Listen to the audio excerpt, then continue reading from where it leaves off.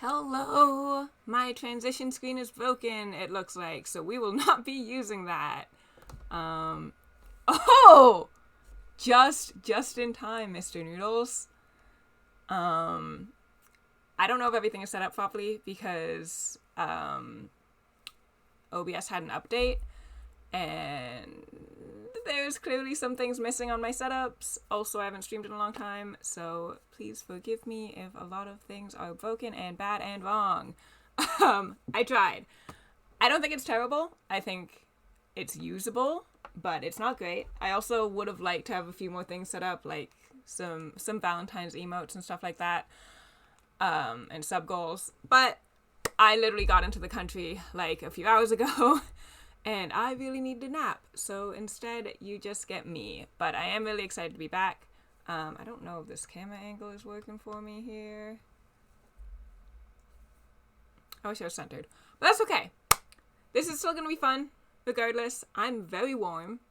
I'm going to turn my fan on. If you can hear it, I'm really sorry. Yeah, I missed everyone. I'm sorry I haven't been streaming much. I would like to have been, but I'm traveling a lot. But I don't intend to, quit streaming. I feel like everyone talking about me quitting streaming, that's not the plan. Schedule's a little hectic right now.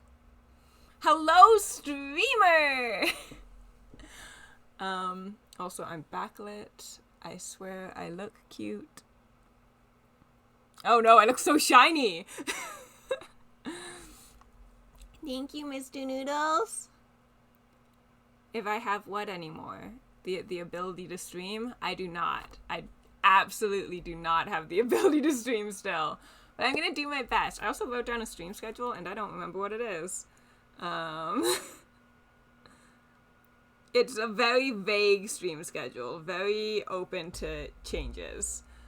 But I have to end with the game that takes the longest, just in case we don't finish it, so we can continue that next time. But I want to at least finish the other two, because that should be very doable. Need to get you on a stream schedule? This isn't like the stream schedule that you need. This is just a layout because I'm doing a marathon, and there's 3 specific games that I want to make sure I get to. There's some other games that I might do in between, we'll see. It would be nice if I could get in some Core Keepers with Neodoodles, because they are having a Valentine's event right now. But the last game that I'm going to be playing has a pretty long potential playtime, so I don't know if I'm going to be able to do any other games. But if I am very open to playing some other things. We'll see. I just wanted to give myself some leeway so we could get as much progress in all of the games as possible. But I will be finishing at least the first 2, hopefully. I'm so warm. I'm not used to being warm. I'm a little stressed out about this. Also, I was going to wear a wig, and then I thought about wearing a wig for 12 hours straight. And then I did not wear a wig. So,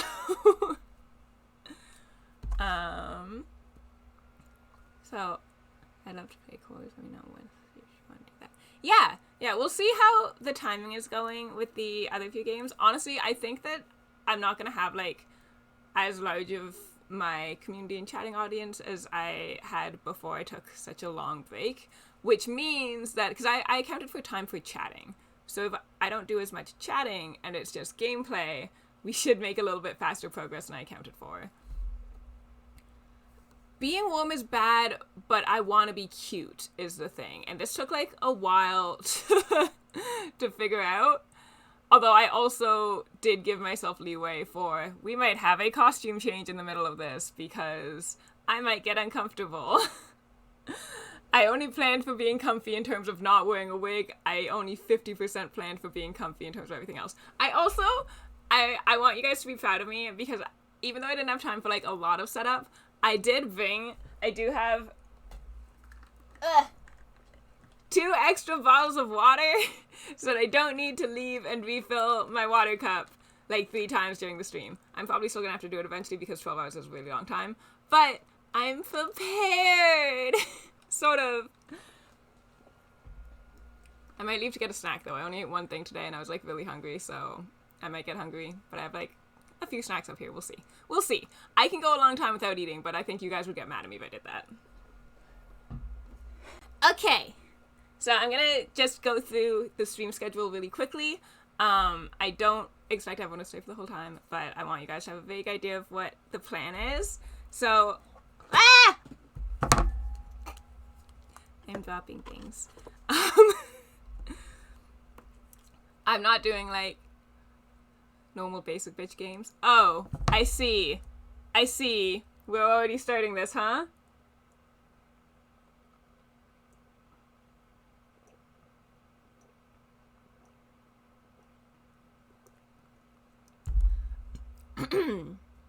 Thank you. I'm worried. You guys are gonna zoom through all of my water. So I'm starting with the Dead by Daylight dating sim because I'm a Dead by Daylight main, you know, naturally, of course. I play that all the time. I definitely have touched that in the past month outside of scheduled game nights.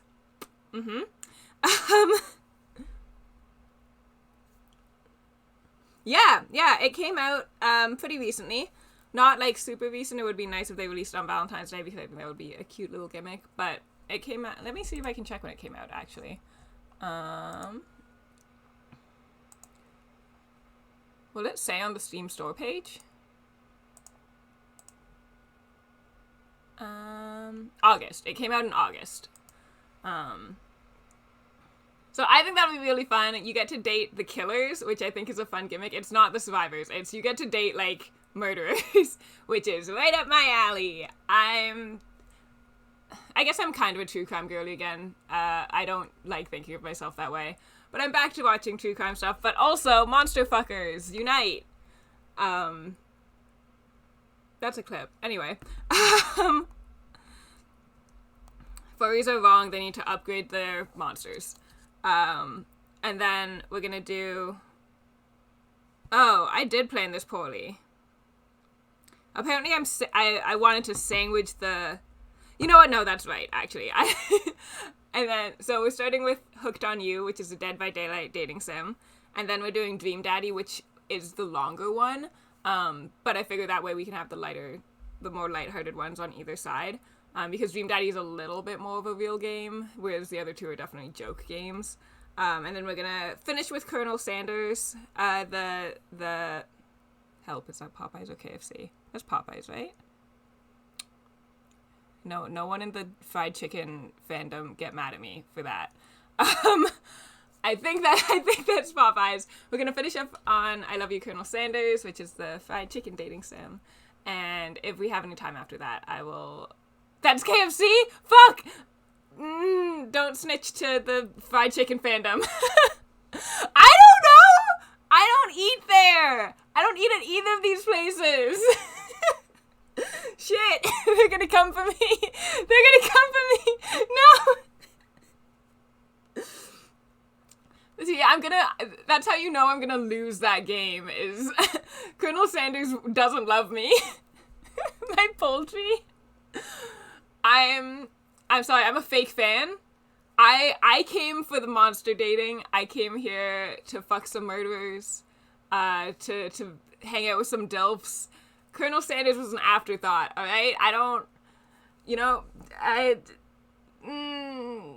go for the biscuits. I don't go for the biscuits.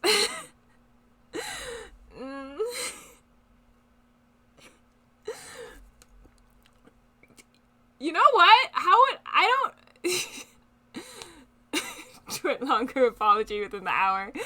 No. I do love Church's Chicken, for the record. Church's Chicken is the only chicken place I might actually have any chance of telling you anything about. KFC doesn't have biscuits? I thought they all had biscuits. You know, that's a flaw on KFC's part. I'm gonna hold that against Mr. Colonel Sanders. KFC does have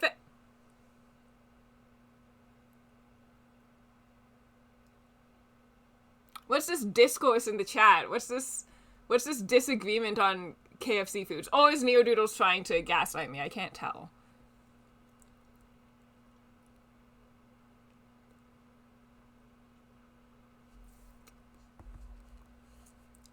I don't trust y'all. I don't trust y'all.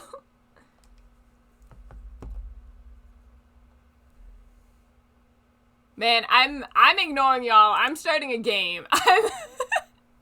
What did I say I was starting with? Hooked on You? Alright. You guys are menaces.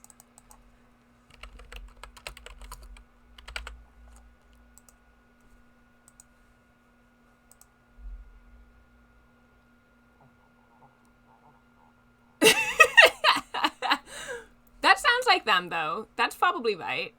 My mods do seem like the type to lie on the internet.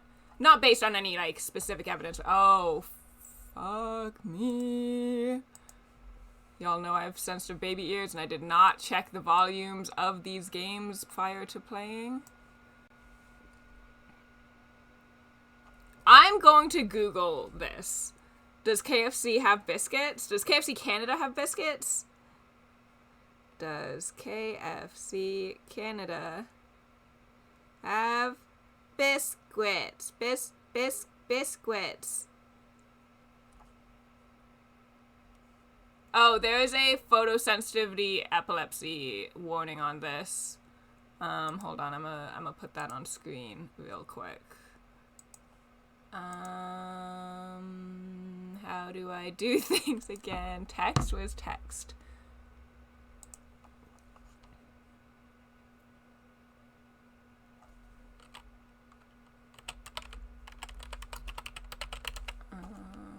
Okay.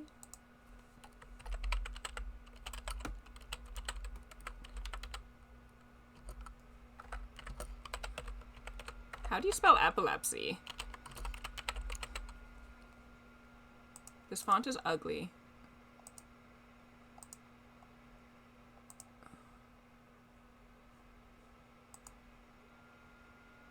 That's fine. That's probably fine.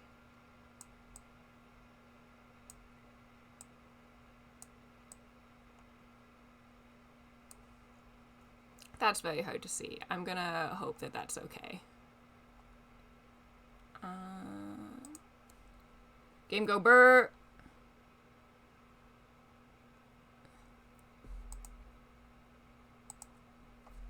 I didn't finish my Googling. That was important. I got distracted by caring about my viewers.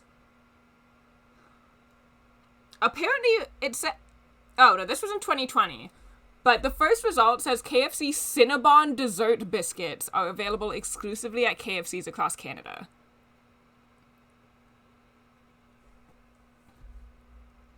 Hello, Swab! Hello. How are you? With a W. I hope I'm doing everything right. I'm like so scared. It's like I'm a new baby streamer again. Outfit check. Outfit check. I don't remember how to stream. OBS. Man, look how hot they look. Look at that art. Sorry, I'm gonna switch back to chatting so I can do the outfit check. Buh. Buh. I forgot that my camera's low, so it reveals my hidden belt that you're not supposed to see. Hi, I'm a princess. I can't fit in the screen. How did I used to do this? I guess I just had a cleaner room back then. Yeah. What?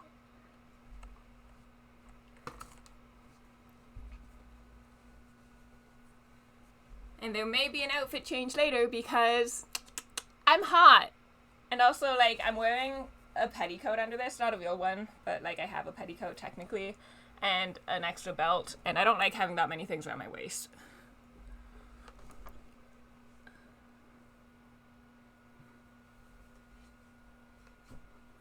Doodles. Okay, we go back to video game. We go back to all of these cuties. Look at them! Man, I was like medium hype about this because I've been playing this for a really long time since they like announced this game. And I like really haven't looked at much for it, and I'm really excited by this art. This does have big Monster Farm energy.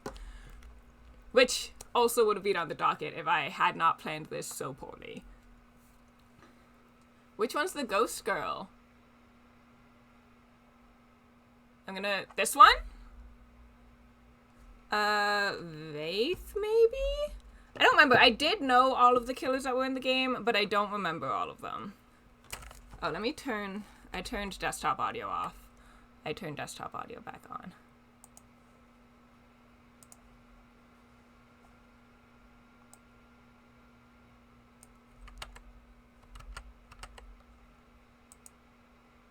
Is there no music in this game?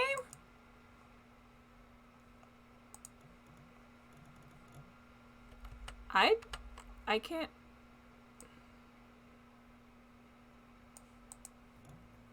Okay. New file.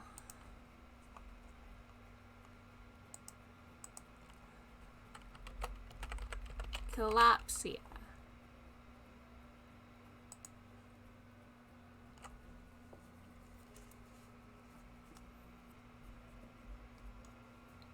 Do, do, do, do, do.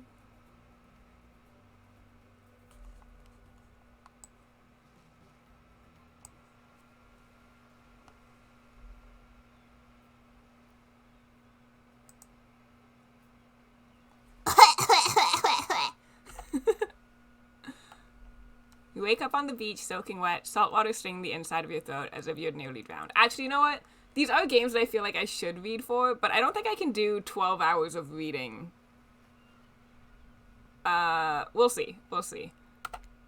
Water falls from your mouth as you open it to gasp for air. You have no memory of how you got here. In fact, you can only remember your own name, but not where you came from or a single fact about your life. What you do know is that despite that outrageous beauty of the landscape around you, you feel incredibly sick to your stomach. Is this a spoof on getting teleported into Dead by Daylight?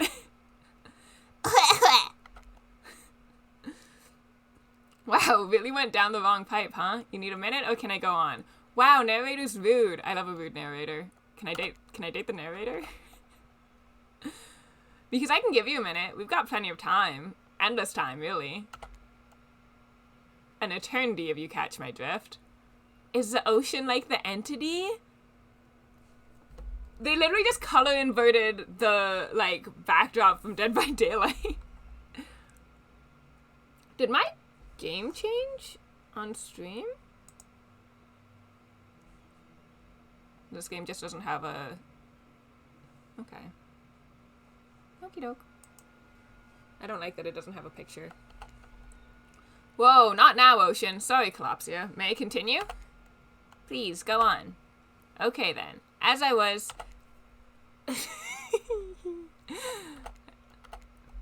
As I was saying... You look down at your feet, ankle deep in the crystal blue water of a newly arrived wave. As the water recedes back into the ocean, it reveals a grotesque discovery. Do I get to find a body immediately? Yeah! Oh, God. A decomposing face stares up at you from beneath the sand. All you can do is vomit, a stream of dark bile, bugs, worms, and other ick. Why is that in my vomit? Why am I vomiting worms? Questions race through your mind. Where are you? How did you get here? Who is behind this incredibly charming and well-spoken voice in your head? However, answers don't come easy. Your mind is completely blank. What will you do? This is a good game. Yeah, can I date the head? Dig up that face. Hey, baby. You brush the sand away from the half-buried human head embedded in the ground before you. Tongue money? There is no body, just this head. As you pick it up, flakes of skin fall to the ground. The jaw falls open, revealing a gold coin sitting on the rotting tongue of this poor dead soul. I'm gonna turn the volume up a little bit. The sound effects seem pretty loud, but the music still seems very quiet.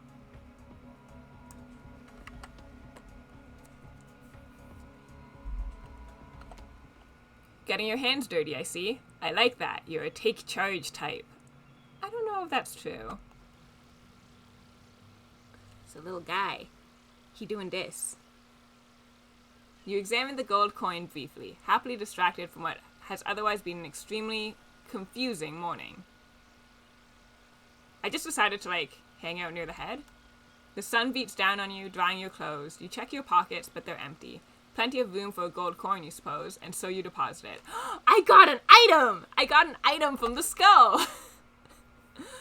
Why, that's a nice coin you've got there. What if you were to spend it right now? This is a good tutorial of this game. Why not? Hi there! There are survivors in this game. Hi, Dwight! And I'm Claudette. I was gonna say her name was Claudine. I forgot. I'm in Monster High mode. We'll take that. They're so cute. Yeah, these are actual survivors from the game. They look way better in this than they do in the game. Well, no, Claudette's a cutie. But Dwight's like... I mean, Dwight's clearly supposed to be a nerd, but he looks better in this art style, you know? Claudette quickly relieves you of your gold coin and tosses it to Dwight, who bites down on it like an old-timey prospector before handing it back to her. And this is for you! I hope my girl's in this too. Slab, why? Several hours? That's fine, but I'll miss you. I'll be really sad that you're gone. But I hope you have fun with whatever you're doing and it's not sad or upsetting or stressful. But I'll miss you. Okay. Bye. Okay, well, enjoy acquiring money.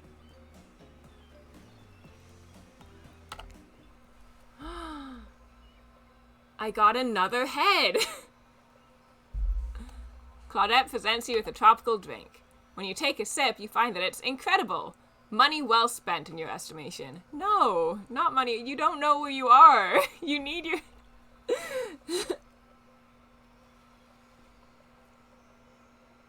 Everybody leaving me!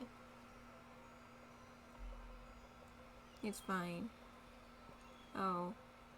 I can come. There was a bus leaving for Niagara Falls, Slab. I can meet you there. We'll wave at each other from either side of the falls!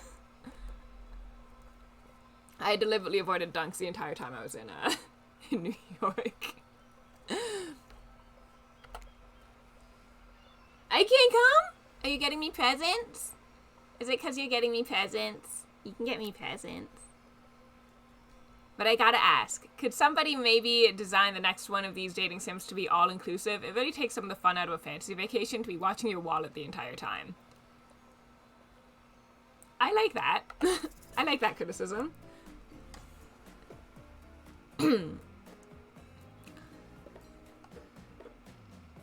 I mean, I feel like I would have thought it was suspicious before I drank it, but I'm too stupid and polite to spit something out once I've already consumed it, you know? Like, I'm very polite to the point of it being a huge personality flaw. So I'll thank them for the delicious drink. I'm gonna move my camera up a little. Hi, Asura! Long time. I guess I'm RPing myself. I don't know if I want to put it that way. Thanks for the drink. It's quite delicious. You're welcome. Ah! I'm really excited about this art style. I'm also really fucking warm. I might do an out change way faster than expected because I'm very, very warm.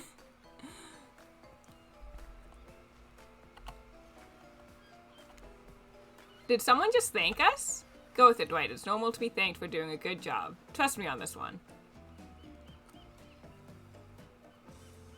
I don't think you've actually been counting. But I saw you hanging out in Super's chat when you weren't coming to mine at one point. So, like, I'm not taking any responsibility here. I've been posting on Instagram. I haven't been in the country. I'm doing my best, Asura. God. Man, I've picked up, like, streamers' faux whiny voice that he likes to do. Your mind doesn't have a chance to linger any longer on your current situation as you feel something soft bump into your foot. Bloody volleyball! When you look down, you find a volleyball sitting in the sand there next to you. You stare down, frozen. A voice calls out from behind you. Little help, please? I'm so excited.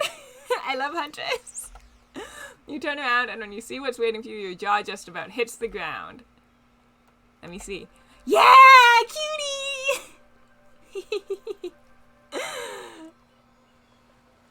Oh, am I meeting everyone at the same time?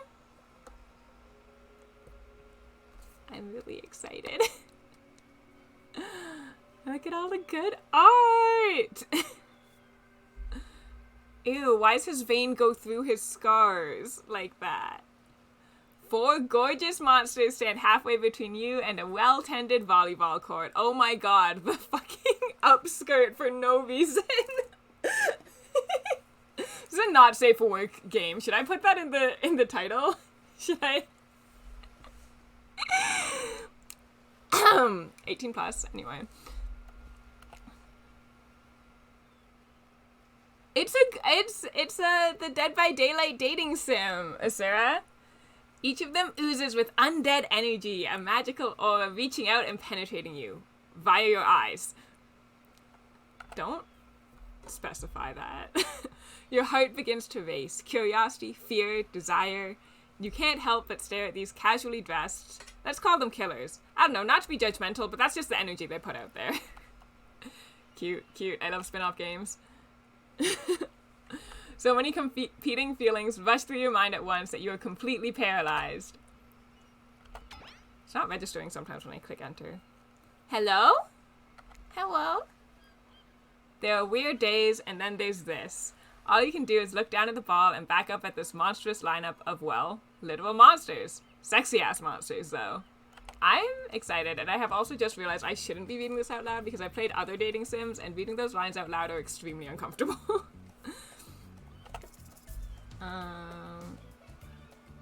Toss it back! When you give the ball a toss, it arcs beautifully through the air and lands right in Huntress's hands. Not bad, stranger. Spikel, spikel. Huntress's muscles ripple as she grips it in her hand. You look her up and down and consider what it might be like to be held tightly in those strong arms. Warm, perhaps. Maybe a little sweaty, but that's okay. It's natural. Try hard much? Bleh. Okay, it's the spirit. I know Neo's gone now, but that's the spirit. They're speaking directly to you, but you still can't bring yourself to reply. You're entranced. When you snap out of it, you realize that everyone has gone back to the volleyball court. Alone again, you look across the beach at these strange residents who casually bat a volleyball back and forth, happily ignoring your intrusion onto their private beach. Should you be frightened, worried, excited? I did refer to them as killers, not to give too much away.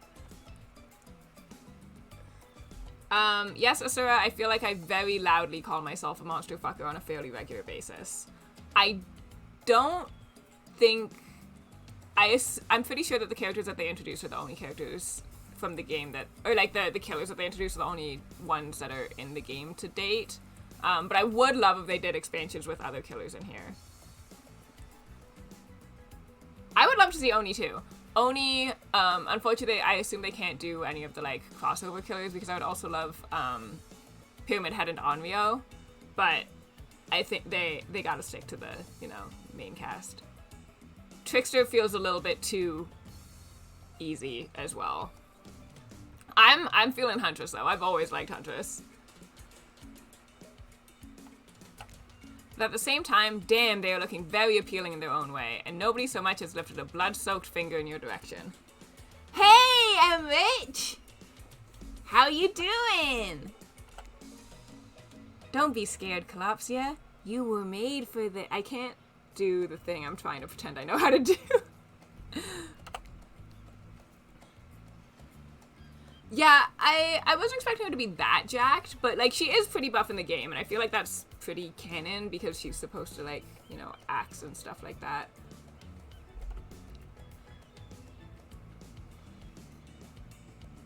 Ooh. I haven't even thought about Dead Space in ages, but that was, like, at one point the scariest game I'd seen anyone play. I think it was Dead Space.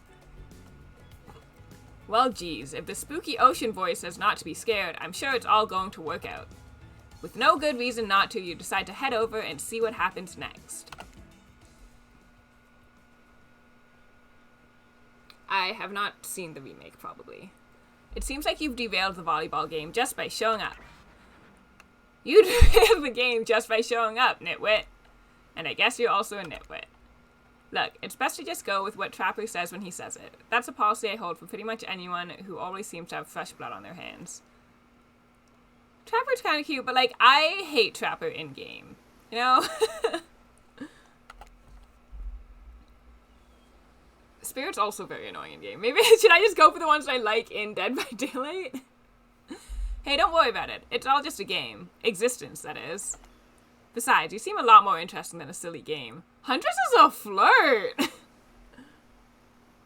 Yeah, Spirit. What's your deal? What brings you here? I'm feeling Huntress. You mean they're here to do more than distract from my total domination? Where's our guy? That was Wraith. That sigh means he was done with the game too. Either that or he saw a butterfly or something. Is he not going to be able to talk? Can he not talk? Look, I don't care why this slack-jawed moron is here. I just want to know, can I kill them or not? Oh, you're coming on a little strong, Trapper.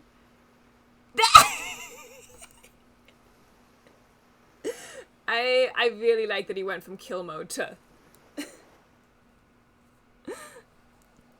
You know you can't. At least not yet. Oh, why is everyone trying to kill me already? Oh yeah, not yet. What's that mean? Hey, Kalopstia, you might want to, you know, say something. They are all JoJo posing. That is completely accurate. Actually, never mind. There'll be plenty of time for that soon enough. Right now, this group has some questions for you. But be warned, answer quickly and answer well. Oh, quickly? Okay. This is a timed quiz and it will be very important later? I'm like really worried that dying is a possibility in this dating sim. Very important. Yeah. Alright. Okay, game. Sure. Or not important in any way whatsoever. Probably that one. I can't remember. If I die in the first, like, dumb little dating sim of the night, I'm gonna be so annoyed. My flirting skills are lackluster. Everyone that I've been with has said that I was, like, super obvious about being into them. But, like, I don't feel like that means I'm good at flirting. I think I'm just, like, not subtle. How attractive would you say you are? Very. Yeah.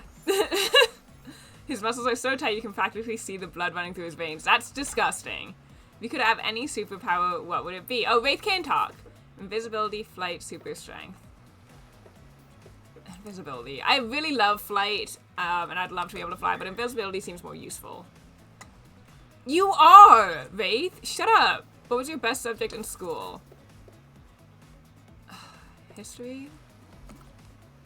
Wow, I don't like that you also did a question mark. No, it came before, so I mean... Ah! It's your favorite animal. What? That sounds disgusting. Oh, just because I'm the typical cute goth girl, I have some specific love of all things cat. I guess that explains why Neo liked that one. Favorite color. Ah! What's your dream job? Not working at all.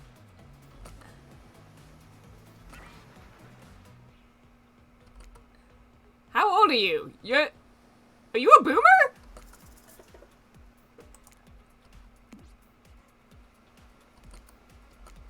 I think I'm blowing it.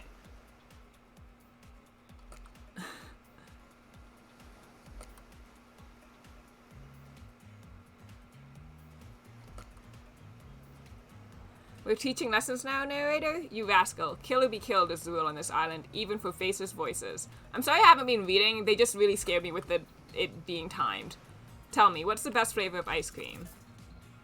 Mint chip? No, but I do actually like mint chip! Anywho, now that they know so much about you, I'm sure the group wants you to start getting to know them. Okay, sorry, I can catch up on chat now. They just scared me. I don't want to die in a dating sim. I'm gonna be so mad. Yeah, I should be streaming just into Valentine's Day. I agree that Spirit being goth is a bit of a stretch, but I see it. I see it. I know plenty of goth chicks that would get dressed like that. Listen, vanilla isn't actually my favorite flavor, but they didn't give me a lot of good options, alright? Right, Emmerich? I mean, like, I'd like to be paid for what I want to do anyway, type of thing, you know? Mint chip is awesome. I just had some last night. I would love some mint chip right now, because I'm still very warm, although I'm getting a little better. I'm Trapper. I pretty much run things around here. I'm the smartest, richest, strongest person on this whole island.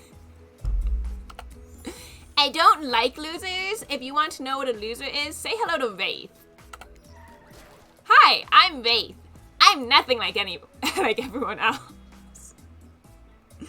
Okay, good. I see what we're doing here. I like nice people and I loathe big dumb idiots. Hey, what's up? I'm Spirit. I don't like most things. I don't really hate most things either. It's not worth my time. But the things I do hate, I really hate, you know? Based on my personal observations, life is nothing but suffering, and society's carefully calculated lie to keep everyone subservient to those in power. It's better to choose to just not take part. Yeah, because you're dead. Jeez, it's like she was downright murdered by society. She hates it so much. Spirit can get it. Oh no, wait. I'm remembering Spirit's story now, and that's almost exactly what happened. I don't remember Spirit's story. I did read through a lot of the stories, but I don't remember Spirit's. I may not have read Spirit's, but I think I did. Hey, I'm Huntress. Don't let these bummers get you down. There's lots of fun to be had on this island, along with lots of love. Yeah, there is, if you know what I mean. No, Trapper, no one knows what you mean. I usually like big dumb idiots in dating sims, but I think I'm leaning Wraith and Huntress right now. Grow a body. I've explained this 1,000 times. I'm dead, but I'm not a literal ghost. I just create a trail of fog. I'm not made of it. Whatever, fog body. That's not nice. He's not nice. You love it. Only sometimes. Ew, really? That's disgusting. That's why she likes it. I'm not reading all of these.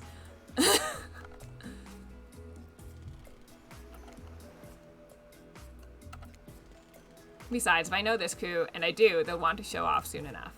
If we're done playing, let's do something else instead. But, wow, for once, I actually agree with the meathead. So I'm worried that it's like those questions that used to go around on social media where I choose one of these and the rest of them try to kill me, which worries me. I say we go to my yacht. It's the massive boat docked nearby. Okay, Trapper. I'll give everyone a taste of true luxury and power. Wraith rolls his eyes.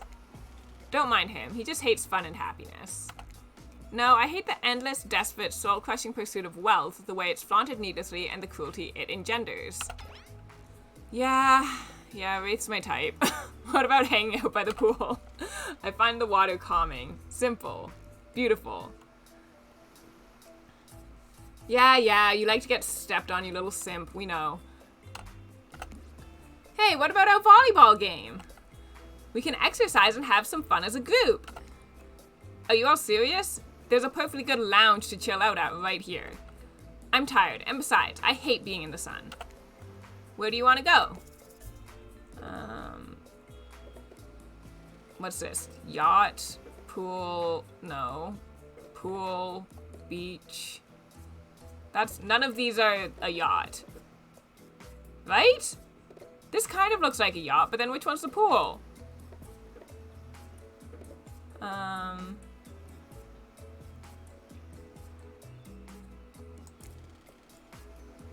That was the ocean!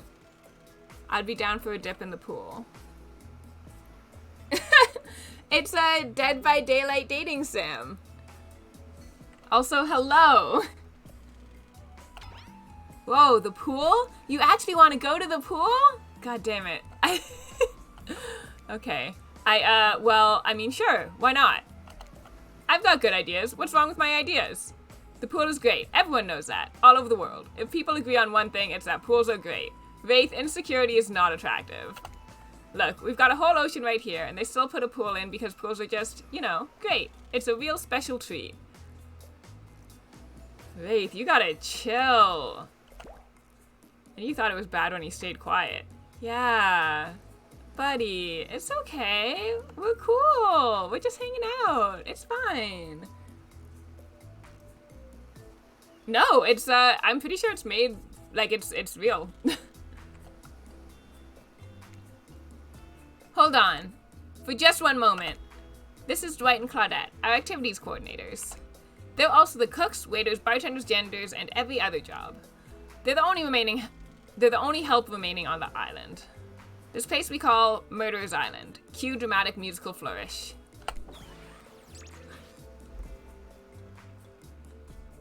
Sir, that's not good for you, but congratulations on your transition. None of the others survived. Ahem. Survived the interview process, I mean. Hence why we shall heretofore refer to them as survivors with a capital S. This game's very dumb, and I'm having a very good time. These two have worked here a long time. So very long. I don't actually know how long it's been. Sorry. Anyway, I should probably let Dwight and Claudette do their mandated jobs. They sure look happy, but they're vibrating with a nervous energy that is starting to give me the creeps. Ah! Shit, I skipped something. However, in the future, we recommend waiting for us to present you with your options whenever possible, and don't just run off to various activities unsupervised. We don't have much autonomy around here. The least you can do is allow us to do our job. The most you could do is help us get off this island. Dwight! Yes, pardon me. Please follow us. Hey, narrator? Yes? Something I can help you with? Those two, Claudette and Dwight. Did they just start to mention something about wanting to escape? Is escape an option? Should I be trying to escape? Escape? Them? Oh, no. I think you're mistaken. It seemed like Dwight was asking for help to get off this island, though. Oh, right, that. Yeah, that's true. He was. But he just meant that he wants to get to the other vacation island getaway, a couple miles south of here. It has much fancier accommodations than this island. It's one of those big corporate outfits, quite exclusive, where all the famous celebrities hang out. Very luxurious. Doesn't quite have the charm that this island has, though. Trust me, you wouldn't want to go there. With all that money comes a lot of restrictions. This is where you belong. Now, off you go. It's time for an activity. On this island, your decisions matter. Mostly. When I agree with them. Not like that other island. So what'll it be? Oh. Well, this was Huntress, I think. Wow, it's so exciting to have someone else into athletics on the island. Spirit and Wraith are so boring, and Trapper is so predictable, relying on brute strength to win games. He has no respect at all for grace and skill. Thank goodness you didn't choose the yacht. What kind of a person wants to be a sitting duck in the middle of the open ocean? You're just asking for a sneak attack from an elk. Maybe she's the himbo. I'm sorry, it's taking a while for the game to load, so I keep accidentally skipping things. Game starting up again. Make sure you're watching close. She's really something, huh? Elk don't swim. Live in the forest long enough and you'll see an elk swim. Believe you me. Okay, Huntress. Cheer for me, cute stuff? Yo, Huntress is cute. The killers resumed their place on the volleyball court and resumed the match they were playing before you arrived. Hey, fancy lemonade? I see you working up a thirst eyeing those bouncing buns playing volleyball. Claudette hands you your lemonade. Ooh, so fresh, so tart. She leans in and whispers in your ear. Who would you bet on to win, Who's the MVP of your little heart? You're nervous. You don't want any of these killers to hear you talking about them. Or not talking about them, if they're into that sort of thing. Just pick someone, please. It's not like we've got all day, night, week, month, year, lifetime, eternity or anything. Who put sand in that guy's shorts? Sheesh. Leave Dwight alone. Okay, I think, Huntress right now. Huntress is being a cute little baby. Also, like, genuinely feel like she's probably the best one at sport. Any of this is think of. You streamed? When did you stream?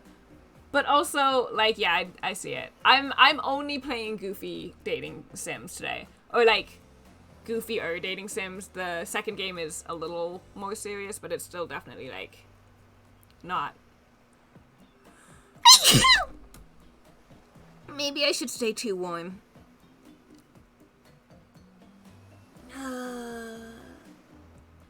Yeah, that was when I should have streamed. I planned to stream earlier and then didn't. You know, typical. Huntress? Oh shoot, Huntress overheard you. Oh, that. Ugh. Aw, you've got your eye on me? I'm flattered that you think I'm good, but honestly, I'm a little annoyed that I'm being so flashy with my moves. Usually I'm so sneaky that you can barely see me at all. Huntress is totally kicking my butt. Correct answer.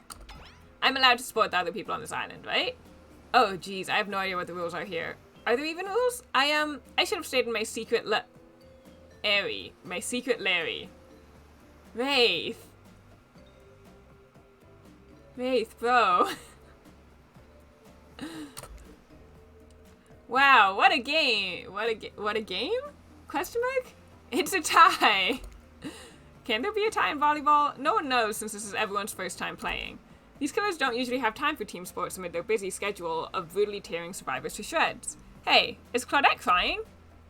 Are you okay, Claudette?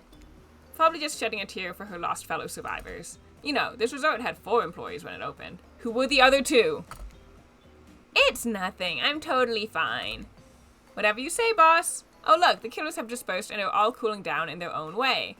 I like, canonically love Claudette. I haven't played her a lot, but, like, she has so many cute outfits. She's so cute. And she's, like, the healer. I feel like he'd kill me out of being too nervous. Like, Wraith is gonna be like, oh no, oh no!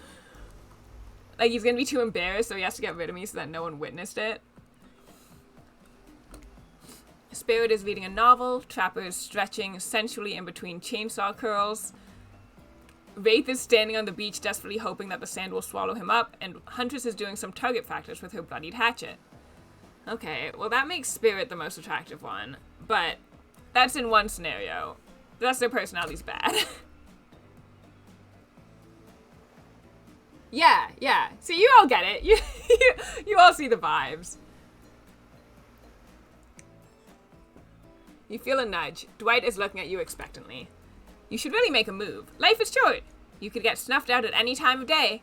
Carpe diem, carpe PM, carpe nowem. Go ahead, chat one of them up. I like Dwight. Can I romance Dwight? I like the 2 survivors. I know I was yelling monster fucker when I started this game, but, like, man, they chose, like, 2 really good survivors. So, which killer has caught your eye?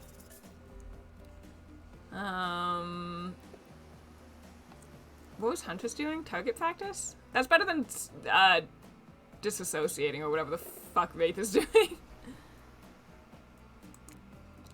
You head over to Huntress. After all, this whole sporty hangout thing was her idea. Might as well see how she's doing. Oh, that's Shadows. You were really great out there. Where do you learn to move like that?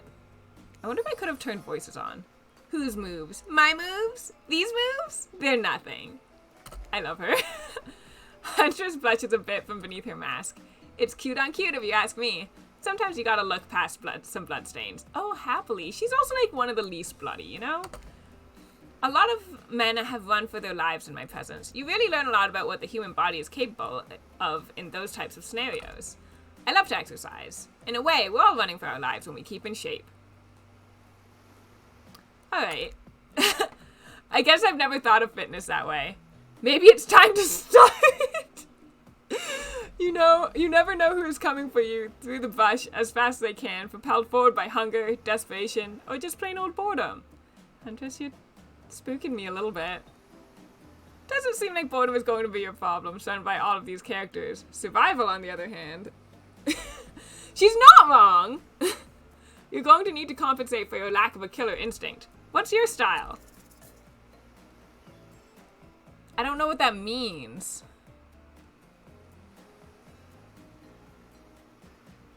Probably imagination, though. I don't feel like I'm very gritty. Gritty has too many meanings in my head now. What I lack in thickness, I try to make up for in imagination. That doesn't make sense. Like, that's not a good replacement for fitness. I like to make up little games for myself to play. My imagination is very vivid. I can imagine the two of us. I'm not reading that. She's very cute, though. The blush that they just added was very cute.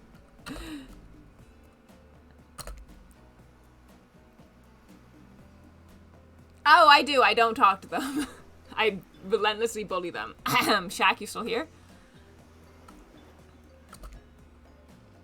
Not exactly where I was going, but sure.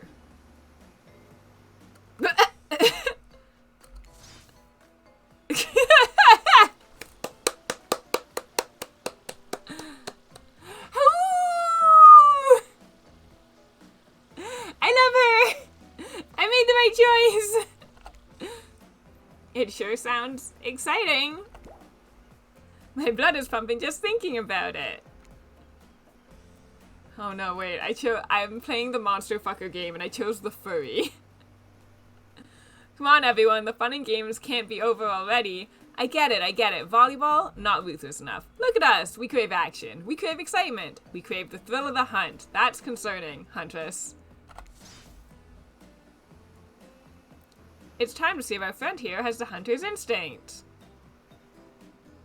Huntress? I thought we were cool. I thought things were going well. Don't look at me like that. Put the axe down. I saw you surveying me like Faye on the volleyball court, Collapsia. Huntress waves a bloody axe in the air and you step back nervously before you realize she's not waving it at you. She's handing it to you. Don't worry, I've got several of those. It's important to hone your skills, especially when you're in a new place where threats may lurk around every corner. You need to make sure that you are the biggest threat of all. Just don't aim those things at me. Heh, you can't even see me. Oh, there's mini games. I thought that lag wasn't going to be an issue because I'm sure you've noticed that sometimes I have a bit of lag because I'm still having those tech issues. They have skill checks, like in the actual game.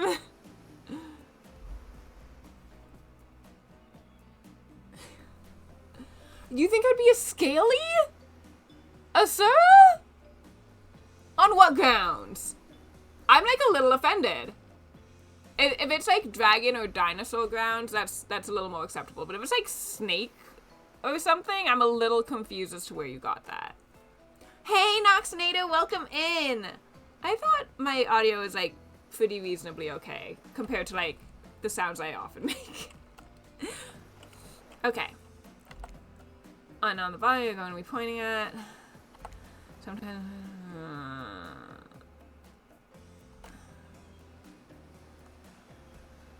Whew.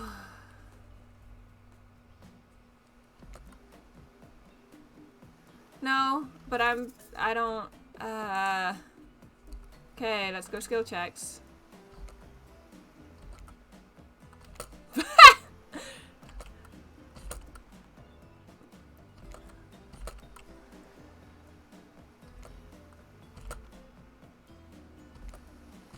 Fuck.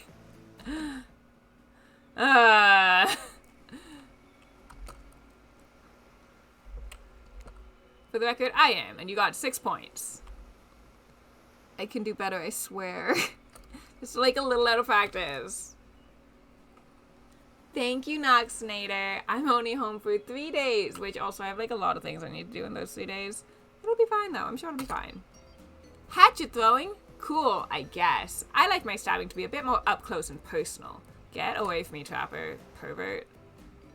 Somewhere, a loud horn blows and the survivors snap into action. Time's up! You heard him. Get to the next activity. Why are you yelling at me? Friends? Seems like the next activity is mealtime. How quaint. Is the cannibal here? You were expecting what? Capture the flag? Do you know how complicated it is to run a game like that? Much more so than sitting and talking. I appreciate that you missed me, Asura, but it's been like maybe 6 months. I think you're overreacting. And I came back for y'all. I came back.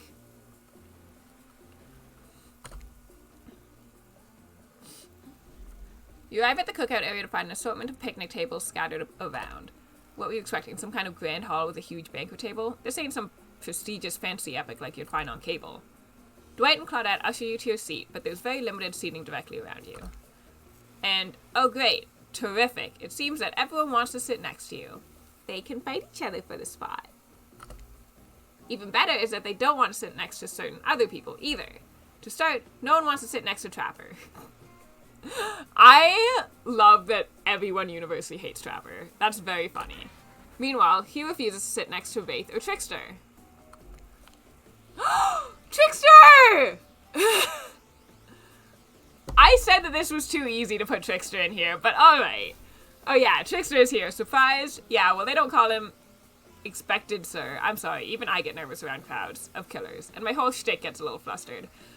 Like, such an obvious pick. I thought that they were doing so good and not putting the fucking pretty boy in here. Anyway.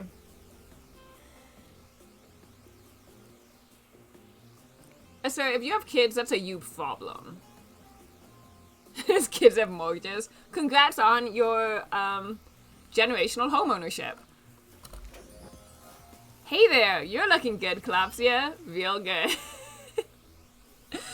I'm gonna hate Trickster, I know it. And we literally can't let Huntress and Trapper sit together. No, seriously, their arms are too big. They can't fit at the table if they sit side by side. Look at this. We can't even fit everyone on screen at the same time. You probably think it was an error, but it's not. It was completely intentional. Let that be a lesson to you. Every error you think you see is a choice. Got that? Okay, Dwight and Claudette are directing traffic. You sit on one side, the rest of them will sit opposite you. What? What a weird way to sit. What is this, a fucking Last Supper? Huntress and Trapper can sit at the ends with their enormous sexy arms. Now that everyone is seated, we can begin dinner. Tonight's meal was prepared slowly and carefully with both love and hate for 12 hours over a spit. We hope you all enjoy. We really, really hope you do. Hey, you didn't actually tell us what you're serving. What are we eating? It's meat.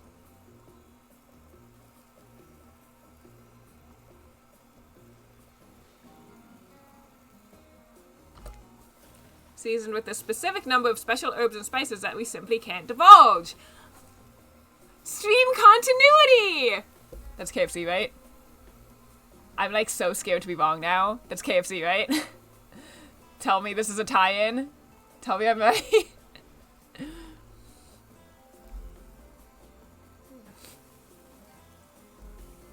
Yeah! Shonen Batman, yeah! I don't think they do, but some of them definitely have hot outfits. I don't know, I was really hoping that, the Plague or whatever would be in here. I love her outfit. She looks like a god. My favorite. Heart, doki doki doki. Meat is good. Panty shots! Just a lot of panty shots. Meat is murder. Which you'd know considering what you've been up to. Who are you to get judgy now? I'm just sharing facts, and you need to murder something to eat its meat, so that's like technically true. Technically true is the best kind of true. Okay, enough yapping. Let's eat. Hey, Collapsia, are you thinking what I'm thinking? It's gonna be a person on the spit, right? Or several parts of overlapping people, perhaps? I haven't seen many pigs wearing palm tree button-down fits, you know? When you look closely at the spit, you spot what definitely appears to be scraps of fabric sandwiched between some layers of meat. I think I might be sick. Is there anything else to eat? This took 12 hours! And we do literally everything on this island. Actually, there's one thing you're not doing today. You're not covering up this delectable meal. Wow, he's right for a change. Because I am, with my broad axe. It's the perfect tool for easily chopping anything in twain. In twain is like such an annoying...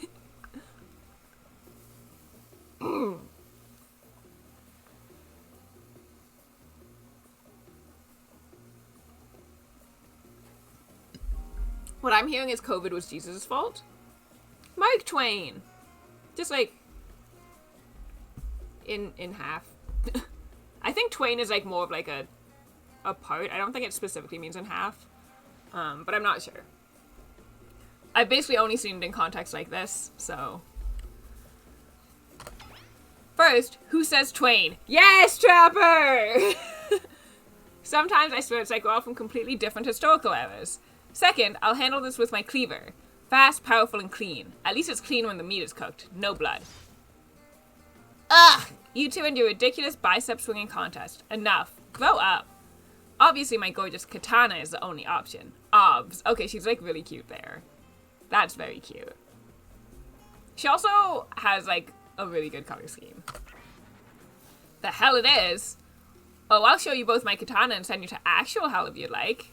Still cute. Please stop. Please. I hate when we fight. Or talk. Or even when we look at each other in the eye. I can do it. I have the skull of Azarov. That doesn't seem like a blade. Great. Instead of slicing it up, you can club it to a second death. Hey, Clopsy, I know this isn't what you want to eat, but hurry up and volunteer to carve up Felix. I mean, dinner. Otherwise, this will go on for hours. No hyperbole. They once argued over who had the most effective weapons for 72 hours straight. It doesn't matter which one does it. When they're done, they will take even longer cleaning their weapon, all while explaining the value in maintaining your tools. Despite being a bunch of cold-blooded killers, for some reason they're always terrified of tetanus. Hey, why don't you just let me carve up dinner? Splendid idea. Would hate for it to get cold. Dwight, Claudette, why are you doing this to me? He hated when it got cold. Here's a machete, freshly sharpened.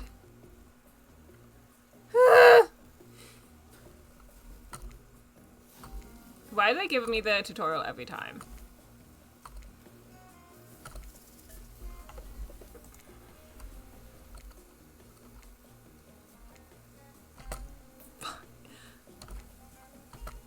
This one's a lot more accurate than actual Dead by Daylight is.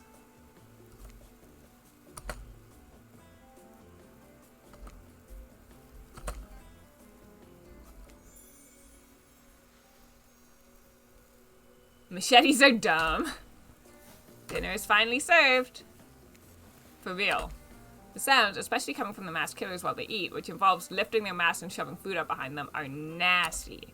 Spirit, meanwhile, doesn't even eat. She's the only one who seems to really be embracing being dead. They're all dead, right? This is obviously hell. I mean, come on, we're still trying to be mysterious here. You think mystery comes easy?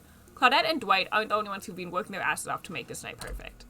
Well, at least they're lifting their masks. This is only 99% as disgusting as it could be if they just tried to mash stuff through there. My ability to read is only going to get worse as the night goes on. I'd say my name differently anyway. Unless you mean my real name, in which case I don't know how that's possible. Spirit, why aren't you hungry? The two best things about being dead is not having to eat. It's only one thing. Think about it, Clopsia. Number 2 is no number 2. One less thing to think about in the afterlife. Even though I wanted to eat, I have no idea what would actually follow. You might have noticed, but I'm mostly just a bunch of dismembered body parts floating in a spectral form. Do you see how deep this cut on my abdomen is? I don't think my digestive tract connects anymore. Between the food and the behavior of the group, this might be the worst meal in history. But even worse is they're staring at you. You're not eating. They don't like that. Where did Trickster go?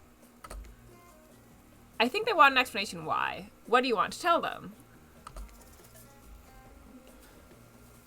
Okay, yeah, that's what I would have thought.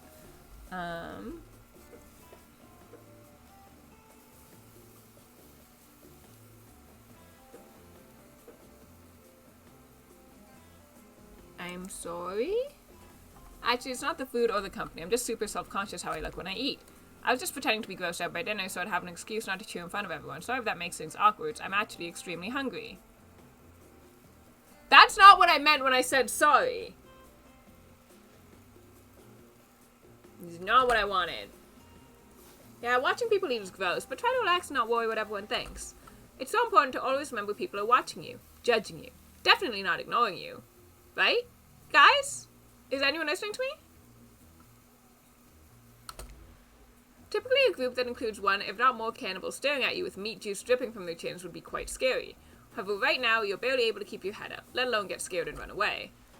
I'm a narrator, not a physician, so please don't take this as medical advice, but I'm pretty sure you need to eat to stay alive. Oh hey, it's me again! Your friend, mentor, and guide, narrator to the narrator, the ocean. Not sure how I feel about that characterization, but I'll allow it. I brought you here, and I might be the only one who can help you now. There's only one thing you must do to survive. You have to figure out why you're really here. No one can tell you, not unless you follow the right path, or at least a right path. There's too many of those to count. Hopefully you pick at least one of them. Because there are even more wrong paths. Many of them lead to your demise. Others lead to something even worse. Starting scenes over and having to fast forward back to where you were. Am I right? But this place holds many secrets, even from itself, but the one that truly matters can only be learned if you answer the most important question. Why are you here? Why are you here? Answer that and you'll learn the truth. The ultimate truth. Vague, mysterious. I gotta give it up to this ocean character. That's some quality early game storytelling. Hold on, I'm back. One more piece of advice. You've made many choices by now. Some of them I liked, some of them I did not. It's in your best interest to make more choices that I like. You wake up to find Huntress holding your limp body, gingerly pouring cool water into your mouth. Oh good, you're okay! Sometimes when I try and care for people, they have a way of ending up less alive than when I started. I hope you guys can tell that I, don't play a lot of dating games. Because I'm so charmed by all of the very corny graphics. Which would be a total bummer if that happened to you. It's been so long since I had a normal, happy, healthy, living person around. Usually I'm just falling into the same old routine of smashing everyone's head open with a hatchet before I really get to know who they are as a person. But you're not nearly as scared or too busy writhing in pain to see me for me. You feel nervous in her arms. Not just because they may be crushing you a little bit, but because she's beautiful. Yes, beautiful, but I was just going to narrate that fact, not, say it out loud as a single word like some creep. Beautiful mask! Your bunny mask! It's quite gorgeous. I legitimately do love Huntress's bunny mask, and I really want to buy one. Nice recovery, but now that you're awake and talking, you gotta keep this up. Did you make it yourself? You're the first person ever asked me that! Yes, I did! You seem so quirky and cool. You could do anything. Own an Etsy store, be a doctor.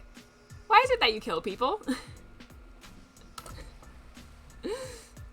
Huntress sighs. You can practically see the memories flickering across her eyes, but she hasn't tried to kill you yet, so that's a good sign. I strongly suspect that this game is inspired by Monster Prom, the Monster Prom series, and Monster Prom is very existential. It's all I was ever taught to do as a young girl, so I thought it was right. Even through the mask, you can see that Huntress is blushing a bit. It seems like your line of questioning has made her a little nervous. Hey, you didn't eat much at dinner. Want a snack? She offers you some jerky. Probably human jerky, but her spice game is on point because it smells pretty damn good. I might go get some jerky. Except, when on Murderer's Island, you might as well eat as the killers do. Plus, you really are hungry, and you can chow down on jerky sensually, right? No. I'd love some. After a moment of quiet chewing on what you choose to believe is not human thigh meat, you decide to be bold and ask another question.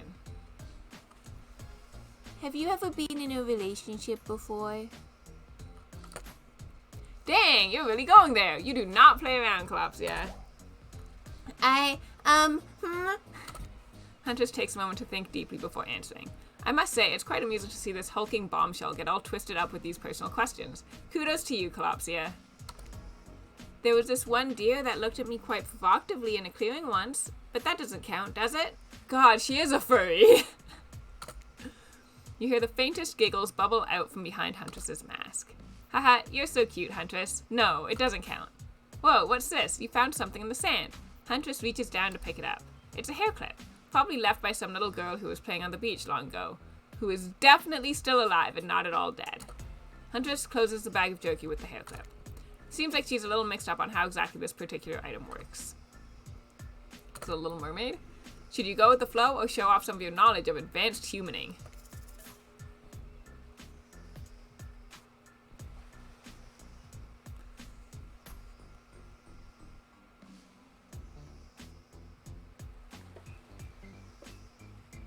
I feel like she would want me to go with the flow. I think I'm gonna go with Flo. Huntress is admittedly a little scary. It might be best not to correct her at this moment. What if she gets upset? She could probably kill you with nothing more than this very clip itself, wielded as a blade in her nimble fingers. Honestly, I just don't think it matters. Hair clips are not an important thing to understand. But honestly, would she even need the clip? Certainly her bare hands are enough to get the job done. You take a gulp thinking about just how fragile your puny little neck is. Also, between the fainting, human jerky, and the probably dead girl's hair clip, you're feeling ready to get back to the group and have a lie down. Hydrate. Hydrate. Yes, I'm hippopotamus. Your name actually wasn't that hard. It was just a little overwhelming seeing such a long word. Yes, this is a real game. I believe it is made by the same developers as Dead by Daylight. It's a dating sim. It unfortunately doesn't have all of the killers in it, I don't think. It came out in August last year.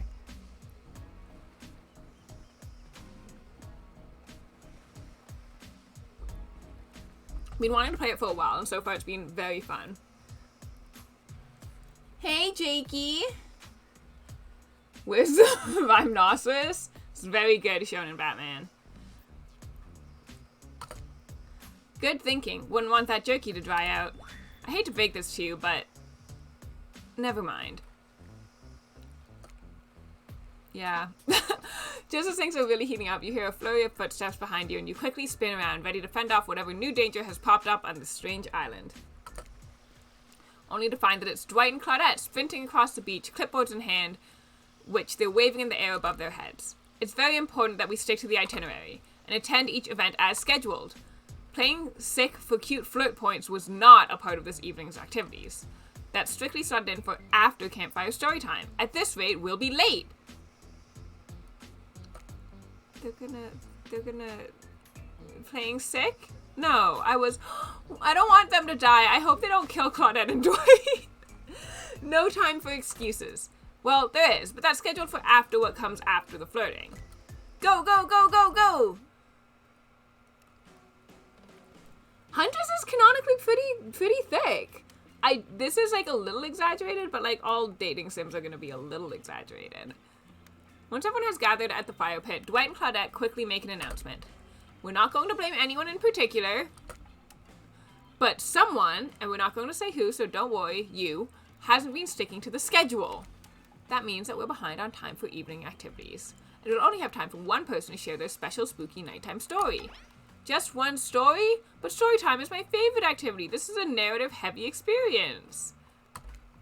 You're telling us that only one person gets to share? How will we decide who?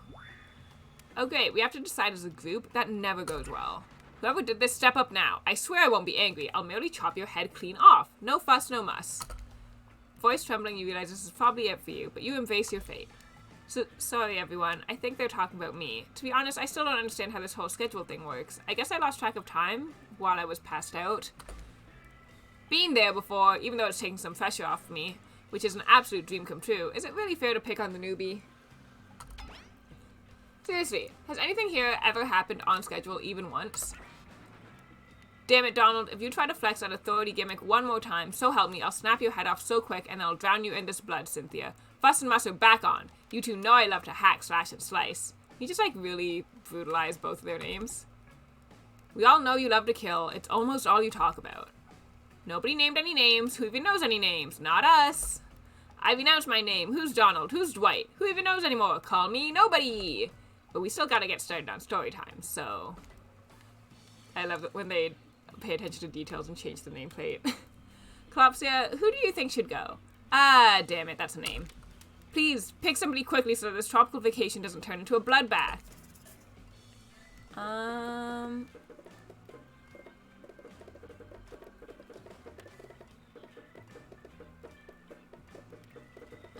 like the drums. I mean, I gotta pick my baby girl, right? I choose you, Huntress!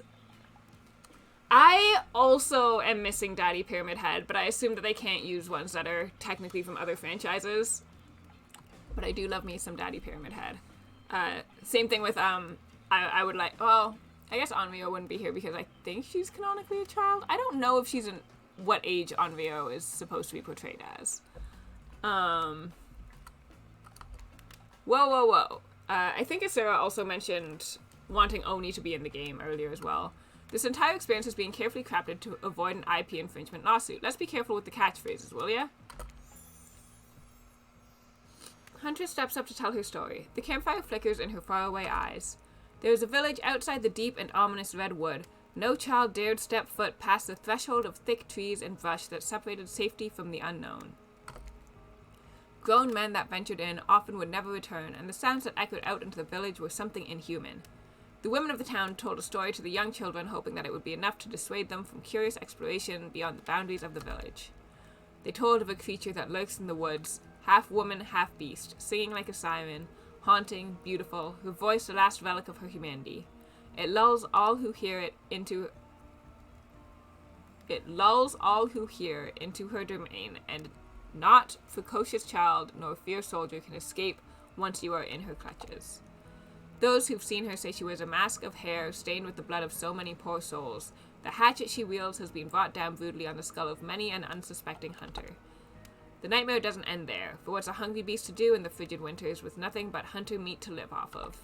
It is said that the huntress, as villagers call her, couldn't bring herself to kill the young girls she came across in the forest. Instead, they'd suffer an even worse fate. Longing for a child of her own, she'd bring them back to her secluded cabin to keep them safe. She'd wrap a tight cord of rope around their necks and affix them to the wall. That way, they'd be warm. That way, they'd be out of harm's way. The huntress would even bring the girls presents. Toys she had pilfered from other bodies, masks she had fashioned out of things from the cottage, and little dolls made of grass and twigs. But these toys did nothing to quell the children's fear. Within days, the girls would waste away from starvation and dehydration. For all her good intentions, the huntress had never learned how to care for a human child. You see a tear creep down from underneath Huntress's mask. Suddenly, the most beautiful singing voice you've ever heard fills the air. Oh, I'm not singing this. There's a brief moment of silence, and you feel the need to contribute to this stirring moment. Oh, none of those are good. None of those are good options. Join in singing.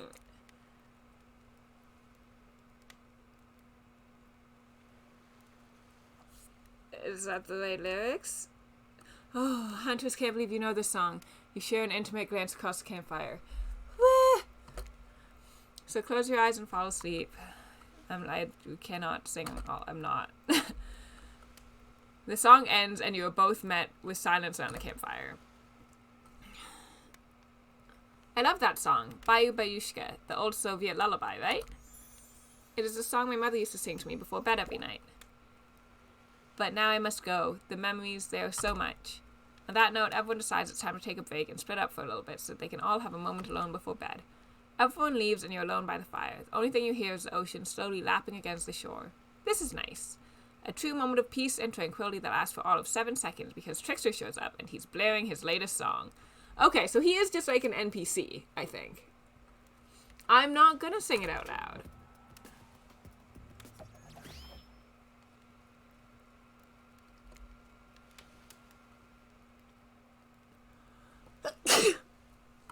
Trickster, you're kind of off-putting. I know you've been hearing from these guppies all day, but I want you to hear something from a big fish like me. Something special those in charge of this island don't want you to hear. I am the ultimate catch on this island, the only lobster in an ocean of sardines. No one can give you what I can. You just have to find me. Is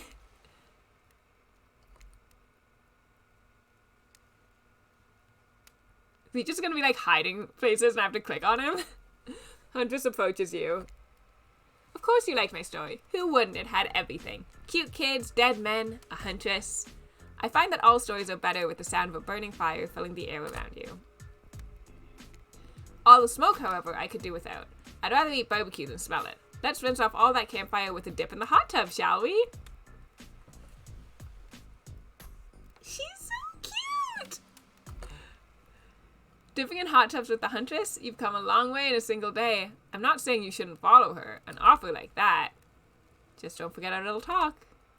What do you mean, Ocean? Do you not like Huntress? You and your storyteller friend slip into the water. just the right temperature for an evening dip. Plus, if some jealous shark comes along and manages to jump into the ocean, from the ocean into the pool, you're also pretty sure your killer companion could handle it. Before you run off, I wanted to make something clear. You know that half woman, half beast I was talking about in my story? That's me! I'm her! Yeah, I got that. Figured it out pretty quickly, actually. Oh, well, I just wanted you to know, in case you thought, you see, I was doing a thing where I tell a story in third person, but it turns out the story is about me. Huntress's eyes leer at you from behind her mask. She's had her time in the spotlight and is playing coy now. No!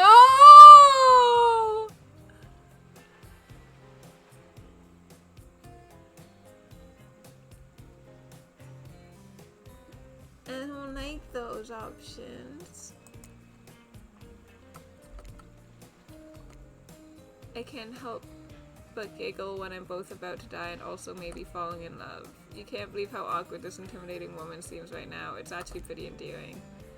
You might notice the temperature has dropped significantly despite your steamy company. It's a little chilly and your bare shoulders must be freezing. Let's head back to the fire and put me to bed, eh? We hate to intrude on whatever smooth moves are about to unveil themselves, but it's time for bed! Usually nighttime is when I do my best hunting, but after a day like today, even I'm pretty tuckered out. Will I see you tomorrow, Calopsia? Only if I don't see you first. Ew. You make a cute little bow hunting motion. Bow hunting? Like that? Okay. Huntress catches the imaginary arrow you shoot in her teeth and then bites down hard, snapping it in half. At least you think that's what she's doing. It's kind of hard to tell. Good night, my little snack. This pose is the cute one. I like this one. I'm sure that wasn't a reference to actually eating you. You head over to the campfire. The heat is comforting on this chilly night. Looking into the crackling embers, you think about Huntress's story of the half-human beast that abducted all those innocent children, an attempt to save them that led to their doom. Are you a mistaken prisoner here on this island? Is this your salvation, or will it be your demise? Death by Snoo Snoo! Before you can dwell too much on your fate, Claudette and Dwight arrive, their now familiar creepy smiles stretching from ear to ear. It's a bit menacing to see a smile like that lit by firelight. You must apologize for the accommodations. We weren't prepared for another guest, but we're going to make you comfortable or die trying. They hand over a pillow and blanket and welcome you to snuggle up by the fire. Perhaps some music will put you at ease? Just try to keep the volume to a minimum. Our other guests aren't the types you'll want to rob of their beauty sleep. I do really wish they weren't doing this tutorial every time. It's very bad. I never want you to repeat that again.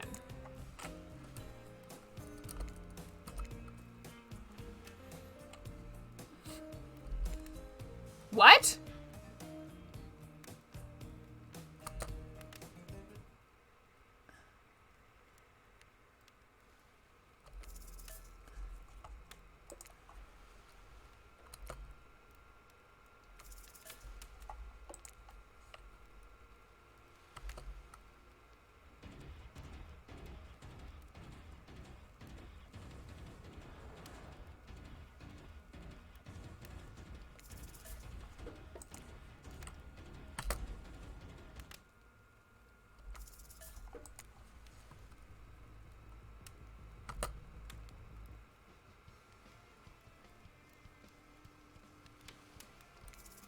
I feel like I'm trying to find Trickster.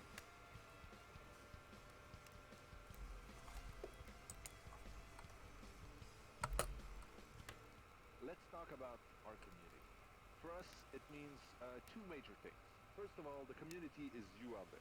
It's you and everybody else either playing the game or talking about the game or creating content relating to the game or being inspired by the game to write music or to make outfits. It's everybody that's part of what makes Dead by Daylight this amazingly rich and passionate environment. What is this? Groups of people who interact on every single possible social platform, in person. It means people who play together. It's even the people who play by themselves and never talk to anybody. Okay, I don't need that. It's important for us to be able to break it down and figure out.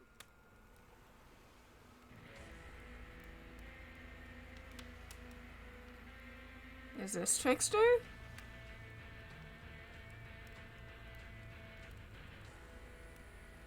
I like this one. What have I not done yet? 88?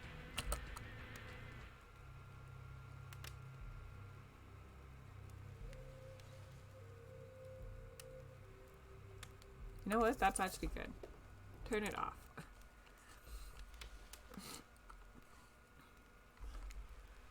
Who would you like to summon to your side as you lay by the fire? Huntress, of course. I'm worried because it's getting harder. Huntress appears in an instant. You really didn't hear her coming. She's more than happy to tell you her secret for falling asleep when she's feeling restless.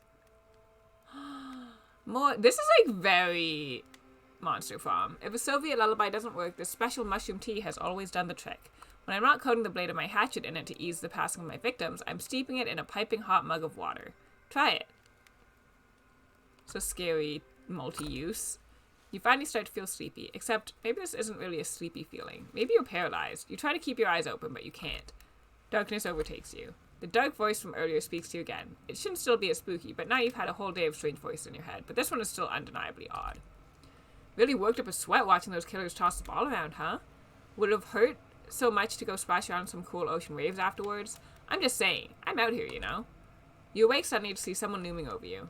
Trapper is sitting beside you, sketching a portrait. Oh, you're awake. I saw you with the Huntress right before bedtime. You should know. They're not what they seem. Not like me, who is obviously completely honest and trustworthy. Okay. I was out checking to make sure you weren't sleeping near one of my... Actually, never mind. Just be careful what you said.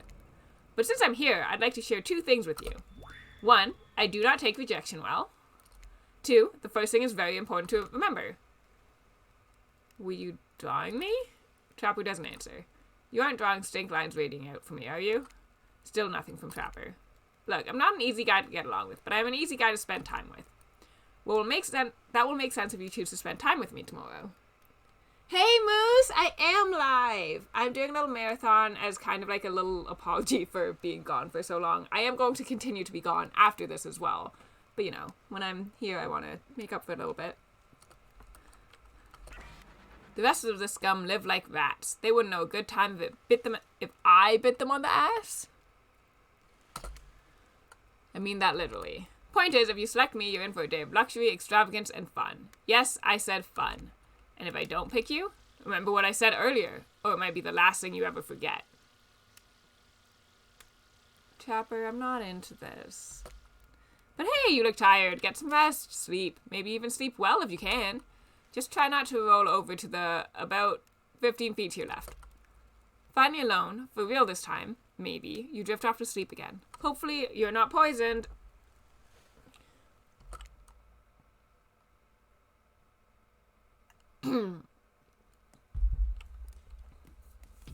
I think they're actually all incels to whoever was saying that earlier.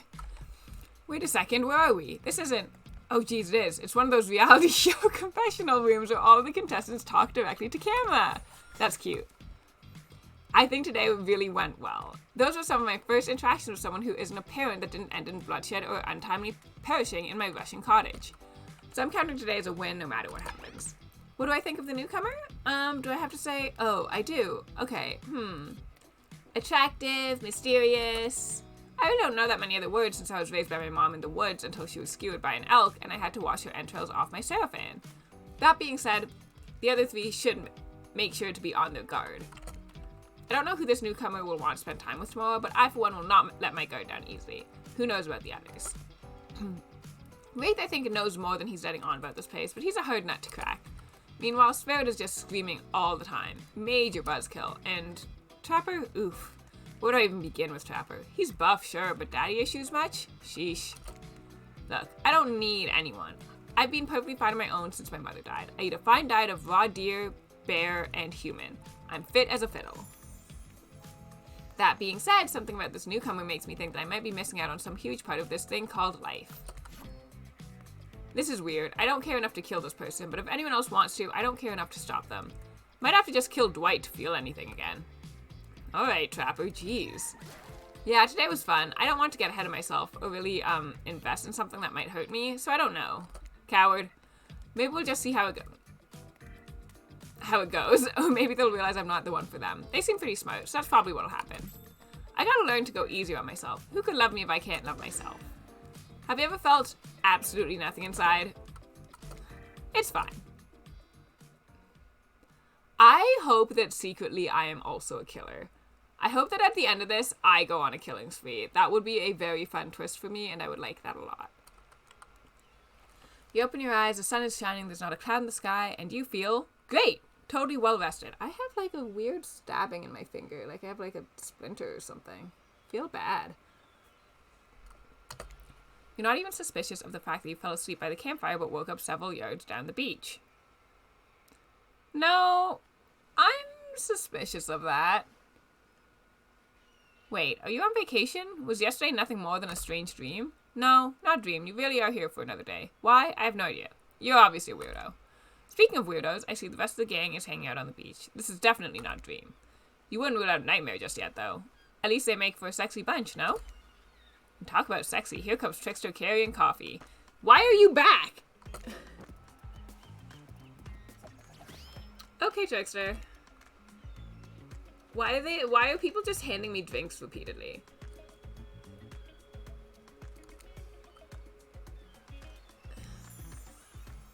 Today is an important one. My only regret is that I won't be a bigger part of it. Budgeting issues. Also, I'm just swamped with engagements, especially on the other island. Trickster winks at you. If you want to ask him how to reach the other island, now is the time. Never mind, he left. Well, at least he brought me a cup of... No, wait, don't drink that! What the hell was that? They don't call him Trickster because he's good on a skateboard. He definitely didn't get the name because he brings people drinks so they can have a good morning. There's almost certainly not coffee, and I don't want anyone casually poisoning, imprisoning, and torturing you. Yet. This is supposed to be a tropical paradise. The type of place you give a 5 out of 5, 10 out of 10, 2 thumbs up review to. Not an eternal prison of pain. And please make sure to leave a review. It really helps with the algorithms. Just trust me, I'm looking out for you. So can we please move on? That is a good tactic for asking for a review. Hey, wait a second. How did a possibly omniscient, possibly unreliable narrator physically just knock that coffee out of your hand? This is not Parliament, and the floor does not recognize the ocean to speak out of turn at this moment. I need no recognition, for I am the ocean. I dominate the land. I submerge those who defy me and become their watery grave. Actually, speaking of graves, I would like to say something of grave importance. Fine, go ahead. Even if this place is an eternal prison of pain, and I'm not saying it is, even a place of extreme horror can still receive a 5 out of 5, 10 out of 10 thumbs up review, if it was crafted with love, and/or that's the type of thing you're into. You know, the ocean is right. A lot of hard work goes into a place like this. You should really judge it on the artist's intent, and whenever possible, start from the mindset of giving them the benefit of the doubt. Constructing these elaborate simulations, vacations, is not easy to do. Yeah, this is very Monster Farm. Sometimes there are some small bugs or inconsistencies, but that's just the nature of the process. Perfection is overrated. The universe is filled with mysteries. I also haven't played that many other games, like other dating sims to compare it to, but like it is reminding me a lot of Monster Farm. We got to celebrate those who venture to bare their souls as part of a creative process with the ultimate intent of making things for our enjoyment, not to be overly critical of them. Are you two trying to sell me on this place actually being good? You don't have to say it like that, especially after I saved you from that poorly made cup of coffee. Sorry, we should have been here 5 minutes ago. They always do this on the second morning. Sad, really? Even if they do make some great points. Oh, sure, they make great points. I agree. Can we please move on? Yes, of course. Apologies, Collapsia. The last few minutes aside, have you been enjoying your time here on the island?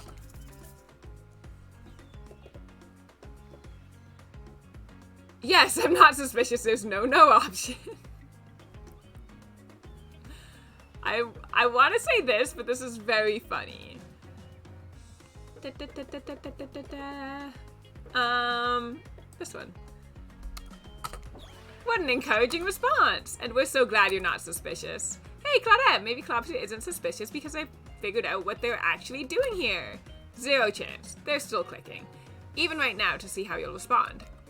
Hey, look at that! Yeah, they don't know anything. It doesn't matter though, Collapsia. We're so happy to hear you're having fun. Oh, that's what they meant by clicking. They meant literally clicking. My ear gets itchy with headphones sometimes. I didn't say I was having fun. We're all having fun, Collapsia. Do you hear us? We're all having fun. We do need to ask you one more question though. We all had to sign away our rights to say anything negative about this place. Would you please sign this non-disparagement agreement? No. No, I will not say anything negative about this island. You have my word that Hey!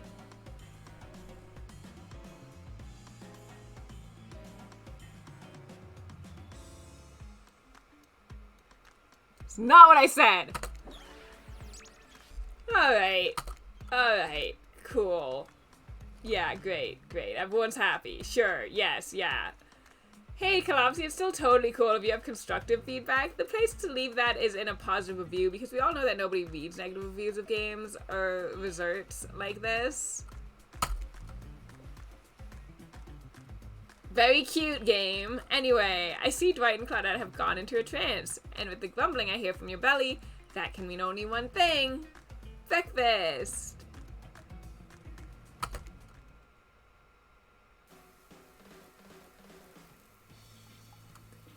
Perfect timing. Everyone rolls into the dining area to load up those sexy little bellies with pancakes and bacon and... So much for maintaining these beach bars. We're all half naked in a tropical paradise. Can we get some strawberries here? A yogurt? Magic powers will only get you so far. Even killers watch their sodium intake. I would like strawberries and yogurt. I would like both. I have strawberries downstairs. Maybe I'll go get some strawberries later. You take your plate and sit down, thinking about yesterday and the whirlwind of feelings you experienced. Danger. Oh, this is going to be a long stream. Danger! Dread, disorientation. It was like going through puberty again, except all in one day on a beautiful and mysterious island. Y'all remember when I used to do bedtime reading streams? How the fuck did I do that? How was I reading? Anyway. Looks like you're not the only one doing some introspection, though. Trapper stands up to talk about how his day went, in case anyone was wondering.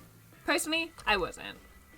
I can't imagine you could make me any angrier today than you did yesterday, but I really hope you do. I really, really hope you do. Unrelated. Anyone see where I left my cleaver? Haha, just kidding. I always know where my cleaver is. I feel a stirring inside my animal heart. Something I've never felt before. It's almost like the feeling right before I go in for the kill. But softer. Warmer.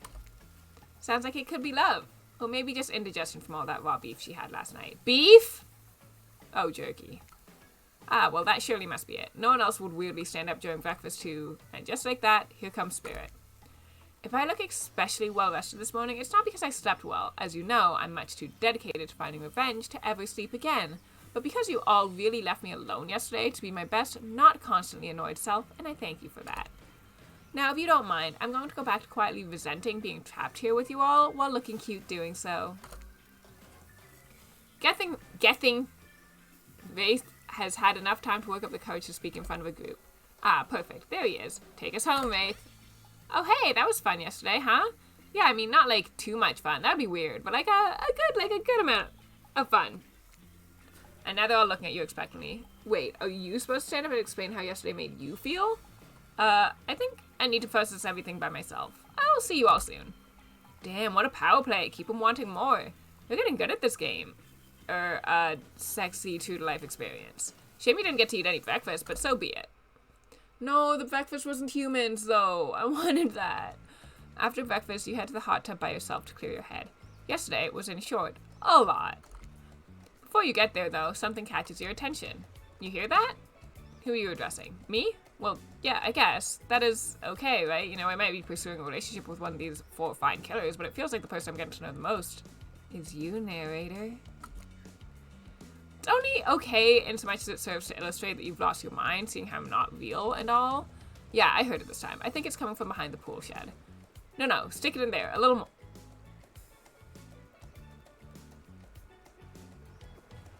They almost got me. I'm done. I'm not reading fucking any of this. I hate this.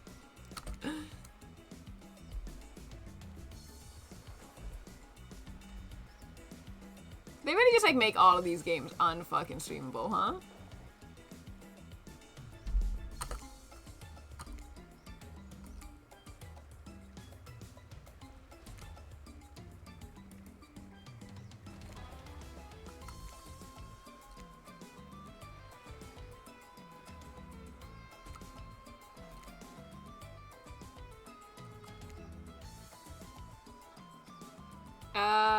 Oh wow! Look at this super cool bottle of Trickster brand suntan lotion someone left on a chair. Anyone know where I can buy some?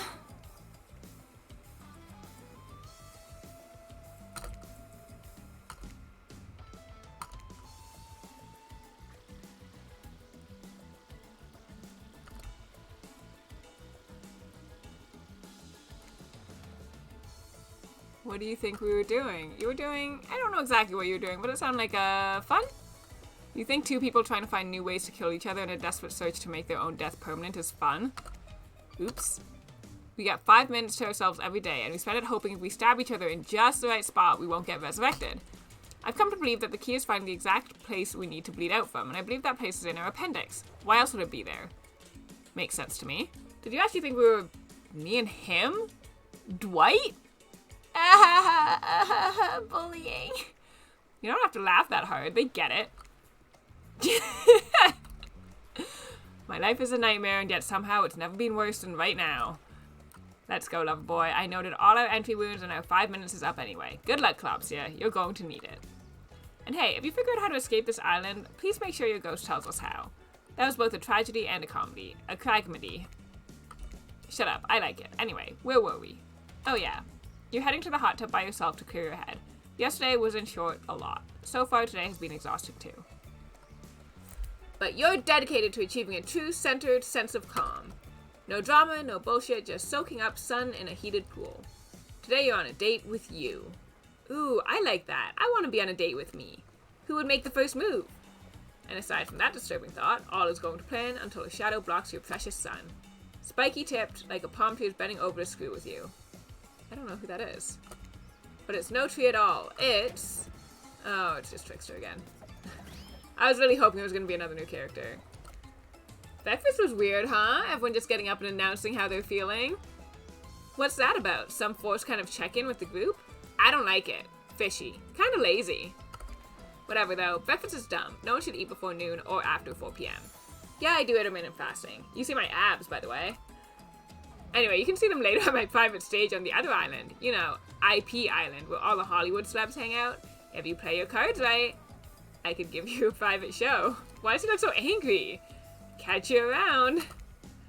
His abs are pretty amazing, you gotta give him that. And the blow-up bat, threatening but adorable. Makes for an interesting silhouette. Genius design. I love game designers who just spend the whole game patting themselves on the back. It's very cute. He's a psychopath, just like the rest of them. You don't gotta give him anything. And we're not best friends. Just because we had a little talk about doing a little talking, it's not an open invitation to go smashing the fourth wall every 5 seconds. Okay, now that guy is gone and we've got some ground rules established that we're definitely going to abide by, it's time to lay back, take some deep, slow breaths, and... nope, another shadow. These people still will not leave you alone. People will not leave. Yeah, anyways. I can read. Let's see who it is this time. Ah, yes, Huntress. That makes sense. You two have gotten pretty cozy. We should get out of here. I know a place that's quiet and out of the way. No one will be able to hunt us. I mean, hear us. There. Doesn't that sound intriguing? But immediately a flood of worry floods your brain. Should you pack a picnic? Bring your swimsuit? A pocket knife? Decide to bring as much as you can. You may have to make a run for it at some point, and you should be prepared. But of course, you washed up on this island with nothing but the clothes on your back, so you've got nothing to gather. Are you really ready for this? I mean, they called her the Huntress, not the Hugstress.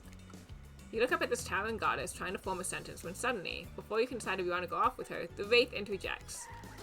I don't usually do this, but I had a dream about you last night, and yeah, I mean, not like a weird dream, but like, I don't know. I want to tell you about it. You want to maybe hang out with me today? Why am I so bad at this? Can you guys hear my stomach? No worries if not, I guess. Huntress seems pretty great too. Tough choice. You weigh your options quickly because you can only go on one date today, and you also don't want to be hacked to pieces for saying the wrong thing.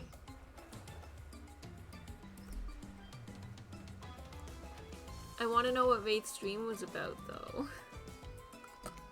It's always good to remember that these are all cold-blooded killers, but you know what they say, when life gives you lemons, you make lemonade. And then die a horrible, retching, writhing death after drinking it because the lemons were poisoned all along. Sorry, this island has really got me tilted. Who will it be? I do also think that Huntress is like one of the least equipped to protect me from the other ones. But like, she's cute.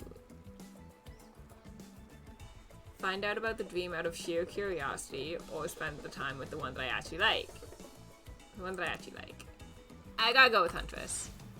She's so cute! I made the right choice. I don't care, I don't care, I don't care. She's baby. You and Huntress make your way to the secluded beach house. Your heart thrums in your chest. Don't look it up. Thrums is a real word, I swear. Are these nerves of excitement or terror? Isn't it fun to mix the sexy and the horrifying? Huntress is quiet as a mouse as she guides you through the island forest. You struggle to keep up with her. She moves like a jungle cat, all muscle and silent leaps across thorny bush. Brush? She halts suddenly and you crash into her, having been desperately trying to keep up. You follow her gaze and realize that you've arrived. A cabin in the woods, obligatory in nearly all horror films and stories, and you've come here willingly with the fearsome killer. Great job. The cabin is cozy, but something seems off about it. You can't quite put your finger on what it is. Huntress stares at you through her bunny mask, cocking her head to the side as if trying to gauge your reaction to her hideaway. Are you going to invite me inside? Why do you need an invitation? Are you a vampire? Haha, no. Oh. Is it just me or did Huntress seem a little disappointed? Didn't peg her for a lover of the Fang. But hey, I don't judge. Is there a vampire killer? Right, she's so cute, Noxnator. Come in, let's explore. You follow her inside. It's creepy, rickety, and definitely not up to code, but it has a certain homey charm. You're quite the decorator. She blushes. Indeed she is. A chandelier made of bones hangs delicately from the foyer ceiling, and a collection of trinkets lines the mantel. Something tells you that the people who once owned these things are not of this mortal coil anymore. Could you be Huntress's next victim? The thought gives you a wicked thrill. Hey, she's looking at you again. What do you think of my collection? I could learn to like this. Tactile, there's so much to look at. The organized chaos makes me want to craft things with my hands. I knew you'd like it here. You have the eye of someone who appreciates fine stolen things. I have a collection of bones behind me. Like, this is just my room, but like, better. I can't wait to go treasure hunting with you. We could find so many more goodies on the island. But first, what do you think of the other killers on the island? I mean, Trickster's pretty out there, but everyone else seems like they have interesting backstories and whatnot. A little gossip, huh? What are you playing at, Calopsia? Huntress considers this for a beat. She seems to have two modes, thoughtful and explosive. You hope to never be in the splashdown when the explosive part emerges. Why? Are you jealous? Before you can answer, the house begins to shake. Huntress loses her balance on the termite-infested floor. Falls into your arms. You're not mad about it. But before you have time to enjoy taking this moment in... Crabs?! Oh no, it's an attack! A horde of killer crabs invade through the crevices in the poorly constructed cabin. They race at you and Huntress in swarms, cracking their razor-sharp claws at you. You must act quickly. What will you do? Hey, chat? Y'all there? What's a shashka? What's a shashka?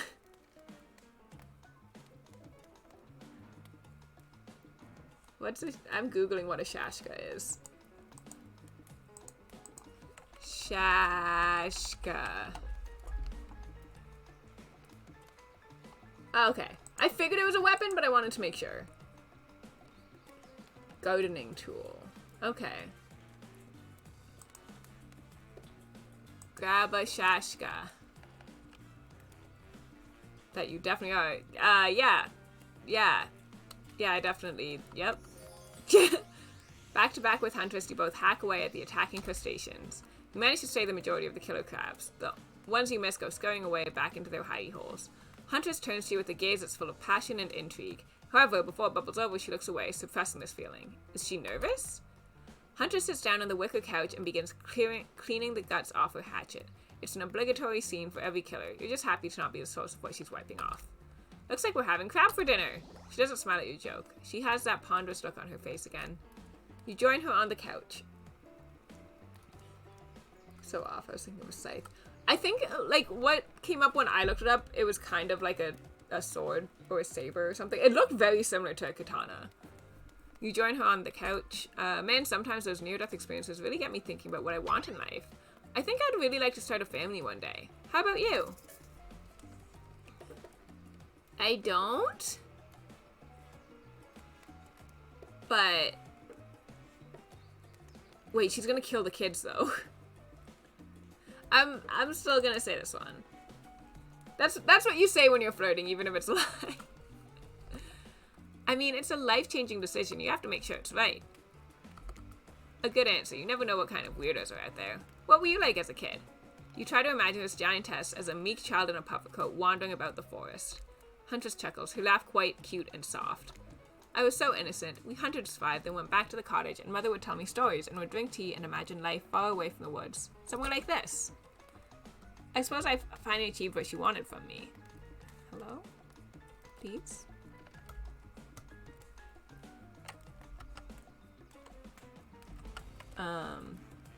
But shit! Don't you get the feeling that something is coming for us? Oh no, she's onto you. But onto you about what? Swirling memories rush through your head. Nightmares, visions of a dark cloud, Claudette and Dwight's vacant stares that belly some sort of hypnosis.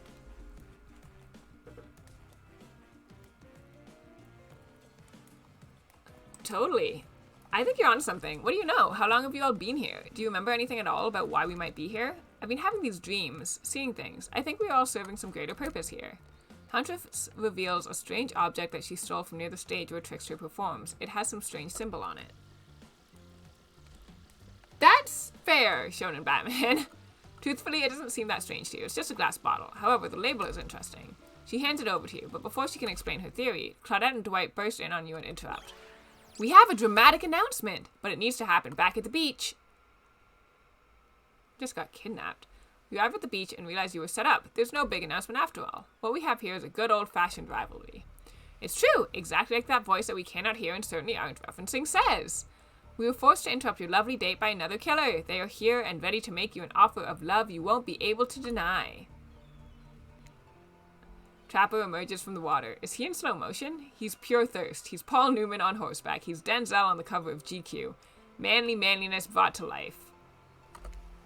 Also, was he holding his breath under there this whole time waiting for his cue? That's commitment to a bit if I've ever seen it. Heard you've spent the day in a quaint cottage. That's cute. How about a quaint mansion? Or better yet, how about one on each continent? Yeah, I'm including Antarctica. I'm really, really rich. Is Trapper, like, canonically rich?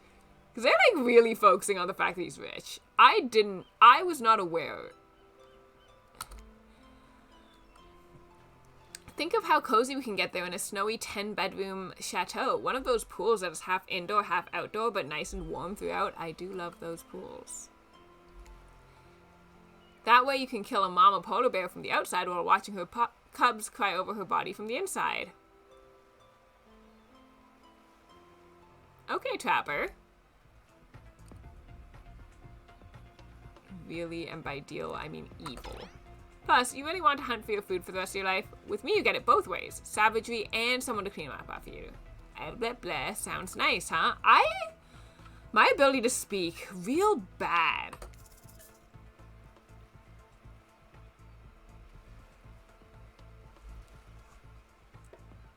As if. That life isn't for me, bro. I'm very impressed you can speak with implied quotation marks. Very cool.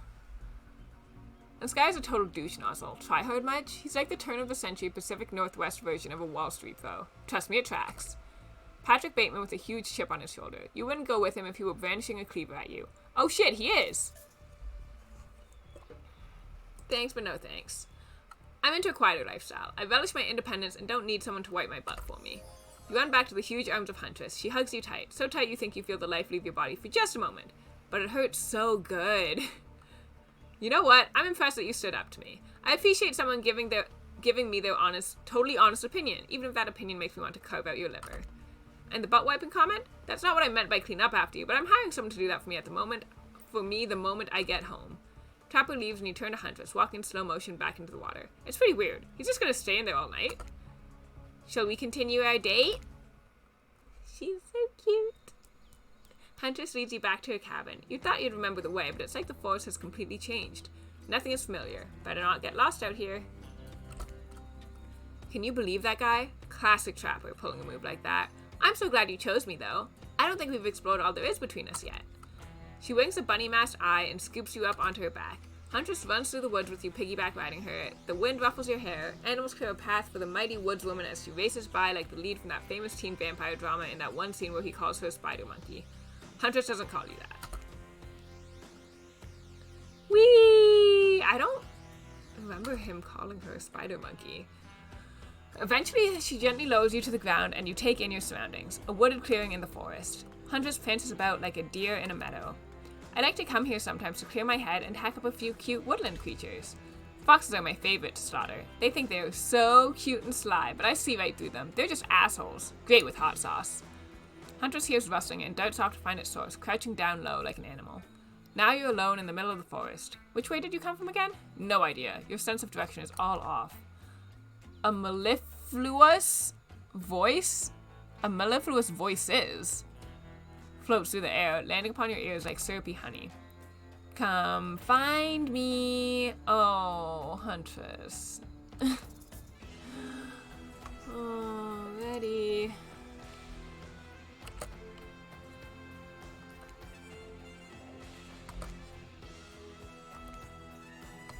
Fuck.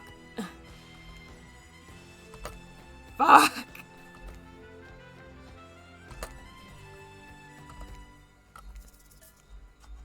That was so fun! Yay, they do say that. That was fun, huh? I keep trying to just relax and have a good time, but that's really hard for me. Anytime I let my guard down, something terrible happens. I know it was Twilight. I remember him piggyback carrying her, but I don't remember him calling her a spider monkey. I guess because of the holding on, not because she was like climbing around anywhere. Maybe that is right.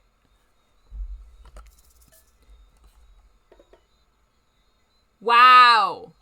This one. Sometimes I find young girls in the woods, little perfect angels that need my protection. But if I turn my back for a moment, they wind up dying. That got dark, but you feel like Huntress wouldn't admit this to just anyone. Oh look, Claudette and Dwight are back.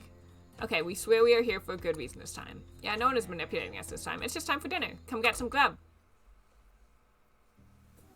Hang on, spider monkey. Maybe. I don't remember, like, details like that. You know, like, the actual specific phrases. What a fun day you've been having. I can see it written all over your face. You're shining. And that's not just the remaining anxious sweat from spending an afternoon courting a psycho killer. No, you are really feeling this whole romantic experience. Don't worry, I'll keep your dirty little secrets. But enough gentle ribbing. It's time to get back to business. All the, appetizing singles have arrived for dinner, including Trickster. Wraith is here too. We're not going to do the gag where we cram them all on screen at the same time again, so just believe me, they're all here. And they're just as sexy and demented as you remember them. Man, I went through a phase where that was like my most heavily used word. With your love on the line, everyone is being very careful not to offend you by saying the wrong thing. Congrats, by the way, on getting this far. I'm as surprised as you are that these four are falling for you. No, not because of your personality, but because you just met them yesterday. However, since Trapper seems like the biggest long shot to end up holding onto your heart, he throws caution to the wind and speaks up.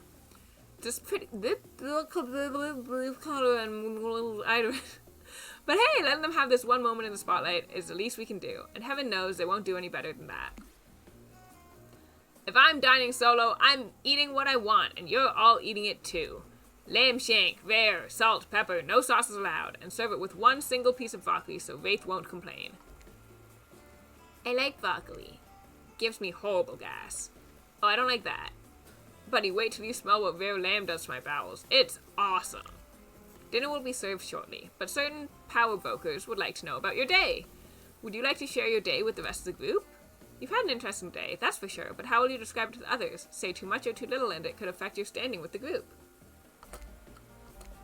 Okay, but don't just sit there saying nothing. Nothing is not an option. Tell of your brush with death.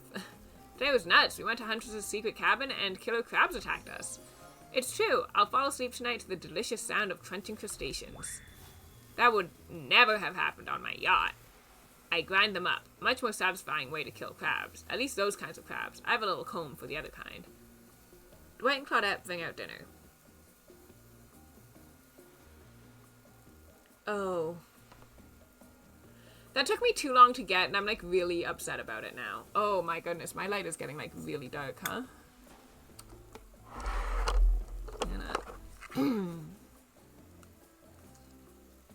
Hello? Light, please.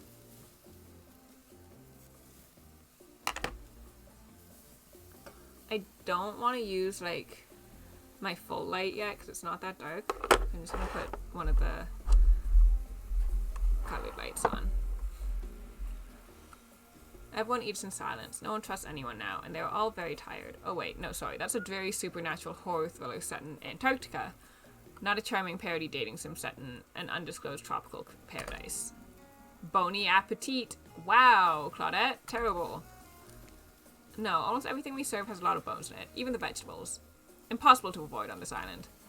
Everyone eats without speaking. Tensions are rising, both of the sexual and deadly variety.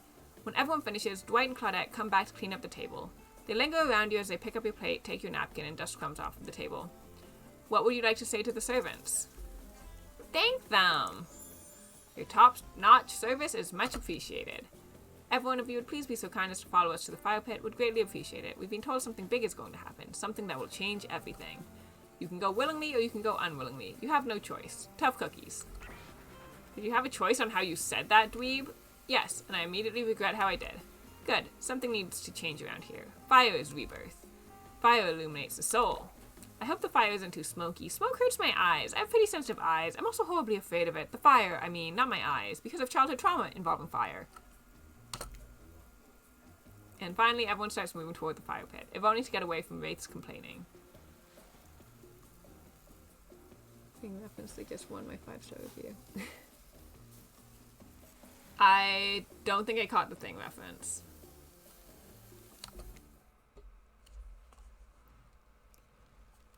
You take a seat on a comfortable log, feeling the fire's heat against your skin, and wait for other killers to take their places, wondering who will want to tell a story this time. Will narrator tell a story? I bet they've got a stunningly creative mind. Hey, you think, are they allowed to simply place thoughts in my mind like this? Doesn't seem fair. Everyone makes their way in, but something unexpected happens. Nothing. Nothing happens. Something almost always seems to be happening here, so nothing is probably not a great sign. Oh, cool. And now everyone is looking at you. So, you know, do something. Should I pick someone to tell a story? Or we could play charades? Boggle? Well, we were actually thinking, why don't you tell us a story? Wraith points his spine and skull staff thingamajig at you. You duck out of its way. Who knows what that thing can do? Probably shoots lasers. Try not to bore us. We're just very interested in you. Don't speak for me, Huntress.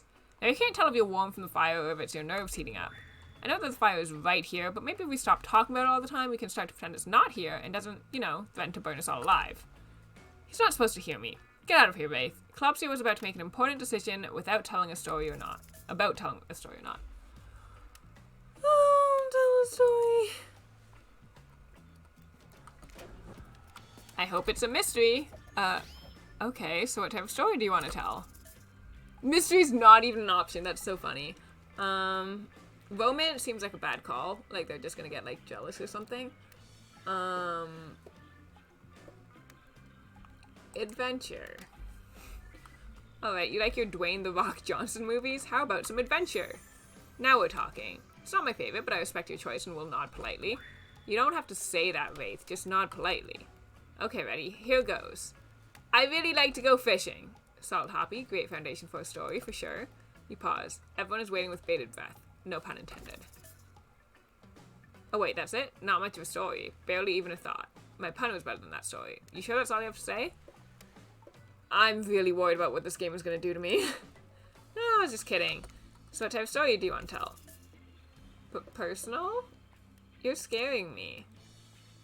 I'll get a little personal now if that's okay. Those types of tales are the best and often the most sad. It's a bit of a love story. Is it about two strong hunters who meet when they both try to bludgeon the same wily Wolverine? Or about a deranged killer who makes the only woman who ever believed in him witness a display of shocking violence?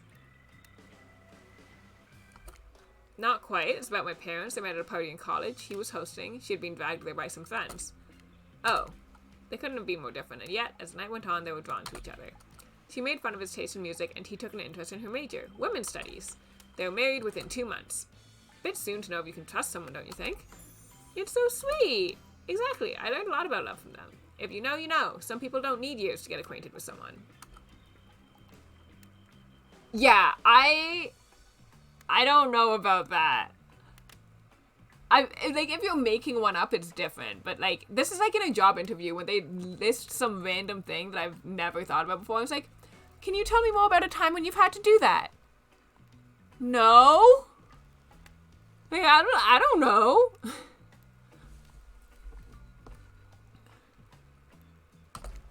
Love could spark from a look across a campfire. Now you've got their attention. Each killer is furiously attempting to catch your eye from across the fire pit. It's quite alarming, actually. Except for Trickster, who has headphones in and is loudly playing his own music to drown you out. Okay, that was not a very good story. I don't mean to insult you, but it was actually quite bad. Sorry, but this narrator keeps it real. We can't just end there. Who else would you like to hear a story from tonight? We look from killer to killer, trying to decide who might be the most entertaining. I don't want to put Huntress on the spot again. But I'm kind of over Wraith. I'm gonna go with Spirit. I suppose I could tell a story. I don't really want to, but anything I say is sure to be better than whatever you get out of anyone else in this group. Like all good stories, I stole this one from someone in the past who is dead now and can't do anything about it. It's called The Bride, or technically I suppose the fiancé. One winter, a young couple decided that the next spring they would be married. The two were madly in love and could not wait for the snow to melt so they could join in matrimony and unite their souls for eternity. Per the latest bridal trends, they decided to have their wedding ceremony at the edge of the woods by a beautiful, shabby, chic farmhouse. Together they spent months planning the details of the wedding. I'm gonna sneeze. The two created invitations, figured out seating arrangements, and tasted 100 cakes before settling on the perfect one. They chose Lilikoi, by the way. So fancy. When it came time to figure out the decorations, however, the bride, or the fiancé, I guess, since she wasn't actually married yet, wanted to take the lead and set the style. After all, her boyfriend had been wearing cargo shorts and open-toe sandals for pretty much their entire relationship, so he was definitely not to be trusted. Having decided on such a lovely natural setting for the ceremony, the fiancé decided that she would create unique floral arrangements from the local wildflowers that surrounded the farmhouse. No new women. I think Trickster's the only one that they're going to introduce at this point. I feel like they would have introduced someone new at this point if they were still going to.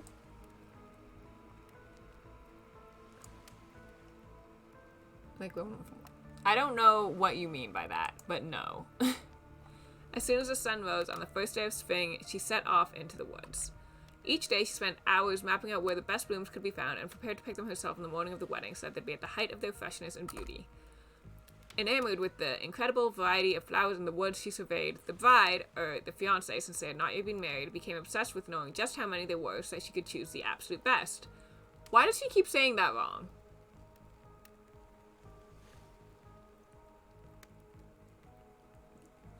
I think both Huntress and Spirit have booty. It's just they cut off because of where the text box is. When the fateful morning of her big day finally came, the fiancée told her husband-to-be that she had one final errand before the wedding. Excited for the ceremony to come, she dressed in her beautiful white gown and set off into the woods to gather flowers. Treading carefully, she followed her route, selecting only the best stems and collecting them in a basket. Why would you go into the forest in your wedding dress? Diversified incomes and stock portfolios. However, when she came upon a once familiar clearing, something was not as she expected. Somehow it was more beautiful now than it had ever been before, and just on the edge of her view was a new bush filled with blossoms so vibrant and colorful she became dizzy just looking at them. But the fiancé ignored her son's spell and pressed ahead, scooping up flower after flower, and every time she did, she noticed just further ahead and possibly even more beautiful blossoms.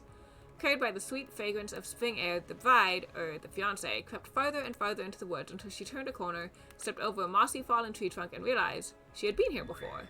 But this wasn't the clearing she remembered, or at least not how she remembered it.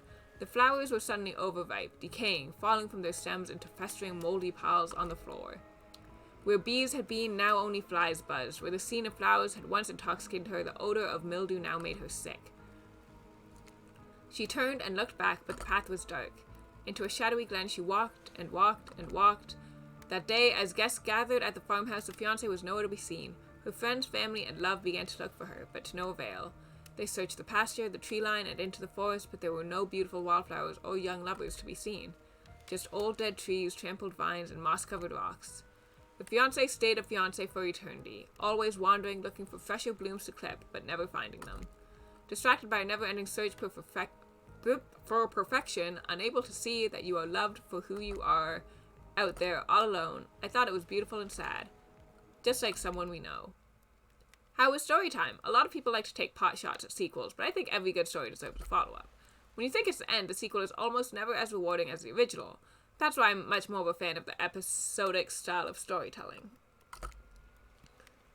Schrodinger's booty?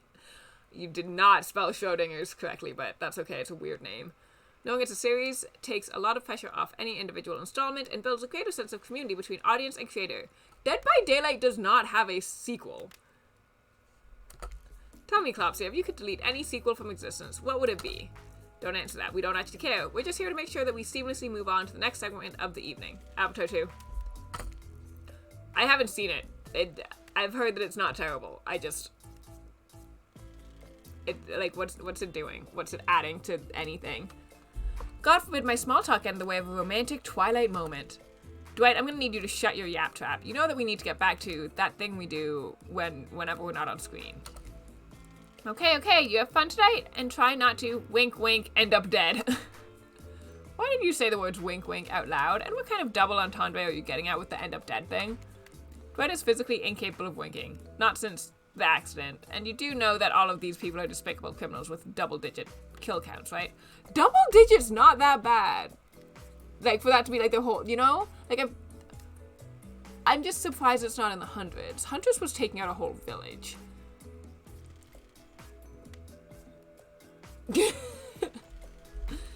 I'm glad I could help, Asura. Well, except for Spirit. She really doesn't belong here. She's strictly a victim, not a perpetrator. No wonder she's pissed. Did I hear somebody trash-talking Spirit? Deal me in. What do you say we take this talk to the hot tub so I can soak this bod while I roast that ghost with some killer hot takes? Please, enough talk of burns, things that are lit or getting blazed. It's enough that these activities have to be set next to a literal fire. Must I be surrounded by figurative flames as well? What if we turned and ran as far away from this place as we could? Just you and me. On those spindly legs, you'd probably tire before you got too far. If it's running away to someplace more secluded Colopsia is after, they should obviously join me. Have you seen these legs? Pure power. Yeah, it's Huntress. Huntress definitely got booty under there. Not that my walk speed really reflects my giant stature, but that's because I choose to move slowly, for stealthy reasons. It's my own choice and it's completely logical. Why is everyone so obsessed with comparing themselves to each other and creating drama? I'm so over all that. Don't you get it? Society wants to trick you into fighting with each other so that corporations can swoop in and sell you fake solutions to all your fabricated problems. I'll be sitting in the shade and drinking something locally sourced while thumbing through a public domain novella printed on recycled paper because I refuse to play their game anymore. That was annoying, but I guess Spirit can be my follow-up instead of the incel. It's like she's actively trying to be as unappealing as possible. Does it really turn anyone else on, or just me? Despite Tapu's insatiable appetite, it seems his attention, along with the attention of everyone else, is still on you, for the moment. If you could, I don't know, just pick one of us, maybe we could all move on with our lives, or, some special projects we might have going. You heard him. Who will it be? Who will you head off with for an evening activity? I'm just saying, you may not get a ton of chances to date around like this before your time on Murderer's Island comes to a close. And no, I'm not satisfied with that name either, but with this streaming reality TV dating show boom happening, it's pretty much all that wasn't taken. Which killer will you pick? And yes, we're back to excluding Trickster because, ugh, that guy.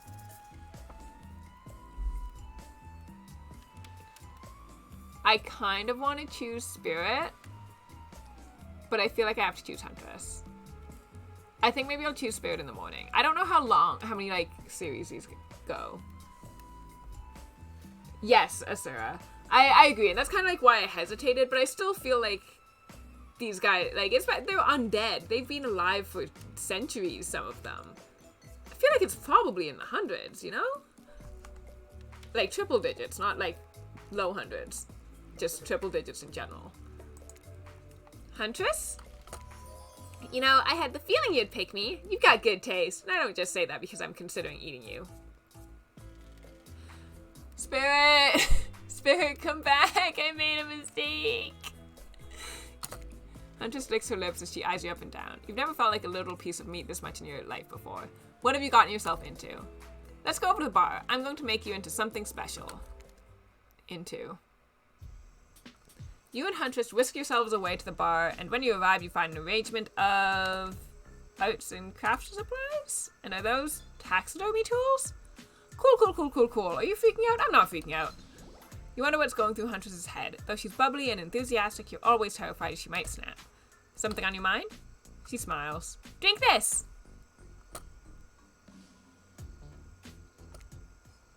Oh, it's another one of these things! Huntress hands you a seemingly normal tropical cocktail.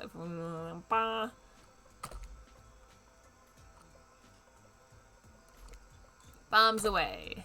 You pound the drink. It's quite nice. I've been thinking about making you a present. A mask. Would you be into that? Yes, of course. I've always admired yours. What would you like?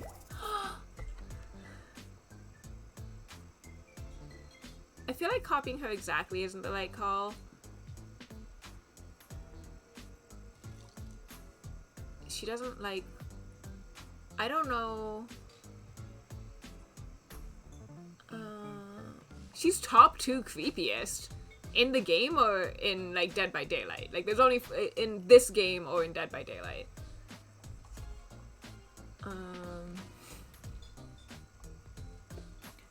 Let's say cat mask. The fuck? Meow. I guess I asked. Well, I know what I'm going to be working on tonight, all alone in my skimpy pajamas.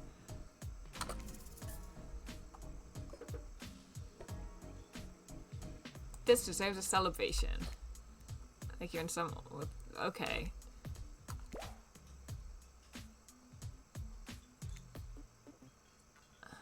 Okay.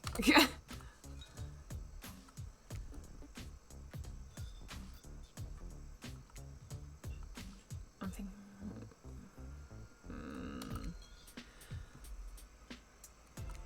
doing some entirety? Okay. And talk about mycology. I like mushrooms. Very familiar with which ones make for a great soup base and which ones make you super dead. I'll show you 2 mushrooms. You point at the one that's safe to eat. I don't know enough about mycology. In this game, Wraith is the creepy king. She's number 2. I would have said Wraith and then Trickster. Okay, that sounds easy enough.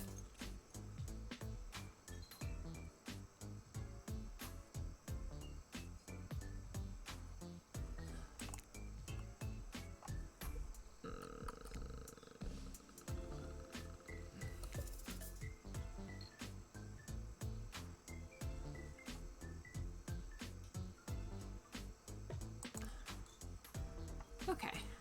I was pretty sure that was a chanterelle, but I wasn't confident. Trapper is just a rich himbo with a taste for blood. But yeah, but like... rich men are known for being creeps, you know? Spirit's fine.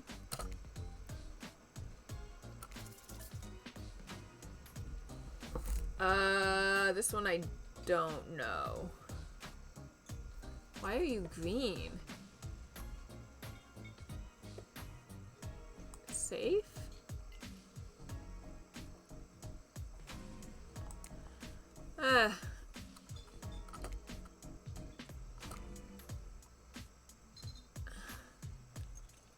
Okay.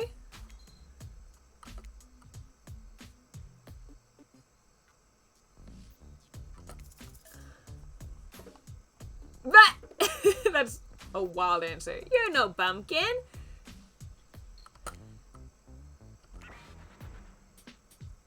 Okay. Okay. Okay.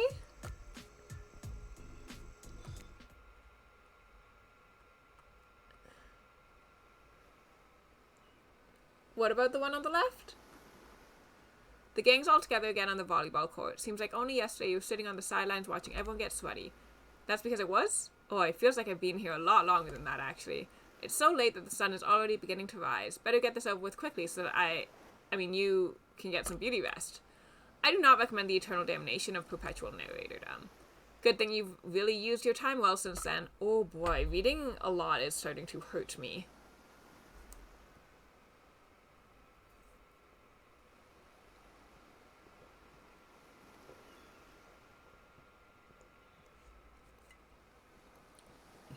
I picked the right one the first time, then I think I picked 2 left.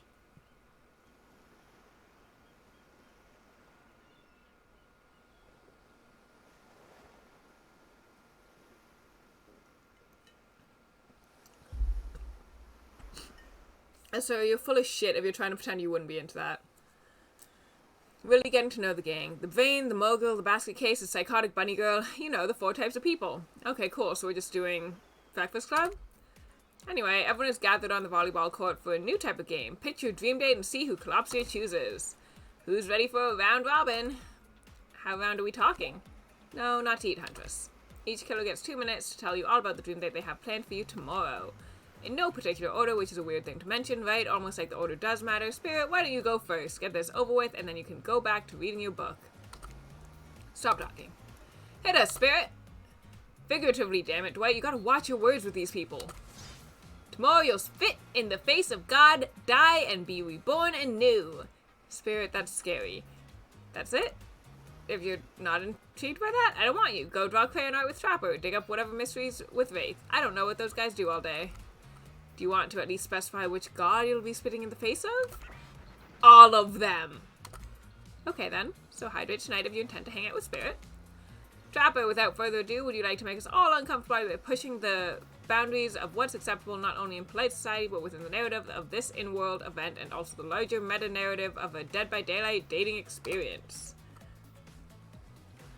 Oh, sorry, you're lying. Sometimes you just gotta say it. Why, yes, thank you. I'd love to. So, Klopsia, you're thinking of picking me? Well, this is your final warning. Pick me and be punished and rewarded. Tomorrow will suck, probably. I'm not an easy guy to get along with. I know that. But I can tell you this much. I'm hiding a secret on this island that will make fans shit themselves with excitement. That is a good little fourth wall vibe. If you like Trapper, you're gonna love it. And if not, you're a maggot. Also, everyone, even confident sexy ladies in rabbit masks, better stay the hell away from my yacht. Sorry. Anyway, Wraith? Well, I don't know. I'd really prefer to just tell Klopsia privately.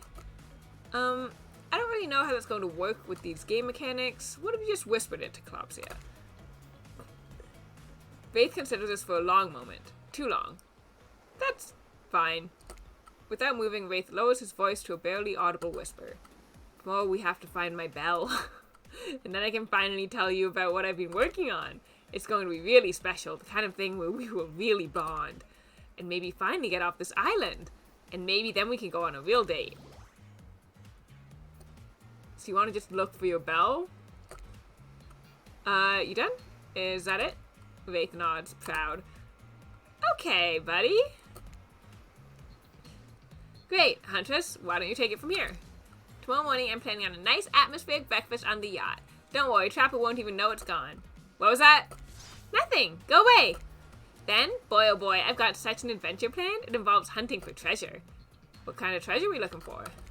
Guess you'd have to pick me to find out. Let me tell you, it's Fimo stuff. Now, if you don't mind, I've got to start preparing because it's clear already that you're going to pick me.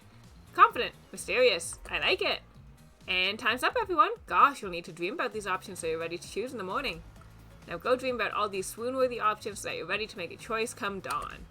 Have a swell night. Did you forget to mention something? Aha! Oh gosh! How could we forget? Before you run off to slumber peacefully, there's one more thing to do. No reality survival dating competition parody would be complete without singling out one of our contestants who is already teetering on the edge of a psychological break, and giving them a little push.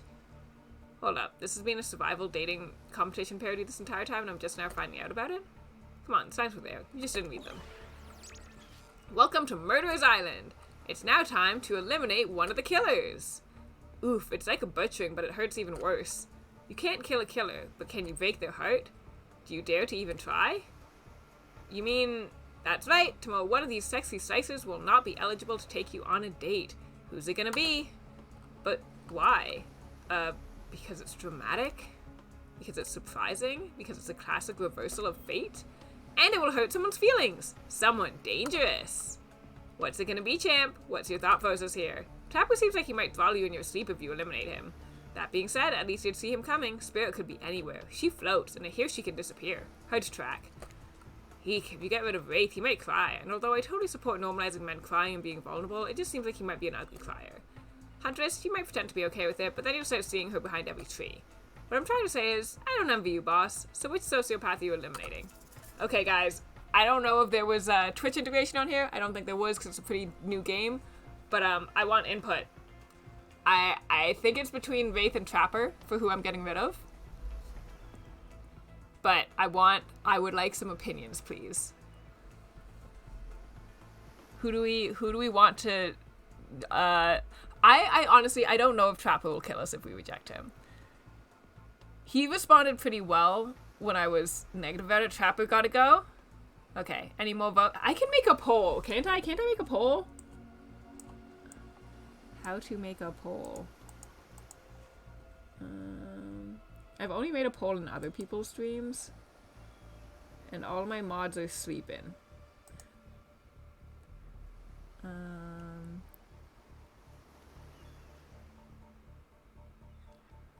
Start with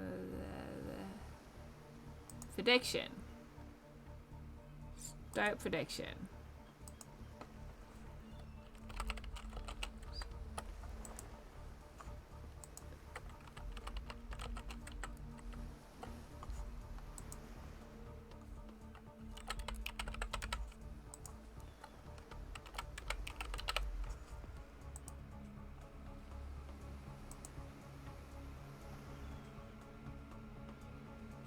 Wraith is an incel. Okay, I made a poll. You guys can vote in the poll. Wraith is an incel. I am kind of curious about the belt thing, but I don't know. I'm not a fan of either of them.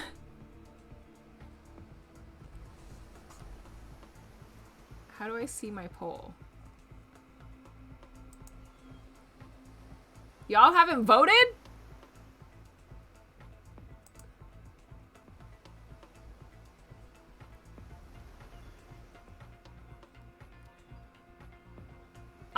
Y'all, it's tied. I need votes. You thought you did? I don't know, it's not showing me.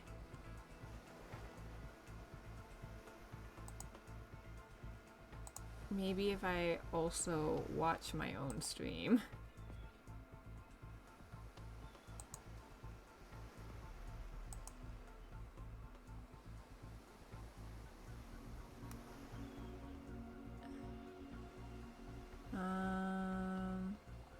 You can't.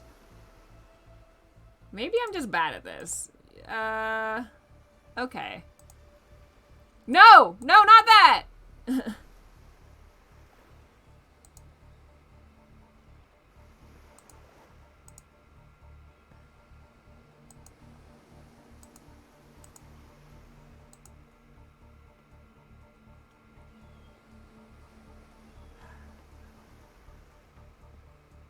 I think I hit the bad button. I'm sorry.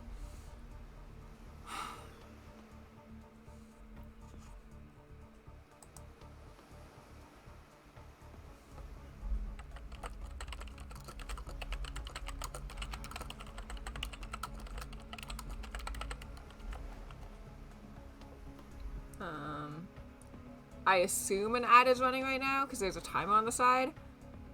So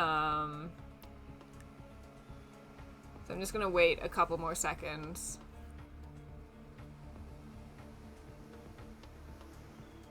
Because clearly I do not know what I'm doing. Okay. Okay. Aside from the fact that I just messed up everything, apparently, I think I'm gonna go with Trapper. Because I honestly don't think he'll kill me.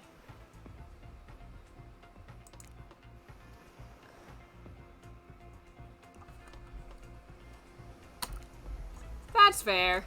Honestly, though, I don't care. You suck. But not in a good way. You bore me. You personality-free maggot. It wouldn't even be fun to kill you. Which I was totally going to do tomorrow the first chance I got. So really, this is a win-win for both of us. Still might kill you, though. Out of principle for eliminating me. Sleep with both eyes open and have fun on your date tomorrow. Now that you've broken the heart of someone heartless, you should go get some shut-eye. And don't worry too much about the broken heart you've left behind. Because of course, they'll be receiving a consolation prize. They might not get to go home with Clopsia when this is all over, but they'll never sleep alone again. Okay. Oh. Mostly new?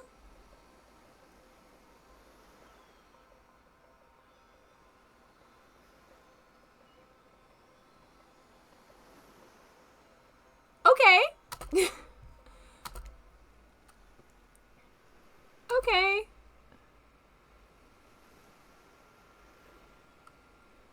Okay. How can you sleep tonight knowing what you'll do tomorrow? I don't know how you'll do it, but you better go out before Dwight and Claudette come back and put you to sleep themselves. You know those two. Schedule, schedule, schedule. I didn't even know it was that kind of a game. Let's check in with everyone, especially with our loser. Everyone deserves a send-off. I can't help it if I have thick arms and legs that go until they stop. I knew we had a connection from the moment I saw them through my mask. You can never be sure what's going on in a newcomer's mind, but I like my odds for tomorrow. It's so fun hunting for love and not for food or vengeance for a change. I don't really know what's happening here. I honestly haven't been paying attention. Oh, Clopsia? Sorry, I forgot. I'm focusing on other things. More important things. One way or another, I won't be here for much longer. Okay. I don't handle rejection well. At least I don't think I do. No one has ever been dumb enough to reject me before. Yeah, the more I think about it, the angrier I'm getting. And I'm a giant rage monster, so everyone in the room should be scared right now. Turn the camera off. Did I think there was a chance I might get eliminated? Yeah, I did. Did I care if I got eliminated? Not even a little. Does the volume of words I spend talking about how much I don't care about things signify a deeper yearning within me to be seen, heard, and validated by those around me? Nah. What? No, you're not a part of this. You don't get a confessional.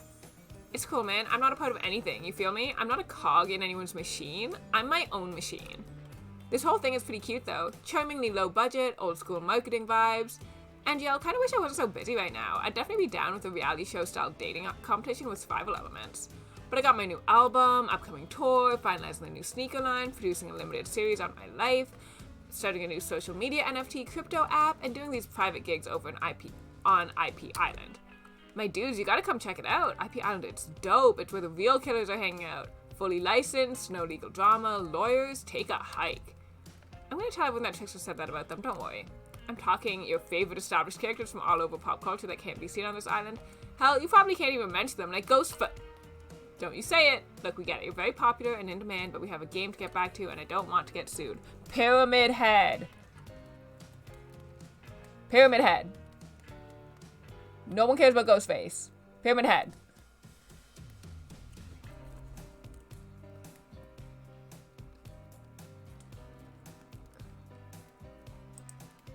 Ovulating for who? Trickster? You care about Ghostface? I'm sorry. I'm sorry. Robin cares about Ghostface. I don't care about Ghostface. I want the Triangle Man.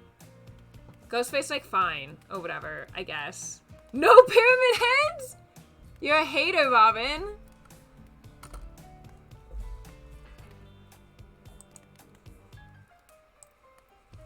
No! This is very rude of you, to be honest. Oh, you care about pyramid heads. Okay, no. Yes, yeah, okay, good taste. Yeah, no, pyramid head, good. Triangle daddy. Ghostface doesn't really matter. You'll get there someday. I believe you. I know you're new to keyboards in, you know, the whole span of your life.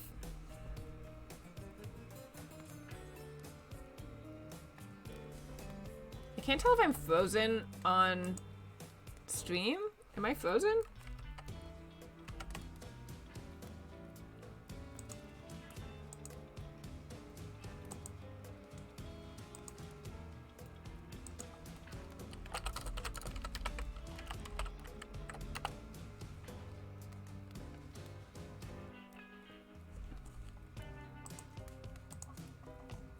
Oh, I see what I did.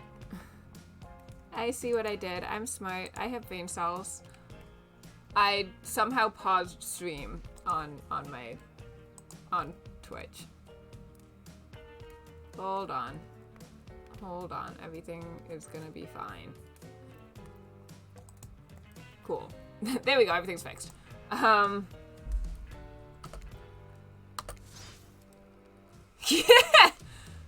Okay, you know what? No, I like that. I like that, Trickster. I'm the Trickster. You do? They do not pay me enough to deal with you people. You're not gonna tell me his name? It's not your turn. You're sentient water. How are you even sitting in that chair? What's a chair? It's a thing you're getting all wet. Now it's gonna smell like mildew. That's really cute. Okay, rude. Fine, let's just get this over with. It's your turn, Ocean. Do your check-in. Check in. I was just looking for the bathroom. Bathroom? Are you serious? It's down the hall to the left. It's okay. Never mind. I like Ocean. No, not you two. This wasn't meant to be confessional time for literally every character in this game. It's okay. We don't have to confess anything. We've just been working our asses off for 2 days straight and want to sit down somewhere. This chair is wet. Yeah, I think the Ocean just peed on it. How is that You know what? I don't care. You two are looking pretty pleased with yourselves. I've got something to confess. Oh great, what's it gonna be? You ate glue in the 2nd grade? You cheated on an algebra test once? Watching Trapper get eliminated was the first time in this unending spiral staircase of pain that is my life that I felt even a modicum of joy. Every minute that I'm alive is a nightmare. This place, this sun, these sweet sugary drinks, it sounds fun for a long weekend, but for an eternity? This unrelenting rhythm of crashing waves and wailing seagulls, it's like a crescendoing song of evil that makes me question the very foundation of the universe. Why am I here? Why are any of us here? What kind of sentient being would do this? Please, erase me from this existence. Make it so I was never born. Pull the plug on this experiment and let my soul be free. And please, please get me out of this polo shirt. Okay. Let's get you to bed, buddy. I don't want to go to bed. Going to bed means eventually I'll have to wake up. Good Dwight. Yikes, huh? That was a weird way to end. Oh well, what are you gonna do? You let the camera roll long enough, someone is bound to say something crazy. Anyways, seems like everyone's had their shot to annoy me tonight, so hit the hay and get some rest. Tomorrow is gonna be a doozy. That was cute. I like that. Soft sunlight warms your skin, nudging you awake. Also, you're using a killer crab as a pillow, which it's sort of okay with. You put on your beach attire and splash water on your face. Dwight and Claudette approach. Is that look on their faces excitement? Terror? Who, Ghost Girl? Yeah, she's been around. You notice your stomach flutters with butterflies. Someone's in love. My girl? No, I don't think she's going to. It's a pretty limited cast. Or you've been infected with zombie butterflies in your sleep. It has happened here before, but it's probably the love thing. It's time! Claudette gestures over to the beach where the killers all stand flanked by tiki torches. It's a scene very reminiscent of a TV show you used to hate watch with your ex. Suddenly the message is clear. You're going to declare your affections for a killer in front of several other killers. Hey, isn't Trickster supposed to be here? We paid him good money to make some half-assed cameos in this show. I'm gonna chew his agent out. But before they walk you over for your big moment, don't think we haven't noticed how kind you've been to us, Calopsia. It can't be easy being thrown onto a mysterious island for seemingly no real reason, surrounded by terrifying killers trying to manage your most primal impulses. Murder and making out. And you've kept a cool head and treated us, your friendly island host, with dignity and respect. So don't tell anyone we told you this, but... Claudette and Dwight look around conspiratorially. Just a little hint for you going forward. Don't try to go all the way with a killer who isn't into you. Relationships are two-way streets, and if you don't have a green light in the other direction, you might end up in the friend zone. The friend zone? That doesn't sound so bad. Where do you think you are exactly? Dead by Daylight doesn't do friends. There are killers and there are survivors, and I'm afraid we can't say more. Okay, so who's into me? Dwight's going through it. Yeah, Dwight's having a rough time. But I mean, like, look at his nerd ass and he's stuck here with all these people. I'm really enjoying the game, yeah. They go a little heavy-handed on some of the corny stuff sometimes, but I also do appreciate that. It is very typical of a satire, and I do like that. It's just sometimes it's a little heavy-handed. Claudette and Dwight look around conspiratorially again. Well, I've seen the sparks flying between you and Huntress. I saw her whittling a little figurine of you last night while everyone else was asleep. I hope that's a good thing, because that could easily be a bad thing. So, are you ready? Of course you're not, but too bad. We're on a schedule. Schedule. You make your way over to the row of hotties. Claudette and Dwight stand off to the side, hands behind their backs. It's been quite the 48 hours, but there are clearly sparks in the air, and I'm not just talking about this rusty chainsaw, though I do recommend staying away from those sparks. It's time for our newcomer to confess their love. Wait, I have to do a drum roll for this. No, you don't, but who cares? Calopsia, who do you choose for your solo date? Can we at least do the flower thing? Dwight, I thought we agreed to keep that between us.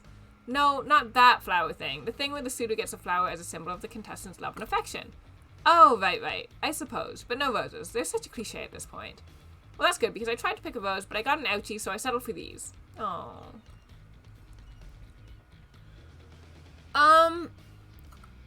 I don't think it was, like, really supposed to be consent. It seemed more about, like, just if they're not feeling you, you're gonna get rejected. Because maybe she just wants to keep, like it's like the body pillow, but a little toy instead of, you know, for stabbing. Those are nice. I miss my flowers that I left in New York. You're getting that vibe too? Just me? Sorry, you've got other things to think about right now. Who do you select to receive these flowers and spend the day with you today? Huntress! You turn to Huntress. He's never looked more appealing. Her caftan dress ruffles behind her in the light morning breeze. A seagull lands on her shoulder like she's a beachy cartoon princess. She snaps the seagull's neck and stuffs it somewhere under her flowy dress. Probably to save for lunch. She can't help but hunt. Huntress, I choose you. Let's spend the day together and see if we think a future is possible for our love. Me? Really? Huntress throws her hands up in the air like a bear and gallops towards you. At first you think she might swipe at you with her gigantic hands and knock the life out of you. Instead she scoops you up into a hug and takes her place at your side. Also, Neo, as usual, I am going for the himbo, bimbo, this one. Dwight and Claudette maybe fucking. Unclear. And she just stuck her tongue out at all the other killers. Sometimes the immature move is the right one. She's so cute! It's sure to be a fun day. We'll just be here, not getting to really participate, even though survivors matter too, while you go off and have a grand old time. Yep, just Claudette and I hang out, no one competing for our love, wondering what we did in a past life to end up embroiled in this unrelenting misery. But go! Have a blast. She's cute!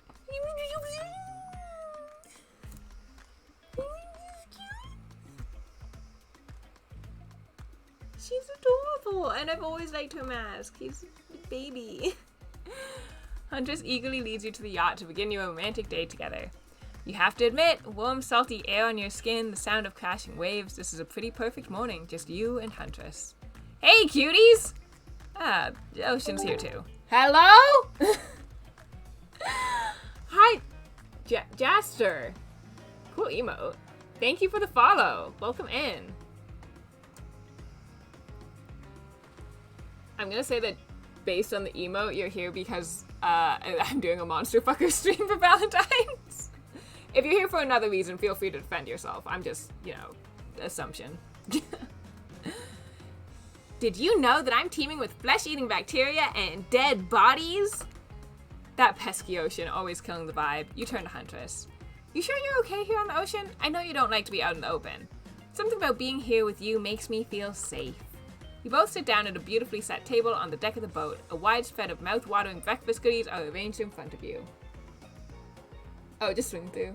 I don't know about monsters. Alright, that's fine too. Okay, maybe that's a valid point, Asura, but I do feel like it's a decision that most people make at least once. Yes, that is Trapper's yacht. You both sit down at a beautifully set table on the deck of the boat. A wide spread of mouth-watering breakfast goodies are arranged in front of you. Can we get you anything? You look a bit green. I get extremely seasick. And Trixter replaced all the island's Dramamine with party drugs, so... Wait, how did they get here? Weren't they just on the beach consoling the rejected killers? Are there more than two of them? You motion one of them over. We'll both take a screwdriver, hold the orange juice. Of course. Hey, can you play this particular song for us? Set the mood. You hand Dwight a piece of paper with a song title written on it. Sure, though I doubt Draper has it in his vinyl collection. Soon the haunting melody of Huntress's mother's lullaby streams through the yacht's expensive stereo system. The boat rocks as though to the rhythm of the song. The eerie, melancholy mood is really quite romantic. Neo has questionable takes. Breakfast has never been this intimate. You reach out to touch Huntress's hand when suddenly a loud bellow scares you. You knock your freshly poured flute of straight vodka onto the pristine deck. It's Trapper! He's screaming at us from the beach! Look how tiny he looks from all the way out here. Huntress squishes his head between her fingers like a child and giggles. Damn you both! The chairs you're sitting on are worth more than your lives! Get back here! He's not wrong! Hey, Claudette, take us out further. Aye, Captain. Can she drive a boat? Guess we'll find out. Alone again. Nothing but the call of a seagull and the ominous shadow of a creature lurking beneath the waves. I have something for you. For me? Do you not think this is adorable? This is so cute. Look at the cute. Look at the cute. Little puppy mouth. Huntress reveals a package wrapped in a bloodied apron. You clap your hands like a kid on their birthday. Her playful attitude is rubbing off on you. I made that mask you asked for. I almost forgot, but I bet you didn't. This is the whole reason you pursued Huntress, I bet. Definitely to get a mask of your own. No other reason. Here you go. Very stupid. It's perfect. You sure about that? Certainly was a choice. You both laugh. You toss the mask off the yacht. Good call. The whole time I was making it, I was like, this is too weird. No amount of blood is ever going to make it look cool. Let's go back to my place. She downs her screwdriver. Okay. Just immediately. Okay. The tension is palpable as you enter the cabin. You could cut it with a hatchet. Heh. So she, spent a lot of time making that mask for you. It was, very detailed. And you just threw it into the ocean and you both laughed it off together? Yeah, sometimes the crazy might actually be a benefit. It is just a cup of vodka, yes. Give me a break. It's day 3 of Killer Jokes. Narrator only has so much mojo. Huntress sits you down at the cluttered table in the kitchen. You notice the bloodstains that have crept into every nook and cranny of the wooden planks. What poor creature died on this table? Did they suffer? What do you care if they suffered? Get back in the ocean, Ocean. Stop backseat omniscient narrating. Stay here. Don't move a muscle or I'll hear it. I can hear any mammal's tendons creak as they stretch. It's a gift and a curse. I'll be right back. Alone in the cabin. What to do, what to do. Neither. She said not to move a muscle.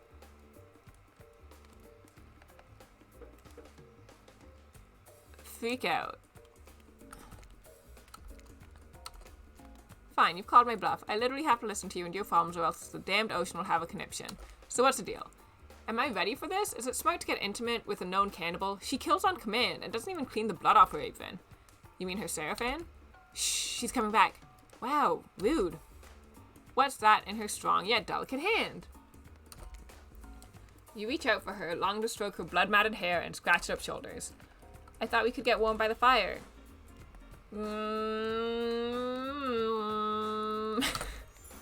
She wags a finger at you, a bunnylicious smirk on her face. Not so fast. Remember when we talked about how there's more going on here? You nod like a little idiot. Well, I now know there's something up. The other night while you were sleeping like a cute little baby, I snuck into each of the other killers' lairs and saw them with shiny objects that they've been stealing from me. I think they're connected somehow. Maybe it has to do with the symbol. I tried to go back last night, but something blocked me from picking any of the objects up. Someone or something knows I'm onto them. I think if you try, it might work. What do you say? Will you help? Hell yes, I'm gonna die. A globe-trotting treasure hunt on the level of a Nicolas Cage masterpiece? You can definitely count me in. Let's go! I'll be your guardian angel. You never know when those other killers might pop up. You grab Huntress by the hand and practically trip over your own feet on your way out the door. It feels good to have a quest. Thrilling. But part of you is just wondering how quickly you can get through this and impress Huntress. Soon she'll take you in her yoked arms and you'll swoon. Your childhood crush on Popeye is making more and more sense. Where do you want to start? There are 4 killers who have stolen from Huntress. You're not going to let them get away with it. Which one will you investigate?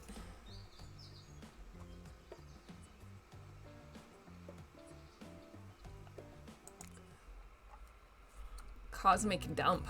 When you arrive at Wraith's oddball hangout zone, you immediately understand why they call it the Cosmic Dump. They being me, obs.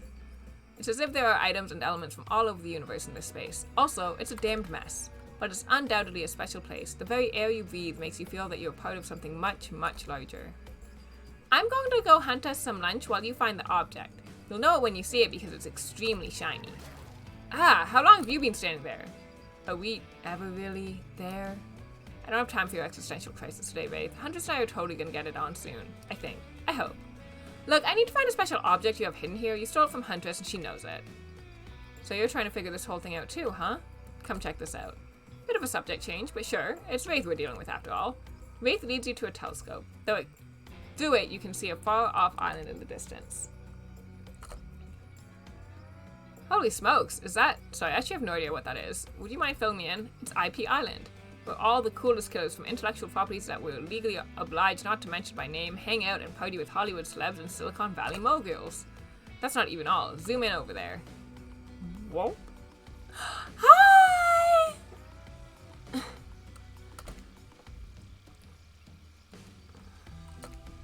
I'm sorry, he just kind of popped up. I'm telling you, something crazy is going on here. I'll have you know, I wasn't trying to steal anything from Huntress. I was just looking for answers, but I'm also occasionally losing said answers. Yep, that's right, the thing you're looking for, I can't actually find. So, good luck, I guess. Oh, good, a minigame. Haven't seen one of these before in the past 10 seconds. Okay.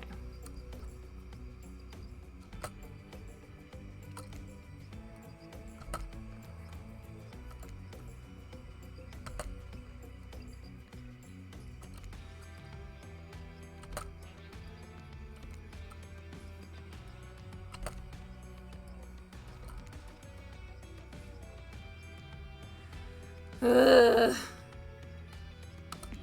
So just grab something and run for it. I did okay.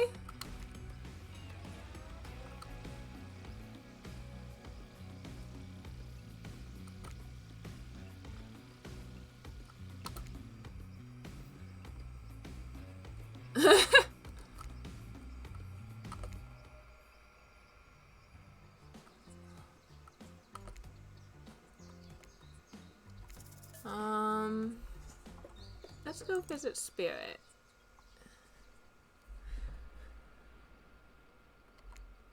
So you're telling me that your precious shiny thing is up there? It's pretty great, right? Finding a good chance to activate these quads. You don't get legs like this from standing still. But you already know I love a good workout. Running, jumping, climbing, roughhousing. Gulp. Get that damn shiny thing before your immeasurable horniness melts your brain and runs out of your ears already. Yeah, I called it out. It's obvious to everyone. Just own it. So, shall we? Inside the lighthouse, it's so dark that you can barely see the step in front of you. But that's okay, because you've got about 100 stairs to practice getting the hang of this in the dark. However, something about this gloomy place is really wearing you out and messing with your otherwise happy, horny aura. You can practically feel your mood going down, down, and around. As you climb up, up, up, higher into the lighthouse, before you finally arrive at the top. Spirit, you're looking pretty pleased with yourself. Yeah, I'm getting the hang of this whole being dead thing. Did you totally get sadder the closer you got to the top of the tower? That was me, baby! I've got to share the wealth, and by wealth, I mean unending despair. You're probably here for one of your precious shiny things that I've stolen. Good luck finding it. I'll be over here reading if you need me. Let's find this shiny thing! Anything to brighten the mood in here. Don't miss the treasure. This is a treasure hunt, not a treasure miss. I'm gonna miss.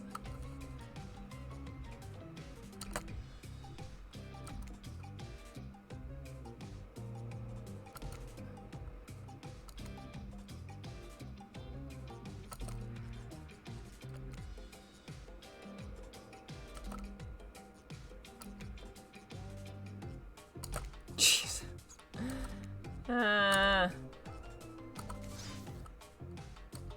Okay. Okay. You found a bottle opener. Really? This is the fancy item? Whatever, you're a real team player. Hey, no, stop. Okay. Bye, Spirit.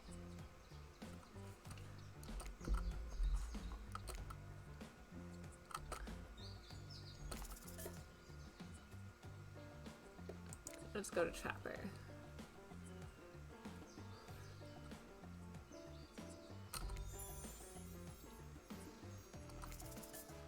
Oh, I'm gonna get hurt.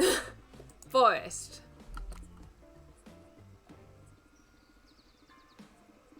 I mean, it's more just that she's good in the forest, so I'm counting on her to save me.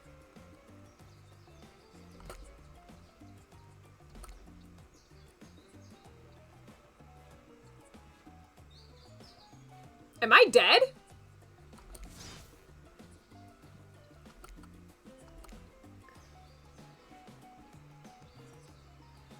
Did I just die?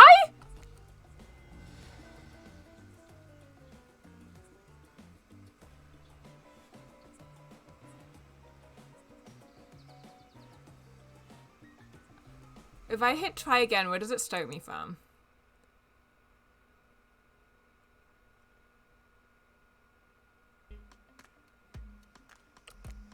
Oh, that's very far back. Okay, we're gonna mash a little bit.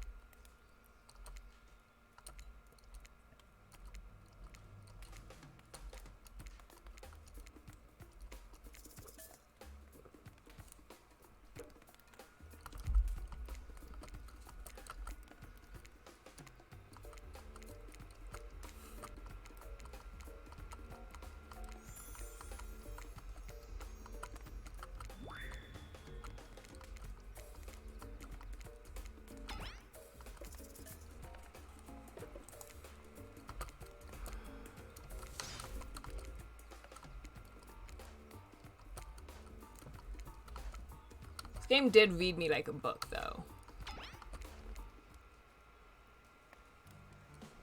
Okay. I'm gonna do them in pretty much the same order.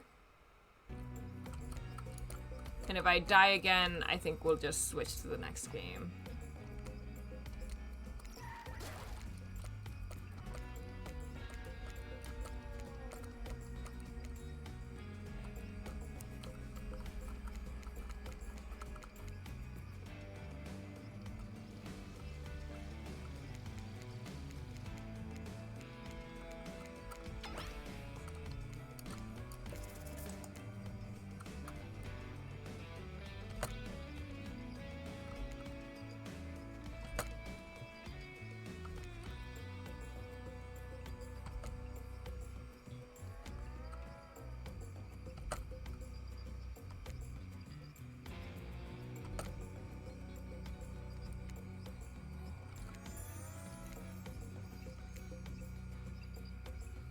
Okay, well at least I'm doing better on the skill checks.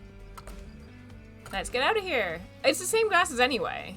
So I guess it's, regardless, you get the same items, maybe?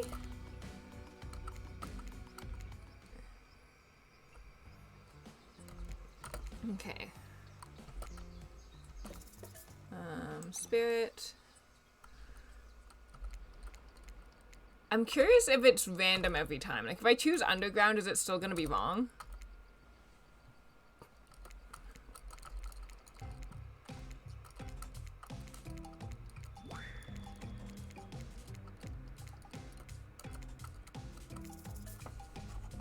Okay.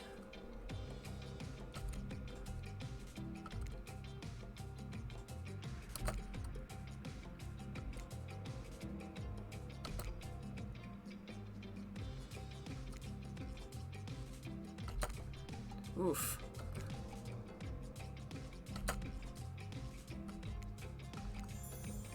Okay. I'm glad Huntress is happy.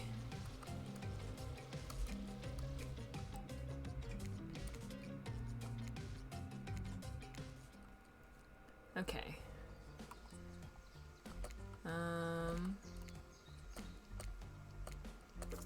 Okay, let's try Trapper again. And let's try Underground Tunnel.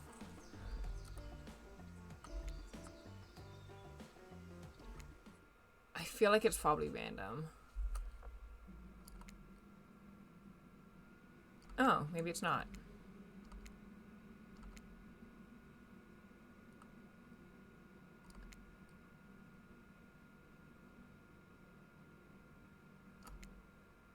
Okay. Okay. This is pretty. Trapper's place is surprisingly nice. You enter into a humid, shadowy cave. Dripping water echoes all around you. It's definitely not cozy like the cabin you left behind. You wonder, how deep does that pool of shiny water go? Let's get this over with. When your eyes adjust to the darkness, you see Trapper. He leans against the wall of the cave like a detective in an old film noir. I knew you'd come. Trapper, get out of our way or I'll skewer you and serve you for lunch. You're wasting your time. You'll never find what you're looking for. Unless what you're looking for is a mini-game. Okay. That one was actually perfect. That one was not.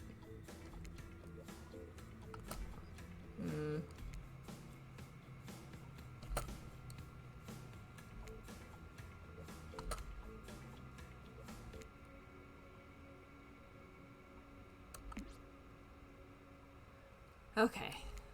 Huntress points at something glimmering from the floor. You steal the shiny object and run. Pen! Yeah, Trapper can't write.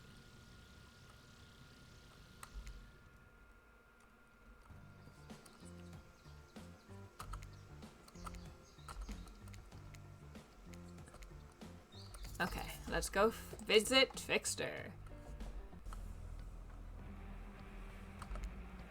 Nothing eerier than an empty concert venue. Think of all the fringe that once swayed here. The beers that sloshed over red solo cups. Mosh pits, tall guys standing in front of you for the entire show. Lifelong friendships that actually only lasted for one summer. Good times. My concerts are always an experience. You should really come to one of my after parties sometime. They're a real scream. I'll put you on the VIP list. I prefer acoustic balalaika music. Balalaika music. Laika music. Y'all know I can't say that word. It is getting too dark in here now. We'll use a real light.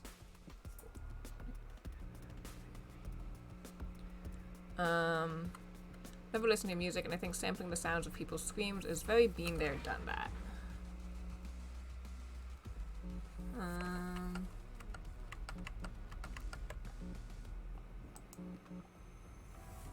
There we go. Hey, no one talks to Trickster like that. And how do you know about my samples? Somebody is obviously a much bigger fan than they're letting on. Show me where Huntress's shiny, mysterious object is, or I'll wipe that grin off your face with a chloroform-drenched rag. Way to host my mellow. Deranged violence and torture is only cool when I do it because it's my commentary on a shallow society and I make it look sexy as hell. Your thingamajig is that away. Trickster backs away from you and resumes practicing an intricate dance routine. Wow, I'm really upset at how immediately that fixed my lighting. The way you stood up to that bootleg Backstreet Boy just now was, wow, if I weren't so strong and stable on my feet, I'd swoon. But it just wouldn't be believable. Find me my shiny thing, champion. Bling. Bling! I love her.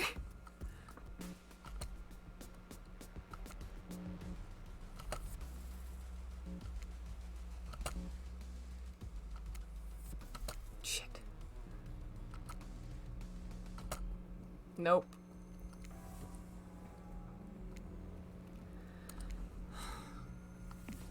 Because I'm excellent at stealing back what's taken from me. Huntress grabs something shiny from the ground and sprints away. Yeah, I think I had my settings bad on my camera. It's fine. It's all better now, and that's what matters. Well, run. Money! More money!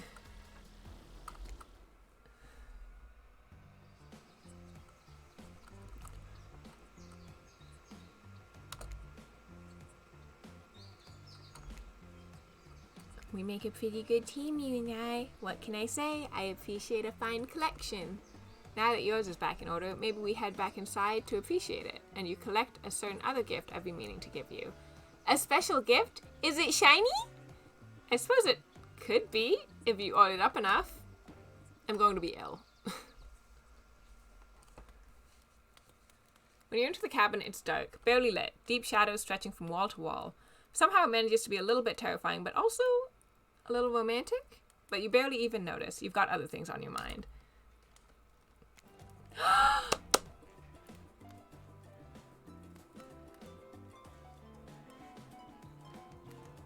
Baby! Look at her! Asura, this is not what you wanted?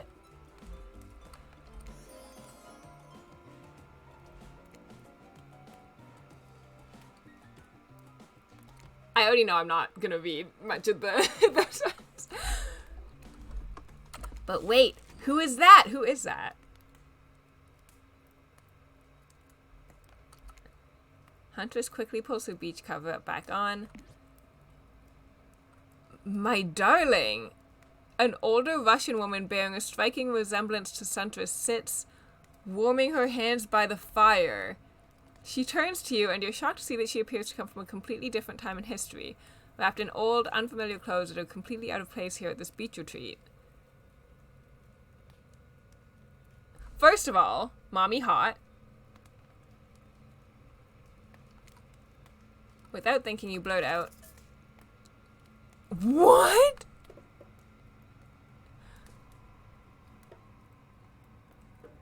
I'm not gonna pretend that I know. I can't. I'm gonna. What an honor. Just in case that's something offensive. You're the Mama Huntress. I've been dying to meet you. Well, nearly. Can I help you with anything? Glass of vodka? A hatchet for revenge on the elk who slayed you? She's so cool. Oh no, my child. I'm quite content. Just happy to know that my little darling is taken care of. Huntress chuckles nervously. Hi, Mama. Claudette and Dwight burst in like they're in a prank video. Bet you weren't expecting this date to include meeting her mom. What? That is actually an incredibly fun plot twist. How do you feel about your dear old mama coming to interrupt your date? Huntress throws a hatchet directly at the two survivors. It skewers the wall in between them. Without another word, they quickly scurry away. Good girl. Huntress turns to you. I hope this is alright. Of course, it's okay. I give great parent. Huntress breathes a sigh of relief. It's just not the mood I thought we were coming back to, but I'm here now. I'm in it. I'm ready to meet your mama. Thank goodness, because my mother is the only person, most important person in my life. We Russians invented tea. Did you know that? Did you? It's really close to Asia, so that is kind of believable. Mama Huntress shoves a cup in your hand, and as you drink your tea with her, the air becomes warm around you. You, Huntress, and her mother sit by the fire and exchange stories and anecdotes. Mama pulls out some old-timey pictures of a young Huntress in black and white, holding bloodied animal corpses with a chilling, dead-eyed stare. You all laugh and eat raw meat of some kind. It's a lovely time, almost like you're back home. You've forgotten that you're on a possibly cursed island atop what is likely some sort of hellmouth. Look, that's not official lore. I just call it like I see it. Every so often, Mama Huntress clutches her stomach and her eyes stare into the middle distance. She mutters some sounds of reliving the moment she was skewered by an elk. It's very grim. I like you. Thank you for indulging me in my tea and stories. So tell me, what are your intentions with my I'm not saying that? You're really back for real now? What were you doing? Were you putting things away? Were you just popping in while you were waiting in line at the cash register? Surprise food making. I'm excited. I'm excited for surprise foods. That means bunny, but you guessed that already, didn't you? Oh, by now you've got your translator app ready.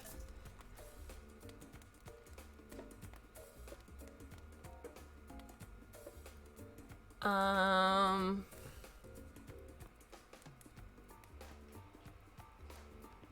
guess we're starting a family together. Huntress really wants kids. I don't want to say keep her safe because I need her to keep me safe. Those other ones are going to kill me. And we're clearly not taking it slow because we're meeting on an island and forced together. So I guess this one by process of elimination? Ooh, congrats on your Nutella French toast. I'm not a big Nutella person, but I am a big French toast person.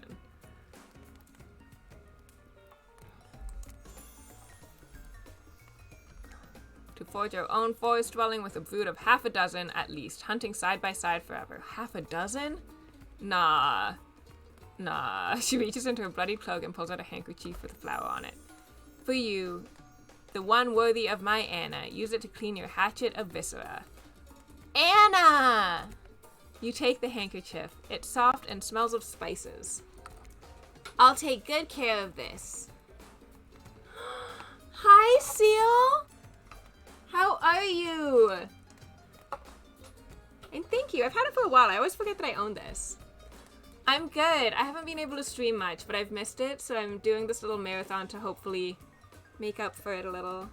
Thank you for the outfit check, because I think when we switch games, I might also switch outfits. Oh, wait, let me switch to just chatting. Help. Oh, I don't have space. Princess. I feel like it's definitely caught somewhere, but yeah.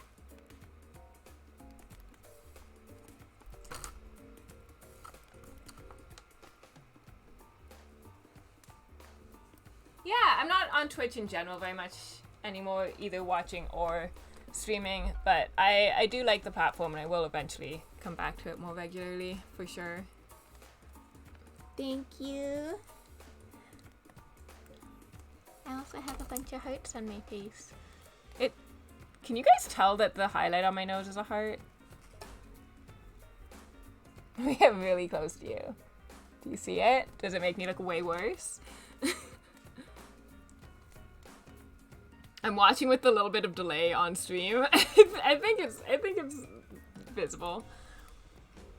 Yeah, it's Valentine's theme. I am busy on actual Valentine's Day, so I'm gonna carry this over into just the first few hours, and that counts. Gameplay. How have you been, Seal?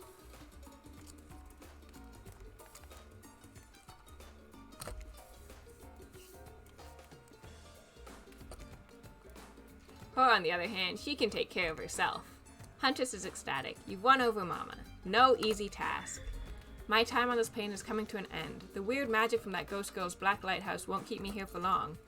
I don't want to get into the logic of this, but yeah, the black lighthouse can bring ghosts back to life. If you're still here, you're willing to believe anything. It was Spirit who brought you back? I'll have to thank her. I'm busy, Mr. Noodles. I got stuff to do. Oh, no worries. Thank you for making an appearance, Seal. It's good to see you. Yes, I know any time that I'm live is not a good time for you. You have a good night, day, whatever you're going to go do, and thank you for the lurk. I go to bed really early in the morning, so to me that's a going to bed message, but I realize normal people that might be you getting ready for your day message. I'm not sure.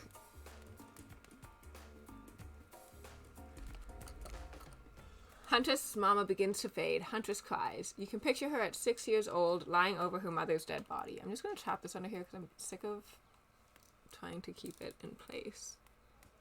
Well, that helped a little bit. I fully support this union. I feel good leaving my daughter on this cruel earth with you. You share a meaningful look with the mother of your beloved. Mama Huntress fades away, leaving you and Huntress alone again. Not a second later, Claudette and Dwight storm back in, never alone for too long on this island. It's time for a dramatic scene between the lovers. Shall we adjourn to the forest clearing for ambiance? You and Huntress stand holding hands in the forest clearing. Dwight and Claudette watch your interactions closely. Too closely. Hey, I've really loved hanging out with you. I think it's time. Time? Time for... Oh my. Okay, I'm ready for this. Time for you to call me by my real name. Like my mother does. Will you call me Anna? Oh, that! Yes, of course. I think Anna is a beautiful name. And you're a beautiful person, Anna. Klopsia, do you know what I'd like to do right now? With you, beneath the moonlight. So scared. I'm feeling closer to you than I ever have before, and there's nothing I'd rather do right now than... She averts her eyes. Does she mean what you think she means? Nope, she's looking right at Dwight and Claudette. Yeah, that sounds right. Chop up these two fools with you. Absolutely. My hatchet is as sharp as my love for you. Let's get bloody. It's a gruesome scene as you and the Huntress go to town on these innocent survivors who just wanted to help you guys out. We were being forced to help you. I can't hear you, hun, on account of the congealing blood in your mouth. Once you've made quite a mess of the survivors, you and Huntress look at each other with manic eyes. Shall we return to the cabin? I'd love to get you out of that beachwear and into something a little less there. Thought you'd never ask. I mean, like, they were immortal. They kept killing each other and coming back. And they were, like, trying to find a way to stay dead. I view that as me helping them. I was freeing them from their mortal coil, as requested. Once inside the cabin, Huntress strips off her caftan, revealing every curve of her muscled bod. You follow her lead, disrobing for the first time since waking up here on the island. Yeah, you've been sleeping in your clothes. No judgment. It's a strange new place. You kiss. Oh. You know what? That's, like, kind of a kink, right? This is the part where I skedaddle. Decapitations? Sure. Tiebreaker maulings? Love it. Dudes crushing other dudes in car crushers? Gotta have it. But hanky-panky? That I can't handle. I'll leave you horny kids to it. I don't know what the first part means. Isn't June yellow?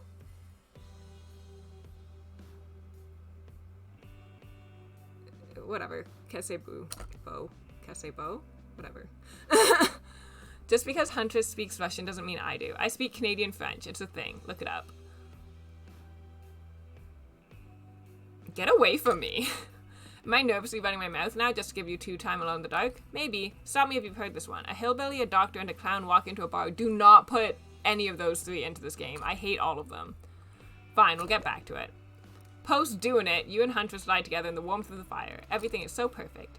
You imagine Mama Huntress smiling down at you from beyond. Then you realize that's pretty gross to imagine her having just watched all of that, and you try to stop thinking about it. That was incredible!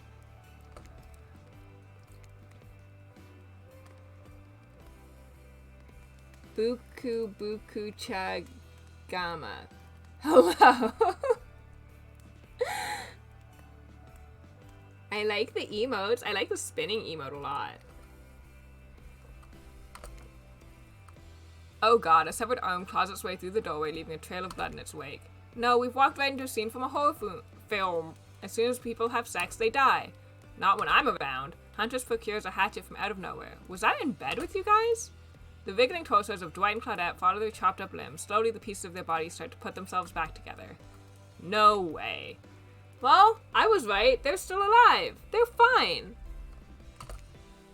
You thought that this island would let us die permanently? Have you ever played Dead by Daylight? Come on, we have to get to the final scene. I mean, decision. Claudette and Dwight lead you and Huntress back to the empty beach. You both bask in the glory of being freshly laid. That sounds terrible, doesn't it? Like some sort of laundry detergent. Freshly laid. Actually, maybe that's good. I'll get my agent to start circulating that. The island is strangely quiet. No sarcastic remarks disguising a broken young woman from spirit. No strange wide-eyed stare from the socially awkward wraith. No threats of imminent violence from Trapper. Even Claudette and Dwight are tight-lipped. They seem almost zombified. Last day, you beautiful piece of meat. You've done so well. We're almost at the finish line. You didn't think I brought you all this way without a plan, did you? What kind of sinister body of salt water do you think I am? Do I win? A whoosh of dark energy surrounds you and disappears as quickly as it came. The island noises begin to return. Birds chirp in their trees, the grass rustles in the light breeze, and oh look! The other killers are all here at the fire pit to watch the final ceremony. Finale ceremony? I can't wait any longer. The pomp and circumstance is agonizing. You're telling me. Stick to the script, Claudette. Okay, so Huntress, how do you feel about the newcomer? Are they everything your murderous little heart has ever longed for? Huntress stares you down for an agonizing moment. She steps towards you. My dear, I think that this is true love. Come with me to the Red Forest. Let's hunt the woods together and have a family bursting with babies. We'll raise them as fierce warriors who can defend their family and home. In just a matter of days, you've gone from being completely alone to being the start of a clan of warriors. I did not see that coming. Wraith starts a slow clap. No one joins in. Typical. Whatever. Love is a concept made up by the greeting card industry. I'm out of here. Spirit floats back to her black lighthouse. Look behind you. It's Trapper. Huntress, you bested me. He turns to you and offers his leathery hand for a handshake. Congratulations, Calopsia. I don't shake hands with losers. Trapper's eyebrows shoot up. And then he smiles. Did not see that one coming. You're alright, kid. I mean, I hate you completely. I want to kill you mercilessly. But you're alright. But wait, you haven't said anything to Huntress. What? No. Yeah. Hey, baby. Yes, let's move to the Red Forest immediately. Is 12 kids too many? Maybe in this economy, but who cares? Look at her! She's so cute! Your heart is overflowing with joy as you and Huntress embrace. Is this what you've been missing your whole life? A woman with shoulders the size of mountains who won't take off her bunny mask even during intimate times? Yes. Yes. 1,000 times yes. You stare into the sunset and picture your life together. Happiness is real. Oh! Huntress lifts her mask and you finally lay your eyes on her breathtaking natural beauty. Asura, are you good? Like, is this what you wanted? Hey, Asura, come back. Hey, Asura. You know, the cabin I grew up in doesn't have the amenities that my luxurious new beach house has. I'm used to living as a beast, bathing in the river, running wild through the bushes. While telling you this, Huntress has left her bathing suit behind and entered into the jungle. You haven't lived until you've been one with nature. I'm not saying that. You chase Huntress into the woods, leaving your own bathing suit behind. Yay! Gonna be honest, I do genuinely like going for the himbo, but also I'm convinced the himbo storyline is usually one of the easier ones. Because they just love everyone. Like, they're very simple. But, like, I like that. I genuinely like that. That's why I like the werewolf and monster farm. Like, I want the dummy who's happy and sweet all the time for no reason.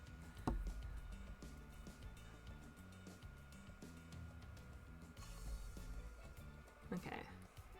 How far in are we? About 3 hours? That seems about right. I think that was about what I expected. We're gonna switch back to chatting for a second.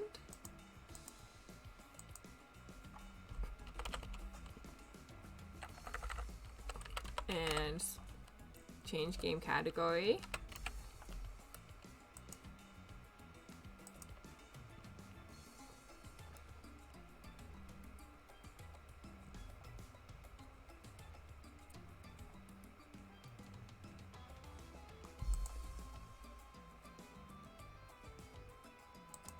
Okay. I'm going to... Oh, I said I was going to change. I don't know if I have a follow-up outfit planned. I have some ideas, but I want something that's, like, really comfy.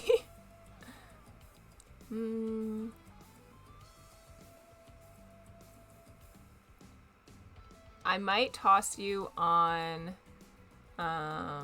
be right back for me to go change. Let me... I literally never use my BRB screen.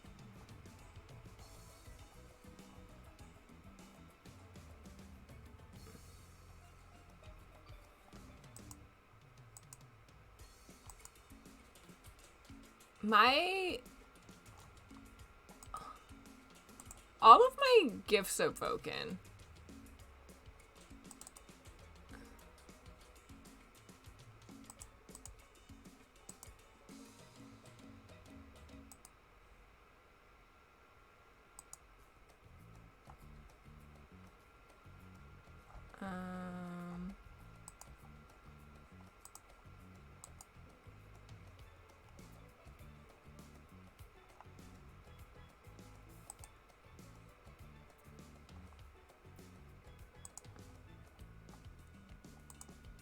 Okay, for whatever reason, I guess I just broken on studio mode? That doesn't really make sense, but okay. Oh, well, now it's fine. Cool. Cool, cool, cool. I'm being gaslit by OBS right now.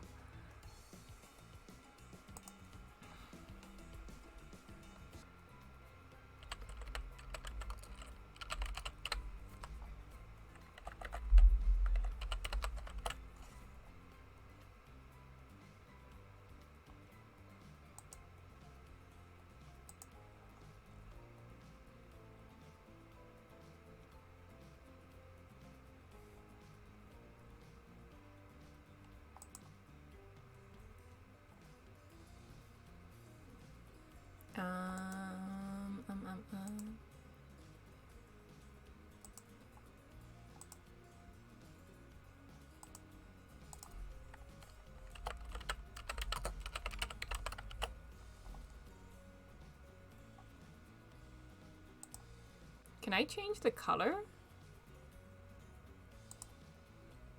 I can change the color.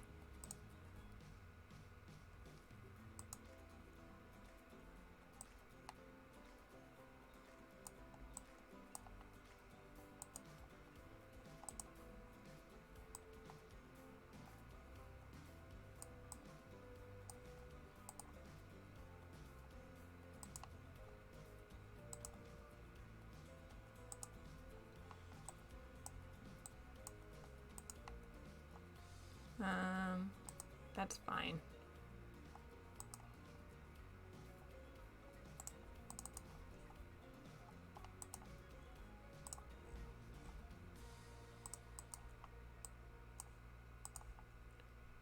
I don't know where that went. Studio mode is just not working for me, I think, in general.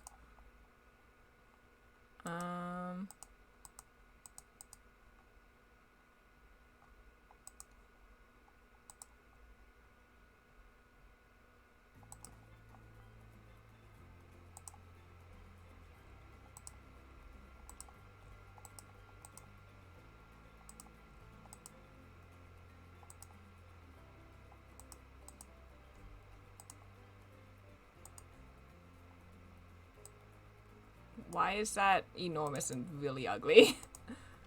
Ah!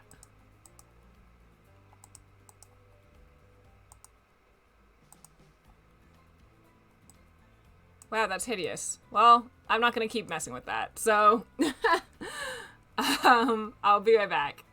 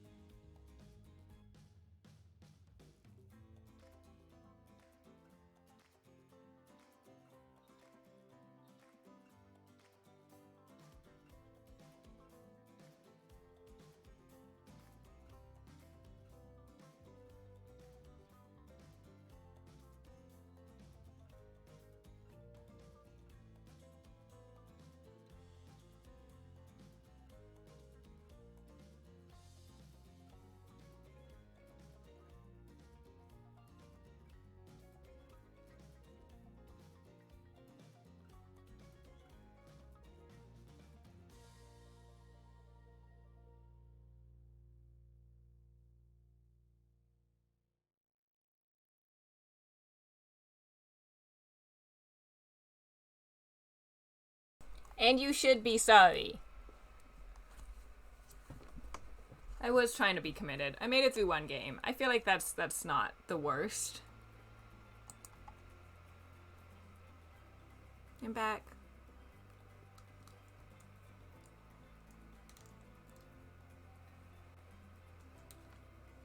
It's okay. Everyone needs a gimmick, you know? And your gimmick is showing up at bad times. Oh, I was also gonna grab a snack. I forgot.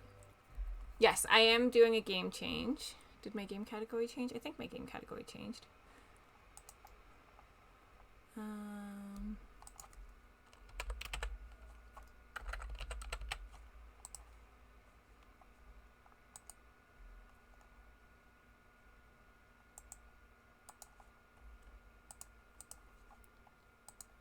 This one.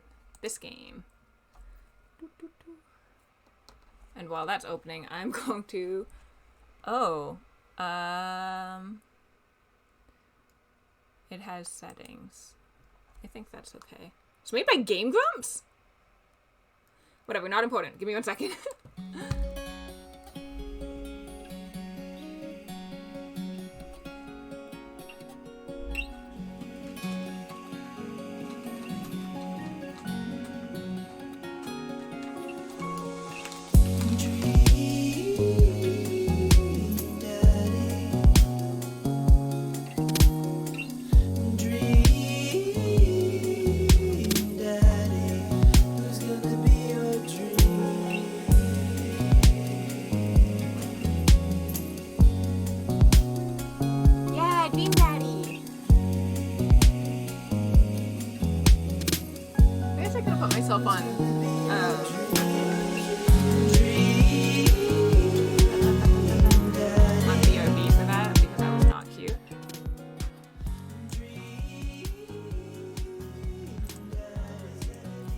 This is vibey.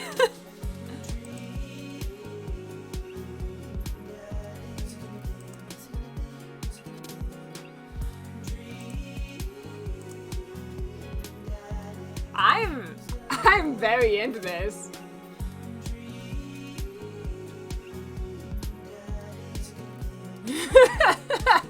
I just opened up Fortnite. Never give up, never remember. Cute. In theory, okay, this is still a tiny bit loud for me. It's not too bad, but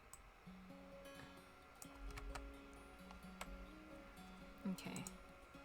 New game. Oh, options.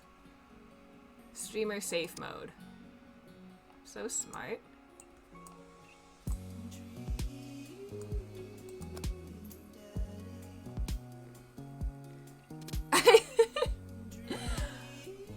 I did an outfit change in general. I was getting kind of warm. This is also going to be like very cold comparatively. There's like, I just don't have a good middle ground. I want soup. I have just now decided I want soup.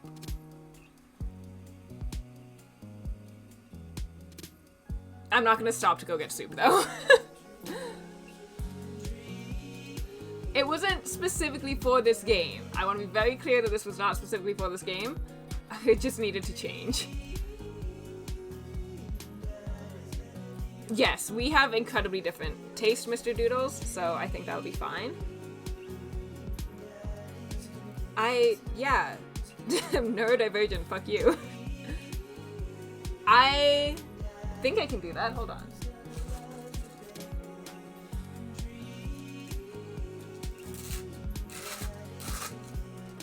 It's just some of it might be a little wrinkled because a lot of it's stuff that I just bought. The only thing is, like, then I don't have outfits that you haven't seen for actual Valentine's Day, so we'll see. Anyways, new game. This is going to be the longest one, I think, though. The estimated playtime for this one was, like, 5 hours. Zzz. Nyan.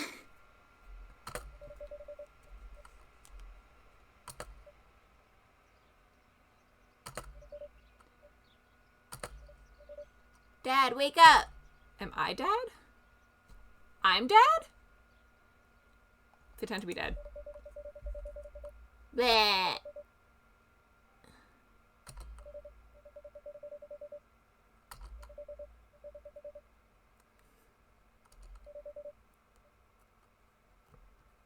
I love that. I didn't know I was also a dad. Somehow it's starting to feel like you're lying to me.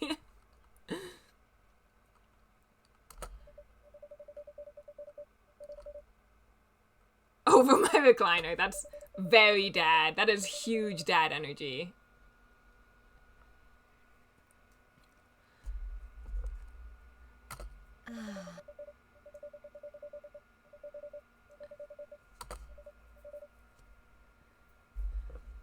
Morning, Manda Panda.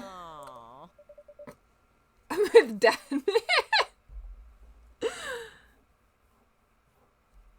Yikes, dad breath. Go brush your teeth.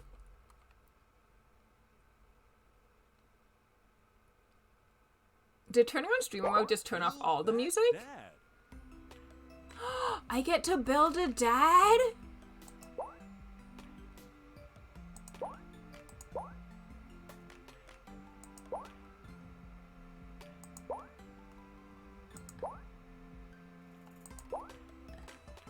This one.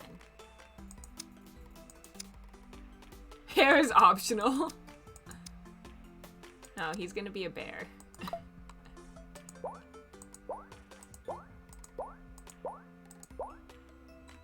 It's gonna be a cute baby.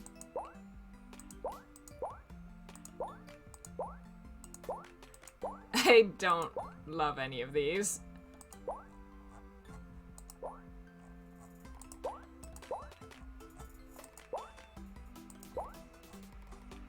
This is just fucking, help. Pacific Islander, I can't word.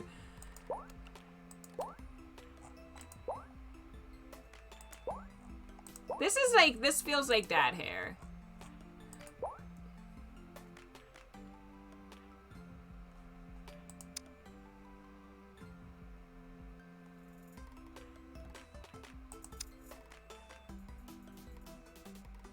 Anyways, no.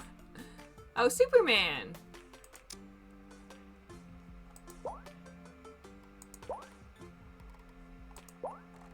What was the other one?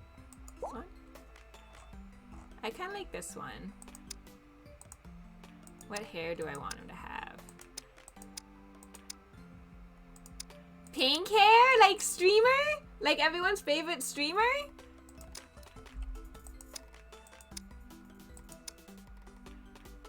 Why does it not change his eyebrows? I guess because that it looks like that's a separate color.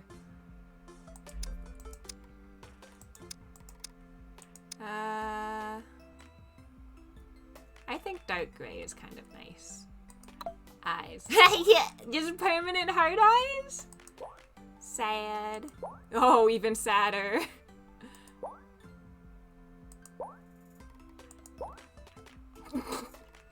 Dad who refuses to wear his glasses.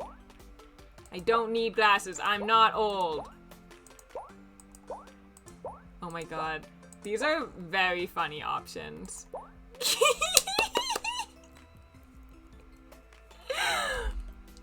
I kind of like the very sad eyes, actually. I like this one and this one.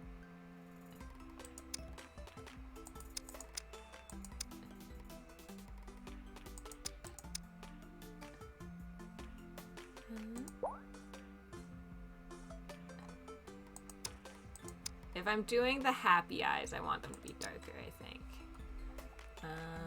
Noses.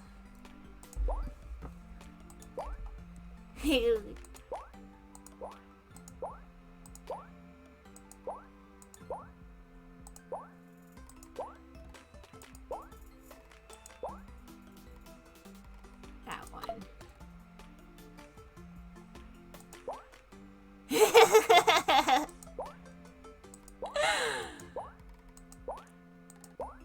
Oh, giddy mouth.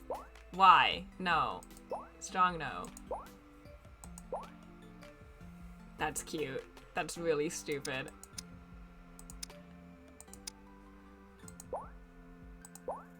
I love a game that acknowledges the existence of lips. Like, genuinely. Oh, this one's very upsetting. Our other streamer! Pout! I hate that one. I'm gonna give him tongue sticking out. Cute. Big eyebrows. Why do they look so angry though?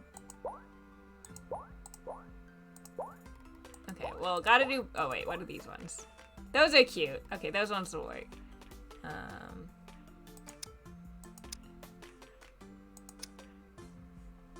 gonna do like glasses.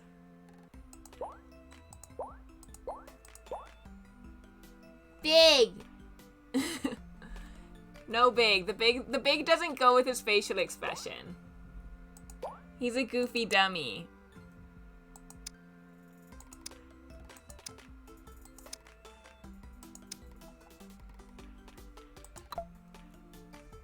I'm sorry, Neodoodles. This just looks like the nose pieces on the glasses.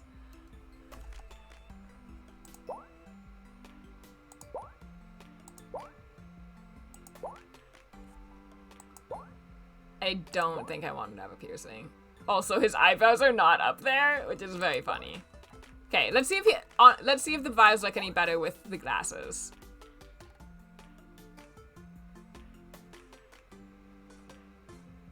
No. I still do like them, but not with everything else that I've done. I do really like the big eyebrows.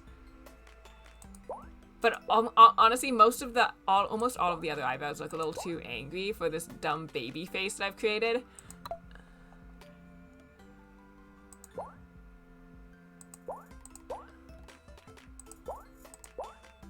Like the Santa one.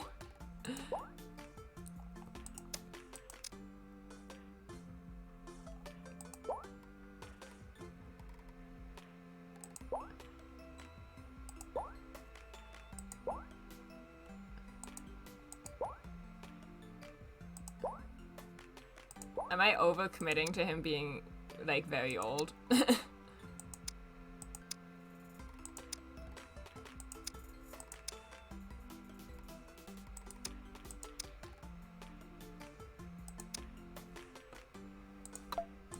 Piercings. Facial hair, clothing. Why on the titties? Why? I think Burger is cute. Oh wait, is it changing the whole outfit? It is. Probably leaning Bergie. Bergie. Name that. As much as I love Eggies, I hated that they looked like just exploded nipples. Look, I matched the aesthetic of the game! It's like a 1-to-1 color match with my outfit. Also, I'm so sorry I'm like this. Cal Arts. Be that dad.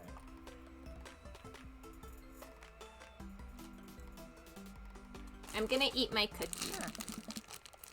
I got this cookie in the States. It is a matcha dark chocolate lava cake cookie. I'm really excited to try it. Look at the back so you can see the matcha.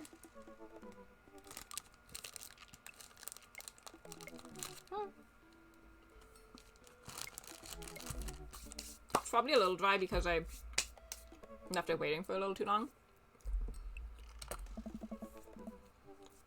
Got most of it done, I think.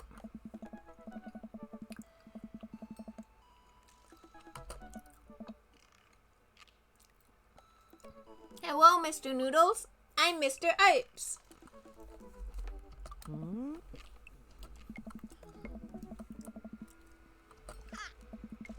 I haven't seen these in years. I pull out one of the dusty albums from the top of the pile and we begin looking through it. Baby! That's the coolest baby I've ever seen.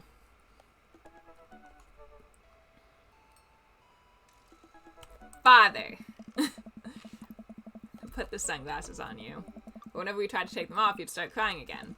You spent the first 2 years of your life with sunglasses on. Nice. Halloween when you were maybe 4? Good outfit. You couldn't decide between being a princess or a dragon, so you went with both. Princess Dragon. Why do I remember crying in that dragon costume? You saw yourself in the mirror and realized you were afraid of dragons. Seeing yourself inside the dragon's mouth was a realization of your greatest fear, I think. Right. Yep, definitely repressed that memory.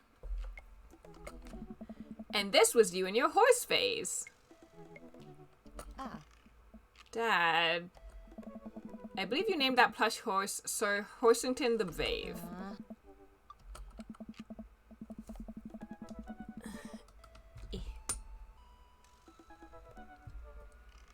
Amanda lunges for the photo, but I quickly snatch it away and hold it above her head with my superior dad arms.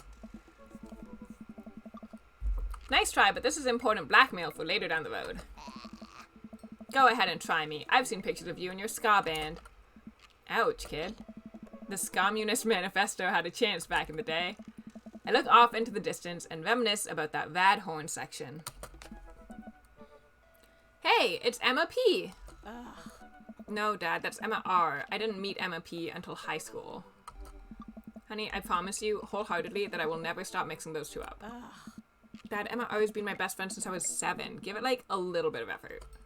Oh, right, Emma P was the one who tried to steal people's pets, fired a flaming tennis ball at the police station, pooped her pants during a sleepover. Tried to steal people's pets. No, Dad, that was Emma S. She moved to Kentucky 3 years ago. I miss her. I also miss my hamster. So Hamilton the Brave. Anyway, I gotta show this to Emma R later. She'll get a kick out of it. The first photography award you ever won. Yeah, and it got us a $20 gift card to McFridays. And then you got food poisoning from the cheesy tostada blast.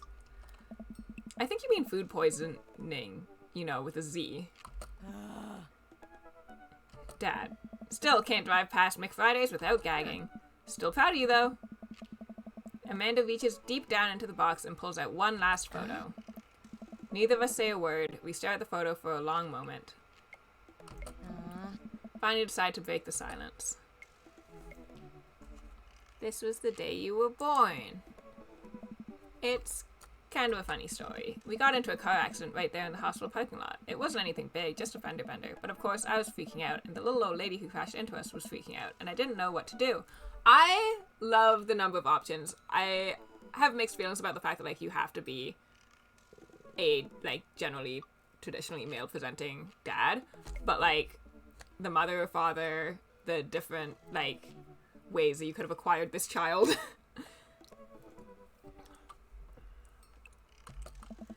But your father? Oh, man. He holds my hand and looks me directly in the eyes, the calmest I've ever seen him. He says, "It's okay. It's all gonna be okay."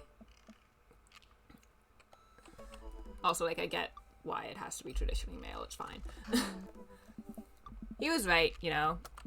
I stare at the picture for longer. Maybe too long. I miss him. I can't even imagine what it must be like for Amanda. She pats me on the back. Oh. Come on, Pops. We gotta finish packing. The moving van won't wait forever. You're right.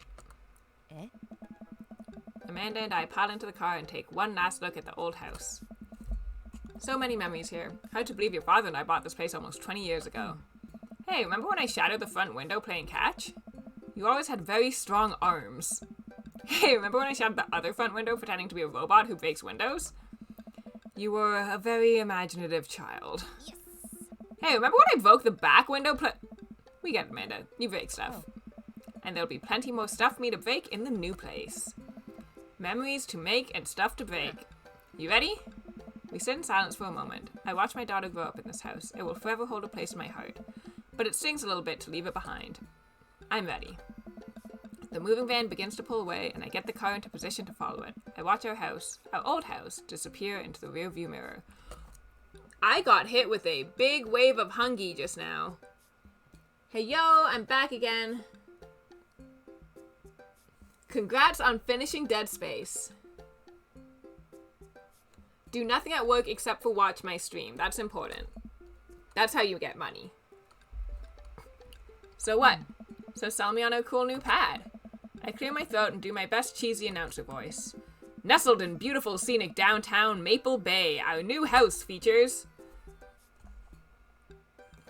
multiple places to sleep. Not only are there bedrooms for your sleeping pleasure, but couches and floor space where you can, yes, catch a wink. What a deal. I mean, if sleep weren't for the weak. You sleep more than anyone I know. I admit my faults, Pops. I keep it real. Anyway, it's also smaller than our last house. Cozier, one might argue. Good spin. I think it's great. Won't we be closer to a lot of cool stuff that we can walk to so I don't have to waste gas? And I mean, trying to park downtown is, you know. Amanda, you know you're gonna have to learn how to parallel park at some point, right? Not gonna happen, Pops. I think someone needs to do a 3-point turn on their attitude.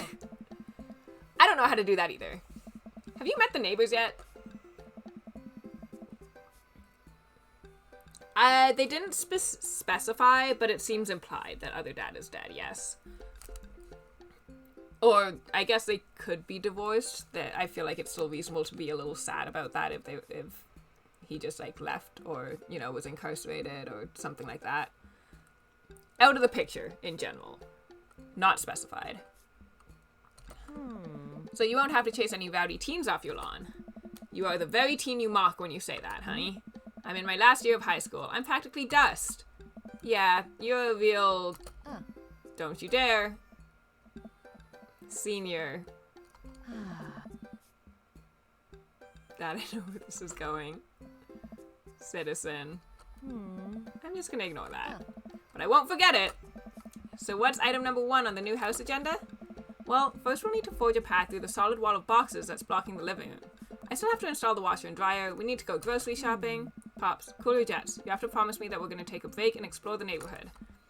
Okay, you're right. We'll get some work done and then check the area out. Yeah. But it was a distinctly sad, like, implication around it.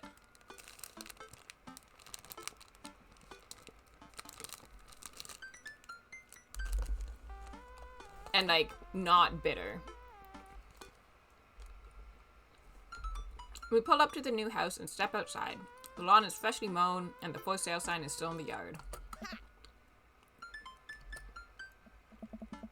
I'm just gonna not read for a second so I can eat my cookie.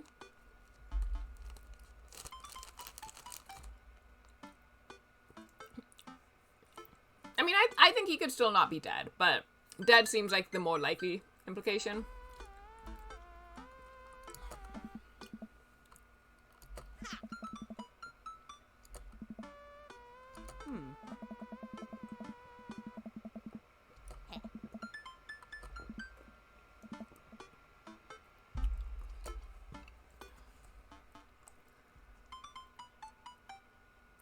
We need to unpack first.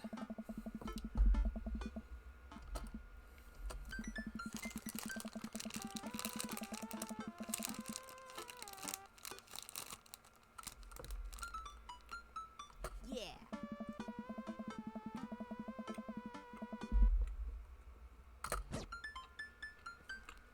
Amanda's kind of weird.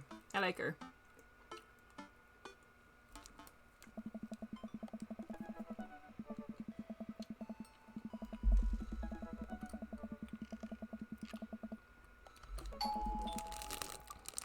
That's weird. It's just like a chocolate cookie with like little pockets of matcha in it.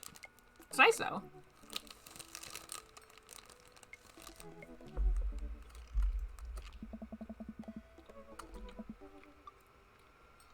Meeting our first dad. I don't like him. I like that he bought cookies. Yeah.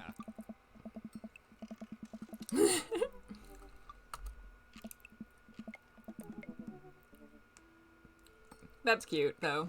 The, like, not remembering to introduce yourself.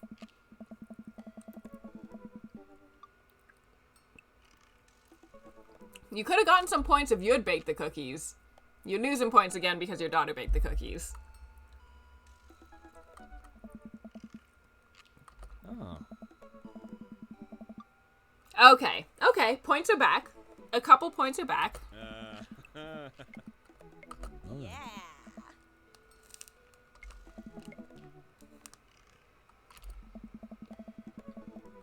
Oh.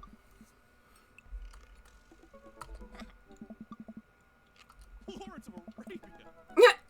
I relate to Amanda. Hi, how are you doing? I'll take that. Thank you. Goodbye. Oh.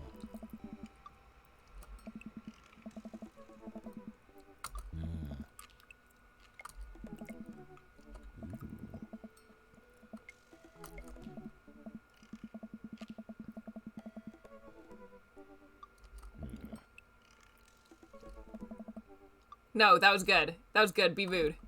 We hate this guy. Oh.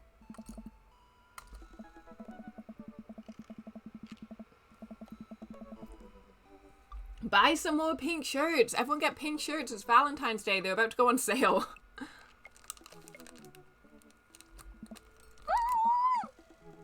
I'm making so many little chocolate crumbs.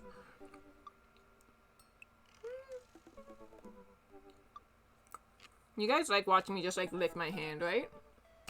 This is what we want. This is what we're here for.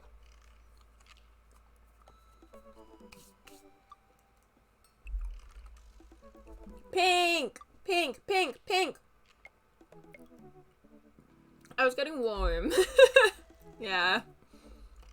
It's just a cute little night dress. I have a matching blue one that I'm gonna give to my best friend. So we can look like little matching Barbie dolls. I think I wore the blue one on stream before. For one of my cozy streams. I have this one, and then I have almost an identical one in blue. I just baby. Sorry, I should be this way. Here we go. Just a little. This one was easy. I didn't want to spend too much time changing in between games. So I figured like this one very quick to put on compared to the other ones. And especially compared to that first outfit. The first outfit should be the one that takes longest to put on. But since I didn't plan on doing multiple outfit changes, I definitely don't have anything else in mind. So that the figuring out might take a little bit longer. We'll see. I actually bought a shirt for this, but I don't actually like how it fits, so we'll see on that one. Oh, tummy very growling. Hey? It's cute. I love my matching Barbie princess nighties. Is the missus around? Sorry. Okay, there you go. There you go, Neodoodles. He dead. That man has a... Who? The pink... The blonde boy?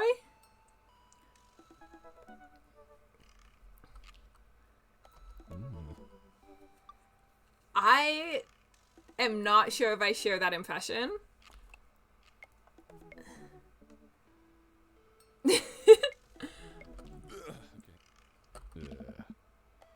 What was that sound, Joseph?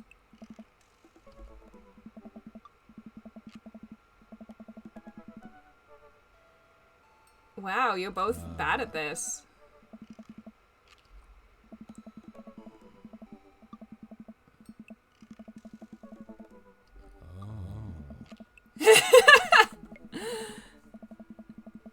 Oh, that was cute. No, that was actually cute, though. 50 Shades of Grey, look at this! Okay, that part's valid, I guess. I haven't watched any of The Last of Us.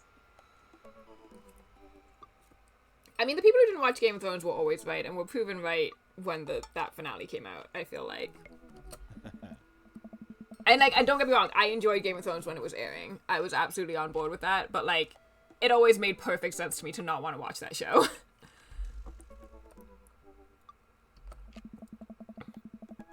Also, 4 kids is a perfectly normal amount of children to have. You know what? This has been a wholesome interaction. I didn't like this guy, but I did. Oh. I liked that.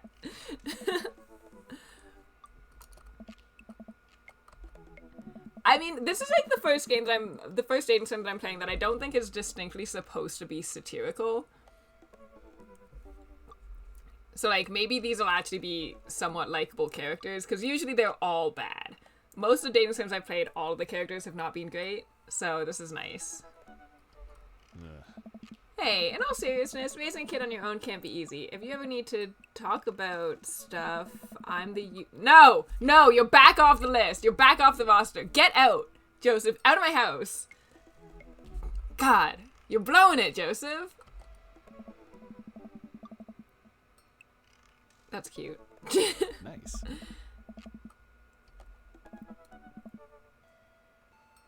I think my dad is the one that's made that wholesome, but the reopening the door was cute.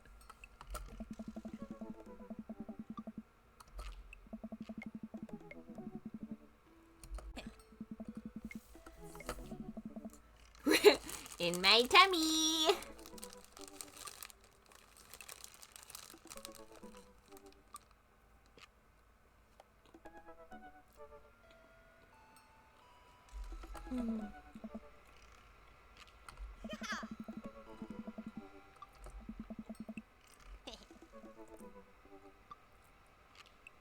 This kid's good too.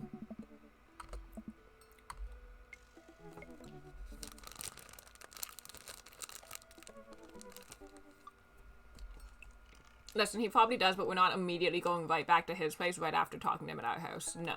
We're gonna go get some coffee.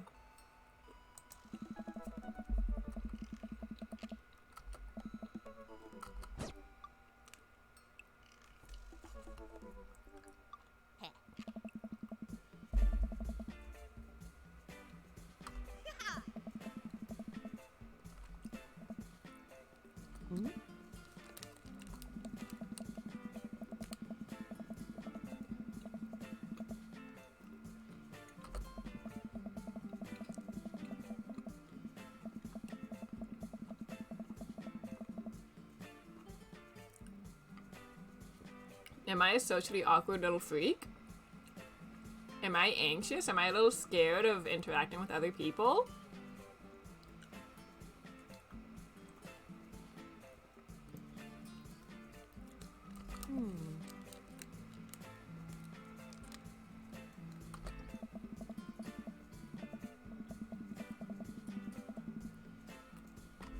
He has a socially anxious little mess. Aww. Ugh.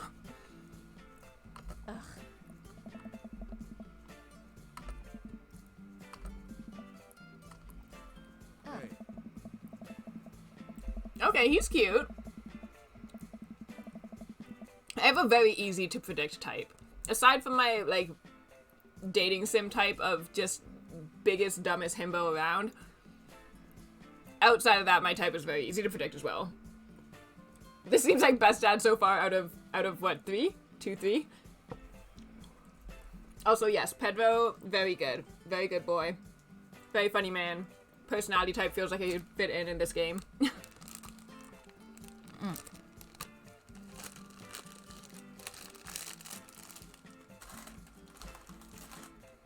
Religious dad was at an inherent disadvantage, though. That's not his fault.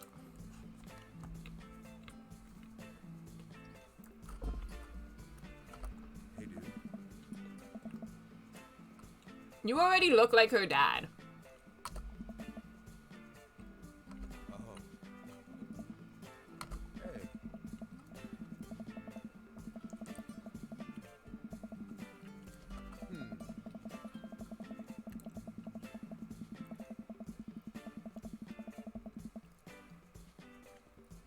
So everyone in this game has a little bit of anxiety, huh?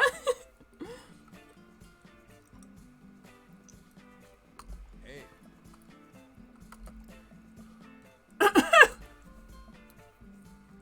Good going, Matt.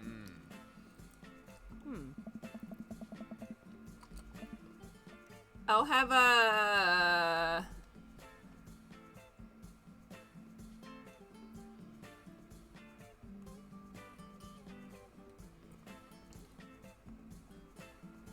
Giant word. Oh, he liked that. Hey.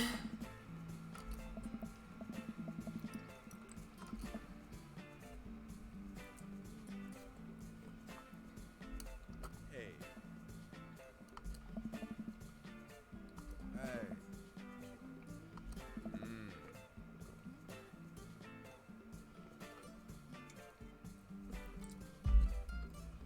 I don't hate Diane Tward now, but it's kind of not cool to like him anymore. But he's also a dad, so I feel like I can't hold that against him, you know?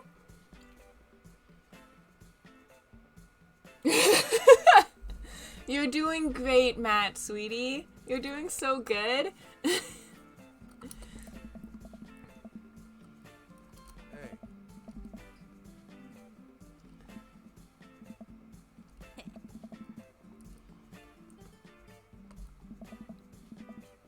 No, it's cute.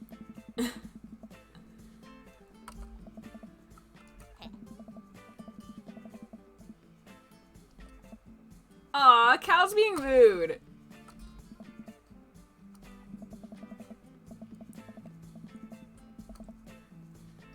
Rare and rich name dogs.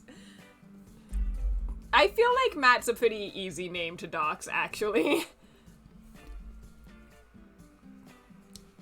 Didn't we run into... I actually think that's specifically not a rare M. Rich name dox. Didn't we already dox him? Wasn't there someone with, like, an identical backstory to him?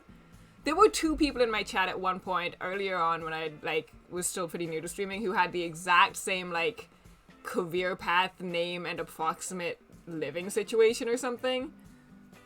And I feel like it might have been M. Rich. But I don't remember.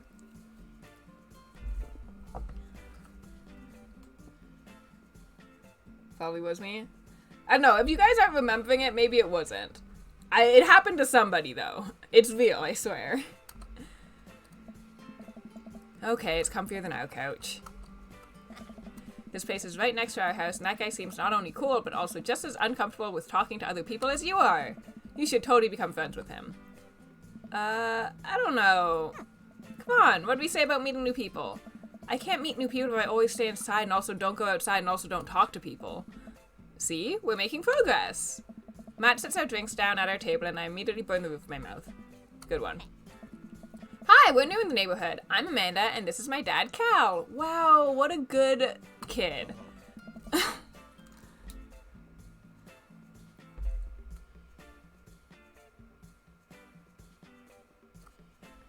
I mean, in all fairness, that's like a pretty standard, just the majority of Twitch.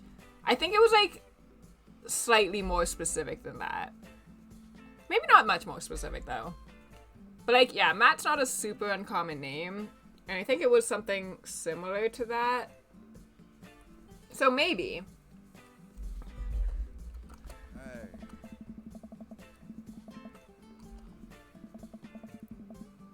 We'll maybe come in from time to time. I'm sure we'll be in here a lot.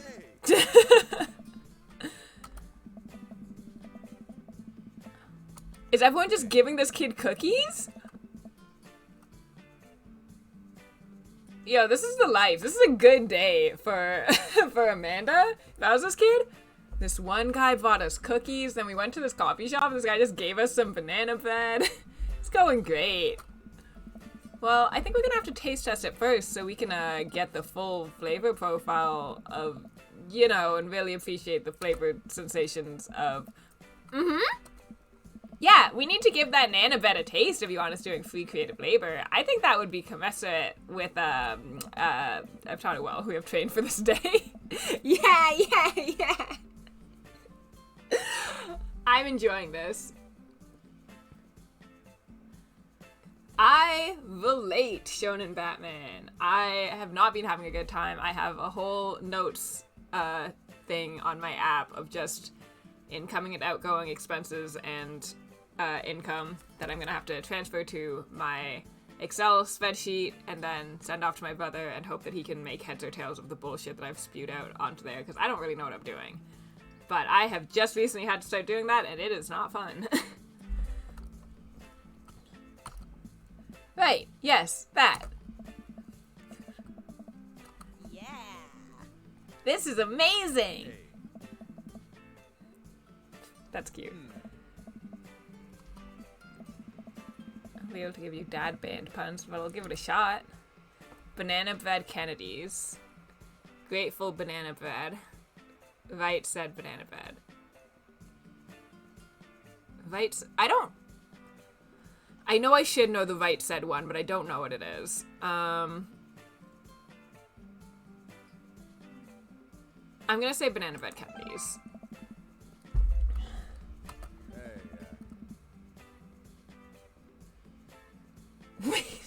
I wouldn't know. I just get other people to sell my drugs for me. I'm top of the food chain, you know? I thought you said you only knew dad band puns. I'm a hard dad. What? Strong decisions. That's art, baby. Oh. I want to say baby because I thought it would sound cool, but once I said it, I realized it doesn't. It just doesn't sound good coming out of my mouth, and maybe I should just leave saying baby to the professionals. Hey. Enjoy your coffee. Aw, Matt's a cutie. Hey. Thanks, baby.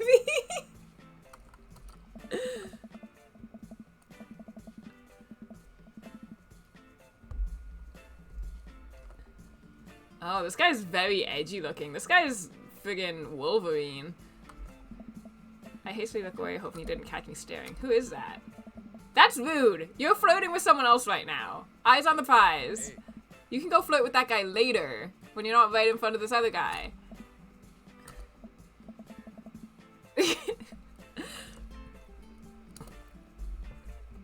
Let's get some fresh air. I'm not taking a nap right after my coffee. Make our bones nice and strong. Yeah, our skeletons are gonna get so strong they're gonna hop right out of our bodies and crush cars with their bony fingers. Amanda, I already have an irrational fear that my skeleton will one day escape this flesh sack and run amok. Please don't encourage it.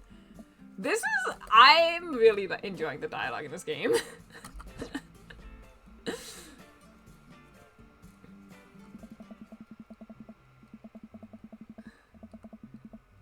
I still don't think I'm going to beat all of it just because that's a lot for a 12-hour stream, but I am very much enjoying this. I don't trust it.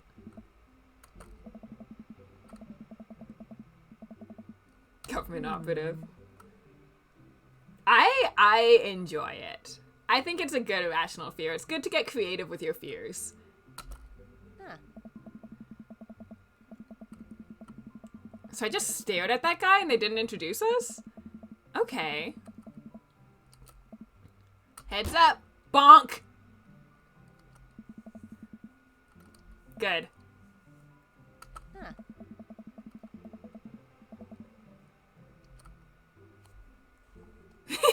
Hello, did you throw this thing at my head?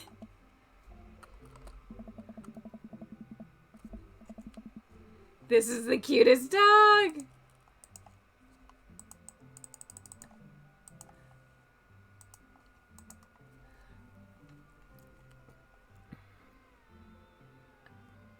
Impart upon me your wisdom, tiny dog.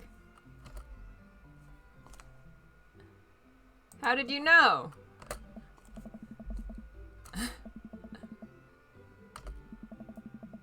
Don't be rude to me. You look like your dog. Why do you look like your dog?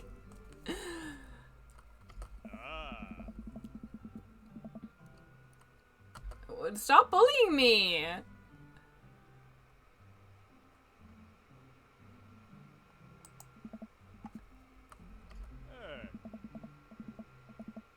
Hi, Brian.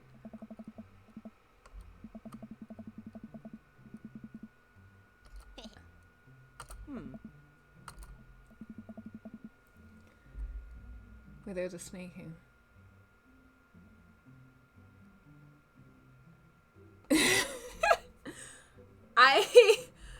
I think being open to the possibility that wild shit can happen at any given moment is also good.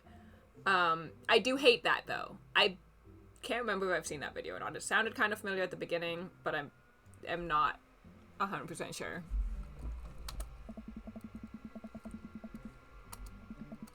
Where's yours?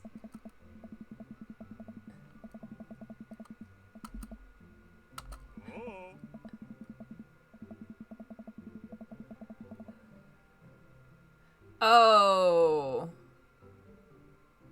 Oh, Brian, she is neurodivergent and probably depressed.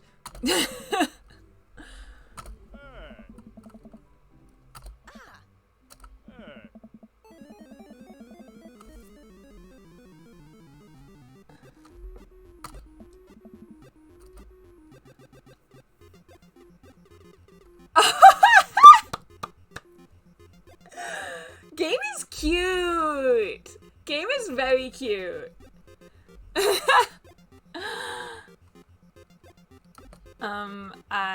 That's my girl.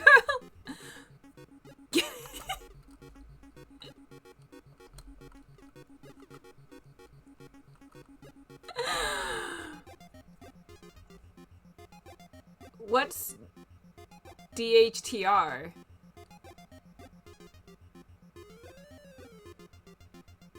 What's DHTR? Help. Hey. Hey. What are my items?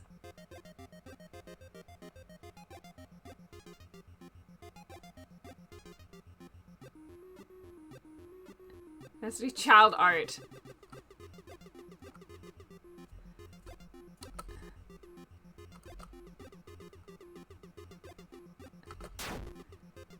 Yeah! I regained 10 HP. I didn't have any. Ooh.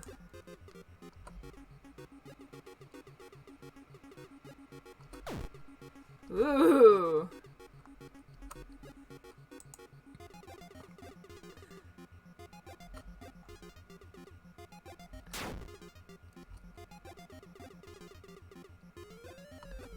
Ooh.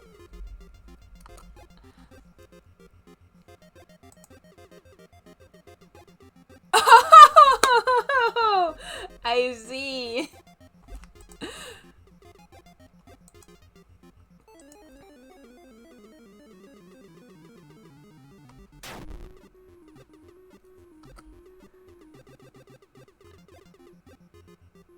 Ooh.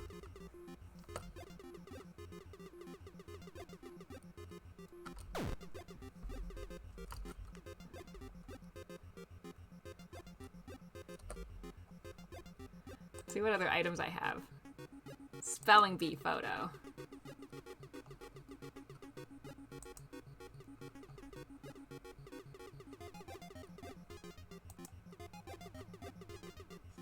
Oh,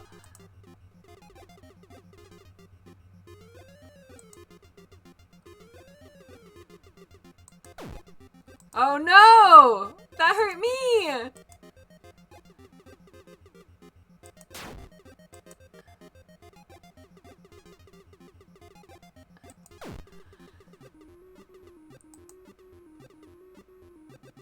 Oh, they're kicking my ass!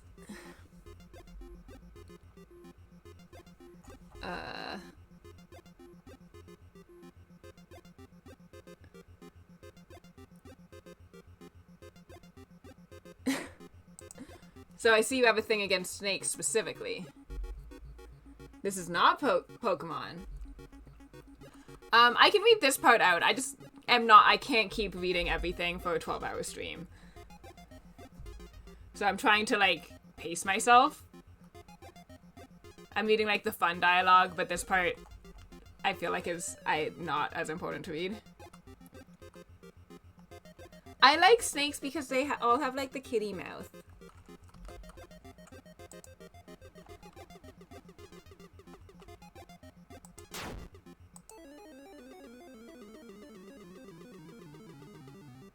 Oh, I'm gonna die.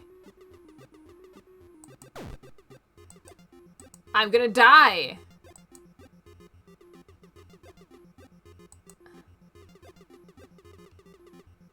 I shouldn't have used that art picture so early. I frigged up. How much longer am I on for? I don't know how long it's been. Let me check. 4:24?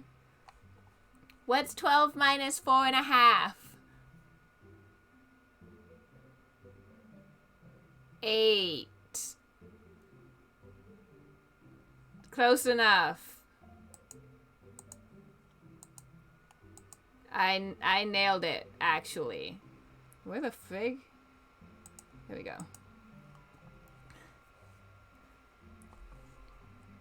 I don't know what specific different types of snakes' mouths look like, but I know that some of them are very cute.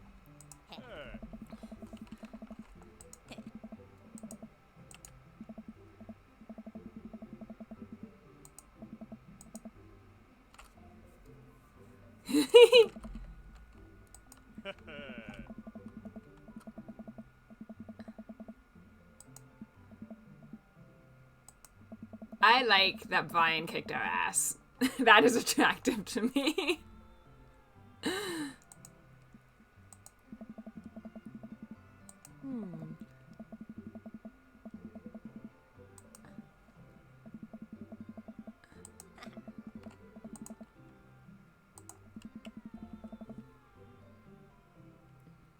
Okay, yeah, have fun exploring.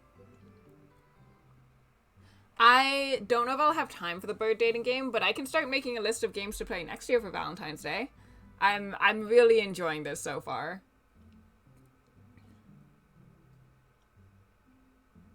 Okay. I mean, that's good. I'll take that. I can understand that they can still be rather off-putting even if you can acknowledge that they're a little cute. Some of them. Too close to the truth, Dad. Ugh. Let us never speak of the fantastic adventures of Sir Hoisington the Brave, an epic in 7 parts by Amanda Arts. We laugh off the horse epic and walk around the park a bit more, enjoying the day. Oh, now I have to go take a nap. They're forcing me to sleep.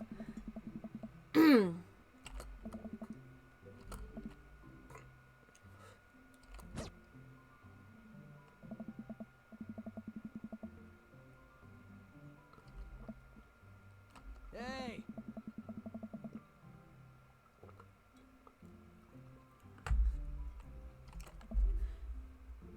Craig does not suit this guy. Bo. Oh.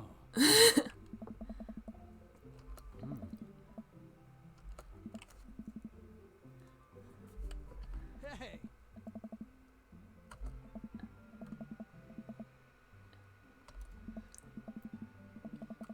Amanda, this is my friend Craig. We went to college together. We were roommates for a while, too. Amanda, dude, you probably don't remember me, but you're so big now. Hello, and hello, cute baby. Aw, thank you. The last time I saw you, I think you were about her size. This is River. Say hi, River. He picks up her tiny wrist and waves it around. River gurgles happily. Are you babysitting? Nah, dude, River's my kid. Man, it has been a long time. Feels like 1 minute we're rolling up to exams with bad hangovers, and the next we're both fathers. Where you been, man? How are you guys, like, close to the same age with such vastly different child ages? Hog-nosed snake, and he doesn't mostly just bunnies. That's fair, Rich. It seems like you have a decent barrier in between you to not be as worried about it.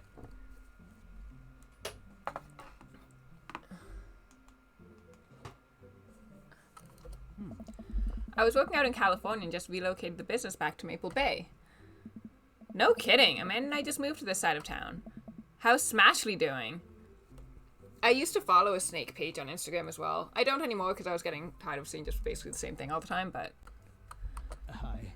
I mean, Ashley. Ashley is her name. Oh. She actually still goes by Smashly, and, we got divorced last year. Oh, dude, I'm so sorry. Oh. It's old news. We take turns taking care of River and the twins. It's all copacetic. Twins? You have 3 kids? Ain't life something, though, right? Oh, the bubble! Baby bubble! Kegstand Craig is a father of 3. Kegstand Craig? Oh, haha, yeah, it was my old college nickname. He got it because he did a lot of keg stands. Oh. It's that thing where you do a handstand on a keg and then drink from the keg. Right. He was very good at it. But I hate to be that guy, but I'm in the middle of my daily jog and I really gotta keep up my heart rate. Brought River along for, resistance training. You jog daily? I jog yearly. On January 1st, when I promise myself that I'm gonna jog daily for the rest of the year, but give up after 30 minutes and just walk home. Oh. Well, it's never too late to get back into it, dude. You should join me sometime. Haha, I don't know. Come on, it'd be fun. We could grab breakfast afterwards, catch up. We could do a bro brunch like the good old days. Oh, bro brunch sounds great. Alright, sure, sounds great. Great, let's get that going soon. I better get moving. Good to see you guys. Craig gives a little wave, puts his earbuds back in, and jogs off. I can't believe Craig is ripped and has kids. I'm reeling. Why's that? The Craig I knew is not fit to be responsible for any living thing, including and especially himself. One time I watched him drink an entire jar of marinara sauce for dinner. Amanda, he opened up a new jar of marinara sauce, and then he drank it like it was a thing that normal people do. It was unholy. And then I asked him what the hell he was doing, and he said, and I quote, "It's basically a smoothie, bro."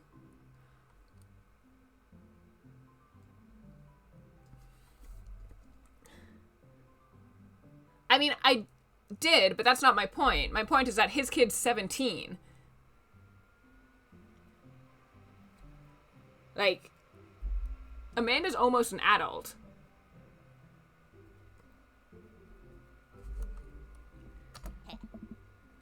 I mean, technically, he's not wrong. He jogs. He was jogging. He's like a totally different person. Anyway, we better get home. I'll have plenty of time to reflect on how old I feel later.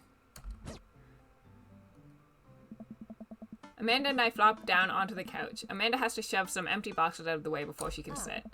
Too bad we're going to be putting my stuff right back into these boxes in a few months. No, don't say that. Aw, Dad, it's going to be okay. I'll be fine. Trying to burn through the last of this bread. Enjoy your bread? Question mark? How much? That's a weird thing to say, Jester. How much bread do you have? Why are you trying to finish it so quickly? What are you doing to the bread? What happens to the bread if you don't do the thing to the bread?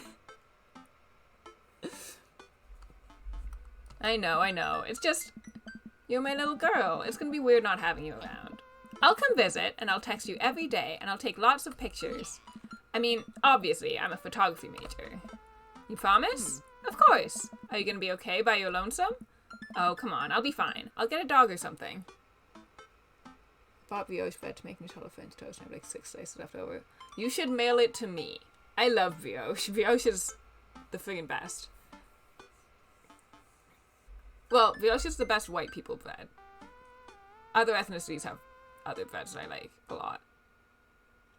Maybe that's, you know what? It's the best, like, traditional, easy slice white people bread. There's other kinds of bread that are also very good. Just, like, put it on a little boat and just push it across the ocean and hope for the best. Also, yeah, what I was trying to say is that she's, like, nearing 20, and that baby was born pretty recently. That's, like, a minimum 15-year age difference. Probably more than that, because that baby was still very baby. Yes. A dog? Yeah. Forget art school, I'll stay for the dog. Is that what it's gonna take? Medium-sized dog, handkerchief around the neck, I get to name it. What'll cost me to give up on my dreams? I'm a woman of simple wants and needs. Well, a dog's a lot cheaper than college.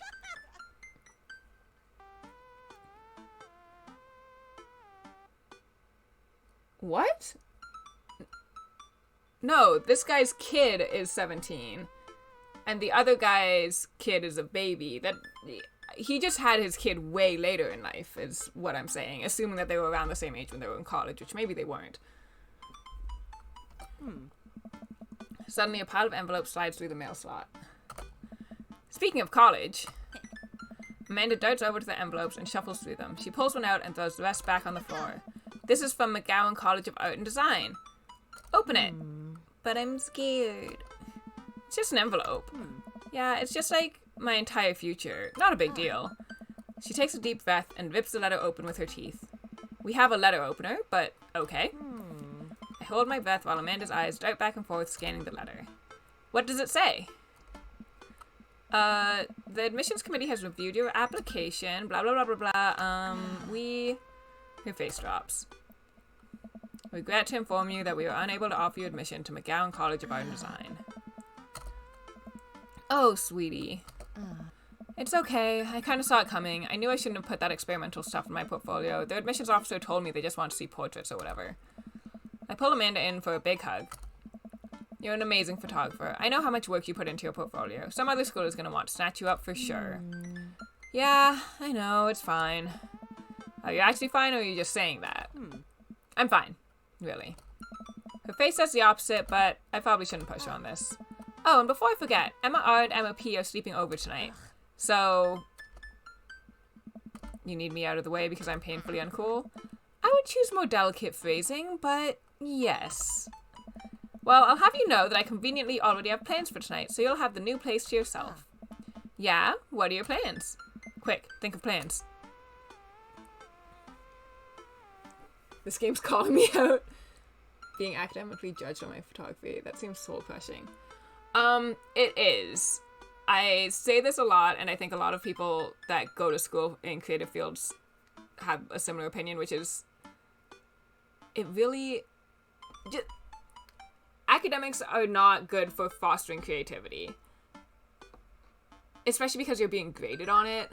Like, it usually creates artists with amazing technical skills and a huge fear of stepping outside of a specific box, which is usually not what you want in a creative artistic person.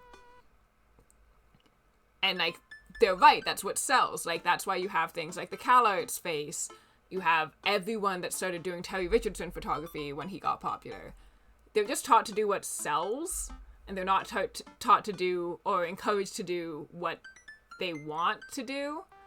Which is why, like, going to school for arts does often create a more successful artist, but it doesn't necessarily make the art more fulfilling or provocative or creative.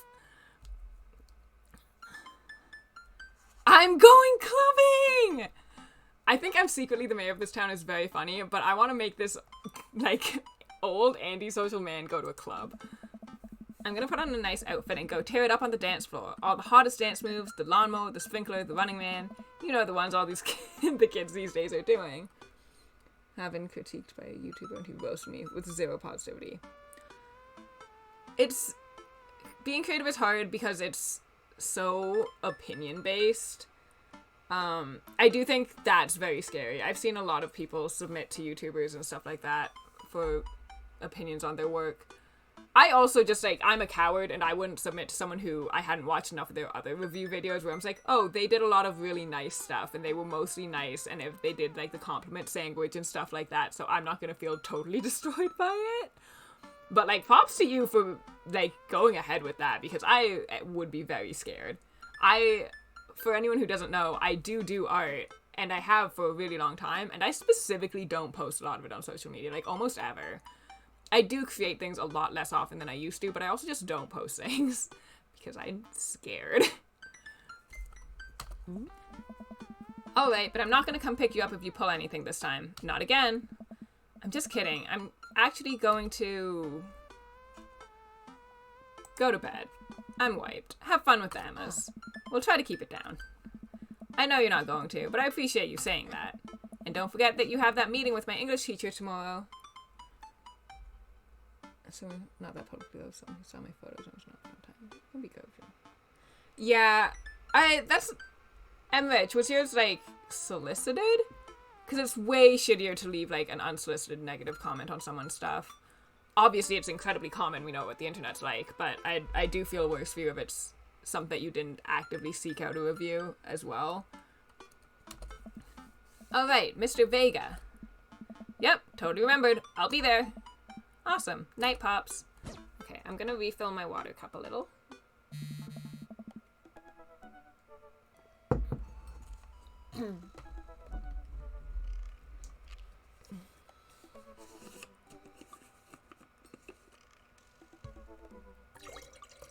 I forgot I was gonna mute it so that you didn't have water pouring sounds, like pee.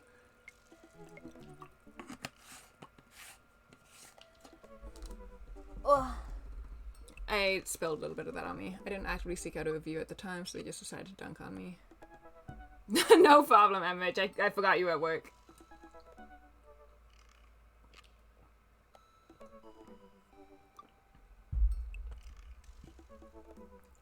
I'm gonna start munching on some jerky. I bought this for the bus, but I didn't wind up really doing almost anything on the bus, honestly. I watched the Heights and then, like, that was it. I could probably keep it for my next trip, but I'm always so scared to bring any kind of food on a flight. Besides, I want to eat some now. Also, this was like under $5 for a bag of jerky. That's like unheard of.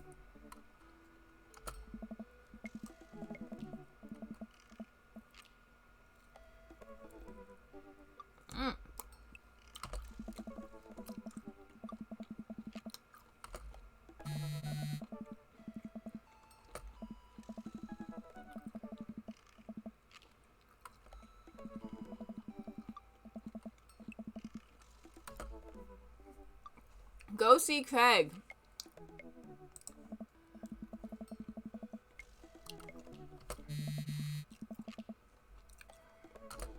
Very aggressive screen shake for text messages. I like it though, it's very good. That is what getting a text message feels like.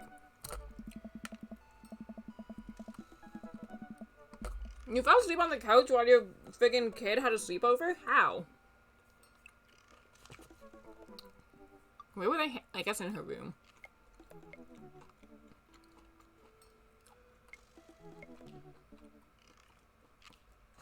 Beep jerky.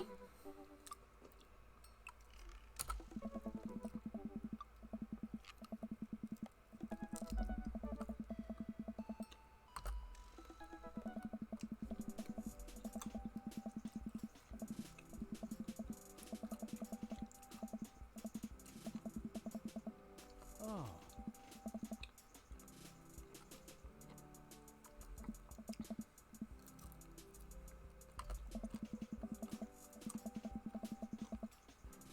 Oh.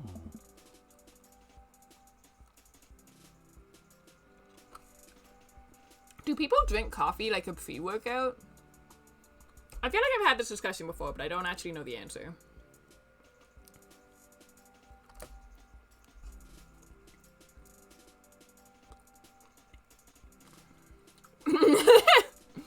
Help me.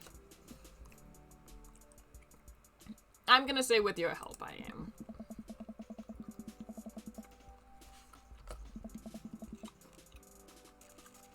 cute.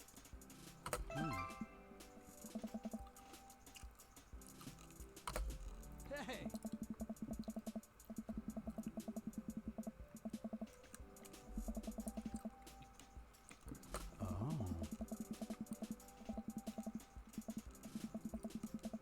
Aww. This poor little nerd.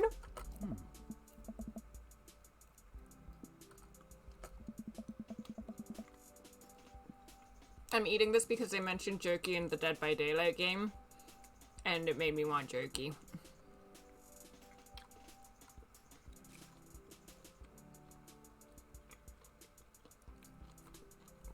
I haven't heard the best things about Fee Workout, but some people love it.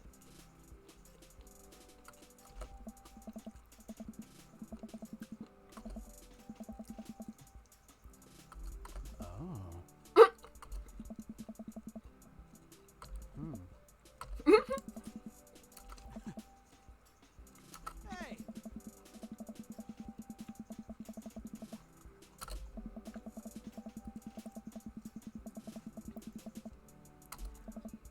What is that? Why is that guy doing that to himself? That's a good question, Bo. What do you think he's doing? Fang to some sort of pain god. You're actually not far off from the truth. Oh no, Craig is turning up the speed. I better do the same. How long have you been doing the buff thing? Couple years. And what do you do when you're not dadding or working or buffing? Oh, I coach my twin softball team. That still counts as both dadding and buffing. Okay, so the twins might be closer to Amanda's age. Shy Drake! Hello, people! Yeah, I've heard that caffeine in general isn't as effective on neurodivergent people-specific genres. And I would imagine that that would carry over to pre-workout. What are the other ways, Shy Drake? What do you do for fun? I love learning. Try to live my life as close to a Jimmy Buffett song as possible. Don't know enough about Jimmy Buffett for that. I check out my hot bod.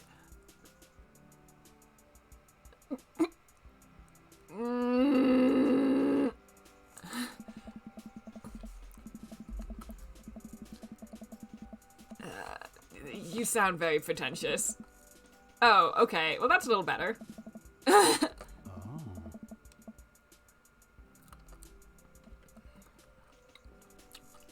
Okay. Why weren't there eggplants?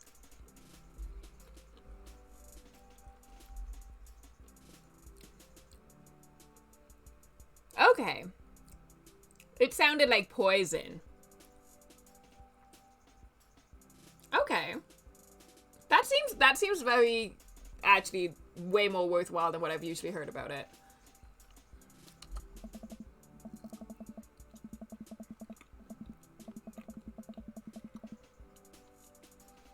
This is me watching Neodoodles run.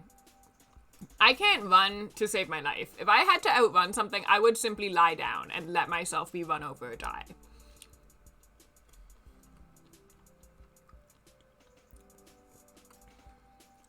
That sounds good.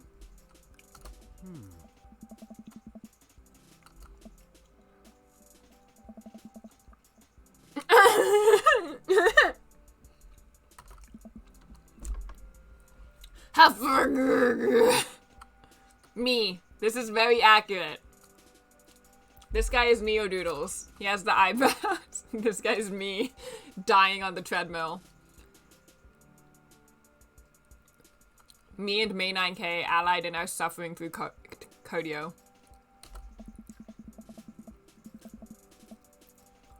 You don't have to go at the same speed as him. Cal, just chill out.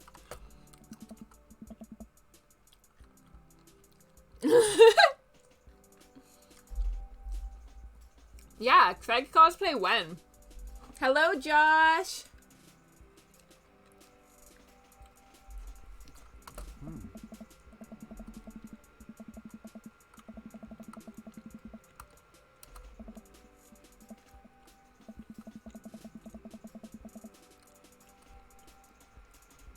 That's so funny. Just grabbed a fish? Dating sim! This is, Dream Daddy dating sim. We did, the Hooked on You Dead by Daylight dating sim. And after this, we will be doing, the Colonel Sanders dating sim. Assuming we have time. This one might have a longer playtime, so we'll see how quickly I can do it. I am not making very quick progress.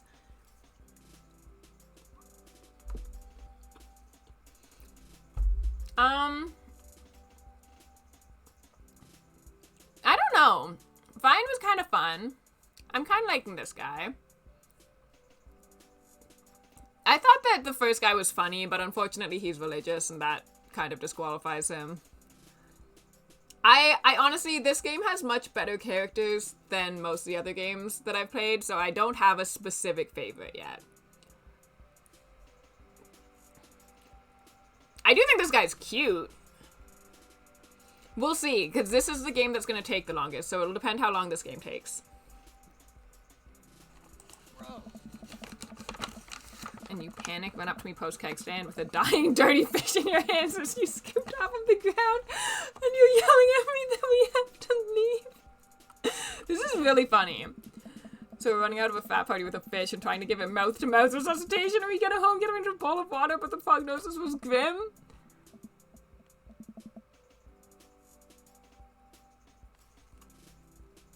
Yo, college students are wild. I can't relate to this. Dude.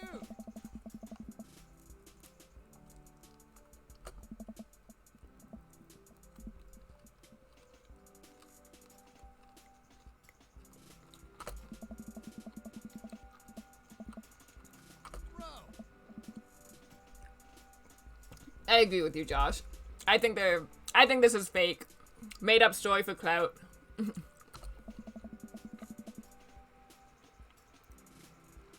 You know what it is? This guy's like really bro-y, so I don't think I actually like him, but he's getting attractiveness points.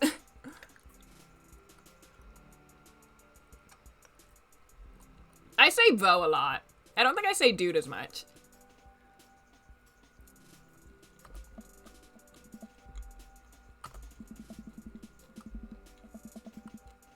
Oh, man. Hmm? Oh.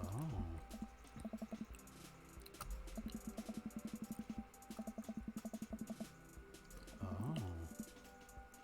I don't know how I feel about this. Oh, in my ear repeatedly. I'm gonna take my headphones off just to be away from that.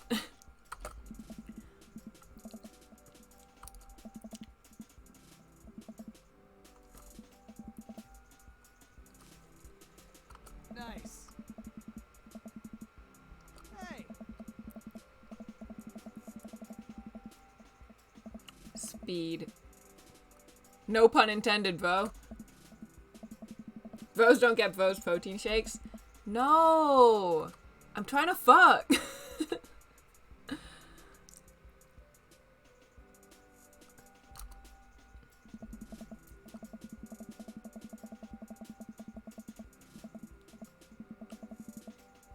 No, Cal, you're cute. I made you cute.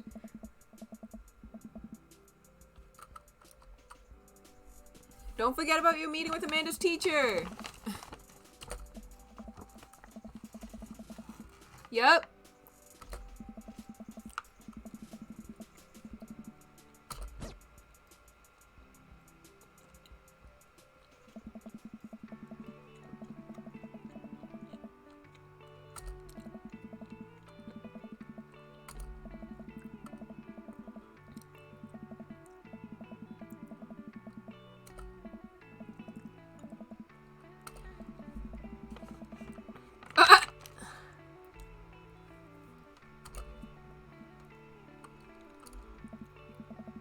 Come on, kid, I'm late for a meeting.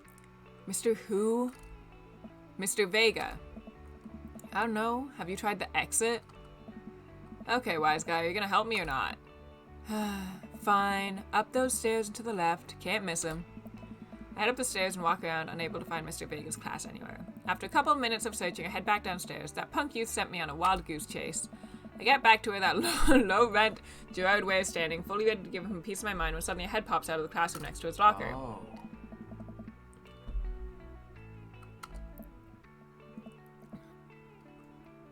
Hmm?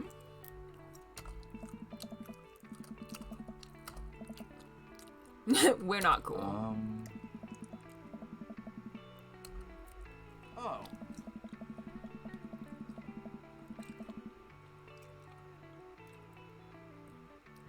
I feel like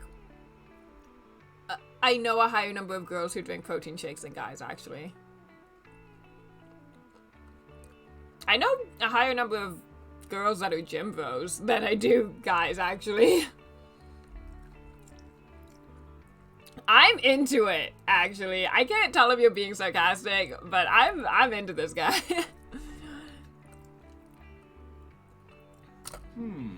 Alright, where were we? Now, who can tell me about the unreliability of the narrator in J.D. Salinger's Catcher in the Rye? Yes, Colin?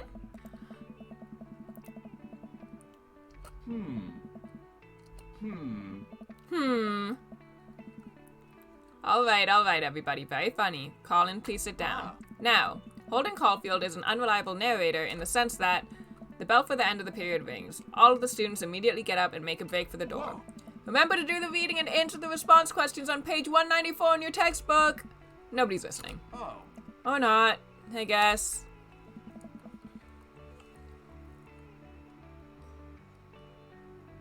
I feel like I knew so many people like this. Or like like people that were trying to get to this specific look, you know? I don't think many people pulled off as well as the fictional character who has been professionally character designed, but I definitely know people who this is what they were going for. Middle schoolers, right? You said you were 17. Why are you at you're teaching middle schoolers and a 17-year-old? I'm like genuinely confused. Your uncle single? Don't you teach high school? Thank you, Cal. Both. You know, budget cuts. That's sad. I'm sorry. Oh.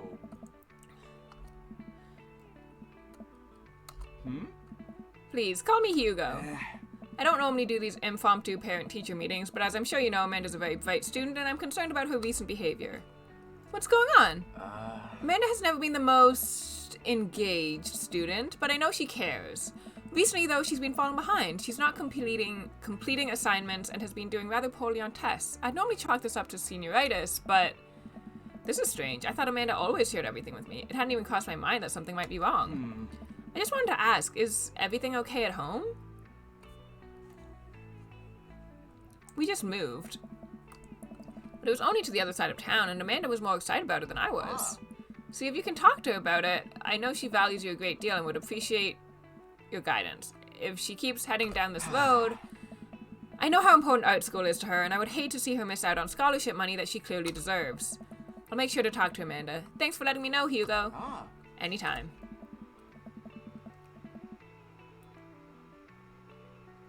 He doesn't have the bun or vest or tie. That's a lot of things he doesn't have. I don't think the vest is necessary, but the bun is pretty important. Hey, Hugo? Oh. Yes? Did you ever catch that rye? Oh.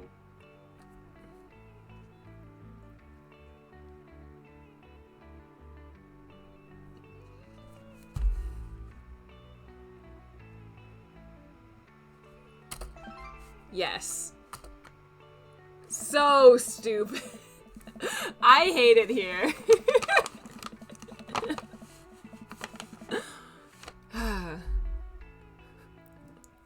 Sick of this game.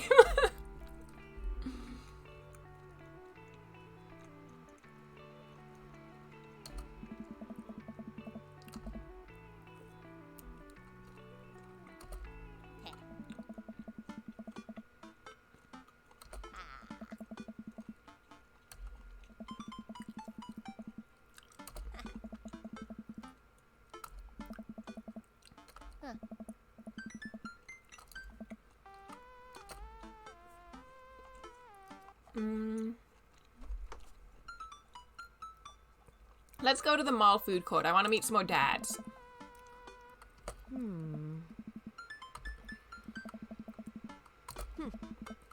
Will you buy me things? I will buy you a thing. Singular. I have such a good relationship.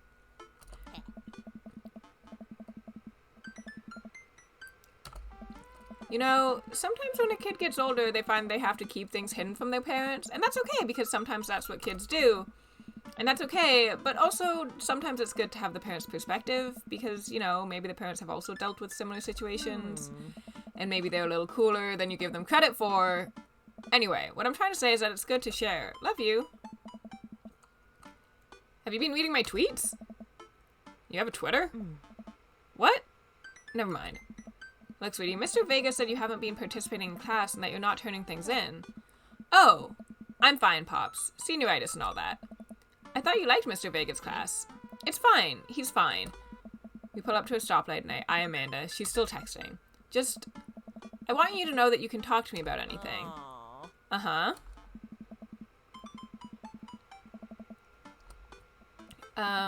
I heard Emma R is going to that fancy art school in California. That's exciting. Yep. Are you bummed that you guys aren't going to the same school? Yep. What's so funny? I don't think you'd get it. Okay. Who are you texting? Noah. Who's Noah? My friend. Does he go to your school? Yep. Do you like Noah? Hey. What? No. Dad. Ugh. I can't believe you would... Dad. I mean, geez. Why would you... I don't want to read all these. Sorry. Just asking. Dad, he's just my friend. Guys and girls can be friends. He's my friend. Okay. Jeez. That was a really strong defensive. Anyway. Good talk. Love you, kiddo.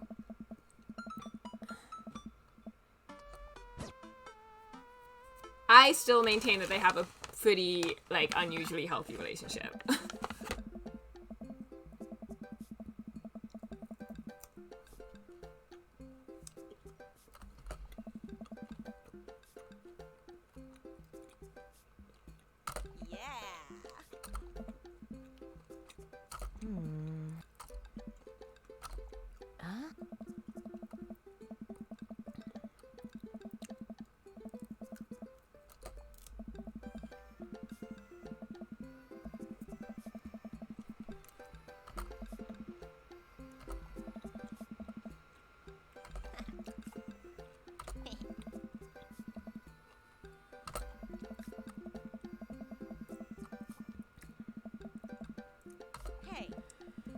These are bad.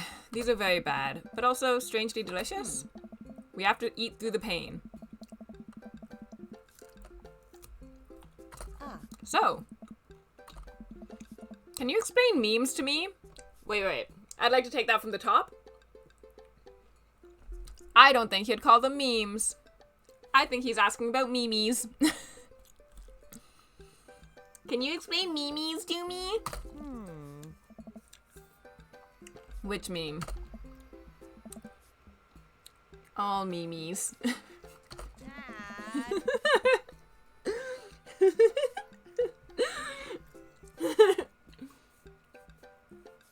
No worries, Josh. Have a good one. Thank you for popping in.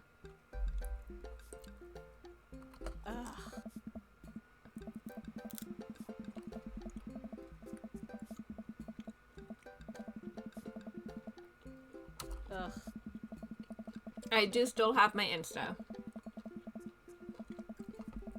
I have been posting less often, but I did make a post yesterday.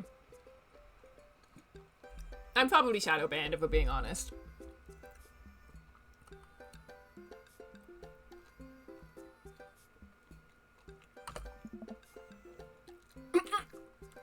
Oh shit, what up?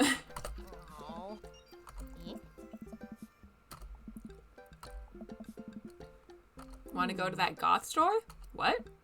You know, the one that's all black and tries to establish itself as anti-establishment despite being an exact representation of the establishment. I don't know what store you're talking about. You know, the one where you can buy chain wallets and it's basically an assault on what people fought so hard against in the punk and hardcore movements of the 70s and 80s. Dude, you gotta be more specific. The one you threw up in that one time. Oh, that one. Hot topic. Amanda runs into the store with me trailing behind her. She makes a beeline for the back. There it is. You can still see the outline, kinda. I'm so proud? Speech. Amanda. Speech. Speech. Speech. Speech. All right, I'll do it if you stop chanting.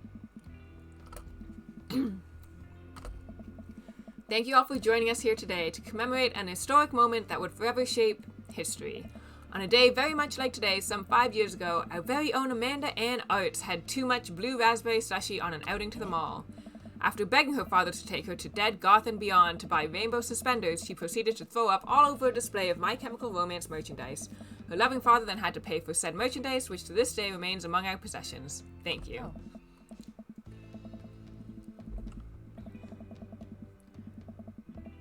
I don't think it's daddy issues since you're a dad dating other dads. I think it's like distinctly not daddy issues. I guess it's daddy issues in the sense that seeing a very healthy relationship through between a daughter and father could be therapeutic for some people. But I really don't think this is a daddy issues thing. Just because it involves dad doesn't mean it's daddy issues.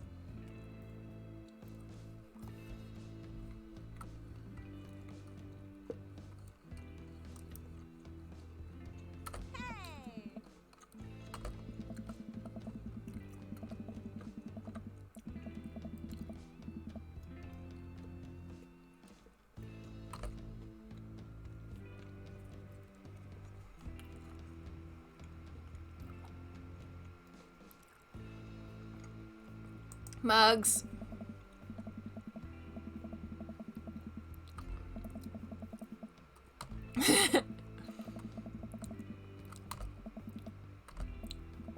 Look, this is very important to me. I overhear a stifled argument over at the cash register. An older gentleman is carrying a garment and showing it to a bored-looking cashier with pink hair.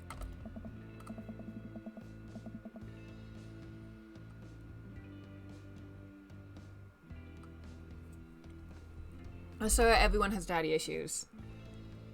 Because no one has a healthy relationship with their parents. But there's a difference between having daddy issues and projecting. I'm seeing about a lot more of the second one than the first one. Oh my. Neodoodles has found a friend. Yeah, see? Listen, when I bought this online, the website said this blouse was Victorian-inspired. However, when I received it, it clearly held the trademark of Edwardian dressage. Do you want a coupon? I can give you a coupon. Will you leave if I give you a coupon? Is there a manager present? People have to know what they're buying. I am the manager. I see. Well, it would seem that I have outstayed my welcome. Good day, shopkeep. Your superiors will receive a strongly worded letter by post. Like, this is a cute gimmick, but he is a Karen. Whatever, dude.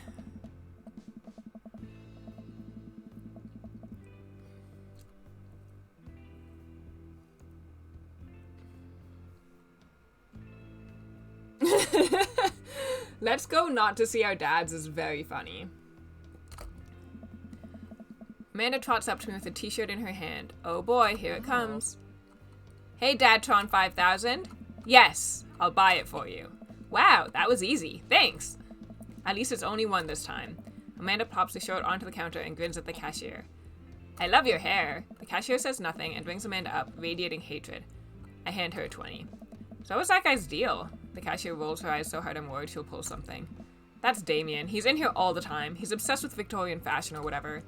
She hands Amanda her bag and it's clear the conversation is over. We make our way out of the store and head home to get some rest.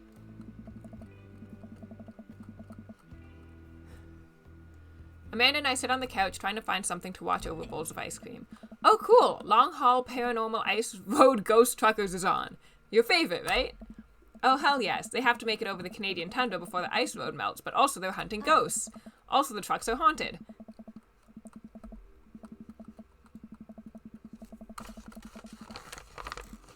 Oh no, the ghost done got control of the truck. I can't stare on them. They're damn ice roads. Jesus Christ, I can't read this.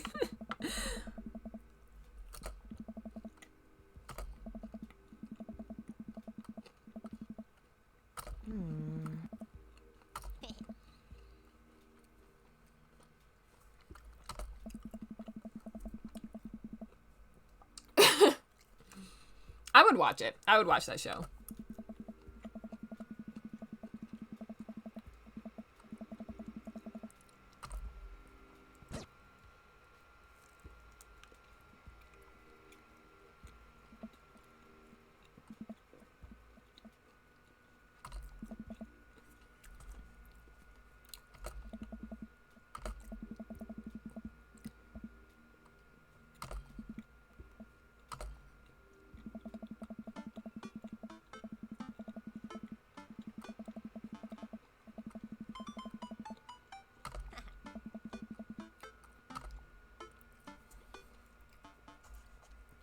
If there's food, I'm excited.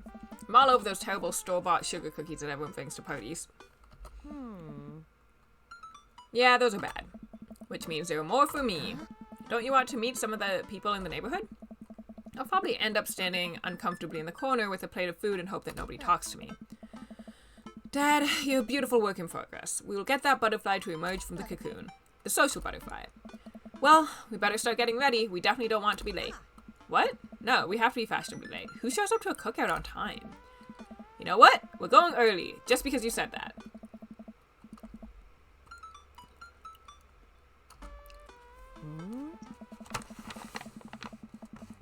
I don't think I have a concrete pick yet. I have two that I'm pretty sure I'm not going for, but also I don't think I've met everyone yet either. I haven't met Werewolf Dad.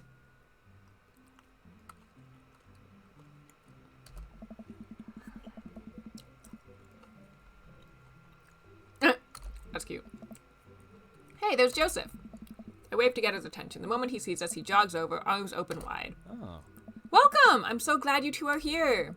And you brought veggies. Let me introduce you to my family. Kids, come on over here. This is Chris, eldest. Oh. Hi. This is Christian and Christy. They're twins. This guy is a religious youth pastor who only has kids named after Jesus.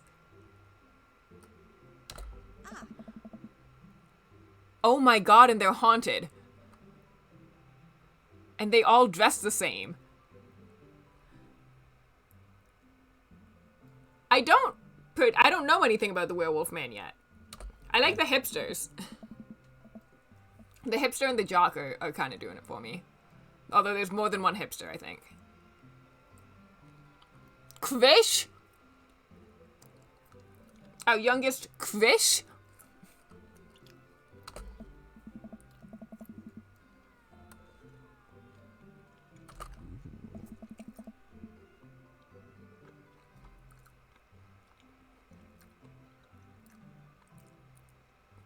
So is this guy dateable or not? I'm confused.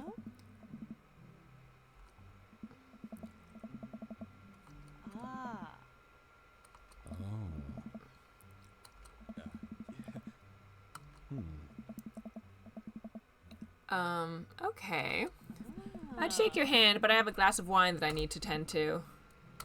I love her. Nice to meet you, Mary. Charmed. Well, I have to go over there now.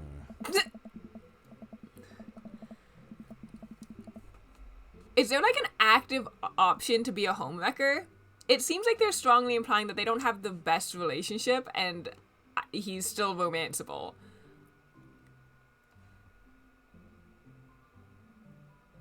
Anyways.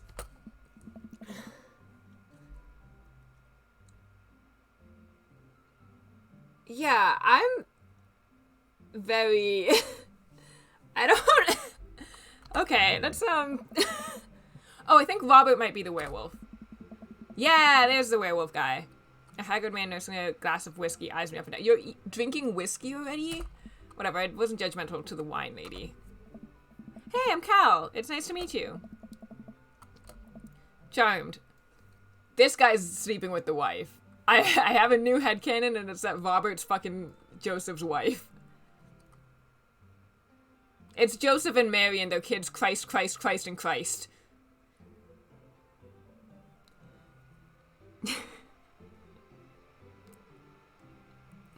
This is a really good game, though. Cool. If you ever need recommendations on where to get a drink in this town, Rob's your man. I told you not to call me Rob. Right. Got it. This game's gonna be fun. I might not get to playing any other games because I want to go all out on this. This is really good.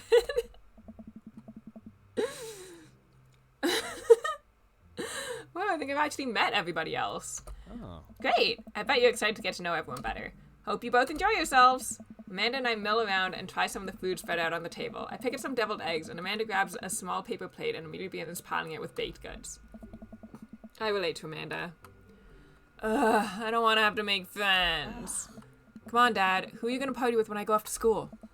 But I don't want to have to do pleasantries. Dad. They're going to talk about weather. Go. Do it. Make a friend. But how could I possibly abandon my only child at a social function? That's bad parenting. This plate of cookies is my new dad. Bye.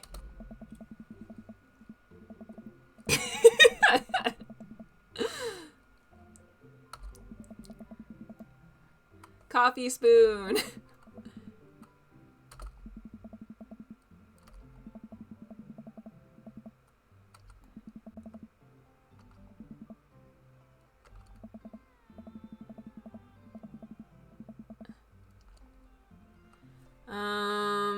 I don't remember everyone's name. Robert and Brian is Edgy Guy and Leprechaun. Matt, Hugo, and Craig are Asian Jock. Frick. Who was the guy we met first? No, second. I guess Matt's the coffee shop guy. Who's Damien? I like that Burger Time is an option. I'm very tempted to choose Burger Time. Yeah, I'm leaning Matt, Hugo, and Craig as well. Yeah, this is a good set. These are my three. This was the correct choice. In real life, I would never in the world go up to these three. This is very scary to me. Well, I don't think it's fair to try and compare two art movements like that. Periods in art only exist because they're a unique byproduct of the social and political climate of a time and place, and to try to take something like, say, the Rococo period and compare it to postmodernism in America, you're completely disregarding the context in which a work of art is created.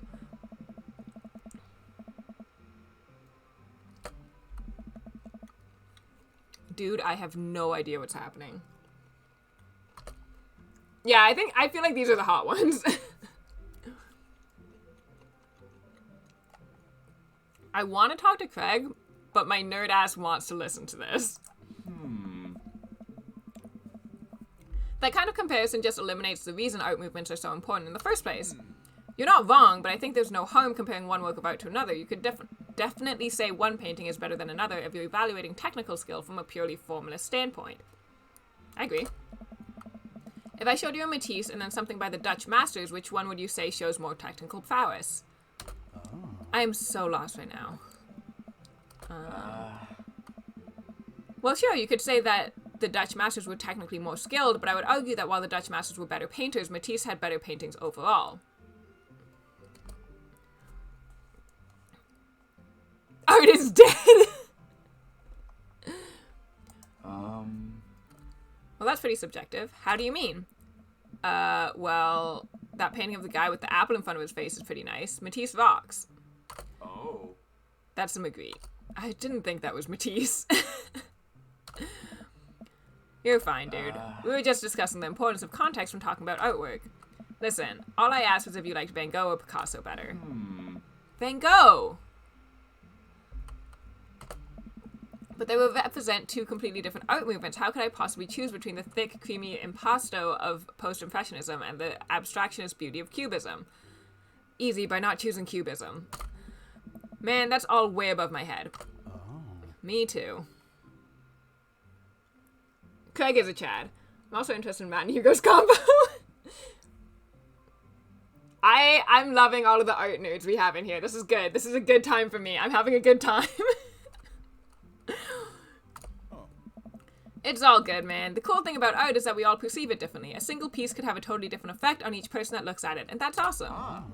Just 1 minute about that. Hugo, please. This is like so close to what we were talking about earlier. Oh. Sorry. I get really fired up about art stuff. Cal, how are you liking the neighborhood? It's pretty nice. Everybody's being super friendly. Seems like your daughter is fitting in just fine.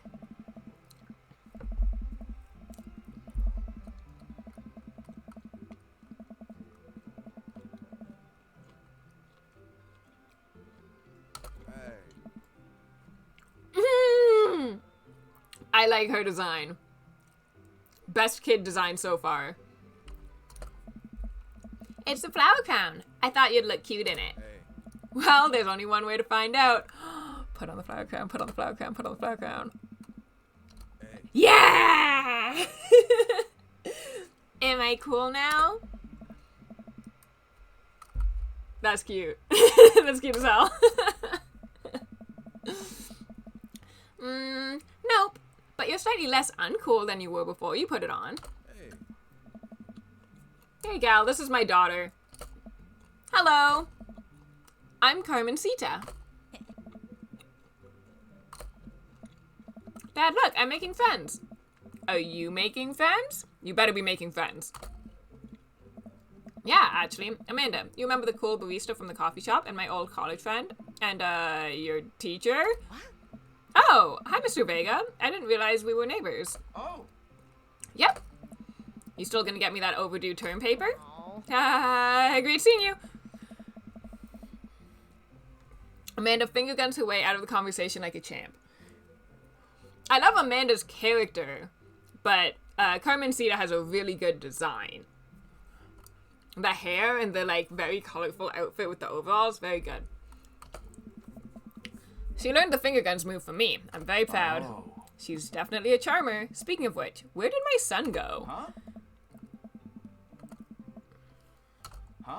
Ernest!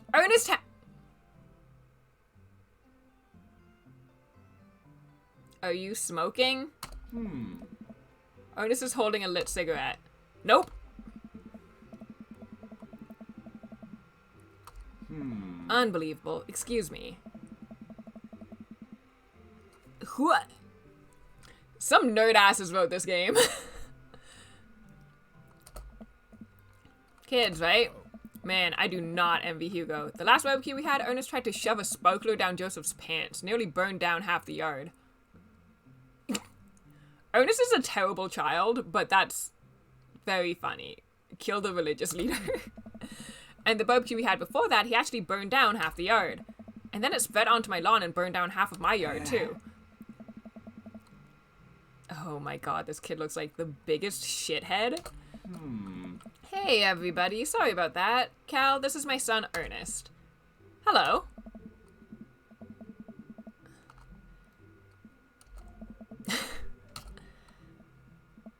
Hey.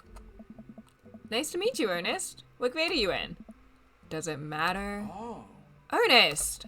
Okay, I'm in 8th grade. God, are you happy now? I'm sure you were just dying to know. God, he's in 8th grade and he's smoking? That's, like, very young. Yeah, good for you. Can I go now? I'm tired of talking to old dudes who blame my generation for the failing economy. I don't know. Ernest! Oh, yeah, because I'm totally embarrassing you. Alright. He seems nice. 8th grade is, I think, like, 13? So that is peak terrible age. Like, 12 to 15 is pretty bad. Avocado toast? Did you make avocado toast with the brioche, or am I missing something? Hugo puts his head in his hands and sighs. I'm so sorry. He's having a really rough time. As much as I want to be the cool dad, I have to be the authoritarian dad, and he clearly resents me for it. Nice. I mean, I think as a dad and a teacher, that's about as authoritarian as you can get. Start 8th grade? It's probably approximate. I'm not 100% sure it's 13, but I'm pretty sure 14, 15, depending on when your birthday is around when you start high school. Like, I don't know. Something close to that. Honestly, are any of us cool dads? Is it even possible to be a cool dad? Oh, smoking by... That's terrible. Don't do that. Asura, do you smoke? Stop. Cease. What? I'm cool as a cucumber. See? That right there. You can't say that. Oh. My kids think I'm cool. But for how long, Craig? How long do we get to be the cool dads? I don't know.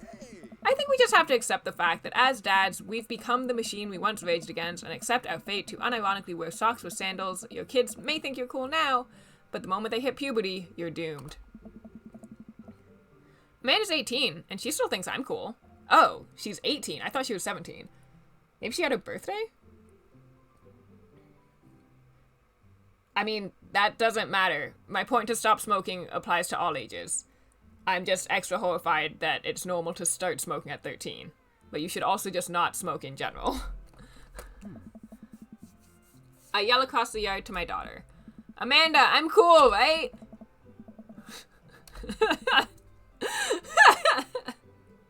I see your point. As much as we all want it, I don't think it's as important to be a cool dad as it is to be a good dad. We can't all be best friends with our kids. It just doesn't work. I mean, look at me and Ernest. Our job as parents is to make sure our kids turn out okay.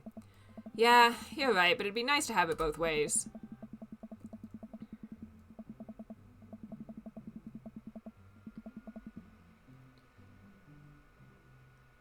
I was 14 in 8th grade. That isn't too far off. People have birthdays at different times, so 13, 14 still tracks. Don't let us eat up your time, Cal. Go meet some of the other people around the neighborhood. No, I liked you guys. I'm gonna do Robert and Brian and then grab a burger. Who's Damien? Oh, Damien's the goth guy, I think. Man, I don't think I want to deal with being one-upped by Brian right now, but I guess I could live with learning more about Robert. Oh no, they caught me staring. Oh no, Brian's waving me over. Shoot. I flash a smile and walk over to them. Hey, guys. Cal, how the heck are ya? Settling into the neighborhood all right? Oh, you betcha. Got the living room in order, at least. Yeah, Asian dude was kind of a plant in the combo. He doesn't really fit in with the two hipsters. But it was, like, clearly the generic hot dad section. Although, I don't know. Werewolf Man might also supposed to be... different genres. Him and Vampire Dad feel like similar genres, you know?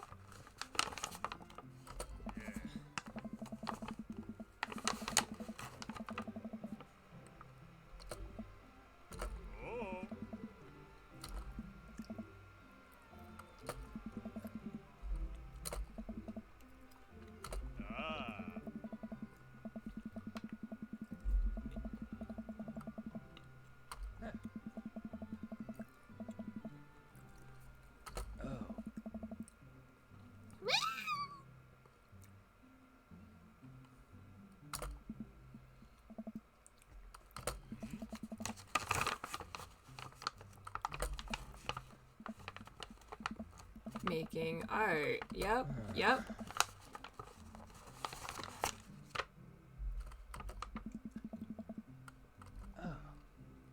Anyway, I haven't gone camping in years. Not since the last time. Oh, that was just straight pepper. Okay, I think I'm good on that.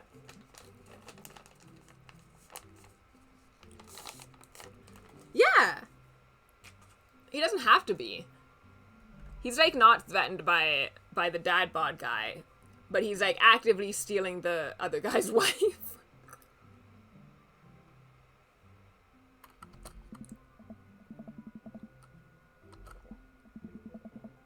Hey.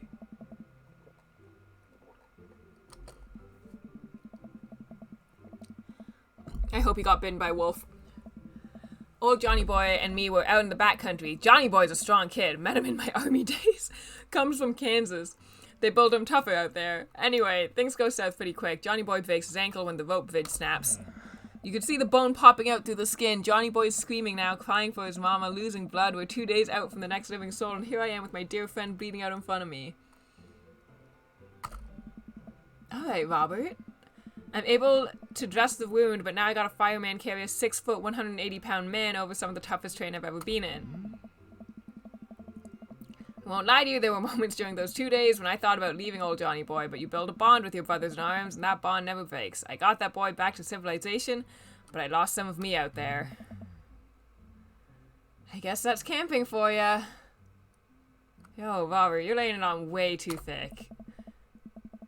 Alright. Okay, good. I'm just kidding. My friend John and I went inner tubing down the river and he lost a flip-flop. Missed that kid. Okay. And, okay.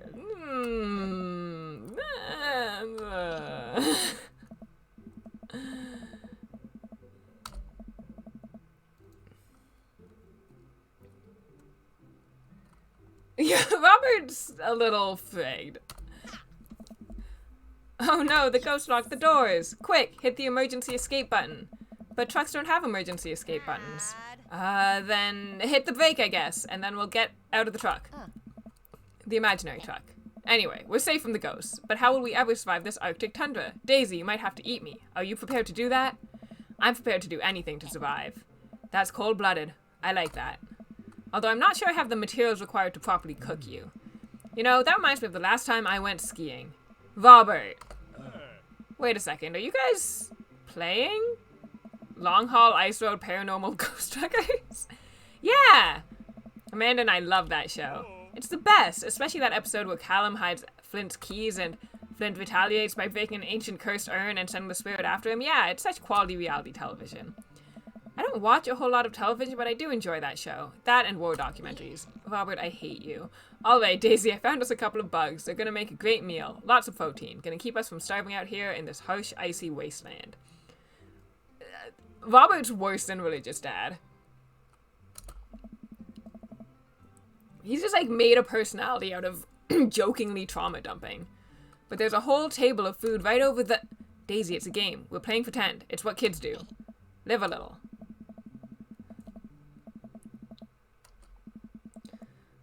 Let's go find kindling for a fire. Okay, but not an actual fire. Because we're playing pretend. Now you're getting it. Why is this 18-year-old teaching a 10-year-old how to play pretend? And why are they almost the same size? Daisy and Amanda run off. What a cute couple of kids. I guess Amanda just sort of has a way with kids. That's kind of amazing. Daisy doesn't really get along with kids her age. Really? She just kind of keeps to herself. Her teachers say she spends every recess in the library. I think the other kids are intimidated by her intelligence. I wouldn't worry about it too much. Amanda was shy at Daisy's age too. She used to have a habit of crawling under tables and crying every time we took her to a restaurant. She bit people too. I love that this guy ho-ho-hos.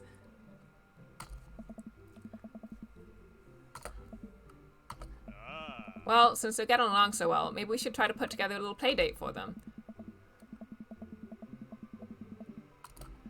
Yeah, that'd be nice. Well, I don't want to take up too much of your time. Go meet some of the other fellas. I learned nothing about Robert.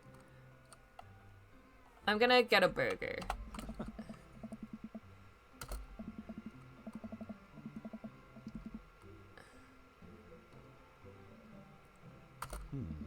You guys think this is my first time in front of a grill?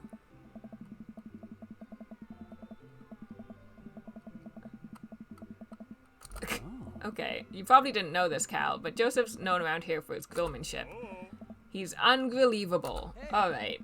I'm trying to get on his level, but I just can't catch up. I hate it here. Robin, are you here? Robin. uh. Hello, Swab. I would be the type to bite people, but also, to my knowledge, it is a common stereotype that girls bite people. The daddies are very good. I am enjoying this game a lot. I guess I did learn that he's a military man, but it seemed like he's very weird about it. He didn't explicitly say that he was military. Let us keep studying. He has a rare quality about him. Mustard, we keep talking about this. Can't we just appreciate the artist? I've never seen him make a mistake. Okay, we need to stop. This is getting too cheesy. I hate it here. Bite, bite, bite.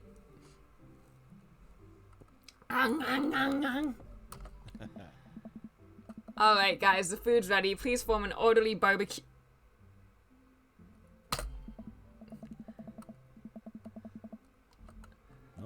Awful.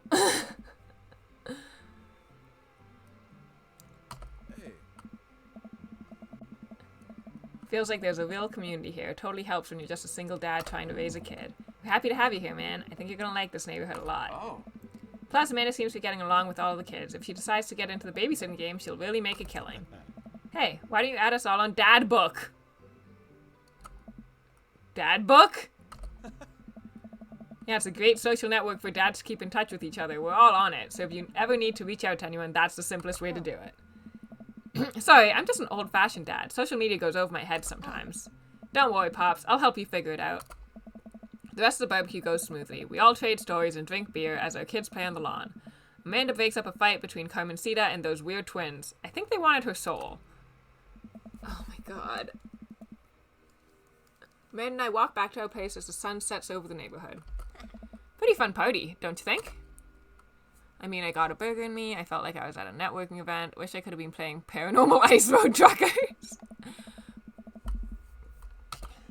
Because we were. Well, hey, at least you met some other cool dads. You should hit them up on Dad Book. Maybe I will, if I ever figure out how social media works. I have a good feeling about this place. Me too, Dad.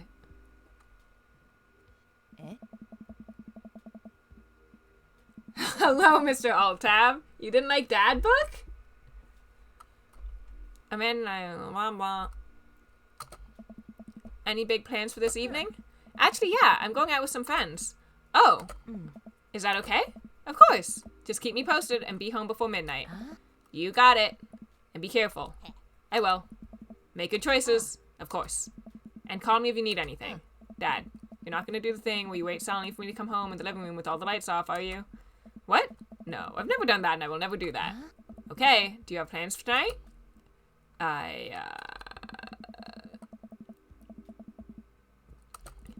I'm gonna work on some stuff. Dad stuff.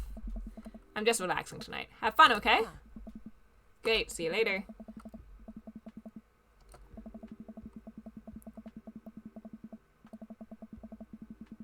I want to know who Noah is.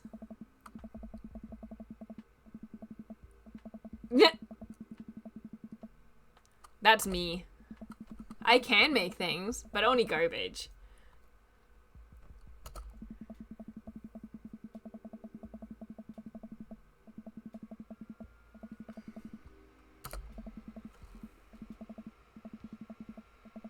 Father Graham. Father Graham is good. The type to wait for my kid in the dark. Don't do that, Asura. That's horrifying.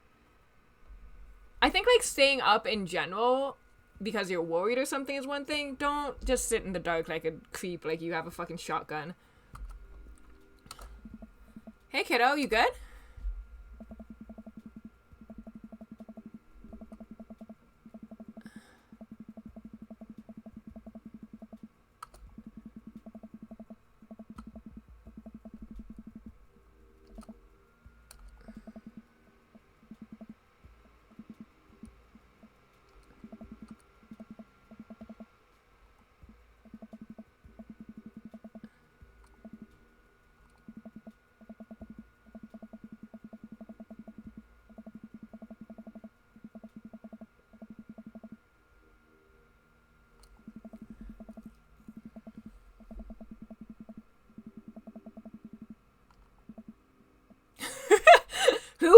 gotta pee!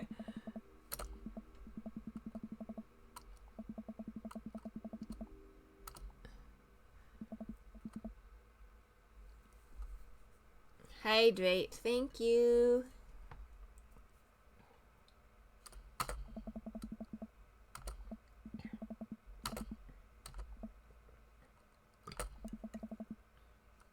Aww.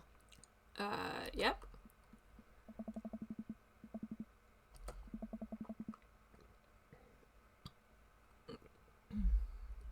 Why didn't you answer my text? Oh, whoops, guess I didn't see those. Amanda Ann. Whoa, we're pulling out the middle name now. Amanda, you came home an hour and a half after your curfew and you didn't respond to any of my texts. You really freaked me out. I was about to call the cops. Dad, you're seriously overreacting. You're not going to be like this when I go off to school, are you? I was scared. You weren't responding, and it was just like when your dad... Hey.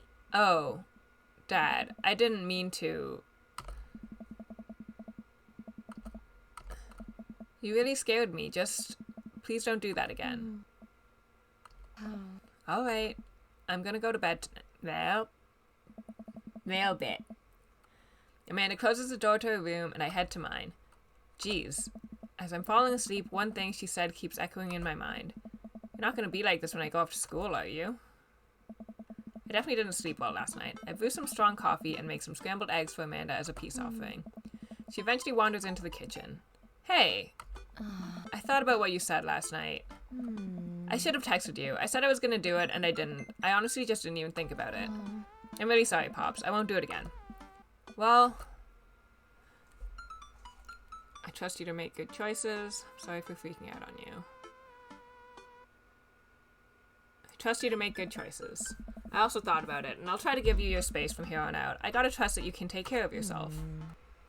Team Arts? Team Arts. Want some eggs? You know it. Sprinkle some cheese on them? Already did. Bless you.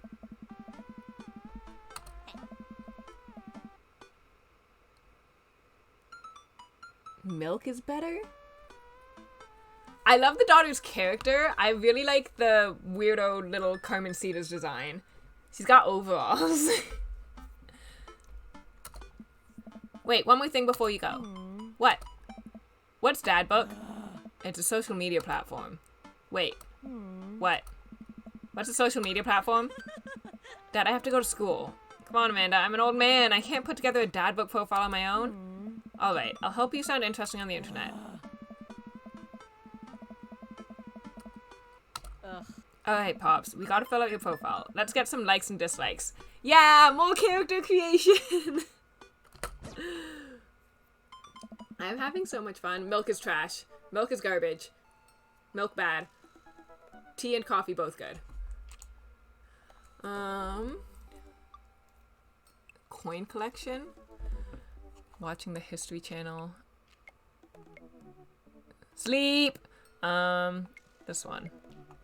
Deluxe sleep.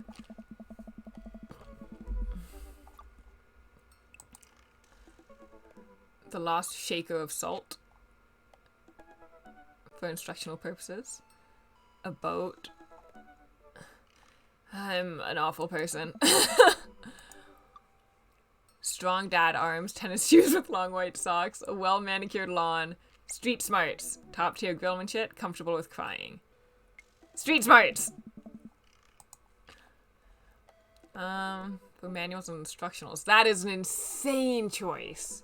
Salty boat captain, pro skater who is also an astronaut, a good father, the president of space. These three. Pro skater who is also an astronaut. After your kid is born? That makes sense, Lab, yeah. I chose deluxe sleep. It's still sleep. I still chose sleep. Not war documentaries. Not Sean Connery. What is even that? Whatever will make me cry. Oh, whatever will make me cry. Napping together? No. What? At 4 p.m.? Arson! Being emotionally vulnerable. One of these two.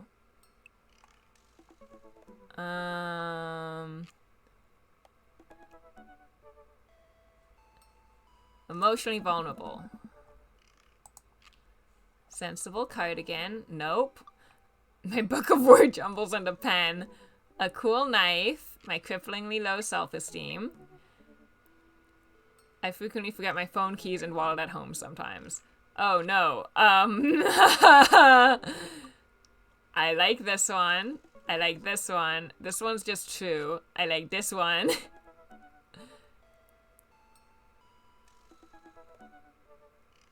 This one. I want him to be a little dumb. I'm sorry. I'm sorry. I'm sorry.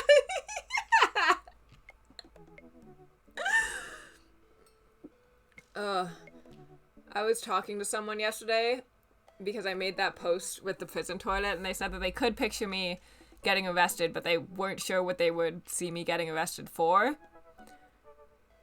And then I told them to give me like a top few options that they thought it could be. Turned out they only had one option. It was arson.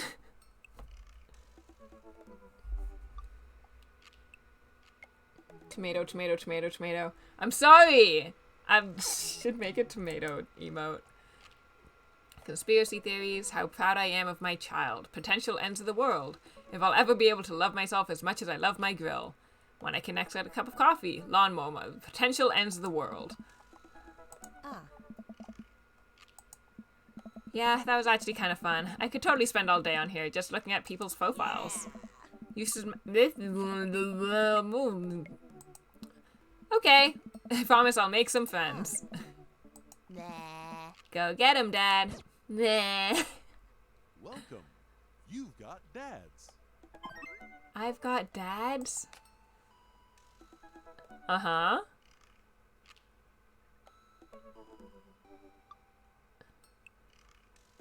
Okay.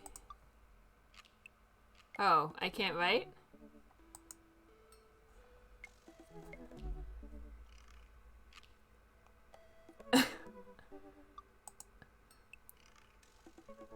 I barely even managed to get my degree. Amanda? No. I didn't say that. You never heard that.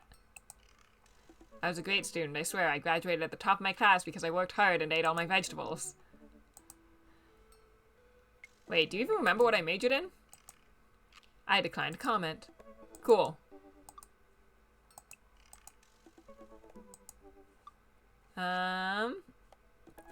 Let's talk to Matt. The flower crown moment really won me over.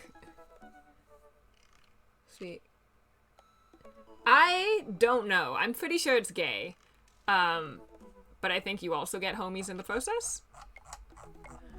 Avid music enthusiast, passionate coffee drinker. You can find me most days selling bean juice over at the coffee spoon or hanging out at the park with my amazing daughter. Hit me up about 80s no-wave music. No wave!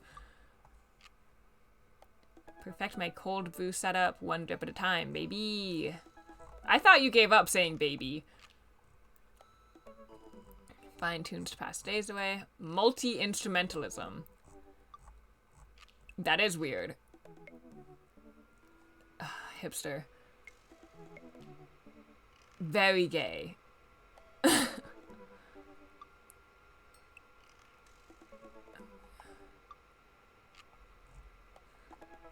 Message.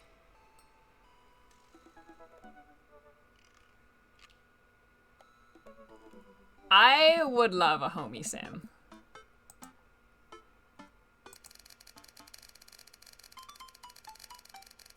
Oh, what happened?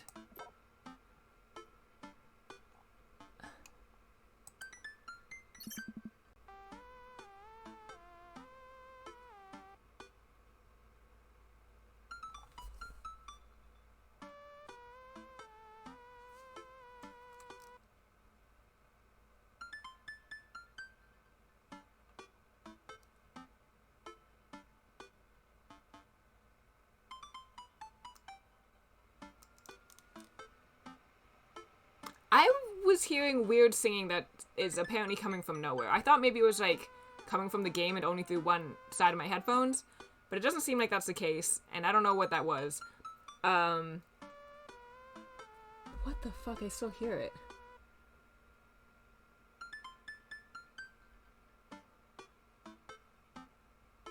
And it doesn't sound like it's coming from downstairs. Okay. I'm just gonna let whatever demon is in my house murder me. It's fine. I'm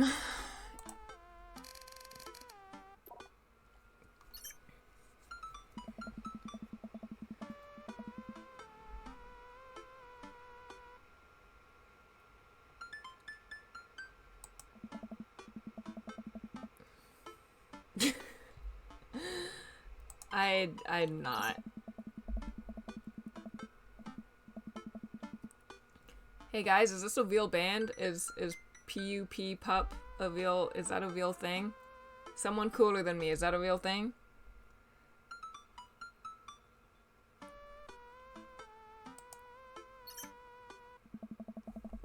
The fuck?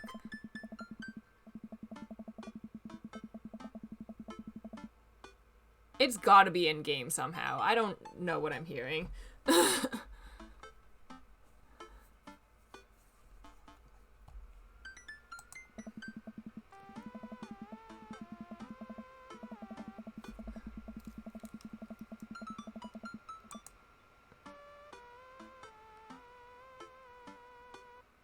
Okay, I think it is in the song and it's just in the one headphone. But, like, it's not super consistent, so it's hard to track.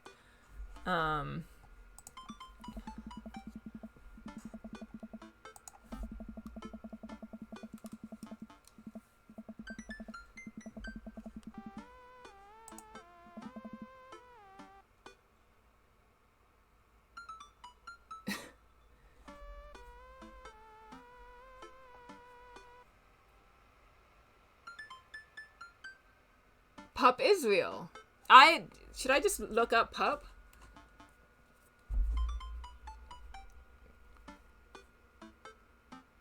It's the weird, like, wah, wah, wah, wah, wah, or something that's in the song. Kind of like higher pitched, but like very faint. Pathetic. Use. I would play the song.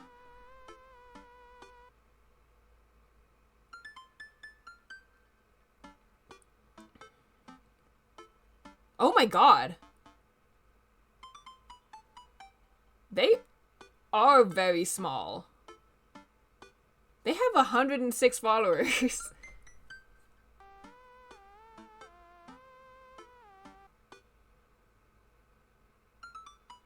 They're... wow.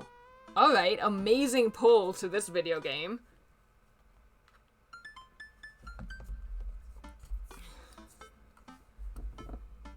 Yeah, it's just because it's only coming through this side in my headphones, so I couldn't tell, and then when I put it over my ear, it seemingly stopped.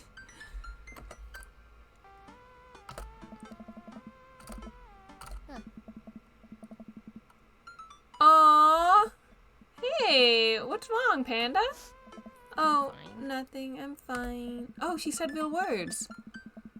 I just got sad because I realized that society collectively refuses to take pop music seriously despite the fact that some of the most interesting musical innovations are coming out of that genre. I think it's just yet another thing that we write off because we can't take young women or their interests seriously. You have to tell me what's actually wrong. Why are you lying to me? I'm not. I'm perfectly fine. Alright.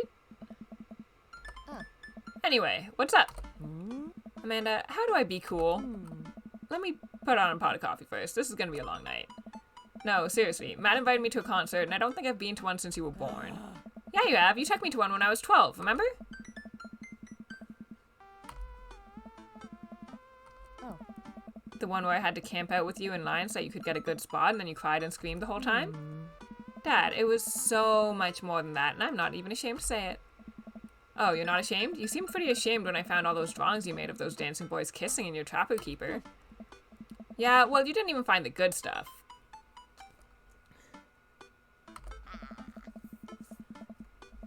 Anyway, you should be all set for the concert if you remember that. Just bring a big glittery sign and cry a lot and you'll fit right in. Well, it's at a smaller place, and I think Matt mentioned that they're a punk band? Like DIY, gutter punk, thrash, straight edge. Come on, Dad, give me something to work with here.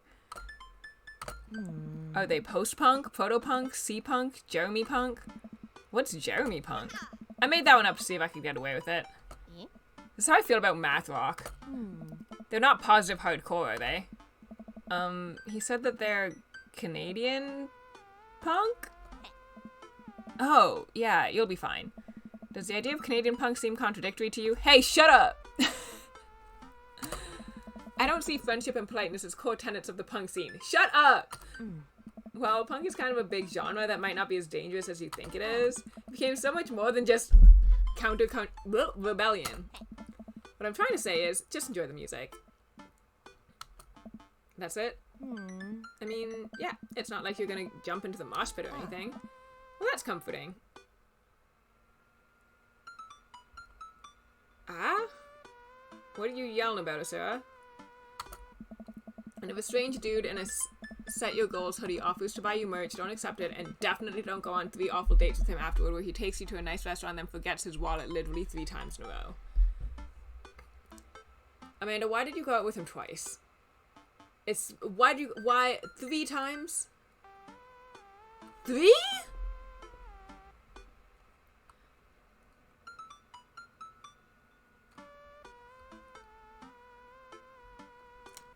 Rude.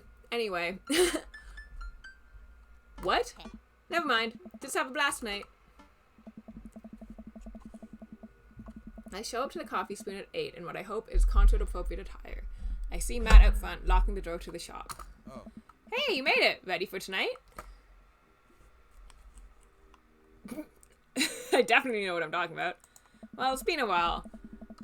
Man, I gotta admit, I haven't been to a real concert since Pet Rocks were cool. I have no idea what I'm in for. Did your daughter make you take her to one of those boy band concerts where everybody holds signs and scream cries? Yeah. Hey. I got 2 lined up next month. I still can't get the glitter out of my car from the last one. Stay strong. Hey, But dude, I get to take you to your first concert in a long time. This is gonna be awesome. Just hang with me, Cal, and you'll be good. The scene is super supportive. It'll be a blast. Quick question. Oh. Shoot. What is scene? Describe a scene, kid. Describe a scene, kid. Describe a scene, kid. Oh. Sorry. It's just weird because scene can describe a music scene as it pertains to a community of people who like the same genre, but also describe a genre of music no one wants to admit that they were into.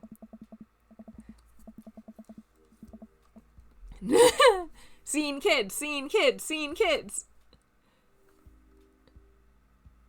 Slab! That's confusing. Slab. Slab. Slab. That's weird because my voice probably didn't get any louder because I moved further away from the mic.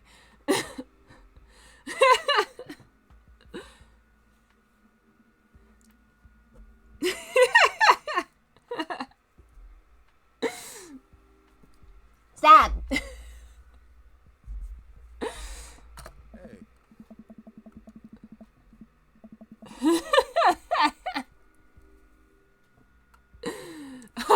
My great-great-great-grandmother 200 times removed. Oh no, I forgot. Slab does actually have family in Canada. Slab telling the truth. I always somehow erase that from my mind, memory, brain.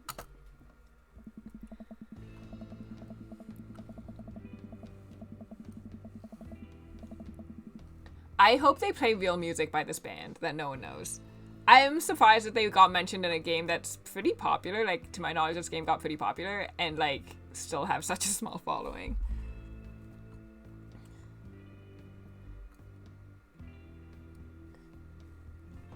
I think it's just a big joke and everybody's lying, actually. My waning youth is showing. I am suddenly aware of my mortality. When were the good years of my life?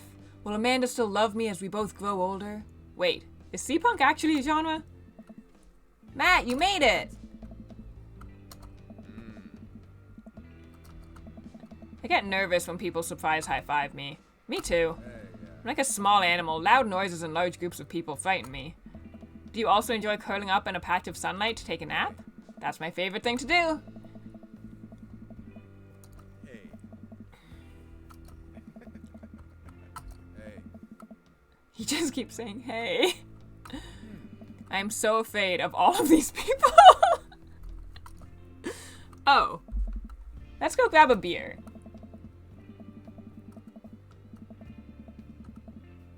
Hey. Seems like you're a popular guy out here. You're gonna eat the country? Yeah, some chaos! Yeah! Good call. I never figured out how to say your name. Jaster. Oh yeah, I go to a lot of shows. This is a really cool spot. But it's times like these where I realize I can only be charming and funny for about 5 minutes before I run out of stuff to talk about. And then I become keenly aware of where my hands are, and that there's no comfortable place in your mouth for your tongue to rest. God damn it, where do I put my tongue? See? Well, I've known you for more than 5 minutes, and I still think you're charming and funny. Just you wait. This scene seems really friendly. I don't know why people wouldn't want to admit that they listen to it. Is there a hole? Let's check out the merch. I am constantly sticking my tongue against the roof of my mouth, which apparently is just mewing, constantly. But I think that's, like, normal. Asura! Asura?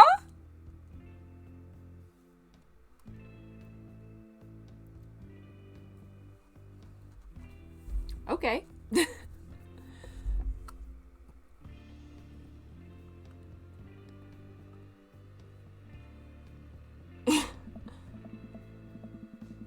Yeah, no, that's normal for me. That's where my tongue goes automatically. That's why my face is so cute by default, or whatever. It lives up there. It's very weird for me to, like, put it anywhere else. Like, every time someone talks to me about, like, where they rest their tongue, because I've heard the whole, oh, there's nowhere comfortable to rest your tongue before. I've also, like, heard about mewing, and it's gotten way more, it's had, like, a resurgence recently. And I remember just always being like, that's where it lives. Asura! These streams are recorded! You know this! Someone pull up the Asura Barks friggin' clip. Step on up, get your merch here. I got t-shirts, I got tank tops, I got all the gifts and accoutrement a discerning concert goer of considerable taste might want. You! Huh? Yes, you! You look like a fella who knows their music. How's about a fine 12-inch long playing vinyl record made and distributed by Pup, Canada's premier punk rock outfit? Please stop yelling at me! I'm already kinda on edge because this is an unfamiliar place. I don't know anybody here, and I would appreciate it if you would stop singling me out. And I'm sure you're cool, but it's making me a little uncomfortable.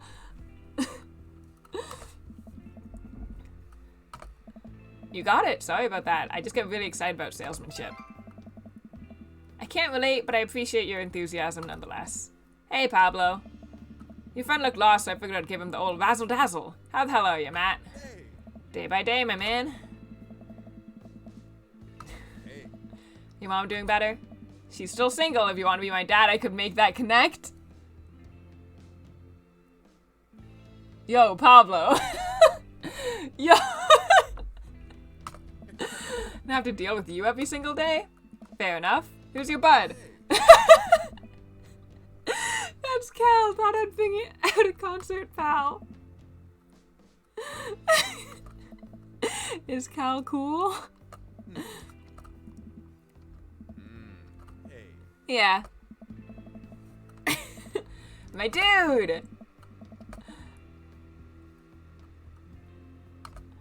Pablo's a total card. Kid plays the hell out of a bass. Yeah, man. When are we starting our witch house band? Yeah, sounds great. You know I'm out of the game. It's a shame. You know, just fucking vacant veil would have slayed. God, that's a fucking emo kid username. It'll stay once you start actually making music instead of just printing a bunch of band shirts. We got the sickest logo. Hey. Looks like the opener's coming on. Let's get a spot up close.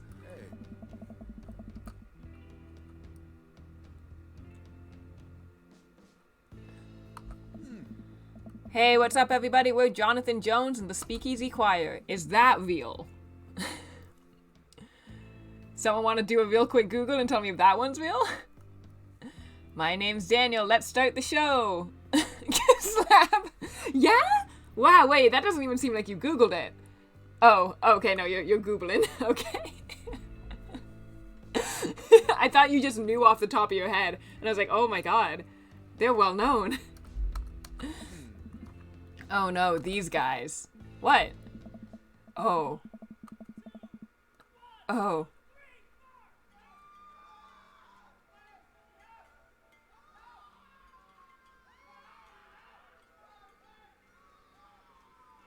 I hope they're not real. What is this? Thanks.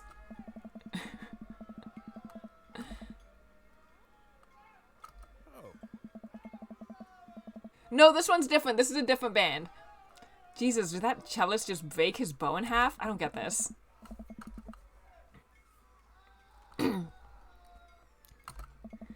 So you go to a lot of concerts out here, huh? What? Drop it. Okay, no, this is impossible.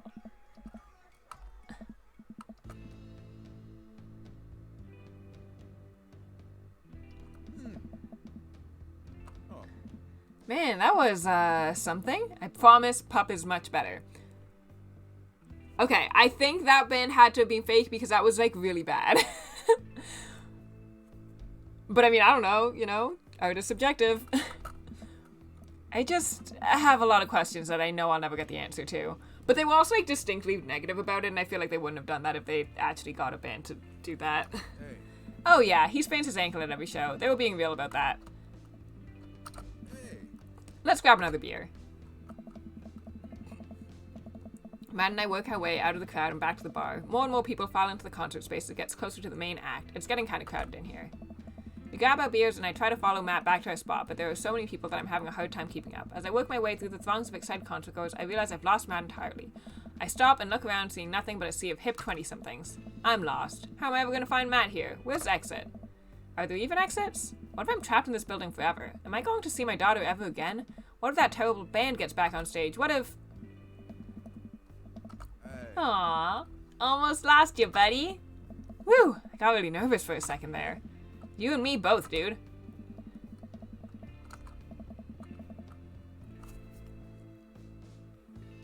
Oh, he blushing. He blushing. I mean, that I believe.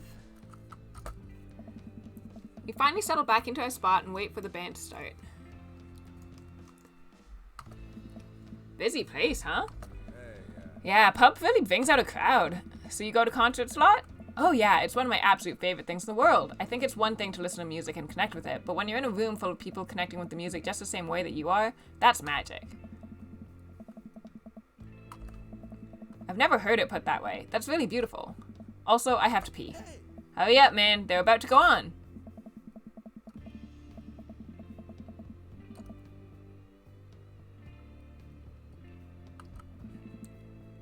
Aww, good dad.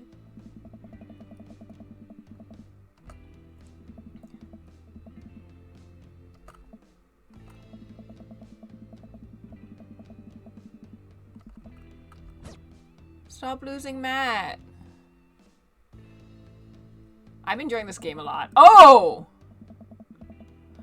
Okay.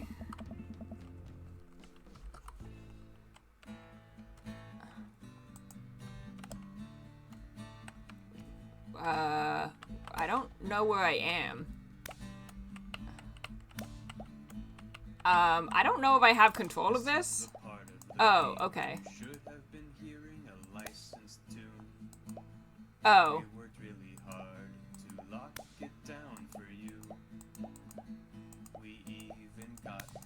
Ah. to whitelist the song for YouTube and Twitter. Ah. But their systems are seriously broken. What a bitch. This is very funny. I like this, the So we legal music that they've given us. listening to right now. Don't Shit. you I want that heart. No, stop touching me. risking content ID Ow. to you streamers and let's players? I have one decree. Please check out the band called Pup and their song DVP. I love this. This is a way better way of dealing with unlicensable The band's called No! Pup and their song Ugh. called DVP. content than just putting in something like super generic, which I feel like is what most bands do. This is like really weird to control. It's like footage of NES and SNES games. with Shit! lyrics added in. Ah! It's really cool, but it's kind of hard to explain right now, but you'll get it, I promise. You should really go check it out. It's a really good video. You try. Yeah, avoid the use was very funny to me too. Song that you're listening to right now. Don't you think it's better than risking content ID? To you streamers and let's players, I have one decree. Aww. Hey. Dude, you sure are a sight for sore eyes. Sorry I lost you back there. It's all good. Wasn't it a great show? Totally. Would have been more fun with you, though. Well, next time I guess we'll just have to hold hands the whole time so we don't lose each other, huh? Hey. You hungry? Starving. Oh. Follow me. Matt and I walked to a tiny little diner with a cute neon sign. We tear into some bacon and eggs in a corner booth. Hey. So there I am in the pit trying to explain to the face tattoo guy that I didn't mean to elbow him in the face tattoo, but he's already seeing red. Not from the tattoo, which coincidentally was red. He's lumbering toward me and there's nowhere to go. It's the end for me, right? Then out of nowhere I get this idea. I just lean back and spread my arms, and just like that I'm crowd surfing away from him in slow motion. You should have seen the look on his face. Hey. Bought him beer afterward and we were cool. We still follow each other on social media. He has beautiful kids. Glad you guys worked it out. Hey. Yeah, man. Just goes to show you that Punk's not dead. It just drives a minivan and has to hire a babysitter. So how did you get to see all these amazing concerts? Oh, I used to tour in a band. We were small, but it got us to travel all around the States. Whoa. Yeah, I mean, we were poor and we had to scrape a lot together just to survive, but I wouldn't trade those experiences for anything. Hey. But yeah, that's how I knew a bunch of those people at the show. Music like this builds an amazing community, especially in a town like this. Just a lot of positive energy and good vibes. I got that feeling. Plenty of friendly people, especially that Pablo kid. Oh man, everybody loves Pablo. His mom's been raising him on her own, and you can tell that it's been tough on both of them. I know he looks up to me, so I try to help him out whenever I can. That's really nice of you. Thanks. Us single parents just really have to look out for each other. How's Carmencita? She says she wants to learn the drums. Oh boy. It'll be loud and I'll need to take a lot of aspirin, but I'll manage. Can't really blame her.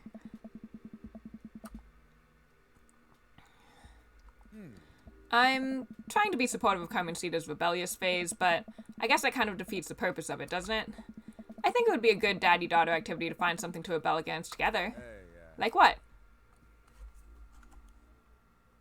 Ooh. Big budget remakes of foreign films. Reading subtitles isn't even that hard. I think we just have to strive as a society to be okay with reading subtitles. Oh. Man, Oh. being a single dad is rough sometimes. It's a lonely feeling. I understand that all too well. I mean, at least we have the rest of the dads to talk to. Yeah, I don't know. I get really nervous sometimes talking to people. Me too. I've never really considered myself an extrovert and never really considered myself an introvert. I'm just uncomfortable in every situation always.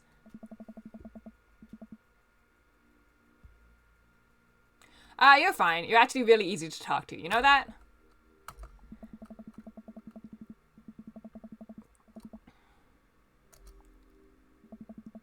We walked back to the cul-de-sac, back to our respective homes. Tonight was a blast, man. Loved it, although I'm probably going to feel it in my knees in the morning. You and me both. I, don't usually like going to these things alone. It was really cool to have you there with me. I'm glad. Oh. Alright, I'm calling it quits for the night. Stay cool, man. He called me cool. Matt called me cool! This game's really cute, and I like it a lot. Hey, Pops, how's the show? Matt thinks I'm cool! You don't say. Manda Panda, Matt thinks I'm cool! Yeah. Blind eating the blind, huh? Ah. Alright, I'm hitting the hay, Pops. I'll see you in the pit. Night, kiddo. I'm having a really good time. Very good game. Oh, that's not a pleasant noise. Yeah, man, that was some great stuff out there. Oh, I didn't do good. I didn't know there was like actual games in this, alright? I wasn't ready. I can do better. I can do better. Probably. I don't know. That game was like very bad to control.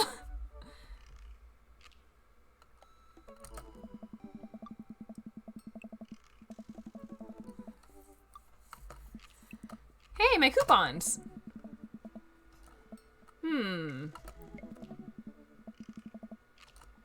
Manda? What? I have something for you. I'm kind of busy right now. Can you come back later?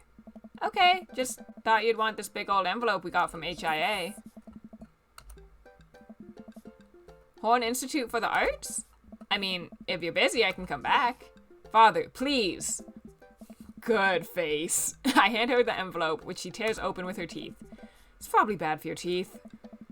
She doesn't seem to hear me and spits out a piece of envelope. She pulls out a letter and unfolds it. And? The suspense is killing me. This is her dream school. Amanda's face is unreadable. I can't believe this. Oh, honey, it's okay if you didn't. I got in!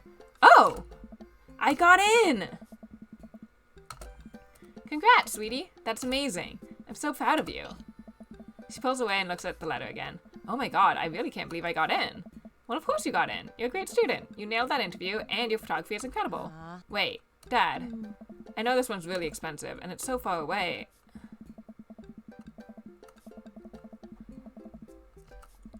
It'll be tough, but we're gonna make it work. Really? Of course. Yes. Thanks, Dad. Okay, sweetie, we're celebrating tonight. Dinner, your choice, wherever you want. Got it. Wherever?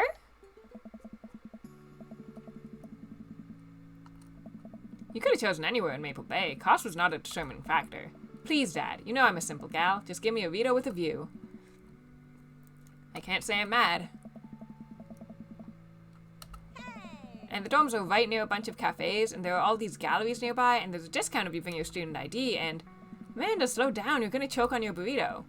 I know, I'm just excited. Did I mention that students get their own studio space once they're seniors, and we get all the professional photo editing software for free? It's nice to see Amanda so enthusiastic about HIA, but I wish she wouldn't do it in between bites of her burrito. I thought I taught her to chew with her mouth closed.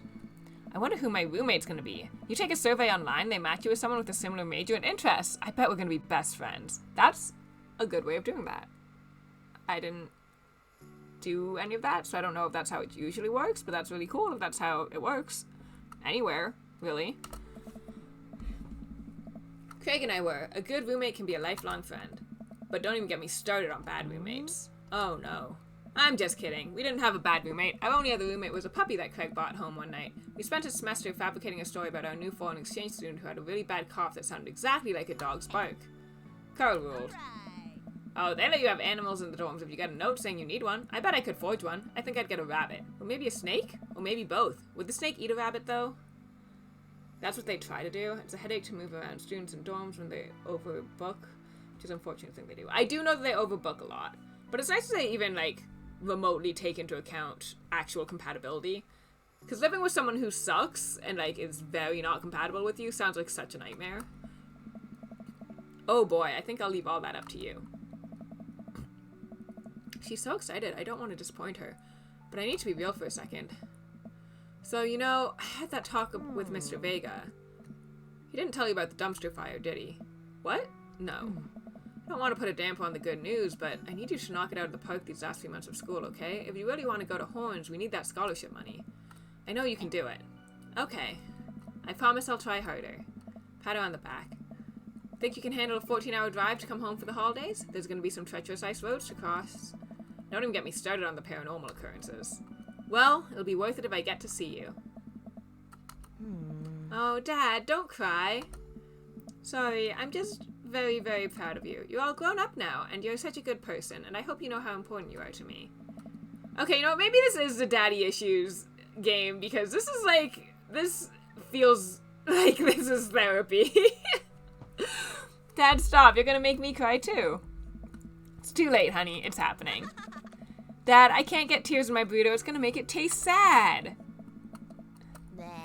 Love you, kiddo. Love you too, Pops. Very wholesome and cute. Welcome. You've got dads. You've got dads. Oh, I'm in a group chat?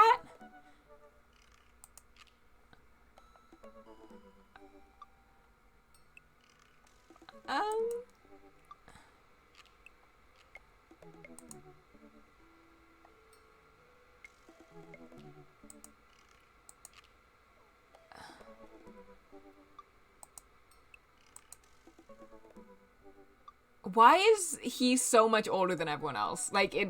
So he's so much more out of touch than all of the other dads seem to be.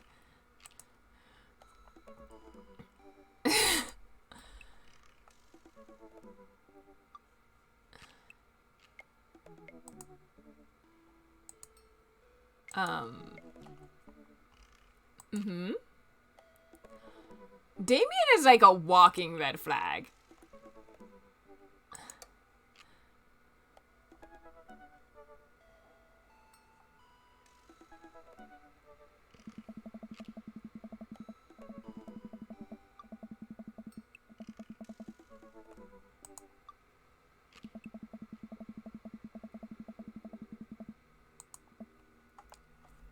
Cal? Joseph, what are you doing here? What am I doing here? How could you ask me that? I'm obviously a huge art appreciatist.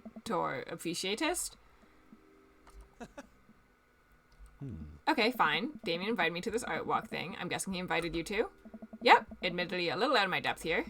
Thank God, I thought I was going to be the odd one out. Are you allowed to say that? Say what? You know, thank God. Yep, I should get double points when I say it since I'm a minister. Okay, so definitely him being religious is a gag, and it doesn't matter literally at all. But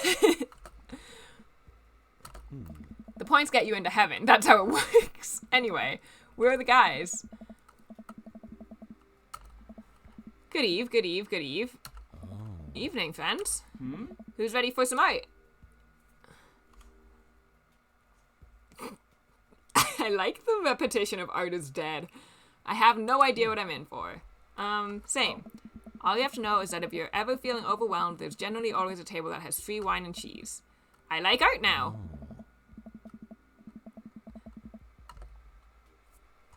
Talk art. Fig you, Cal. I like that. So what's this first place? This particular artist specializes in landscape painting of various locales within the American Northeast. I look at the art. It is bad art.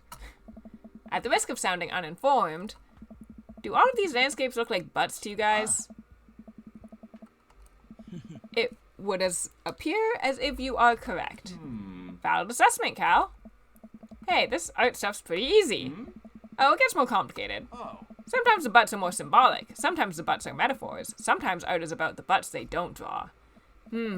Interesting. What did I miss? Butts. Shame. The cheese is nice, though. Shall we visit the next place?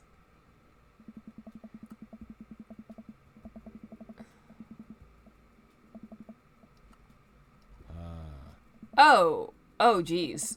What am I looking at here? This is abstract art. I think the more important question is, what does this art mean to you?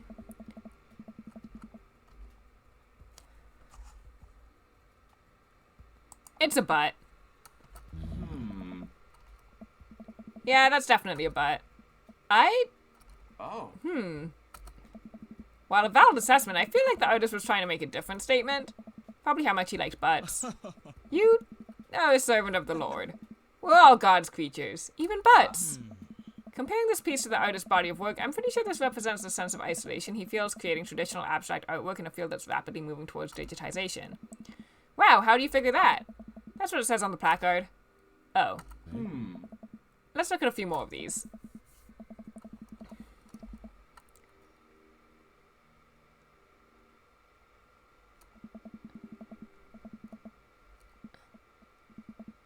I could do that. Oh. Excuse me? Hugo, not here. No, come back here. Oh. You say you could do that, but you didn't. You don't seem to have the intellectual depth or the artistic skill to execute a piece even a fraction as impressive as this one. Art is the truest expression of the self, and it seems like your self is bad, so your art would be bad.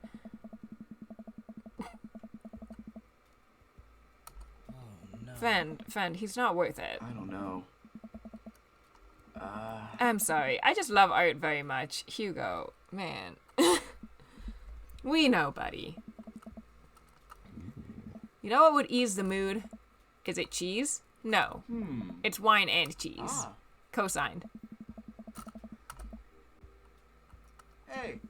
We got one last stop on the tour. You not feeling up for it? Is it going to be any weirder than this art? It is absolutely weirder than this art. Let's do it. Oh. Damien, Hugo, Joseph, and I walk over to a performance in the streets. Several masked performers in leotards undulate wildly on the ground, screaming both at each other and us. So, quick question. Oh. Shoot! What is happening? I second this question. Performance art. What does it mean? Again, I pose the very same question to you, Mr. Arts. Fear of existence, the very humanity of being human. They really like screaming.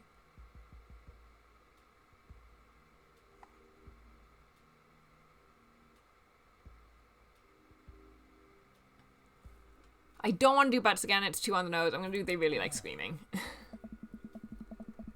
That they do, but I'm not sure if that encompasses the whole of their performances. What do you think they're trying to say? I believe it's less about what they're saying and more about why they're saying it. I think there's something special about performance art. Other forms of art, music, painting, photography, the artist uses their medium as a conduit for their emotions. With performance art, the medium is the artist. It's the purest expression of raw human emotion. It's art as catharsis. That's beautiful, Damien. So what you're saying is, if I start making really loud fart noises right now, it's art as long as I, really mean it. I was going to start making fart noises, but based on the look on your face, that joke isn't going to play well with this crowd. Wise.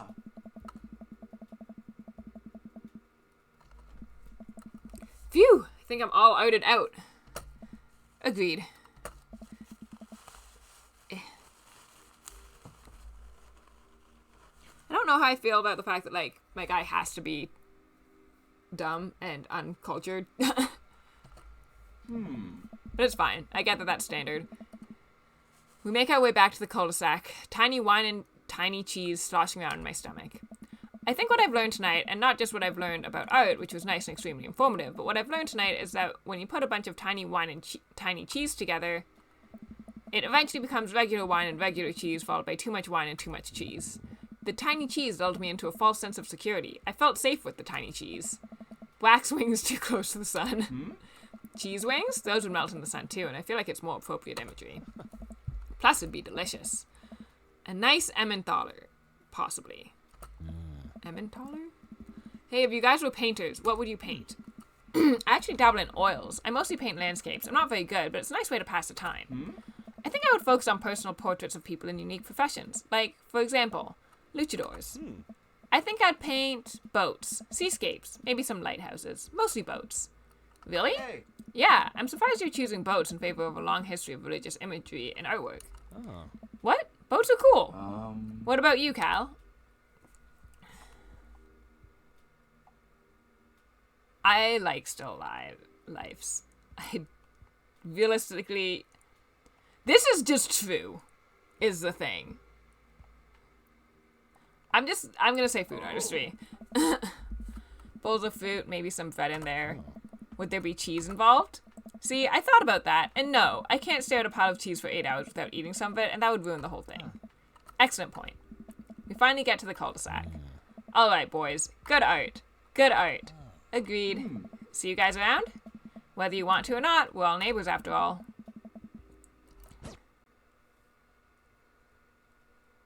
Welcome.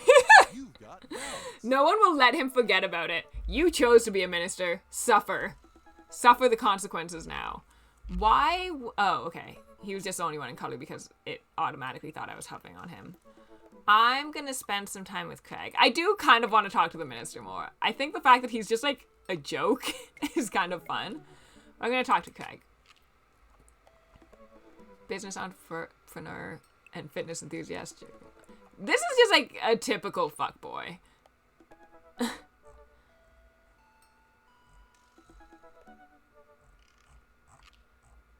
Oh my god. Oh my god. You're...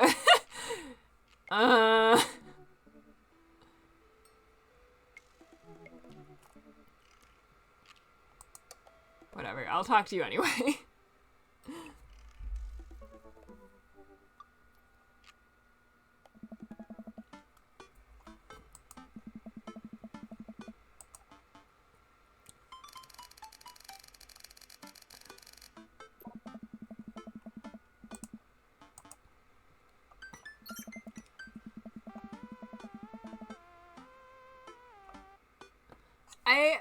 I like the idea of this being very gay, but everyone's still calling each other bro.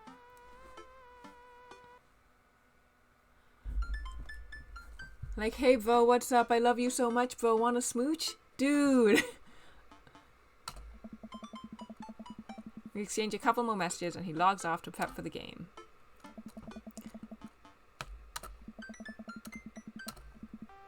Yo, Manda Panda.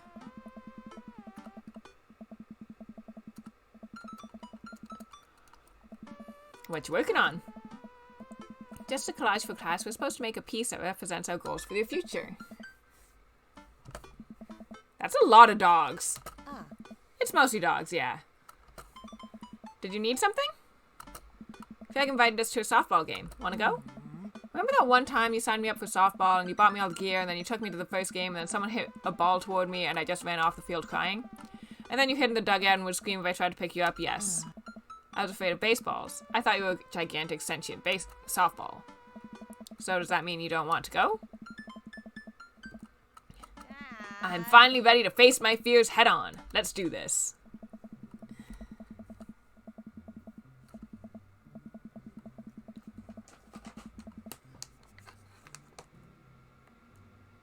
Who was telling me about a really packed local basketball game? Photographer was telling me about it. Never mind, I remember. So when do the kids start crying and running off the field? You know that your relationship with softball is different from everyone else's relationship with softball, right? Okay, but if I don't see some kids cry, I'm gonna be pretty disappointed. For nostalgia purposes, of course. Not because I take joy out of children fighting for my amusement. Definitely not that. Relatable, Amanda. The game starts and the kids run out onto the field. I see Craig by the dugout with a clipboard. He has River strapped to his chest as per usual. There's a guy in a pancake costume doing jumping jacks across the field. I guess that's the mascot. Reading the kids' brightly colored jerseys, I see that it's the Maple Bay Flapjacks against the Pinewood Ocelots. Go Flapjacks? Oh, man.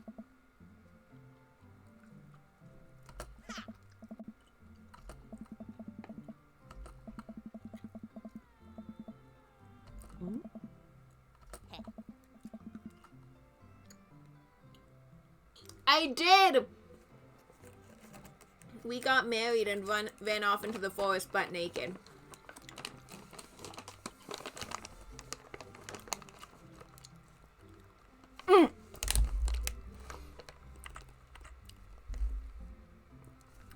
What are you willing to sacrifice to win? Leave it all out on the field, Miranda. If you want this, you're gonna have to bleed for it. I did get murdered. I had to restart from a checkpoint.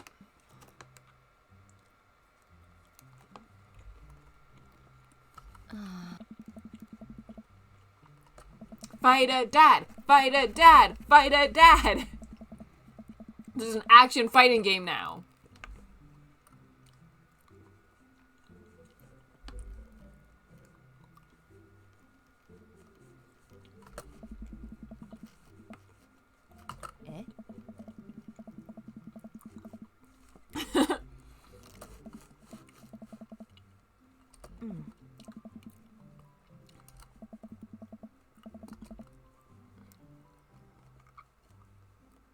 Yay! See? It's a completely justifiable fear.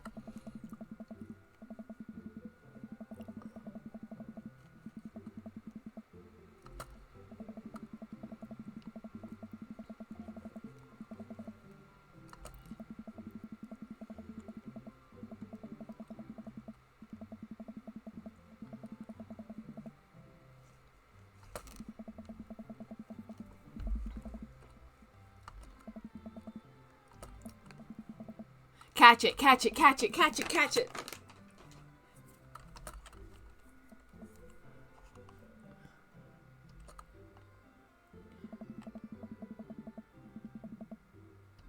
Oh, Amanda. I put everything down because I was worried it was going to be another minigame. I caught the ball! Dad, I caught the ball! You did it, Amanda. I faced my fears. I defeated the softball. I can do anything.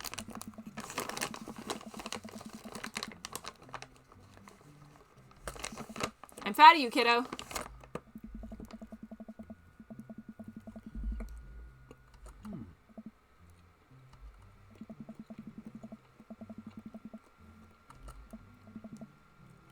Oh.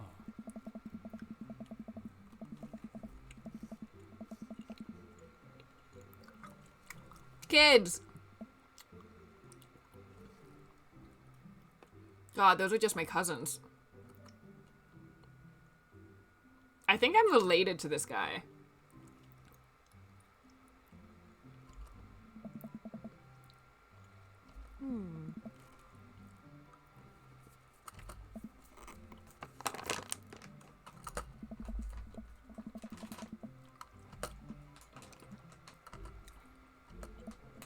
Yeah, it's me. Team Hazel. So far, I like the barista. I think that one's Matt. But I'm not very far in yet.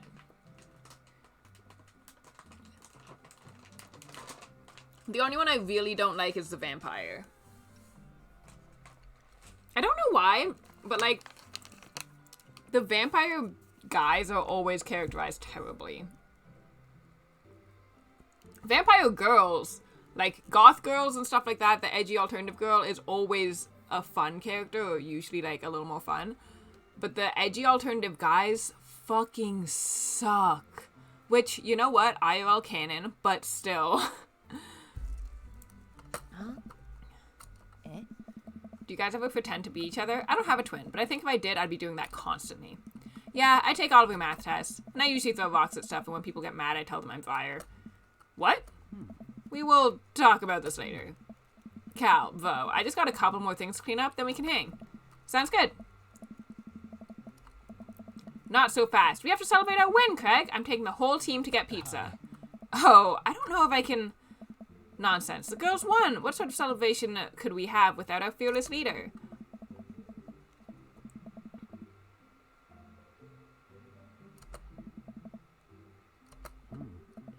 All right. Is it cool if my Vo comes along? Of course. Where are we going? Thirsty's Pizza? What? What? It's a real place.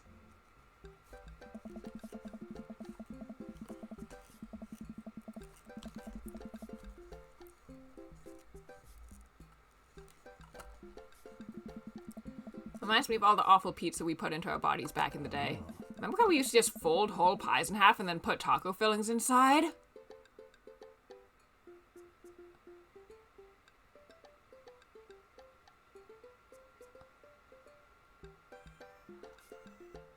Neo, I have an idea. Hey, Neo. Neo, I have an idea.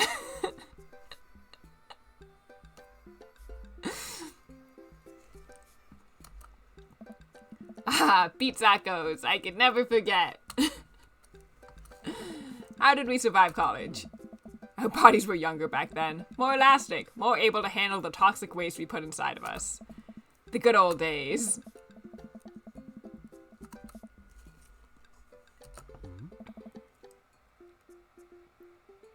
Whoa!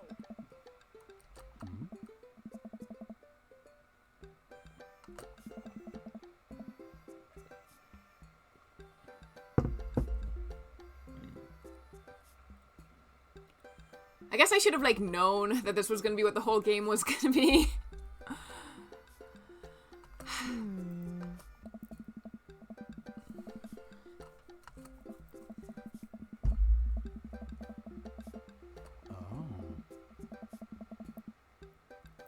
So this is supposed to be the hot one, I guess. Craig's supposed to be the hot one because literally all of the moms are hitting on him.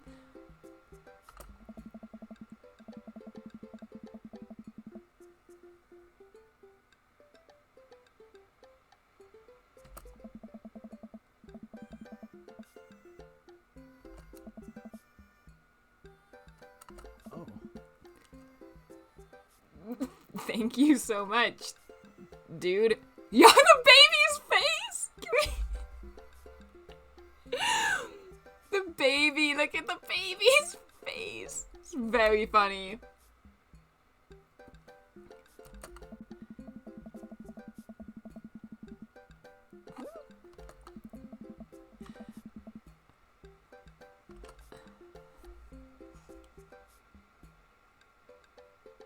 Tag team with Amanda.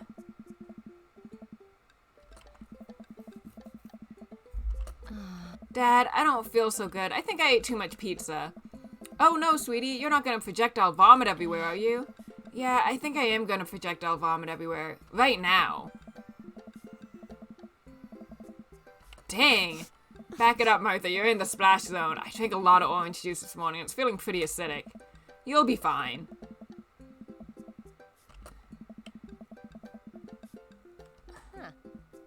Well, I guess it went away and I'm fine now and nothing's wrong. So I'm taking Hazel and Fire tonight for the sleepover? Yep, they're pretty excited about it. You'll keep them out of trouble, right? Oh, of course, but I could always use help watching after everyone tonight if you're not doing anything. You know what? Yo, props to this mom for, like, going after what she wants.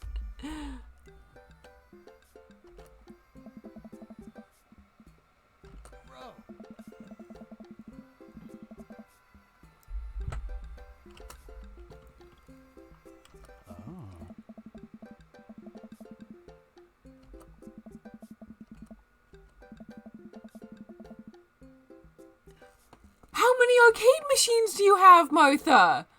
You have multiple arcade machines? Yo, Tiffany's actually a really smart kid. If I knew that putting pizza into the arcade machine got me an arcade machine, I would just keep putting pizza in the arcade machines. She seems nice. Yeah, the team is one big weird family. Takes all sorts, right? Tiffany, don't eat the tokens. They are not that young. Tiffany's a stellar hitter. Man, you're a busy guy, huh? Only on days like today, I hope.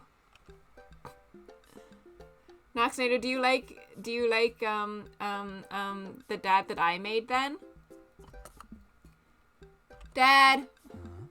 Hey girls. Dad, can you help us beat our record on DDR? We told Ariana's dad that you could destroy him on the dance mat. Please help. This guy's just gonna be good at everything, huh? Oh, man.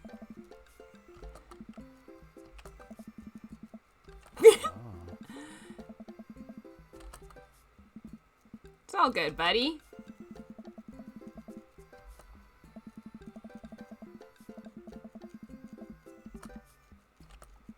I feel like we might be a third wheel here.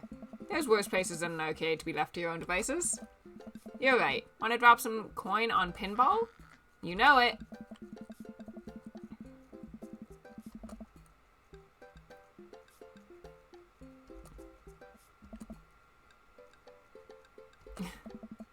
You're pretty good. Don't patronize me. Hey, just trying to pay a compliment.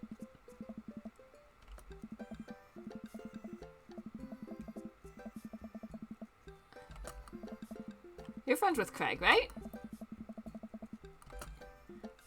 Yeah, we went to college together. Please don't lean on my thing. Huh, that's so interesting. So do you know if he's, like, available? Oh, I honestly don't know if I could say. Seriously, you're gonna make it tilt. Because it seems like so much work to watch after his kids. Don't you think it would be great if he... Lady, I swear to God.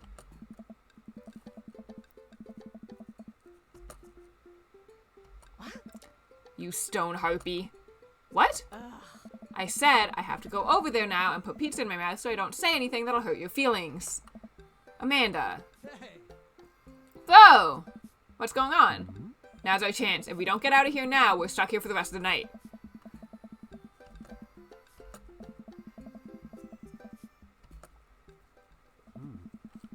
Hope you don't mind me bringing you back here, bro. Not at all, dude. It's good to finally get you all to myself for a second. Blech. Well, almost all to myself. Hold up. Oh. I thought he was going to just leave the baby in there. This might be less catch and more you throwing the ball and me running after it, but sure. So fetch. That's fetch. I have a cooler in my car that we could grab, but there's only juice boxes in there. Man, fatherhood is strange. You're telling me. I can't believe I'm looking back on my keg stand Craig days and reminiscing about it. Those were some good times. I don't know anyone else who could pull off the rare horizontal keg stand. It was a feat of discipline, Bo. Trust me. If that's like holding yourself up in like a horizontal plank, Craig was always shredded. If that was like... That... It sounds like Craig was always shredded.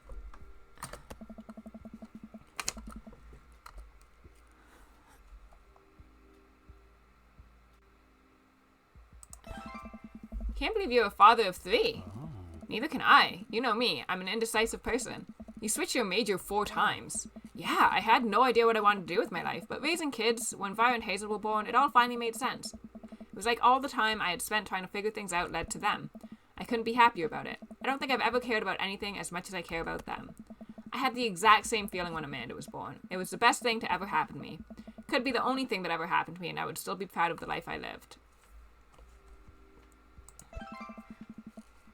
So is softball coach the life you wanted, or was it the life that was thrust upon you? Huh? I'll admit that I was hesitant at first, but I cannot speak anymore. I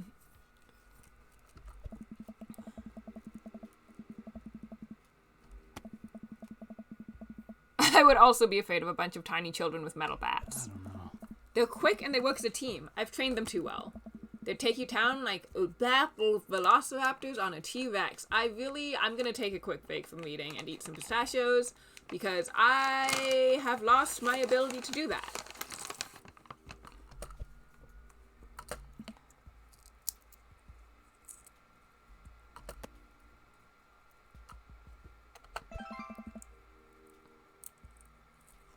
Hey!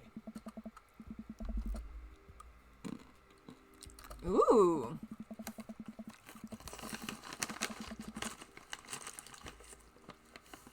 Oh.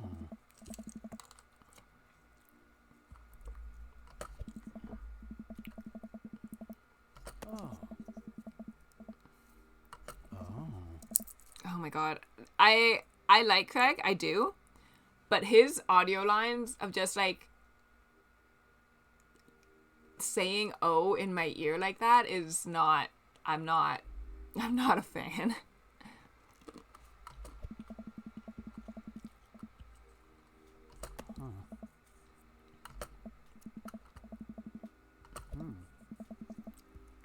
Oh no. I don't know. It seems like very like a little bit is fine. That was like it felt like it was getting close to harassment.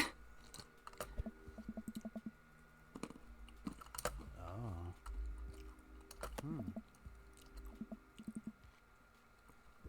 Bro! Oh.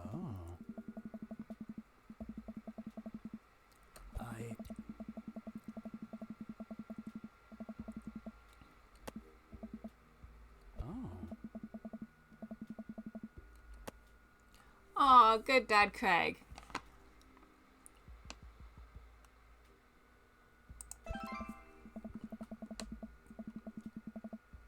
Oh. I love that every dad in this game is portrayed as like a pretty good dad. Like, that one guy's kid is a bit of a fuck up, but like they all seem like they're trying so hard to be good dads.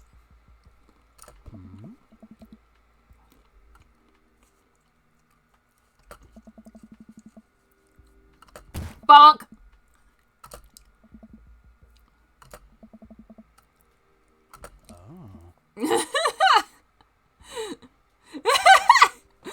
like the face that they chose for Cal getting, like, whacked in the face.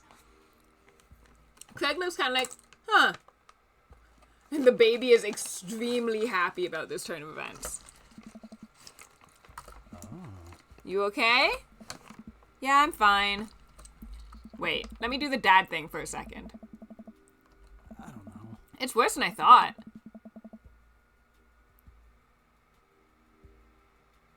Dude!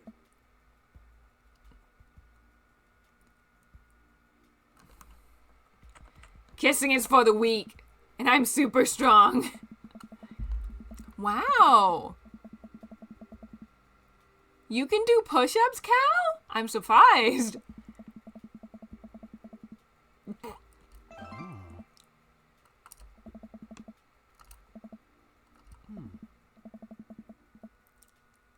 Oh, babies leave.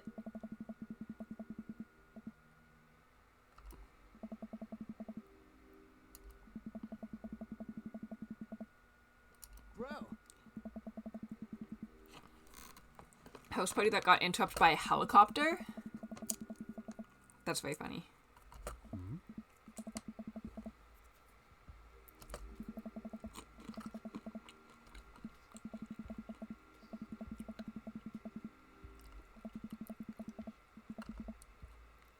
Hey! Man, college. Good old days, right?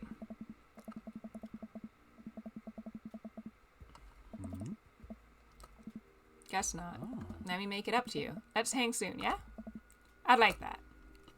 So that was like a really bad date, gonna be honest. Most of these are too closed. Figured I might as well do something productive between episodes of Shark Hunter lip sync battles. These are very good TV shows. Huh. Amanda, this is some good art. Look at this good art you made. Yeah.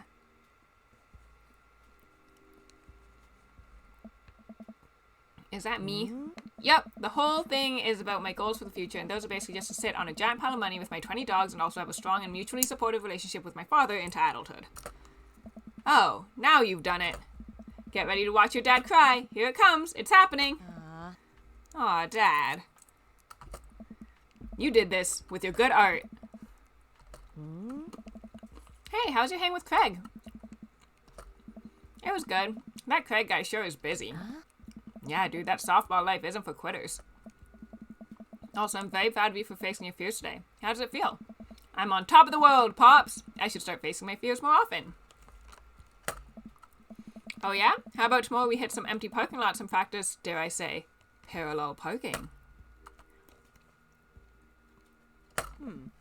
I mean, at least, like, he very much didn't seem threatened by it. He just seemed like, dang, man, this is awful. This seems, like, really annoying for you, huh?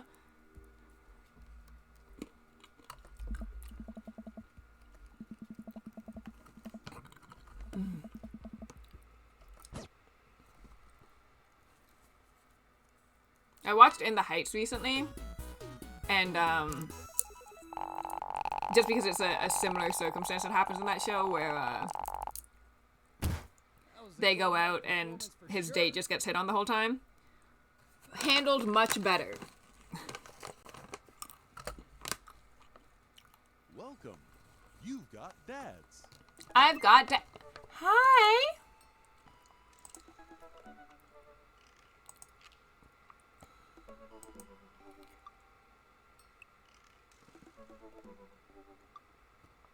Egg?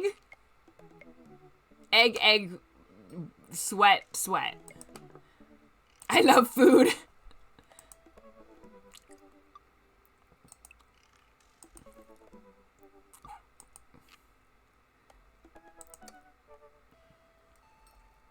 Egg.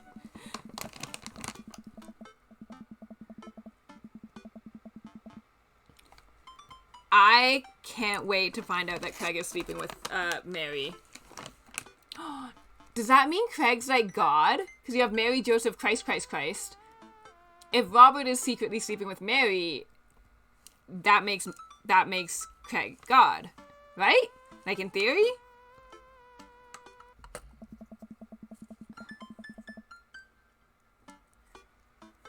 I want to open these pistachios. Ugh. I hate when an internet life hack works. Mr. I didn't get that the first time I read it, but that's very good. 10 out of 10 for Stabby.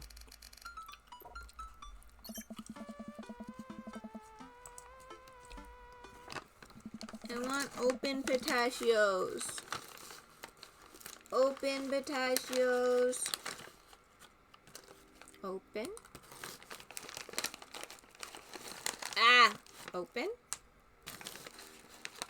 Open. I felt like I needed to sneeze for the past like 10 minutes. It's not going away. More than 10 minutes, actually, I think. Very, very annoying. Bro. Cal, boy, am I glad to see you. Likewise, man. Class of you to bring wine.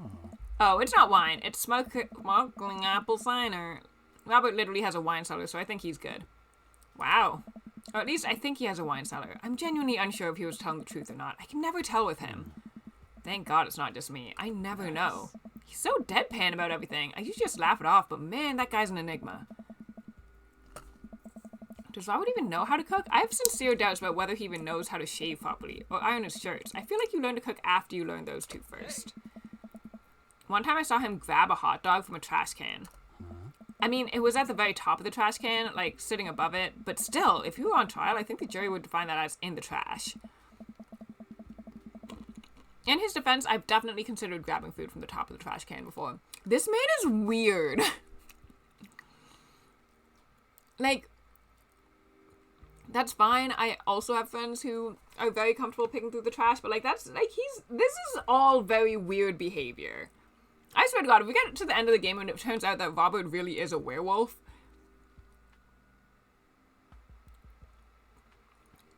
Seinfeld is weird too. But thank you, Steven. I absolutely would not have gotten that. I was not a very big Seinfeld fan. Everyone tells me that it was good. Like, a lot of people that I respect their opinions liked that show. I could not. Maybe now.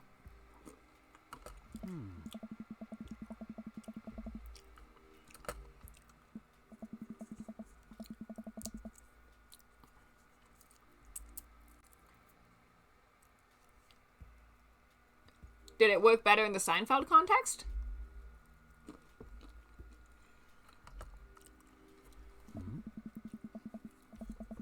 We arrive at Robert's house and ring the doorbell, but the doorbell won't chime. I can't wait for Robert to not be there. Must be broken. Since when does Robert have a dog? I don't know. That's weird. Secretly at Vine's house.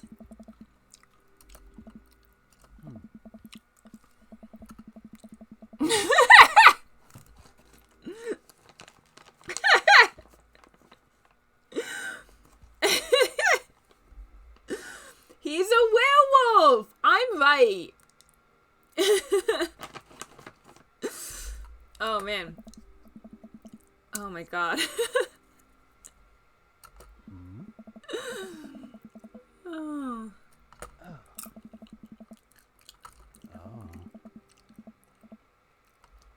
Yeah, that's bad etiquette, Craig. Like, he acknowledged that it wasn't cool to invite someone, but, like, it's actually not cool to invite someone and also not even give the host a heads up, you know? I need more open pistachios. Pistachio bake.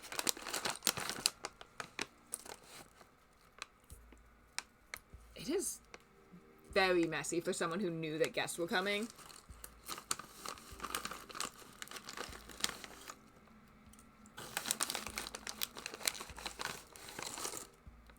Okay, I'm gonna close this because this is, like, extremely distracting. Pistachios are too much work to eat on stream.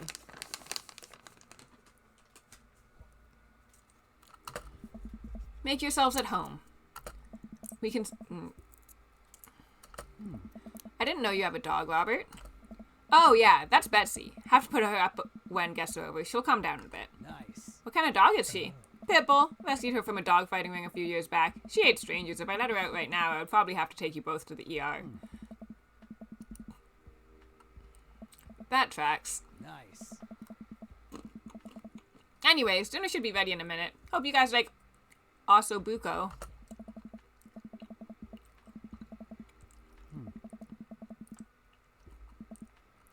Nice. What's ossobuco? I don't know. Did he make up that word?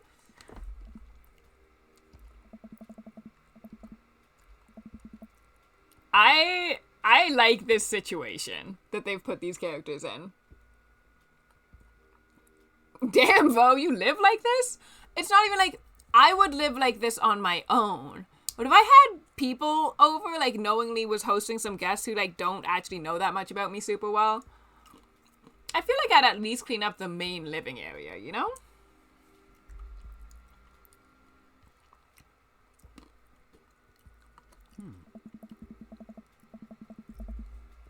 Nah, usually you wake up in those situations. We voluntarily walked into this one.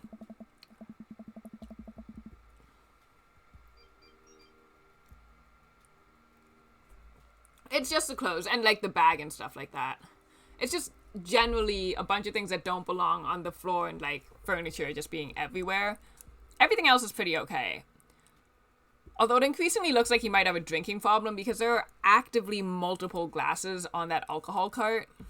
Like, different kinds of glasses. There's a wine glass, 2 like cocktail glasses, and 2 shot glasses. And unless those are left out from the last time he had people over, which is very likely because why would you ever need 2 shot glasses? He's like just been drinking a lot. One of them's actively open. There's a lid on the table.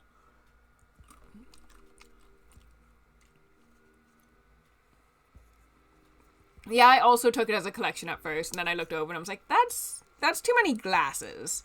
Just the bottles is one thing, but that's a lot of, like, yeah. And he's ex-military.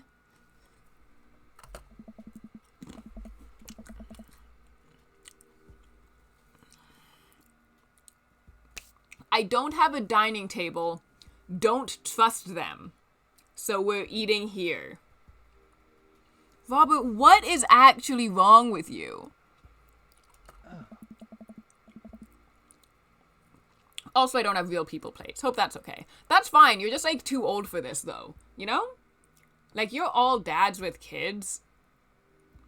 And, like, generally speaking, this is fine. But it is, like, giving very college frat, bro, you know? You have a wine cellar, a whole alcohol collection, an enormous TV, and no plates? It's giving alcoholic 25-year-old.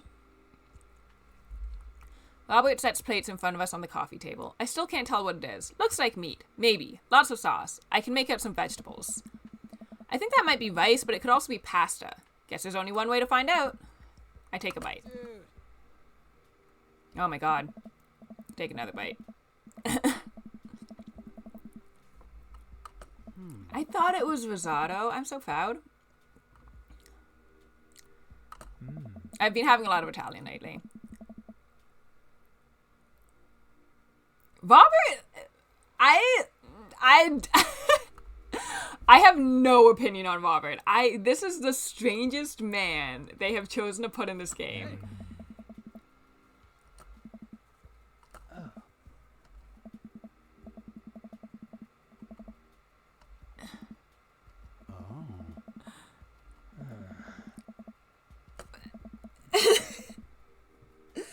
This Robert, aside from the drinking problem and being ex-military and having a dog, the general characterization of Robert is just Neo.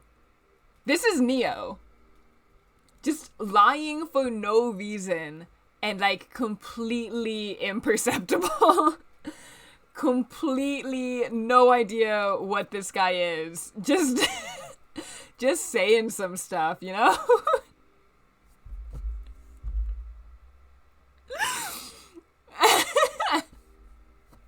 He lies a lot. He's even wearing his outfit. He's wearing like an upgraded version of the outfit, but those are even the same color pants. the red shirt, the black over jacket sweater, the like slightly green gray dark pants, pointy eyebrows, but I think everyone in this game or like a few characters in this game have that. Like, this is...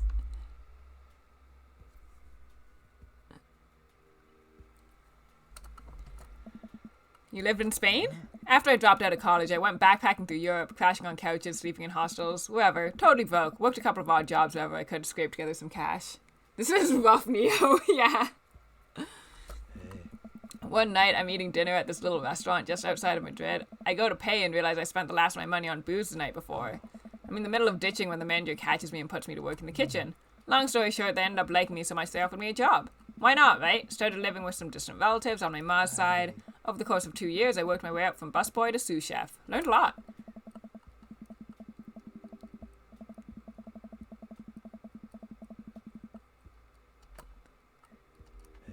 Anyway, I still love to cook.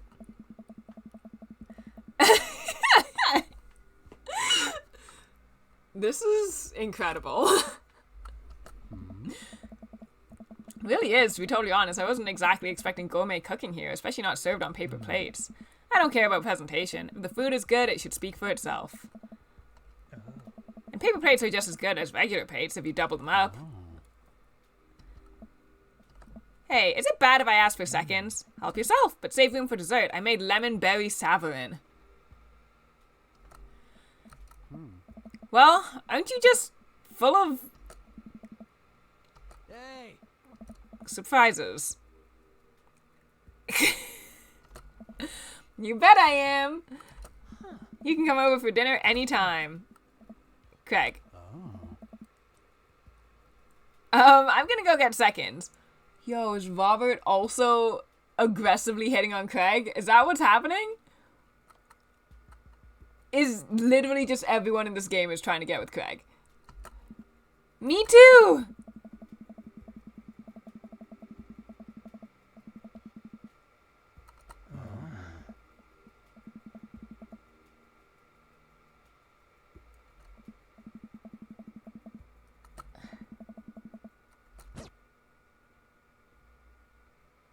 I think we just third wheeled a like very high effort date on Robert's part, where he made gourmet food for his little crush Craig. I don't think I can talk to Craig no more. I think Craig's on his own. Cool guy. You know, we got history. I can't do competition like that, you know? Like, that's too many people are into that guy. I'm gonna go back to Matt. Hugo was kind of appealing, but he's kind of been annoying me. Maybe I'm gonna go out with Matt again, and then we'll go to Joseph, I think. Which was off-putting because he's religious, but he's been very funny.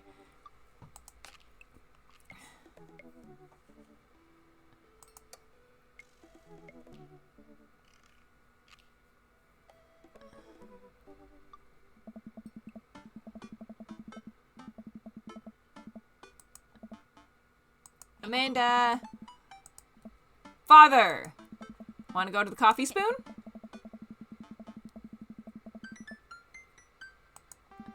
Amanda, are you gonna bring your laptop and your leather-bound journal so you can work on your poetry anthology?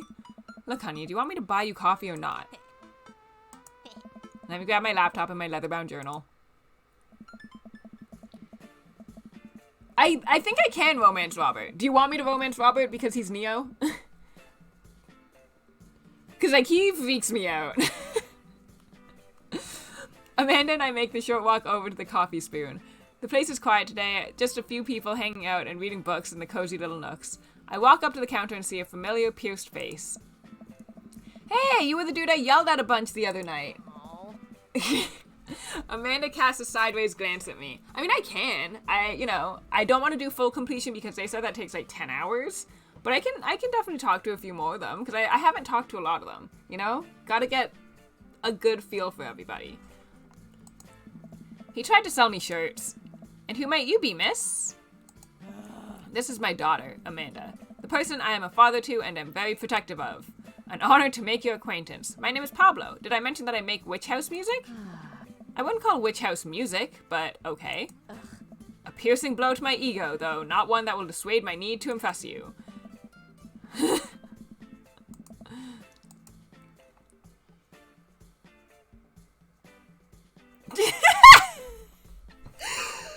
of those are good options. Change the subject. Anyways, Pablo, I didn't know you worked here. Yeah, man, today's my first day. Matt's still training me. Cal!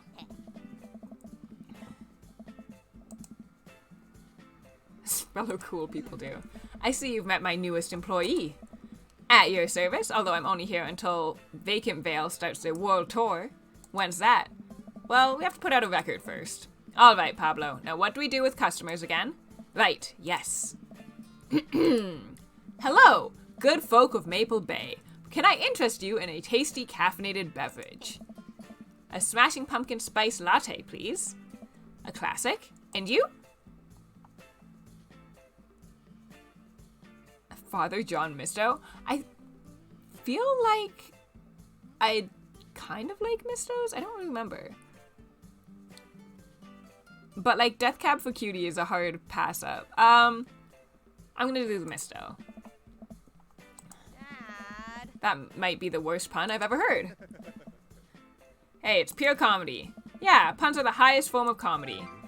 Oh, I was making a joke off Father John Misty has an album called Pure Comedy, and the drink is named after Father John Misty, so I was... Yeah, never mind. Matt is like the anti-Neo. I don't think Neo would understand a single one of his jokes, but that's okay because in canon, Cal is also not supposed to understand any of his jokes. Coming right up. He'll get the hang of it. For as goofy of a dude as he is, kid works hard. Hey man, that concert was a lot of fun. We should hang out again. Hell yes. I'm actually going to be done training Pablo in a couple of hours and was going to go record shopping. Want to come along? Absolutely. Last time we hung out, he told me that he had trouble hanging out with other people, but for some reason, he and I can talk and joke like old buds. It's weird. I feel really comfortable around him. Yeah, sounds great. Have you ever been here before? No. I mean, we have a record player sitting in the living room, but all I have are 2 copies of Frampton Comes Alive. Hey. Oh, this should be fun then. We're gonna find you some good stuff.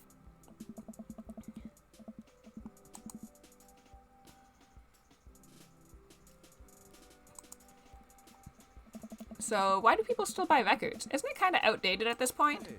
There's a lot of people who will try to tell you that vinyl sounds warmer or more true to the artist's intent, but really I think it's just nice to collect records. Hey. It's cool that in this day and age we have just about every song ever created available instantaneously on our phones, but there's something about holding an album and getting to see the artwork in your hands that I'll always love. I agree. I am never going to actually invest in this because it is an expensive thing to try to collect, but I do think that just having records is cool, the same way that I refuse to get into audiobooks because just having books is cool. Hey. Oh. Remember when we were kids and would have to wait around by the radio with the cassette tapes so that we could record our favorite songs? It made each listen really special, and mixtapes were even cooler because of how much work they took. Now you just make a playlist. I think the last time someone gave me a real mixtape was in high school. I look around the multi-level record store and spot some genres: future wave, jungle, anarcho-punk, nunsploitation. I have no idea where to even start. Man, this is a little overwhelming. Here, let me help you find something you might like. If you were a milkshake, what flavor would you be? I don't like milkshakes. Purple?! I was gonna pick cookies and cream, but like I have to pick purple. Hey.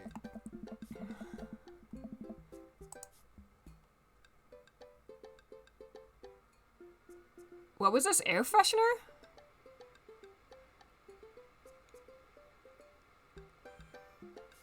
Power Violence Cherry Blossom. I'm gonna do Daffodil Mountain Spring. Candle? That's close. Icin. What's your favorite ambient sound?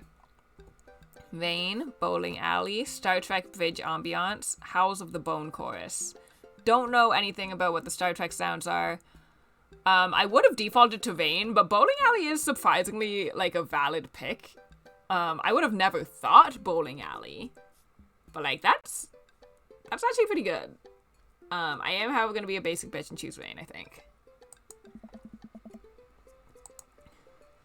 Backyard, inside an active volcano, living off the fat of the land, and I beat that. Yeah. Beeps and boops. That sounds right. Only because they want something from me. Fear that I don't deserve happiness and won't ever get it. But me and I fabricated this universe, saying you too when the waiter tells you to enjoy your food.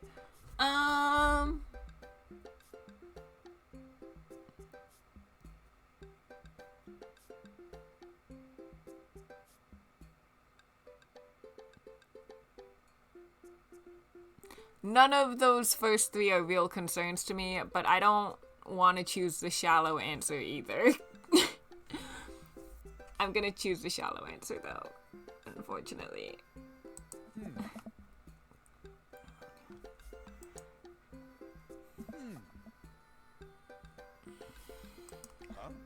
I wanted these to be like semi-realistic because I wanted to do the gag of like making chat tell me what they think my type is based on how I've played these games. But like, Hey.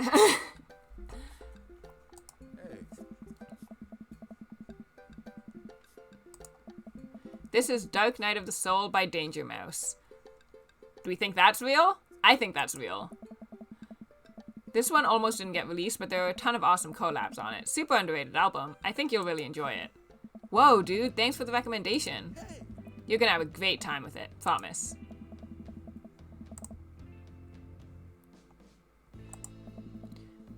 Usual stuff today, Matt? Yeah, sounds great. Just some light pickups.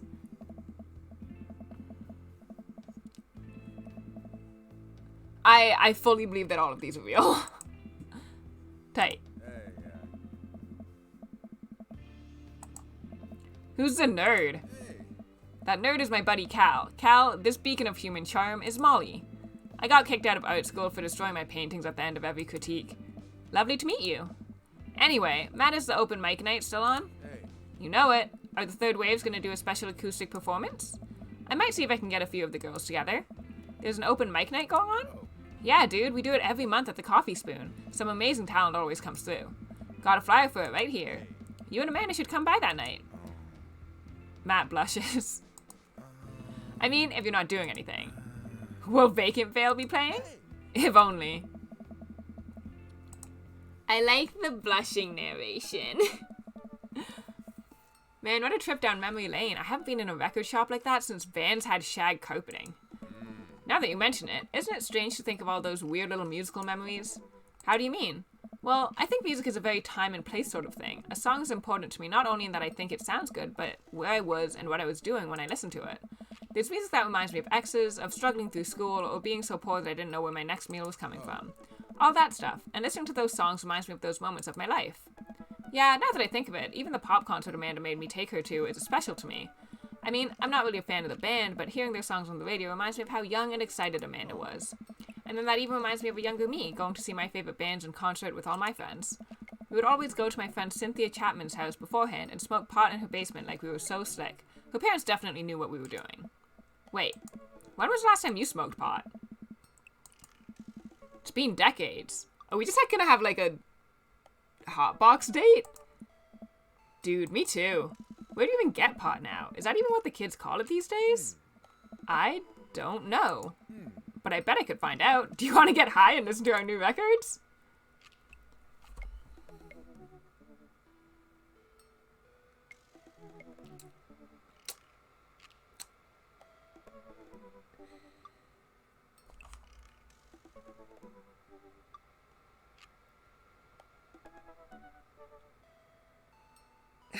Yeah, that's a vibe. Like, I wouldn't, but that's a vibe.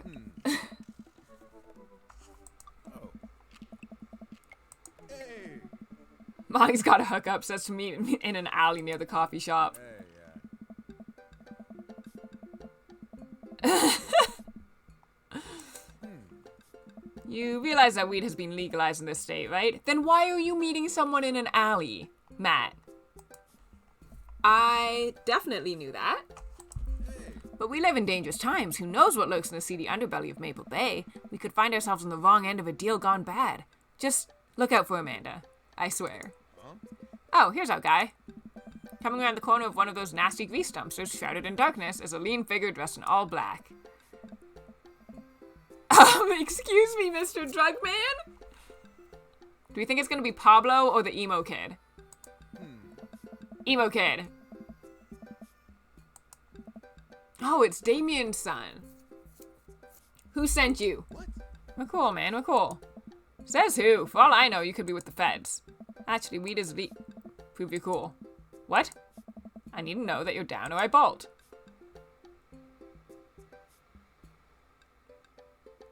Mutually assured destruction. Look, man, we're trying to buy drugs from you, and we know you sell drugs. You have dirt on us, we have dirt on you. We're in this together now. Look, it's fine. I get it. Buzzcut Molly said you were coming. Right, now that formalities are out of the way, let's make a deal. Her name is just Buzzcut Molly? Alright, how much do you want? 1. 1 what? Oh. Yeah! Hey. He means weed, Lucian. Yeah, but how much? 1! Hey.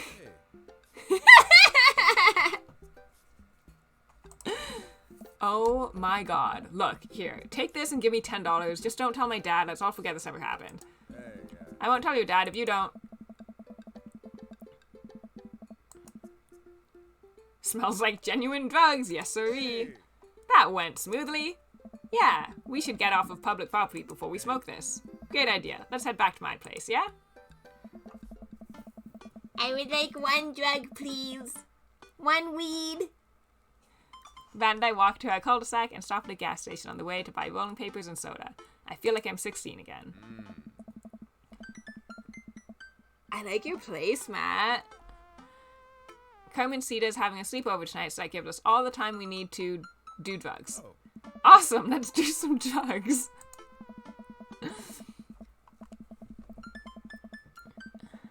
This feels like it would soak into the plants and your kid's gonna know you did drugs. Or not the plants, the fabric. Hey.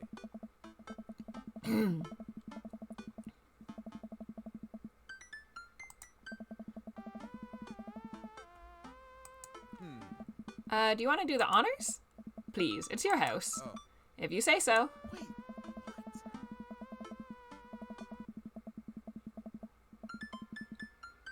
What? Hey. Never was too good at this.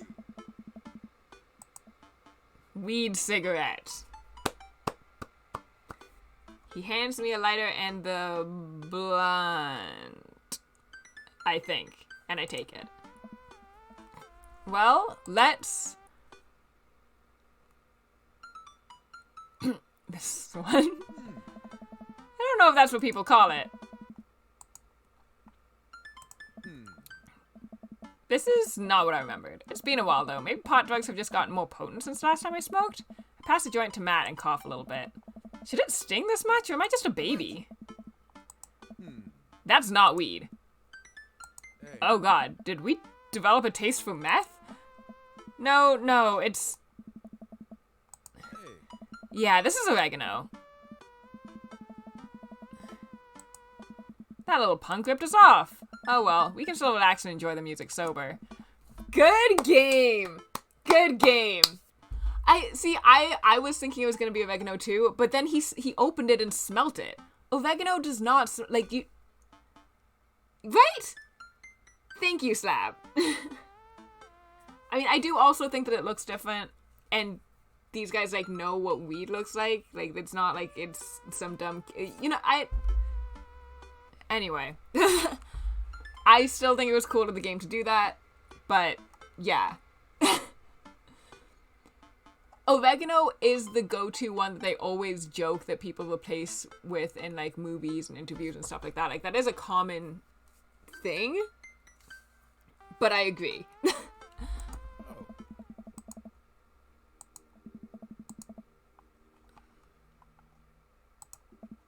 Who's that? Oh, that's Rosa. She was Carmencita's mother. She died when Carmencita was young. I'm sorry to hear that. Amanda lost Alex at a young age, too. I can understand how hard that must have been.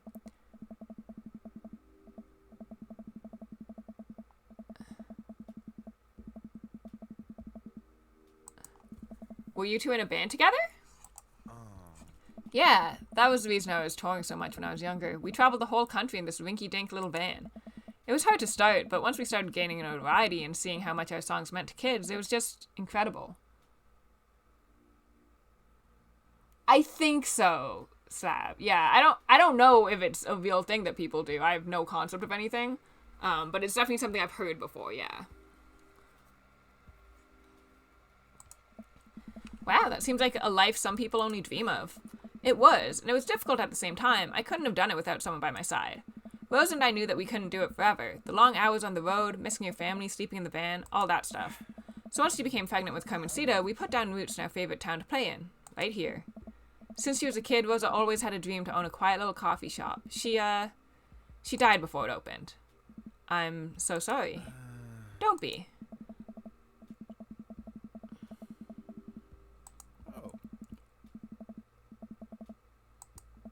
Do you play? Oh, man. I'm out of practice.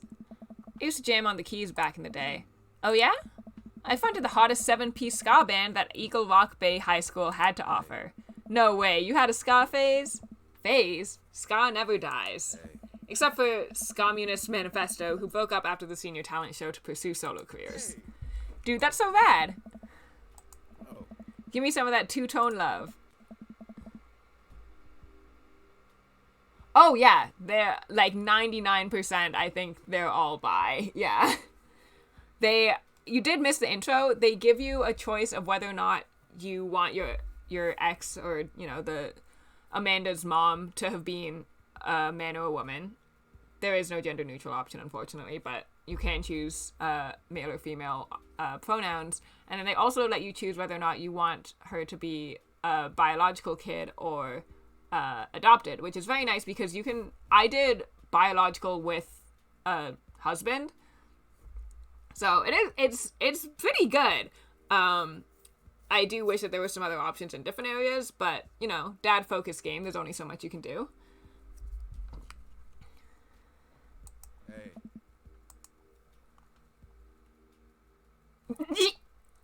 Anyways, stick to your ska roots. I think I'm doing it. I'm playing ska. Hey, yeah. That was just Smoke on the Water. Is that a common thing to play on piano too? I only know it as the go-to guitar song. Matt, I've forgotten how to play. Alright, buddy, can you top that? I shouldn't. Oh, come on. Hey. No, it's been a long time. Matt, you just sat through a butchered version of Deep Purple's Smoke on the Water. How much worse can it be? Okay. Okay.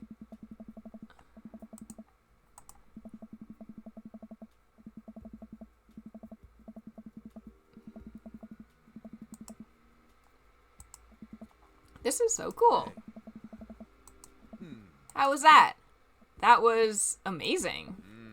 Oh, it's nothing. Come on, man. That was killer. Are you gonna pull that out for the open mic night?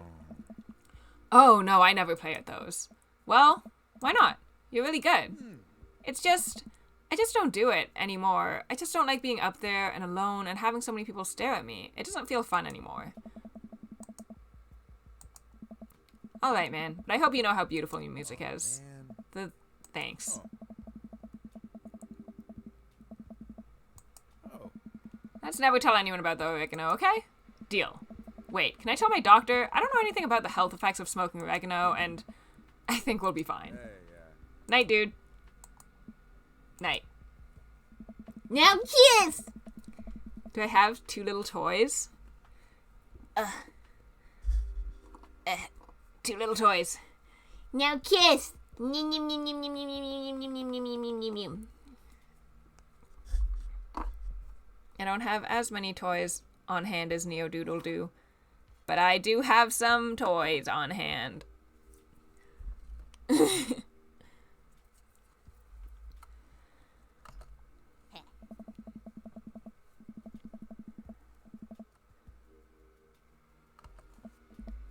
Amanda. What smells like a pizza parlor in here? What? Nothing. So, what's up? Dad, I'm hungry. Whoa! Wait, no. Hi, hungry? No. I'm Dad!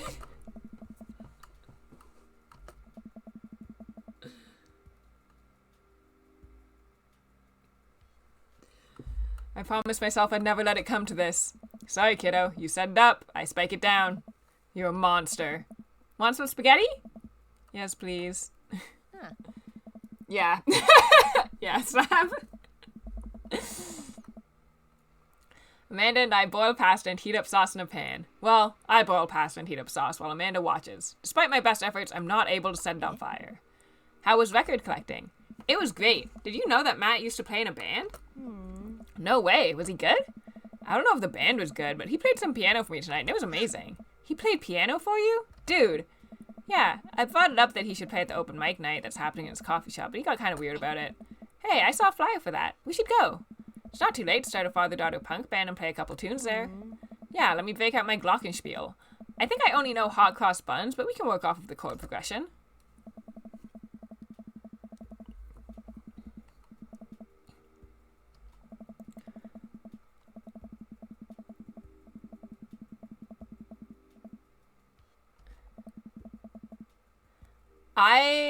I like the little side gimmick of the TV shows.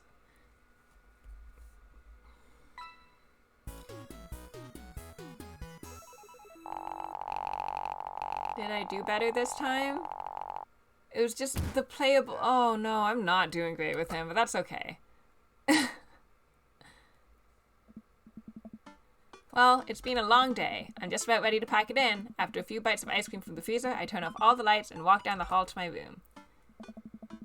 A is fine, but I got S on Craig's. So I want S with Matt, because I like Matt. Well, I don't even necessarily like Matt better, but Craig has too much competition.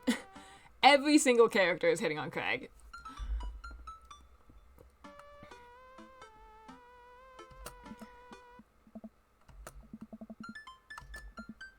Hey, Amanda? Not right now.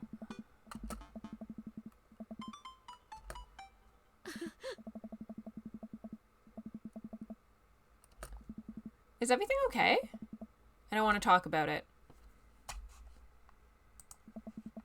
Did something happen? No, nothing happened. Go away. Something must have happened. Amanda, get out. Okay, okay.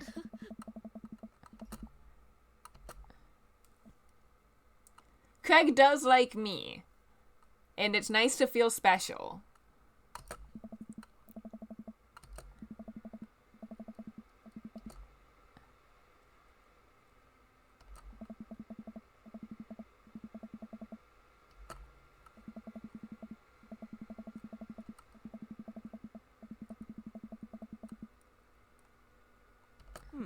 I'm not, like, completely giving up on Craig, but he's not gonna be, like, my focus, you know?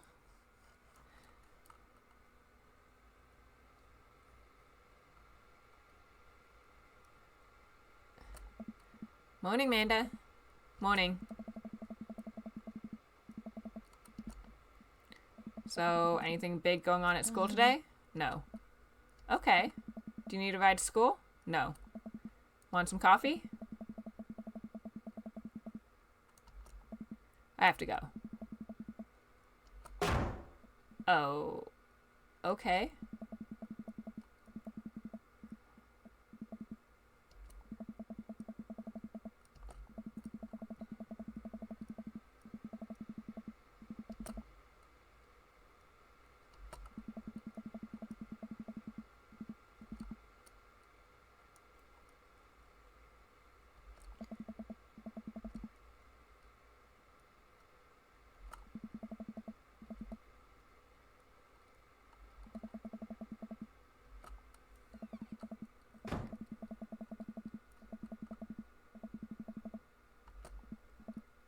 Hey, Pumpkin.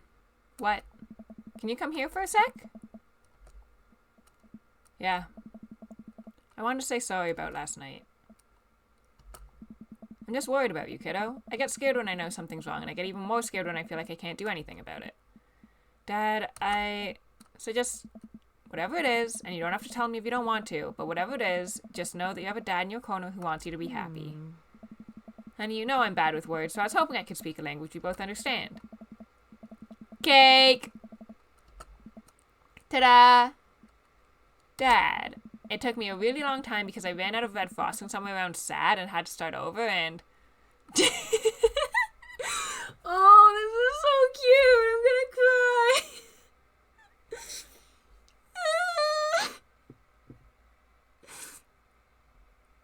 This game's good.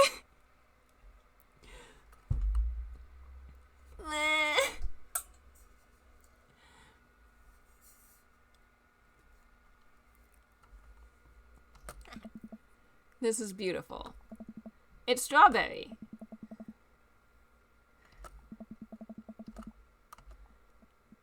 So, it's really stupid. What is? This whole thing. I know I've been really weird lately, and there's just... I don't even know how to explain it. I feel like I might have to make you a chart. I'm listening. Do you want me to take notes? Oh. I guess I should start from the top. So you know how Emma R is going to that fancy art school in California, right? Emma R. Oh, no.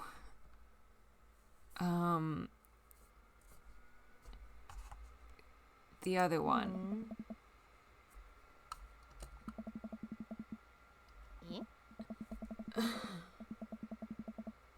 Anyways, ever since she got the acceptance letter, I've been feeling like she's drifting away, you know? And she's been spending a lot more time with Grace and Emma P. I just thought it was all in my head for a while, but then I found out from Rosie M. that both of the Emmas, Grace, and Noah all went to a party at Mackenzie F's on the same night. They all told me they were busy studying for the Calc A-B final. Yikes. So, another important piece of information is, God, this is embarrassing. I, have a crush on Noah, and, that's the thing. What? Whoa, I had no idea. I definitely didn't know that. Okay. You're a bad liar. So are you. I learned from the worst. Anyway, so the only person I told about the crush was Emma R, and she promised not to tell anybody. I didn't confront them about the party thing because I didn't want to start drama, so I just keep quiet and keep going about my business.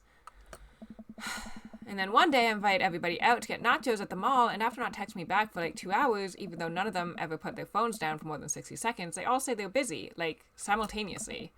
So I tell them, never mind, I'll just eat nachos at home, right? But we were out of chips, and I really, really wanted nachos. Totally understandable. Aww. So I go to the mall anyway, I get to the food court, and who do I see there but Grace, Emma P, Emma R, and Noah, all hanging out together and eating nachos, without me. What? It gets better. I'm standing by the escalators watching them, and I realize that Noah has his arm around Emma R, which is kind of weird, right? But then they kiss. No. Yes. I know. So I storm over there, and I'm like, hey. And Grace drops a nacho on her shirt, because of course she does, and Emma R just, like, glares at me. Grace. Nothing is coming up. I don't know who that is. Grace is the... I don't think I ever knew this one.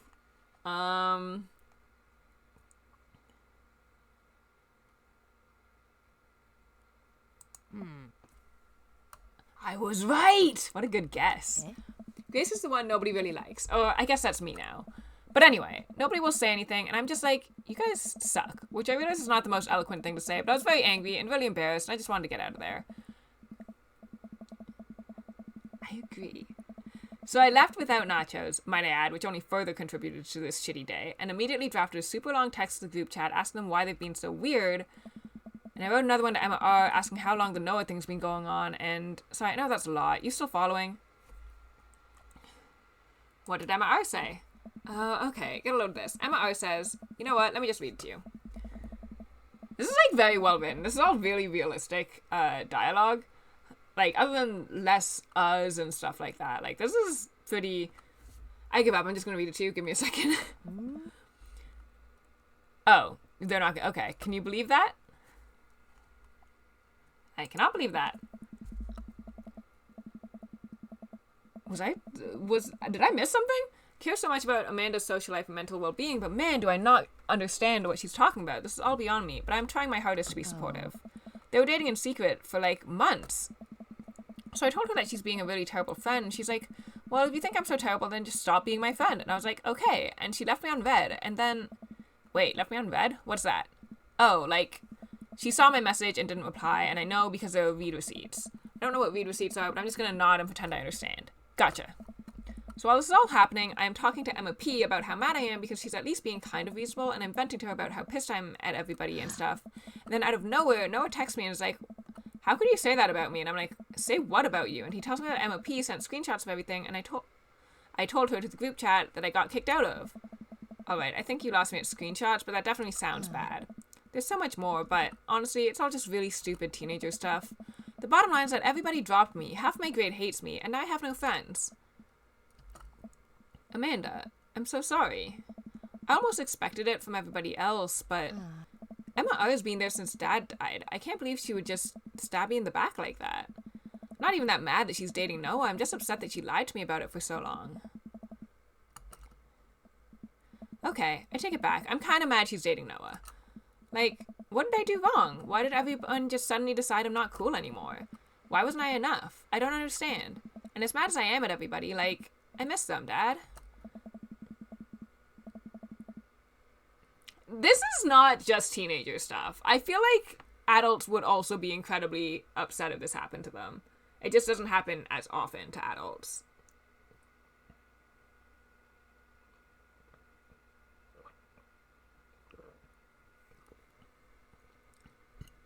But I also, like, definitely know people who mistakenly think that they're part of a friend group that they're not a part of, and absolutely take it hard when they start to realize that they're not.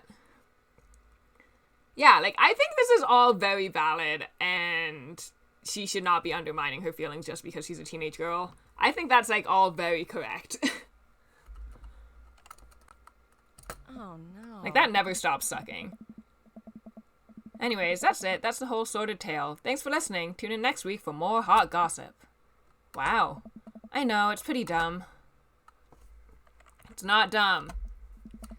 No, it's a stupid thing to be upset over. Amanda, your feelings are real. Don't ever be mad at yourself for having feelings. I guess. Unless you've secretly been a robot who's been approximating human feelings this whole time. Dad, if I was a robot, I would have transformed into a monster truck a long, long time ago. But seriously, I know you probably don't want advice, but I feel like it's my duty as a dad to bestow upon you a few nuggets of fatherly wisdom.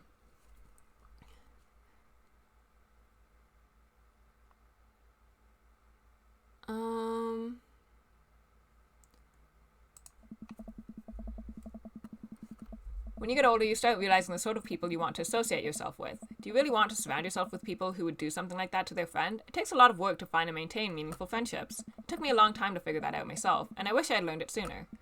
If the other person isn't putting the effort in to show you how much they care, it's not worth it. You're not beholden to being their friend.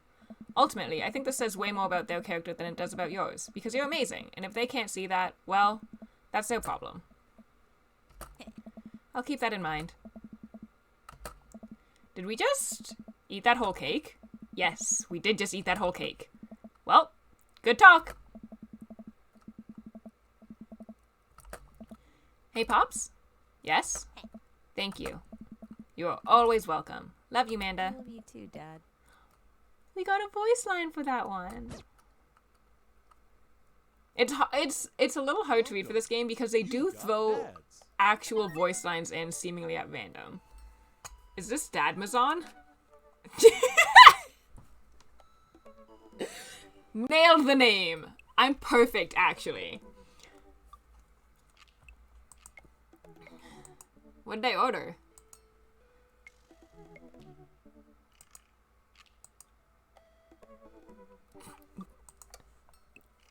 That is a very funny thing to send your delivery driver. You just got a package. You just got a package.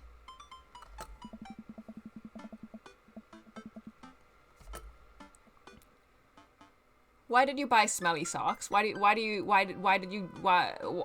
have a package of socks that already come pre-smelly?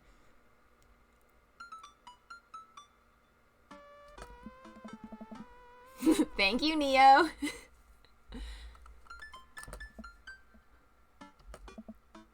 Butterflies? Hey Amanda, your box of dead butterflies is here. What's up? Are you sacrificing them? What? You ordered butterflies? You can order dead butterflies online? Wait, so these aren't yours? Yeah. No, but I'm definitely ordering some right now. Okay, love you. Yeah, that tracks. No, it's illegal to steal people's mail. Wow. Mr. Art, to what do I owe the pleasure? Whoa, how did you know I was about to knock? I don't know. Oh, okay. Anyways, I think this got delivered to my house by mistake. What a wonderful surprise. I was just about to send a strongly worded letter to the courier service about this. Many thanks. Why is this guy, like, complaining so much about, like, people just doing their job? He has a very genuine seeming smile. It's unfortunate that he's awful.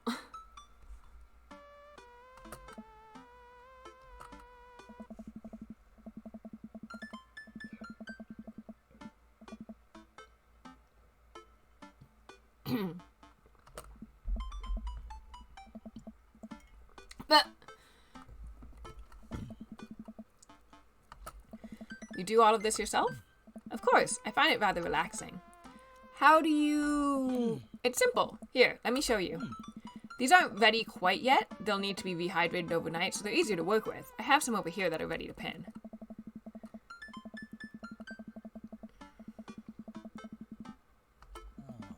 I'm rather excited about this one. It's a turquoise swallowtail.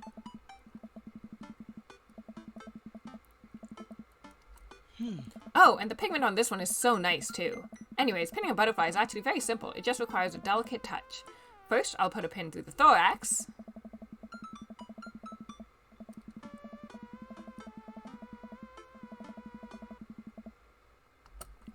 I have a frame here that I think this one will look quite pretty in, but I'll need to let it sit for a couple of days until it's ready. And then what? I remove all of the pins and put it on display with the others. This one's so pretty. Yes, that's a blue morpho, one of my favorites too. I know that one. He hands a small frame to me. Here, I think this would look lovely in your home. Oh, I couldn't take this. Why do you know what my home looks like? I insist. Believe me, I have more than enough. Thank you. If you ever have an interest in pinning some insects yourself, you know where to find me. Haha, I think I'll leave that up to you. I feel like I'd probably break them in half with my butterfingers. Nonsense. You have beautiful, steady hands. You would make a fine taxidermist. Okay.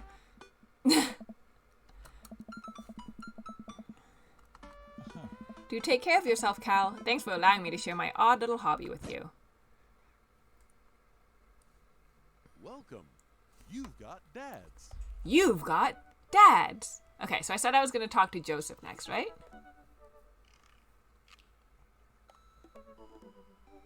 I think I'll do Joseph and then Craig again. Or Robert. I want to, one, show Neo Robert, and two, I just, like, I don't actually want to romance Robert, but I want to know what his fucking deal is. He's so weird.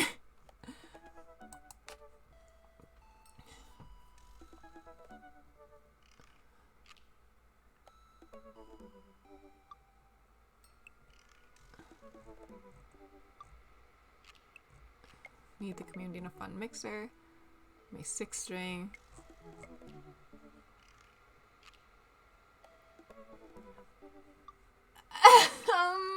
Okay.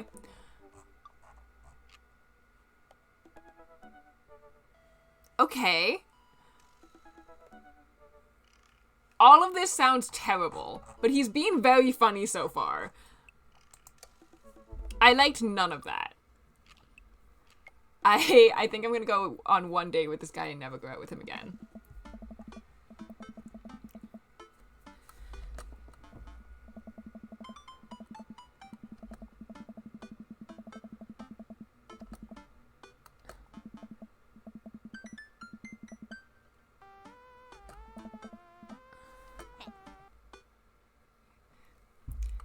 Yeah, Amanda, how many times have I told you not to sneak up on me like that? I selectively ignore it every time you do, Pops. Joseph can't read your mind, you know. If you want to talk, just message him. But I've never been friends with a priest before. What do I talk about? My favorite Bible passages? Ice cream socials? Khakis?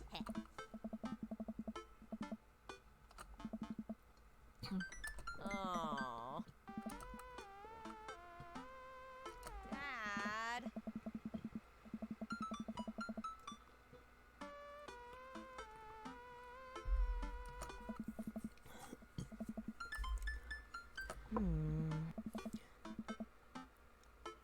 Good on Amanda for being somehow good at talking to people.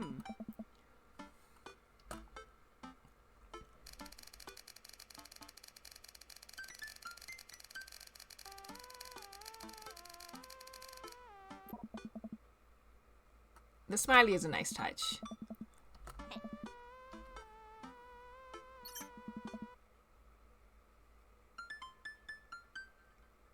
I like how much Joseph bakes. He uses a lot of exclamation points. I'm more concerned about him signing his name with a tilde. Is there something wrong with that? I like that little thing. That's always been like one of my favorite dumb little keyboard things.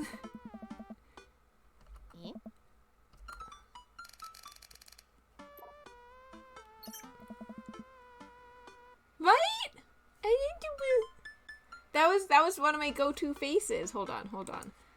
My favorite dumb little face was this little guy.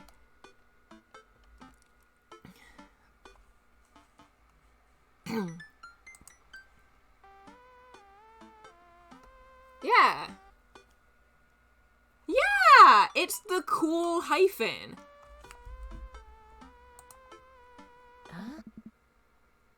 OOC, exactly.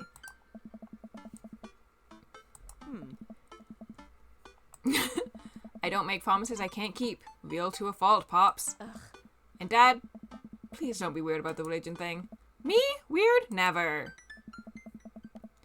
Make the short walk over to Joseph's place. Don't be weird, Cal.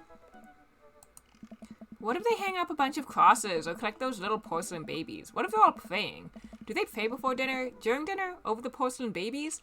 This house is really big. All of these houses are supposedly on one cul-de-sac, which is usually not very big. And Cal said that they were downsizing when they moved to this neighborhood.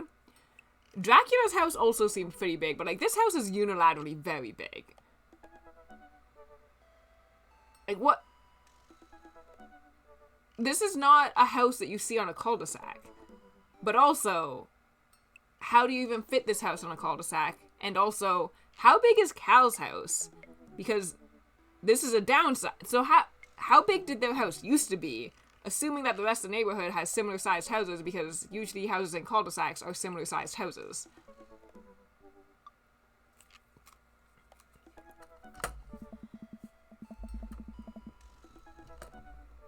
Why would you describe it so creepy? Who's there? Cal? What's his name? I don't know this kid's name either. Hey! No, Christian. It's Chris? Why is one of you named Chris? When the rest of you are named just longer versions of that. Whatever. Chris, right, hi again. I'm Cal. I know what your name is. Oh yeah, we met at the barbecue. How's the, why are you making small talk with this kid? Jesus.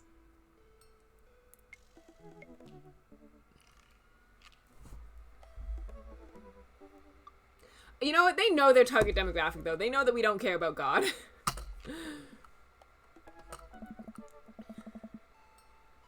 Maybe he didn't hear that. You're weird. Is your dad... home?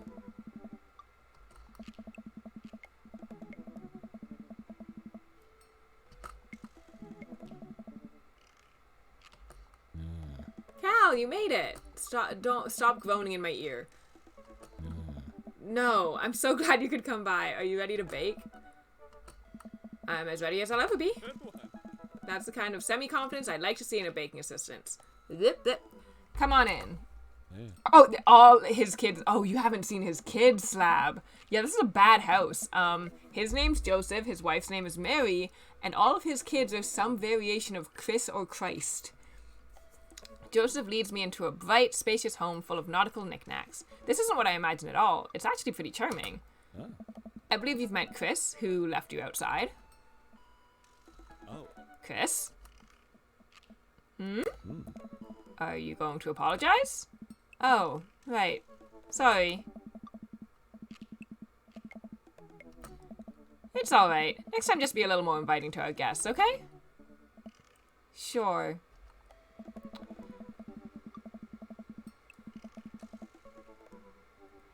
I have theories about this storyline. But yes, I brought up many concerns. Oh. Don't take it personally. Chris likes to keep to himself. I mean, we didn't start off on the best foot in the world. Plus, being the eldest in a big family can't be easy. Assumably, I mean, technically we haven't romanced at all. I think the wife is also cheating. And I don't know what the situation is, but I feel like they might try to explain it. But also, yes, that's part of why he is immediately excluded. They could be a poly thing. I would not be shocked if they are secretly swingers. I don't remember who it was, but someone said immediately when he popped up on screen that he has a sex dungeon. And you know, they do have 4 kids. These 2. Slab. Slab, look. Slab, please. Please.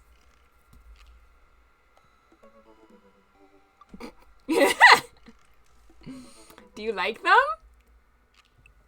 Christian and Christy.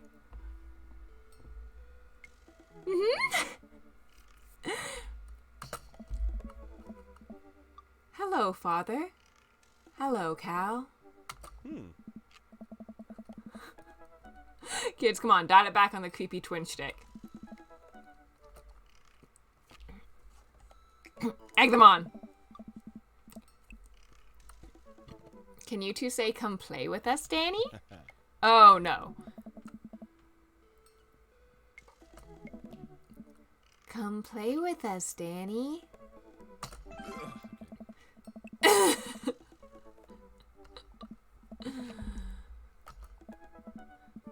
Okay, now say, please help us, Mothra.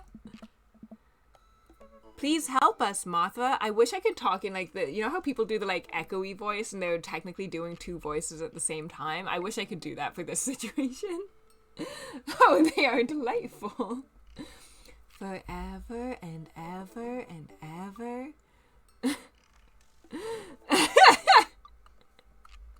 Oh.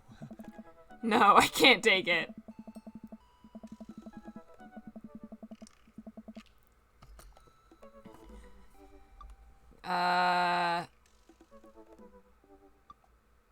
Creepy. Now say they all float down here. They all float down here, Father.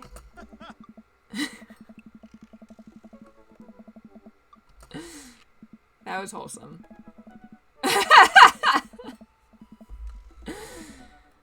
Good. Yes. I'm going to be hearing those lines for weeks. Next time we hang out, I'll try to teach them some lines from The Thing. Oh. Alright, so it looks like we've got a bit of a troublemaker on our hands. You think you can out-trouble a career pro? I don't know about that. I'm suddenly in trouble. I forgot I'm not reading those lines. That doesn't sound good. Christy? Wait here a minute.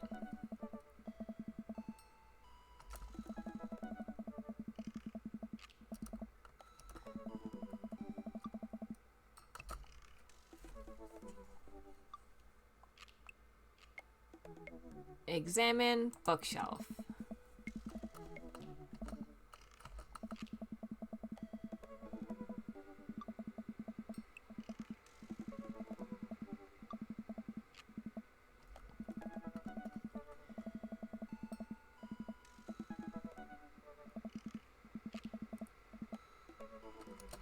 The teens' Bibles are all really bad. Hot Body Johnson sex detective. I'm gonna go ahead and say Slab. Yeah, of course Joseph is a carpenter. Yeah, exactly, Mitch.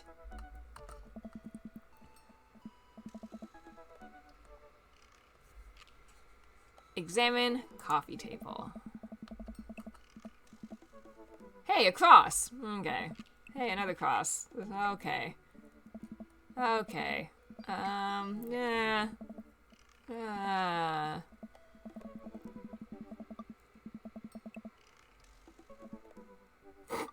Sex. I don't want to go into the kitchen. He told me to stay here. Oh my god. Oh, no. Why did you touch it? Oh, it's this doll. Oh god.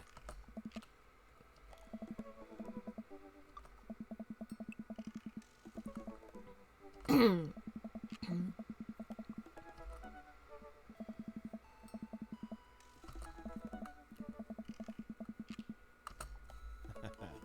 got kicked into the kitchen.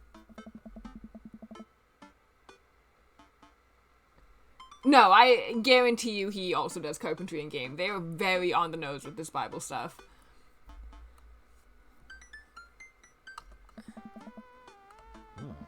The twins are a lot more manageable when they're separated. Where's Christian? He ran off.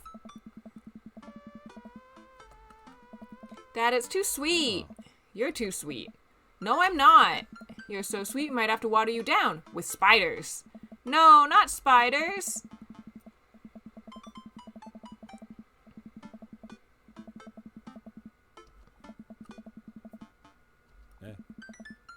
Save me from the spiders.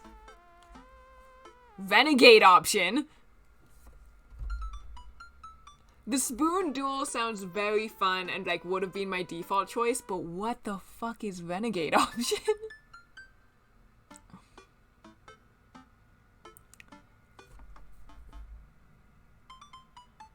I want to know. No! They bought my allegiance with the promise of flies. All hail the spiders.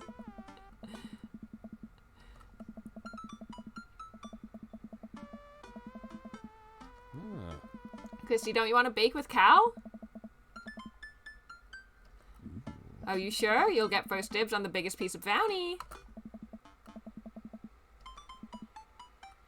Sparkle Pony. You don't want to bake with Dad now? You want to play with Sparkle Pony? Yes. Okay. Go. Ahead. That is still way too sweet. So what made that crash? Egg beaters on linoleum floor. It's my new techno single. Still haven't thought of a B-side.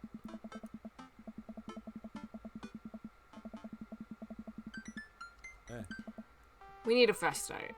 Oh, yeah, like I said, I'm not really a baker, but don't even sweat it. The bag came with instructions that have mysteriously vanished along with my daughter, so we'll probably be fine.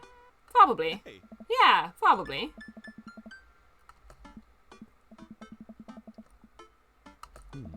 Now grab a spoon and get ready to rock.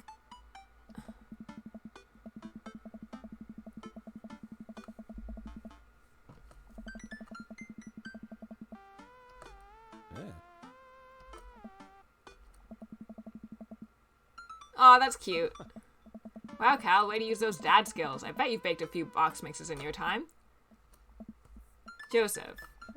All we have to do is bring these to the bake sale, and voila, duty done. Ahem. Now help me find Christy. Keep your eye out for a pony that sparkles. Joseph, hold still. What? Hey. I mean, you didn't have to do it like that. You could have just told him. Oh, thanks. No problem. In less than a second, I've licked the batter off my finger. It's really good batter. We should find Christy. I just want answers to what the fuck is up with this man and his wife, you know? Yes, we should do that, Cal.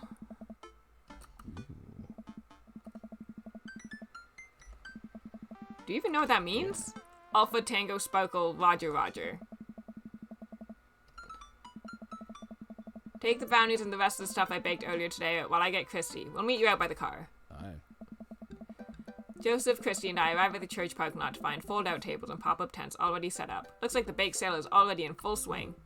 Wow, this place is packed. Is this packed? There are a few people milling around. Must be a value pack. Oh. If you can count a city's population on your fingers and toes, this counts as packed. Point. I want to sell brownies. Okay, let's get set up. I want to see Mom. Oh. She's down by the other row of tables helping out with another group. Want to go over there and tell her I said hi? Mom! Does she always run that fast? Yeah, and I can only catch her half the time. These knees aren't what they used to be. I remember when Amanda was her age, I couldn't get her to sit still for 5 seconds. Yep, great age to deal with. So are we allowed to eat any of our own goods?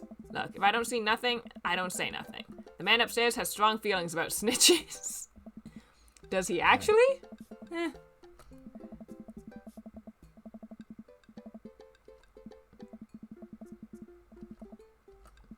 How are we supposed to compete with that? Oh. Please, this isn't my first time to the rodeo. The bake sale rodeo.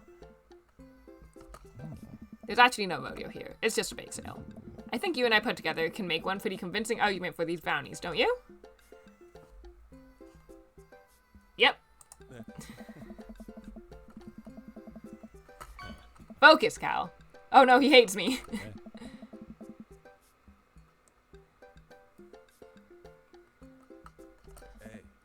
Hey. Hey, dude. Hiya. Matt, come and see it. Great to see you guys out here. Hey.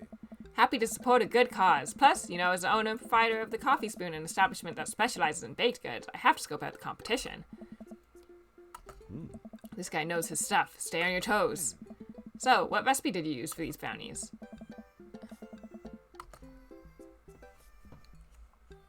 We improvised. Sort of like interpretive dance, but with cooking. Interpretive cooking, yes. You can never make the same thing twice. Every batch is special. There will never be another batch of brownies with the exact flavor sensation that these right here have. It's a once-in-a-lifetime opportunity, Matt. Hey. All right. We'll take 2. Actually, we'll take 3. See? Not so hard. Yeah, I'm hot off the good feelings from the last sale. Who's next? Cal! Close enough. Can we interest you two in any of our fine sweets and treats? You sure can. I bet I could eat 10 brownies. Must resist urge to be competitive.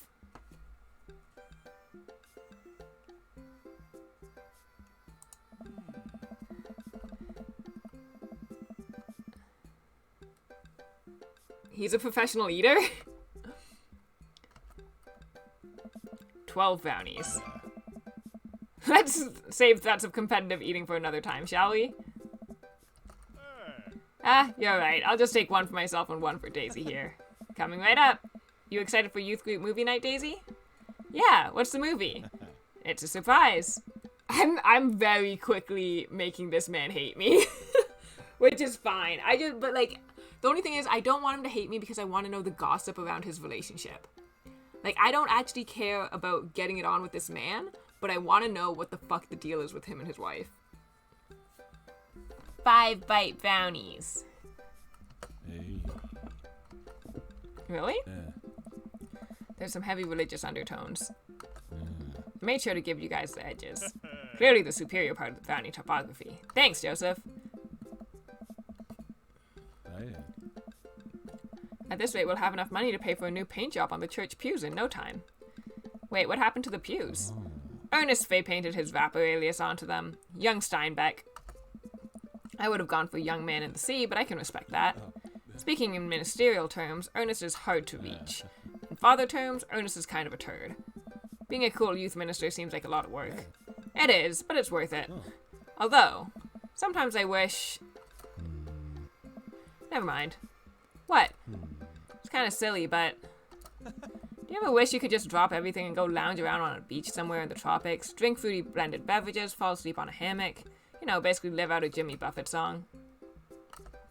Joseph. I think about this every single day of my life. My dream is to live in Margaritaville. One day, my friend. One day we'll be on island time. Craig! He's gonna be a hard sell. Craig's a fitness man. I think he comes to these bake sales to test himself, to see if he has the resolve to refuse processed sugar. Yes, intention. He has by far. Yeah, I'm willing to bet he's super interesting. Are you sure you're ready for this?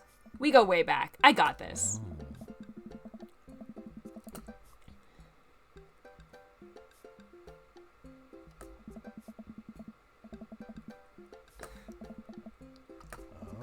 Hey, Vos. Hi, Uncle Joseph. Hi, Amanda's dad. Would you be interested in one of our delicious homemade brownies? I don't know.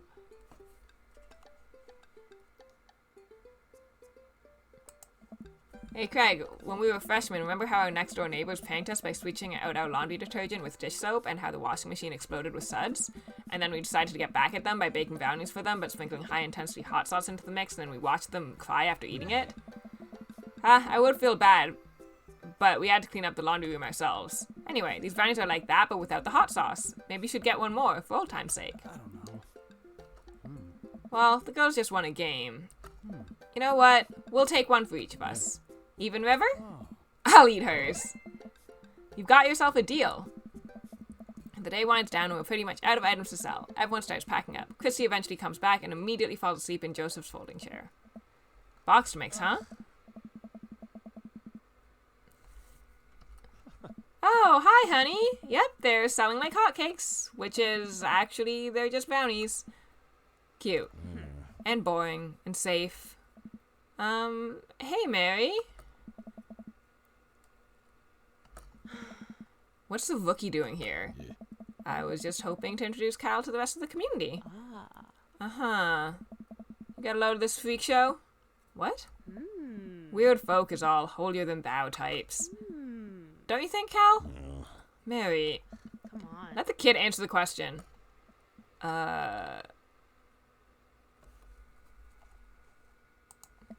They all seem like they're really excited to help out the church. That's pretty cool, I guess. I just looked at my guy and realized I made a Steven universe. Yeah. Mary, can we talk about this later? Oh, am I embarrassing you in front of your new friend? This is what I mean. Can we please talk about this later? Sure thing, honey bear. Hey. Hand over the cash. Jesus, I'm not trying to rob you. I'm in charge of the funds here.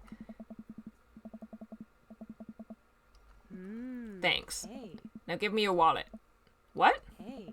Give me your wallet. You think this church is gonna fix itself? Mary. Hey. I'm kidding. Sorry, I'll work on the whole pretending to be happy thing. He's really good at it.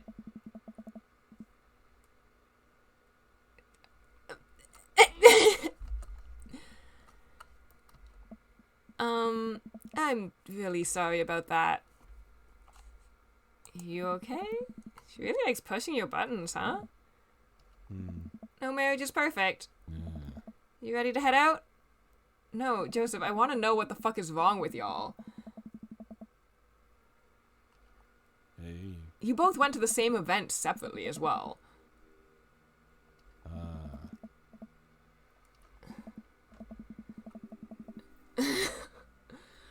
I pissed him off twice in his route. I don't think I'm going to get a good grade in Religious Dad. I won't keep you up then. Thanks for helping out today. Happy to do it. Also happy to eat brownies. Well, next time I promise we'll do something a bit more exciting and a bit less free labor. And I'm very sorry about the whole thing with Mary. You shouldn't have had to see that. It's fine, really. Look at this creepy ass smile though. Like, I don't like his smile. At least Vampire Guy's got a good smile. I know, but first hangout domestic problems aren't a good look. You barely know me. Let me make it up to you next time. It won't be Margaritaville, but we'll do something fun. Promise. You have a boat, don't you? I'd like that. Oh, and one last thing. It's the last one. You earned it. Why does this man get hit in the face with so many things? Yeah, that's not a regular marriage problem. That's like a significantly past a regular marriage problem. Joseph, please don't leave me alone with this brownie. Nope, too late. I'm already walking away. But, bye. Well, looks like it's just you and me, brownie. Nom nom nom nom. Save the brownie for later. I want to give it to Amanda. Hey, Father Unit.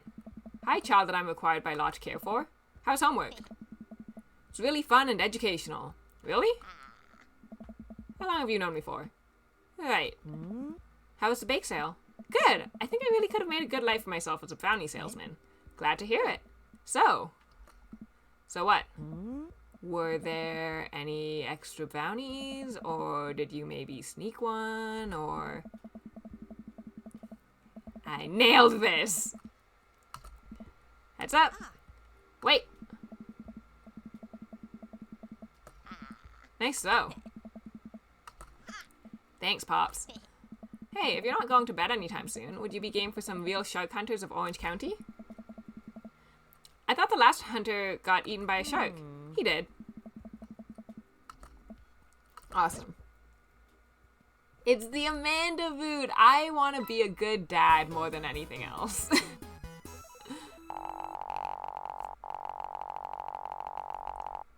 Like, I got an A still? Dang. He was like not happy with me at multiple points. Welcome. You've got dads.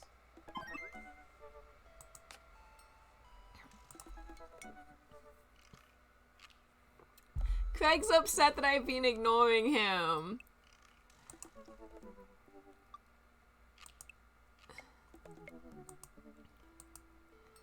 I'm still strong. Yo, Craig, you drunk? You do a keg stand?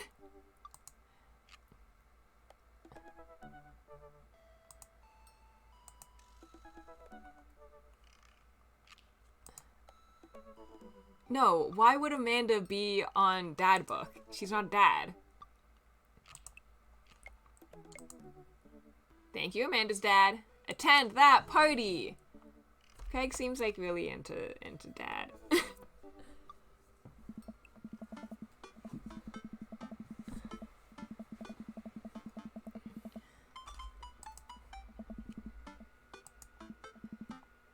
Dad, ready for today? I'm ready for every day, sweetie. Gonna tackle it head on. No, are you ready for the thing that we're gonna do today? The thing that you promised you'd do? Honey, I already told you that I'm not gonna throw away my Tom Clancy novels.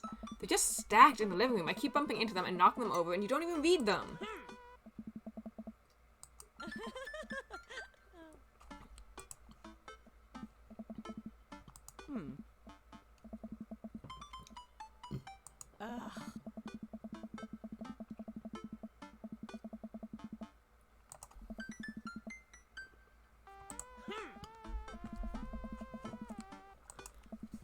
I can go outside in sweatpants. Nothing's stopping me. Oh my god, all this reading is like perma-damaging my throat, where the water's not helping anymore. I'm gonna stop reading for a bit and eat some more snacks. Eating is like the only thing that actually ever helps my throat.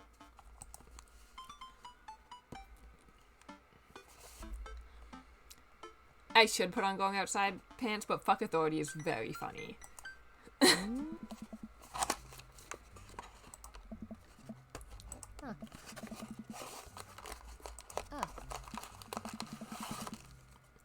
Hello.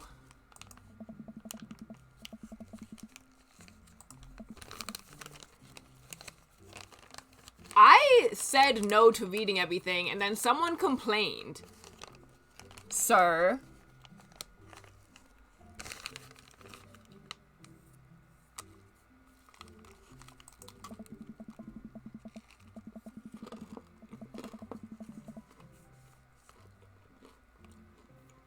Okay, so like this is very sweet, but again, Amanda is 18. Like this is kind of weird.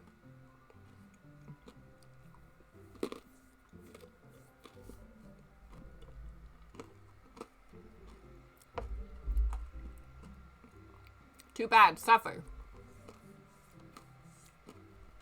This is a no lurking stream. Not lurker friendly.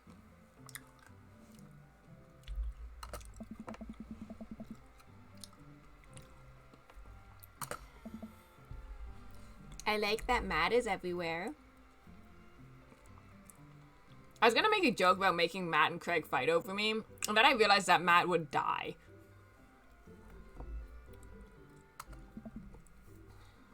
Hey.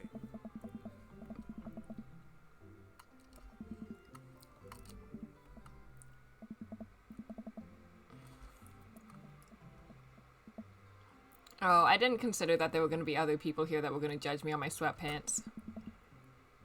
Those are inside pants. Oh.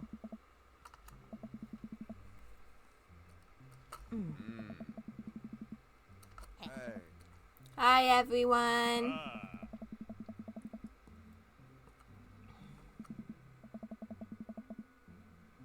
I think I only like girl dads. I have, like, refused to talk to the boy dads. Ernest sucks, though, for the record.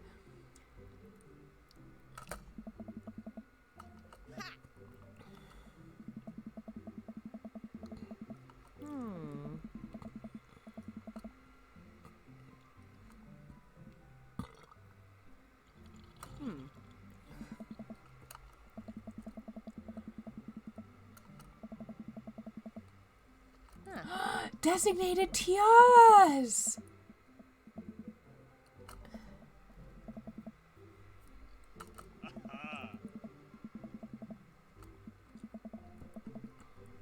Oh.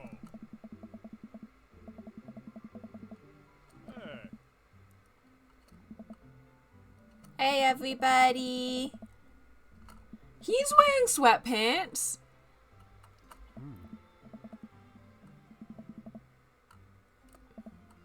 Oh. Oh, so it's probably, like, very oversteeped, huh?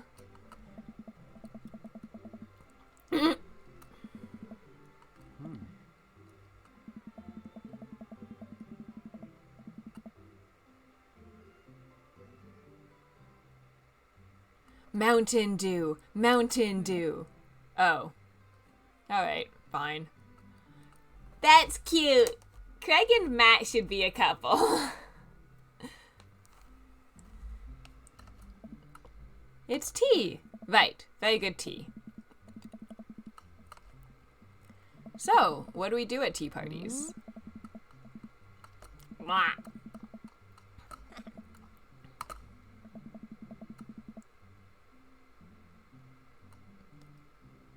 Like, genuinely, like, this is very wholesome, and it's not that, like, older kids can't be friends with younger kids, but, like, this is pretty unusual. Like, she lost all of her age friends, and she's hanging out with 10-year-olds at a tea party. Like, she can drive. Like, I can't be the only one that thinks that this is pretty weird. Like, it's wholesome. It's nice. But it's, like, really weird.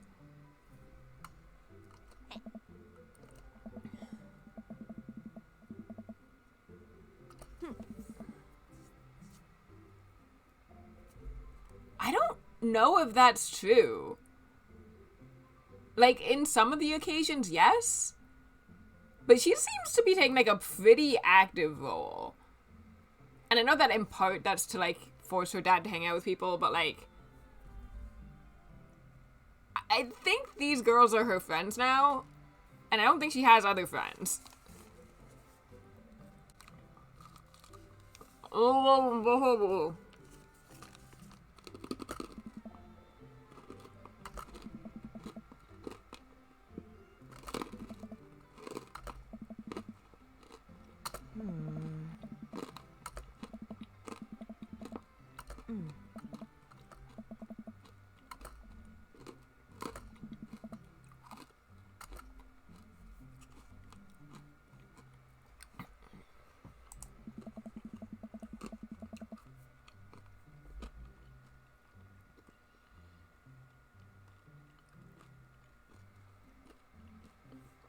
That's very funny.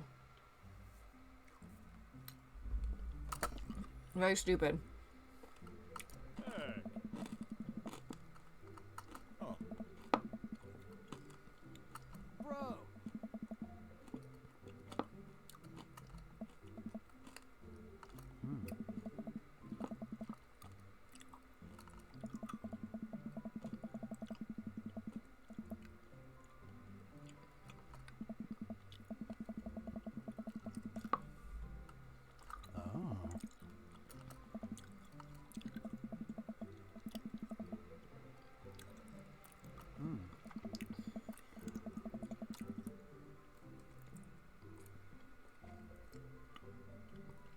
Sorry, this is why I don't eat things in one bite. I would have read some of those at least. Just because these are like mostly dads that I like.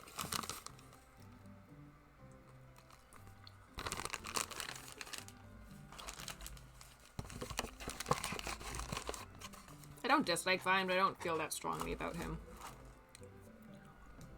Oh.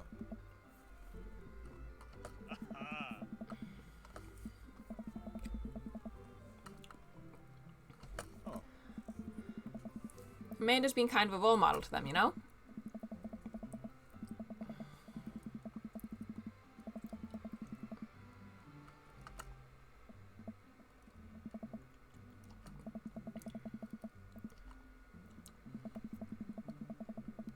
I bought extra word jumbles if anyone wants to kill some time while the girls play.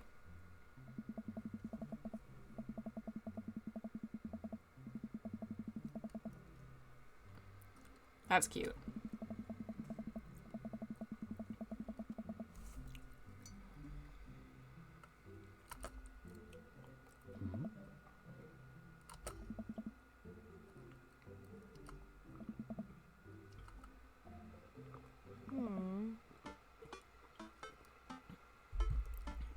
You want dinner?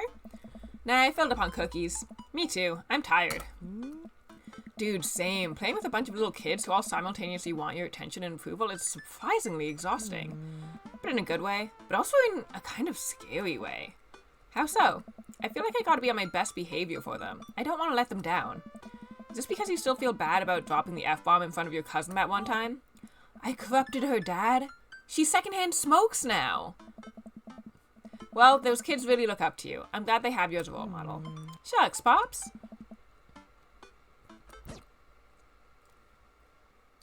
Jasmine Jimmy Hoods. You've got dads. Drink some Pepto-Bismol. Bismol. I can't do it. Well, that was a Craig activity, which makes me want to go back to Matt, but it goes up to 3 hearts, so I don't think I unless I want to finish the game now. But every time I do one, it lines up another event.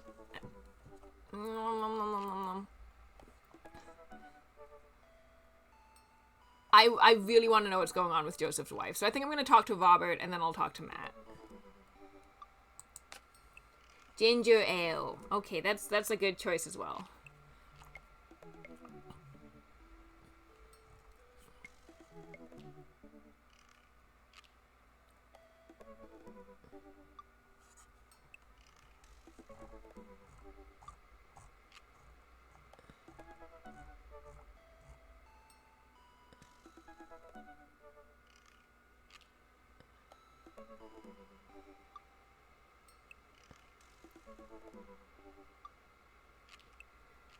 Why is this man like this? Yeah, this is rough, Neo. Look at his outfit. Also, he lies a lot.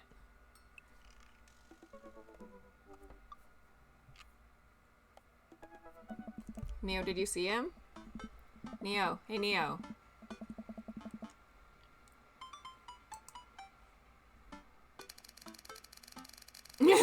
Yeah, listen, I know that you hate him. But it's there. The similarities are there.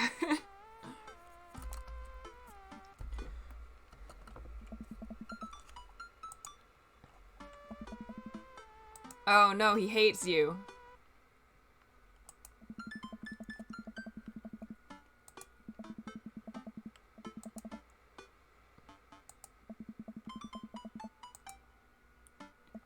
Ah! Okay. That's fine. Game show.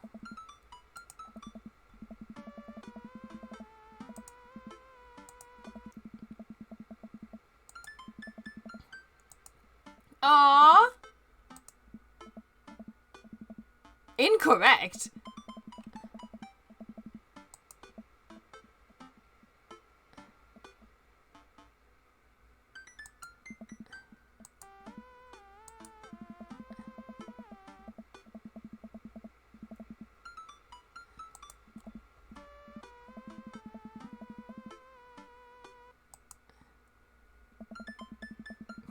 What was that zoom that he just did? Microwave some eggs? Mustard jar? Mustard jar is objectively hilarious. Mustard jar.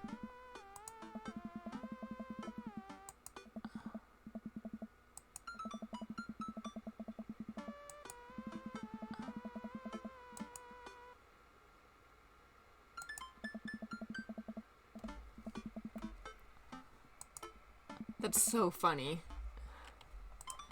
Good choice.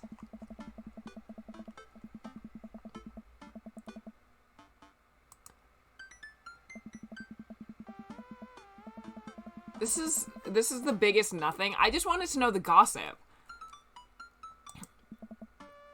Come on and slam, and welcome to...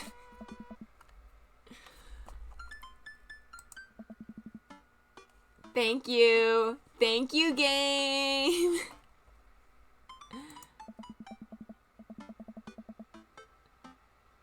I feel like every dating sim immediately calls me on whatever joke I make about it. Like, I can't, like, they're not good stream games because whatever, like, funny, dumb thing that I say, 100% of the time just shows up in the game immediately after. Every time. It's okay, it's just, it's my fault for not being more original, you know? I also don't know the rest of the words to that song, Cal. What a good, example of me. Something Space Jam. I also, like, don't really know any Space Jam anything, in all fairness.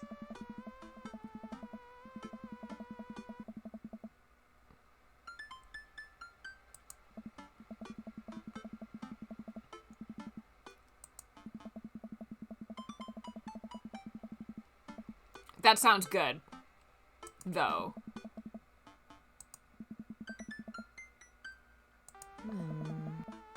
I would eat that.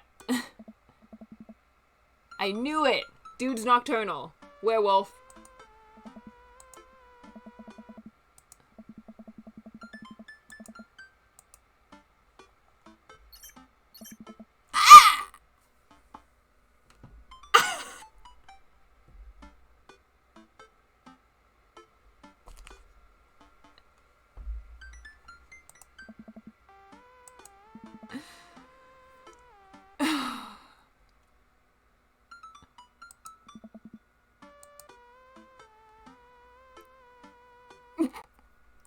Watching television with my daughter.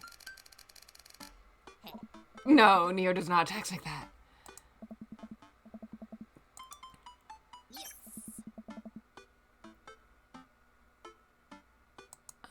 I think Robert is genuinely like the horniest character in this game.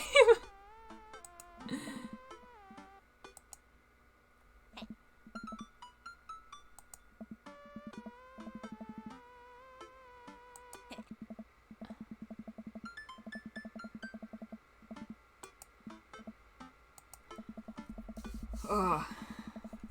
No, I'm gonna be honest. If I have late night plans, I like to know way more ahead of time. I don't like doing last minute late night plans.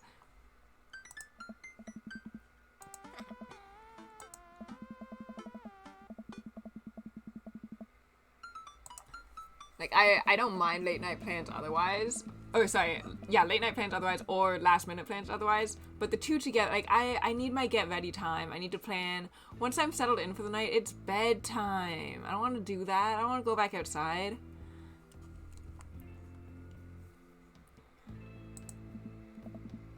Hey man, how's it going? Hey buddy. Yes. Tell me. Tell me what's going on.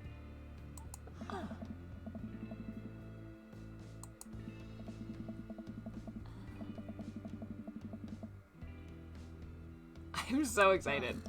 Don't look so scared, kiddo. We're just having a drink. Oh my god. Yeah, speaking of which, I think it's time for the first round. What are you having?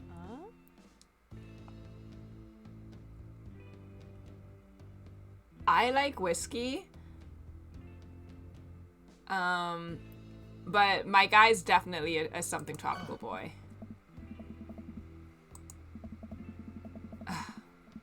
I thought it was just for me. I thought it was just what I was gonna drink. I didn't think you were gonna be all judgmental and hyper masculine on me. Mary, what is your deal? My biggest concern right now is that I'm gonna somehow wind up dating Mary. This is gonna be, I'm gonna just have a threesome with Mary and Robert. I'm not gonna, like, really get involved with the dads otherwise. I'm just gonna somehow wind up being a normal, straight dad who has an affair with this lady. Oh. I also don't super care if Robert doesn't like me, except that I need to know the gossip, so I need him to, like, not hate me. But, like, I don't mind the whiskey thing because I just want to, you know. Oh my god. Oh, alright.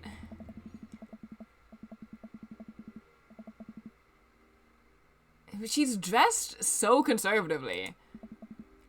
So where are we headed? I wish I were drinking. It's an Irish pub. A good pun is the whiskey to my heart. Come on. Puns are the lowest form of humor, Cal. Try harder. Jesus, Mary. Put your fangs away for a second.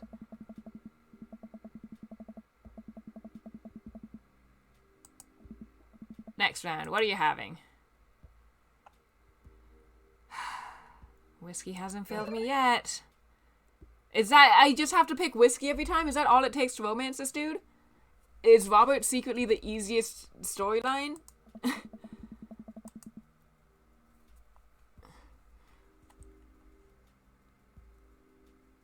No. Don't breathe a sigh of relief. That's still bad. Cal, that's still bad.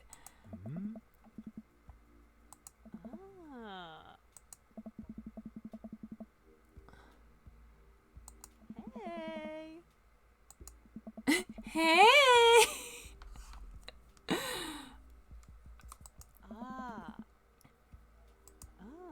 Hey. Cal, be a dear and get us another round, will ya? Oh my god.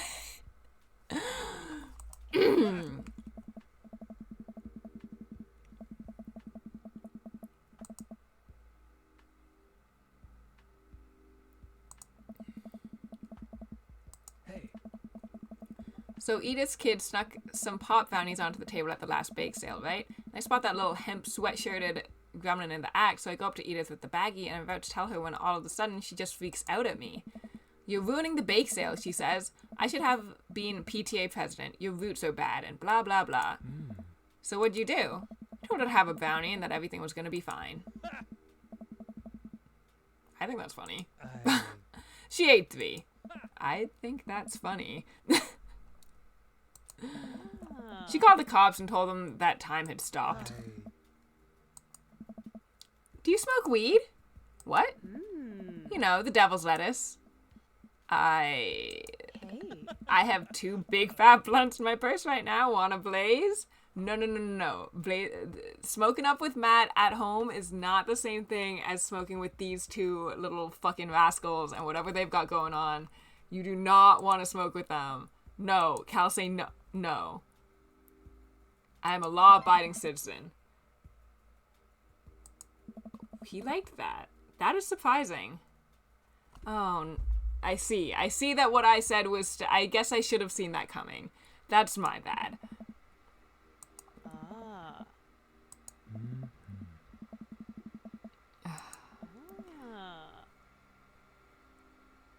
Really, Slab? That's very funny.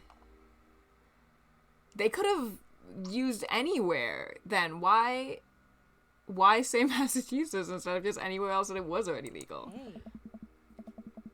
Oh. We sit around and sip our drinks, people watching and cracking jokes. After a little bit of time, I begin to warm up to Mary. Her jokes become much funnier and much less scary. But it seems like she's not going anywhere anytime soon. I just wanted some alone time with Robert. I wonder if I can get her to leave somehow. What? No! Don't say that! What do you mean? This is not an acceptable option. This is funny. I know. Because if you're trying to ditch me, you can just tell me to scram. No, it's fine. Cal wants alone time with his new best buddy, Robert. Okay, that's fair. Read you loud and clear. The wingman breaks formation to pursue their prey. Now, if you fellas will excuse me, Mary needs to sink her teeth into a helpless boy. Mary! Mary, what do you mean? No, I like the tangent slab. I approve. Because I do think that's very weird that they would put that in the game. Like, there's literally no need. They could have done anywhere else. Go with God. Nice seeing you. On. Deuces, nerds.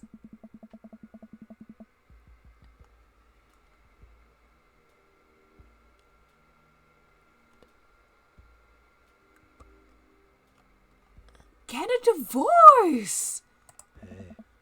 She grows on you. Does she, though? I feel like she kind of delights in making men suffer. Well, she does. But what about her and Joseph? What about him? You know, they're married, and she definitely tried to get in my pants the other night, and...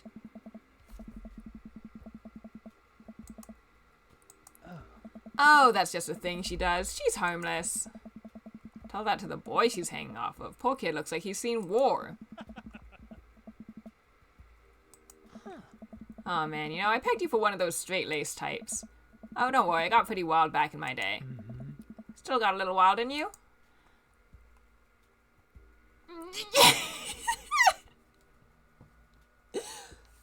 I am having fun with his storyline. The caps lock, I have a child I need to care for, is incredibly funny. Yes.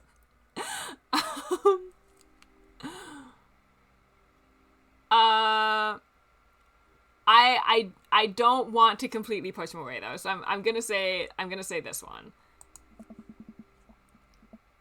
Got a whole safari in here, just really wild all the time. Oh well, that didn't work. I should have screamed. Oh no. Oh no.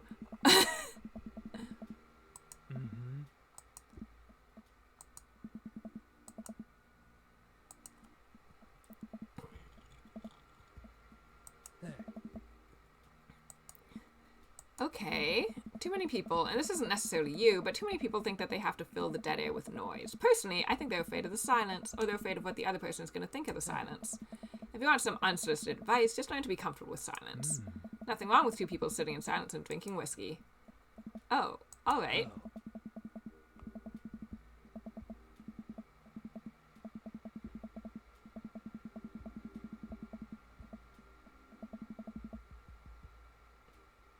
Mary's a fucking predator, bro.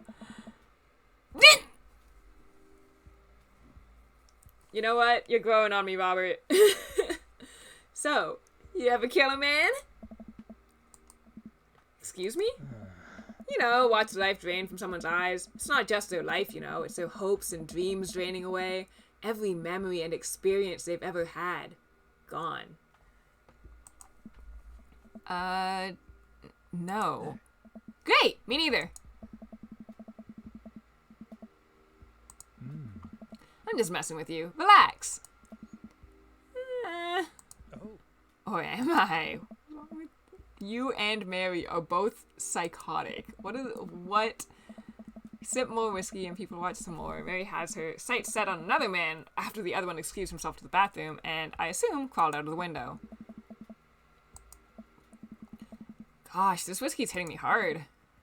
You betcha. Let's roll. Sorry, whiskey. Inside voices. Let's roll. Wait, what about Mary? Father, Mary is gonna be just fine.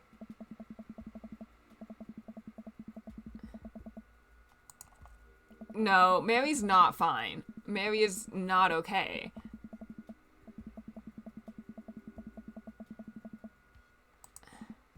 Where to? You'll see. This is like all of this is a bad situation.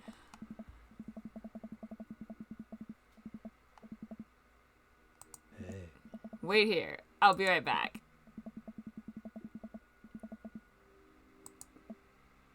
You're both gonna down whole freaking wine bottles? How did you not expect this to be where the night would go? Like, this is very in character from what you've seen of him. White Zinfandel? What? Nothing. I just wasn't expecting. It is delicious, fruity, and refreshing. Don't judge me.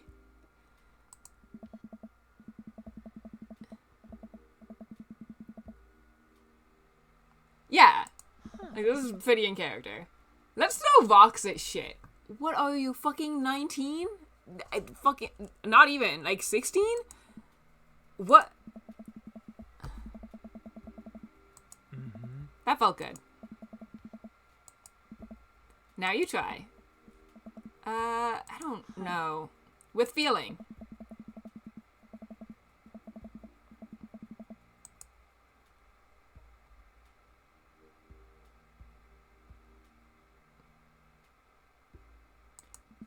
I'm sorry.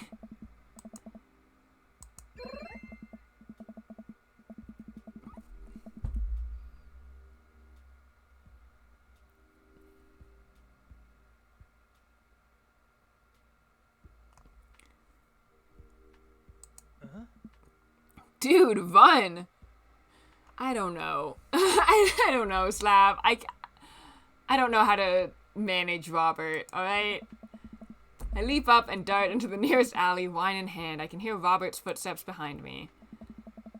After I'm sure I'm far enough away from the cracked window that I am no longer culpable for this heinous crime, I stop to catch my breath. You're back in the same alley. Maybe we strike rock throwing from the to-do list. Agreed. Suddenly my stomach growls. Oh man, I am starving. Let's get pizza. Can't argue with that. Where's good around here? Actually, I don't even care what's good. It just needs to be edible and in my mouth in the next 5 minutes. I know just the place.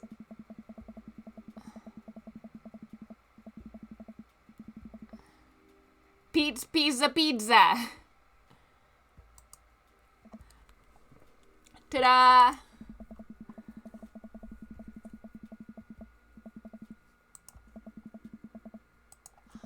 Can I get 2 slices of Hawaiian pizza? Oh, wait, Cal, you're cool with pineapple on your pizza, right?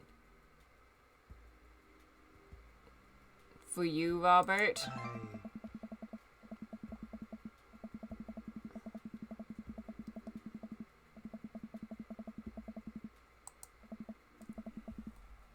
You...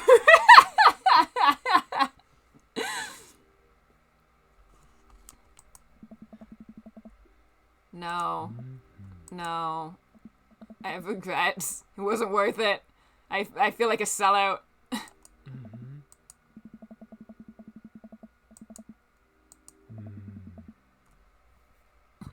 God, this guy wants to fight.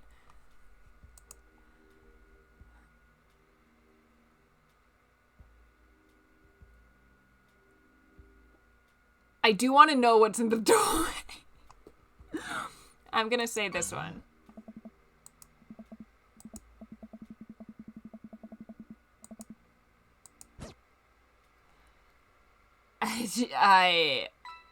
Yeah. No, I don't. I want more God. Yeah, that's fine. I don't. Welcome. Knife Dad? My achievement progress for that one was fucking Knife Dad.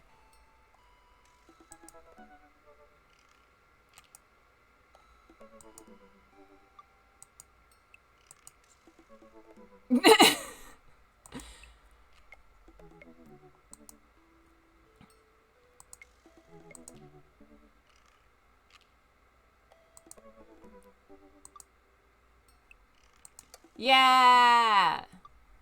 I get to see Matt again. I like Matt.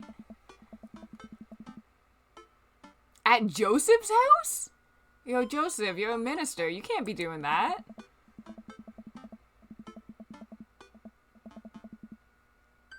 Hey.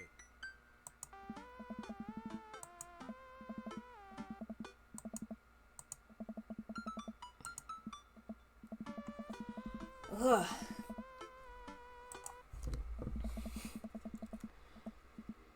We passed through the fence and blah, blah, blah. Cal, glad you could make it. Why does anyone keep Robert around? He's fucking around with your wife or something. He's kind of coming on to you. He's also, like, pretty rude and clearly an alcoholic. And, like, doesn't seem the safest. Are you guys just, like, keeping him around to keep an eye on him? So am I. I'm psyched to take all your money. Just like old times. Craig's the resident shark. We prefer the term person who's good at poker. I'm well aware, Craig's always been suspiciously good at poker. Are you still as terrible as you were in college? Hey, I wasn't terrible. I'm not bad at poker. I'm definitely good at poker. They look horrified. Okay, I'm bad at poker. There's no way you're as bad as Joseph. Hey. This is basically my tithing. I'm giving back to the community. Plus, I'm happy to just sit here and eat all of Viant's snacks. Guess who bought pigs in a blanket? Not Craig.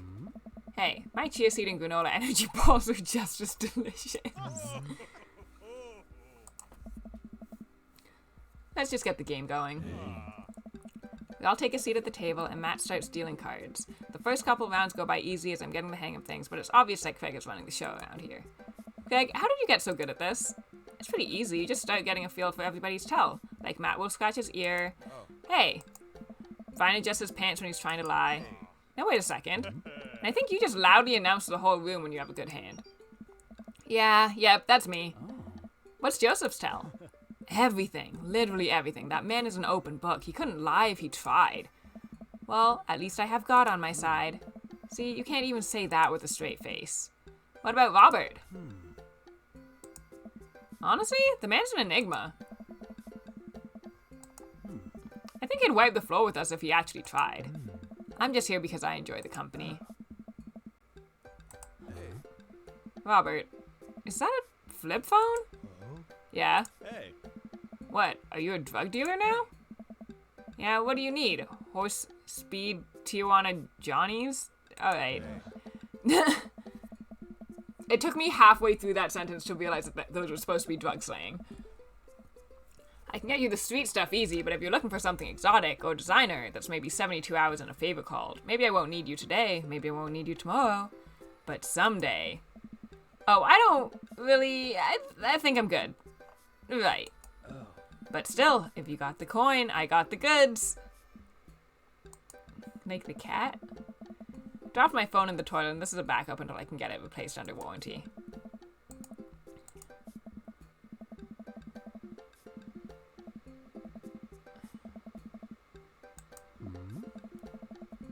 Oof, I don't know if I got enough to raise you on this round. You can always bet your firstborn. Nice. If you think you can handle another one, be my guest. Fire and Hazel are a handful, to say the least. But do you think 3 kids is a handful? Try 4. I'm operating at 100% dad capacity at all times. Actually, it's technically 5. Christine saw a commercial for one of those dolls that poop and wouldn't stop asking for it. We ended up getting it for her birthday, but she's so grossed out by the fake baby poop that she makes me change its diapers. So now I'm changing the real baby and the fake baby. There's just a lot of poop in my household right now. Daisy got one of those a while back. One night I walk in on her after she had tried to take the doll apart to see how the poop mechanism works, but she couldn't put it back together and started crying. Poop everywhere. Fake poop, but still. That reminds me of... Wait, do we all have poop doll stories? Guys, I really don't need any more poop in my life than there is already. Can we just get back to poker and not talk about poop?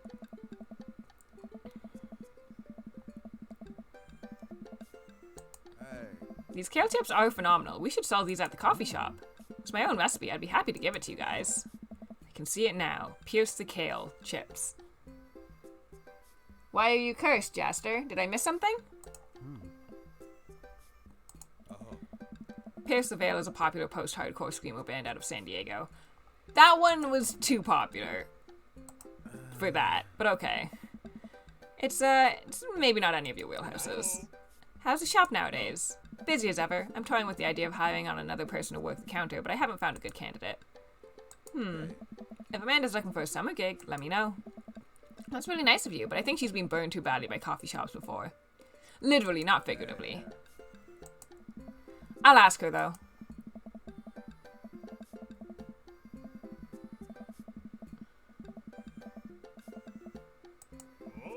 So what's it gonna take for Robert to give a damn on this round?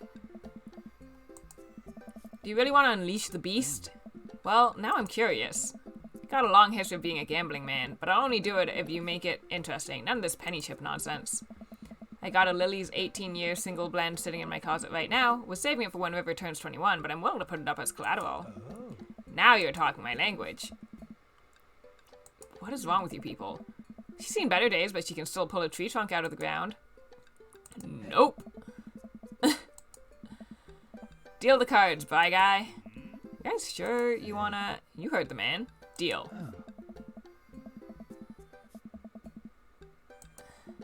So I know what you might be thinking.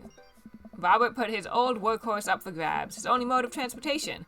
At times in his life, his only home. How could he be so sure of his abilities in gambling? I'll tell you right now, Craig. I wasn't always like this. I was a lot like you. Smart, talented, cocksure of my own luck. Great biceps, but it didn't last long, though. I lost everything in a game of Pai Gao in the back room of a Shenzhen tea house on what I thought was a 3-day business trip. Everything. Gone. Clothes, money, identification, you name it. I woke up in a ditch near Jiazhu Park and had to make my life new from there. It took me 3 years to beg, borrow, and steal my way back to American soil. And in those 3 years, I saw the greatest depths of human fear. Loved deeper than I ever had, and lost it all many more times over. I've seen my own death, Craig. I know how I die. It's not like this. I don't like Robert. Let's make this more interesting.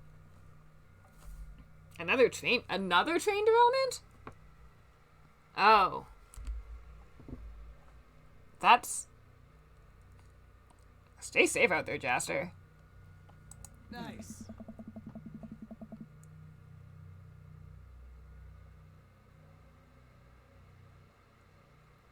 Robert, chill the fuck out.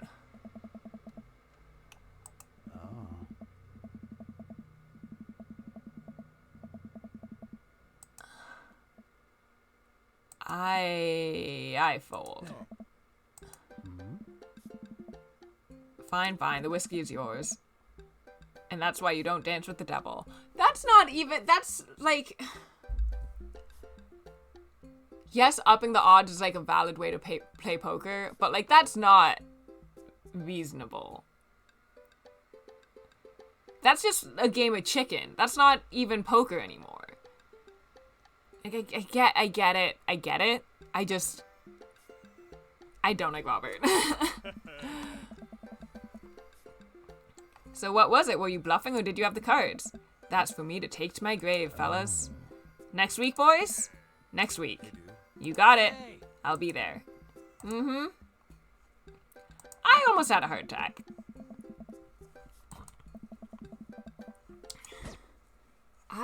Yeah, that's not my vibe. Welcome.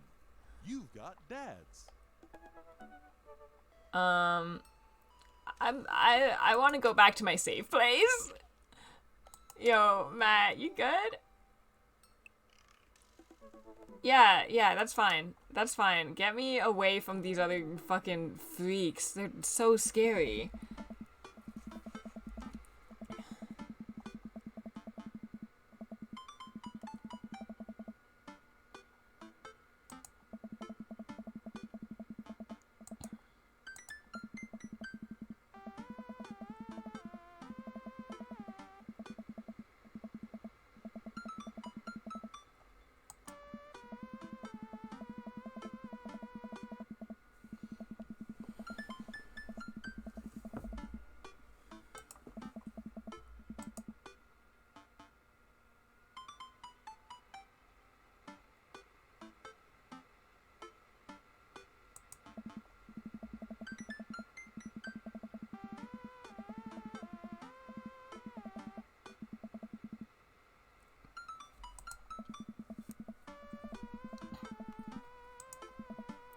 You ready to go, Pops?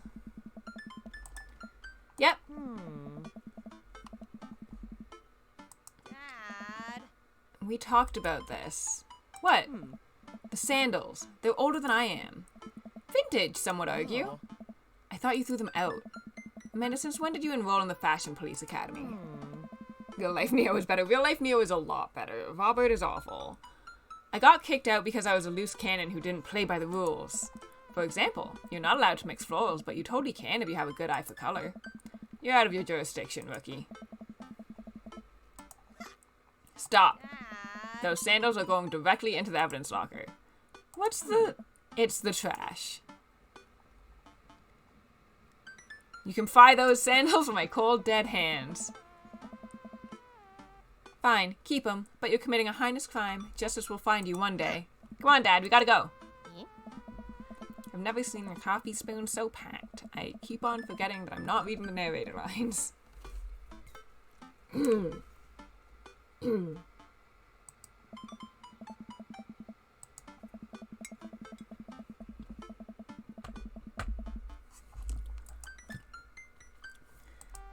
Cal! Turn to see Hugo sitting at a table with none other than Damien. Fancy seeing you two here. I am, as you know, a dedicated patron of the arts. It's a bit of a tradition between Damien and I now. Matt's open mic nights always seem to bring out the best talent in town. Sometimes it gets a bit odd, even for my admittedly eclectic tastes. You guys seen Matt around? Yeah, he was just helping that Pablo kid get some equipment out of his van. Whoa, Vacant Veil is playing a set? Oh. What? It's a witch house. What is that? I don't know. Well, it sounds delightful. Amanda says it isn't. Shame. Alright, I'm gonna go find Matt and see if he needs any help.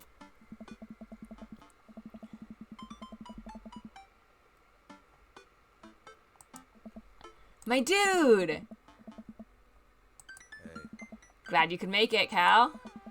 Wouldn't miss it for the world, man. You guys need any help? Are they, like, confident that this is a third date? I think we're all set, actually. Pablo, can you remind me what order people are going up in?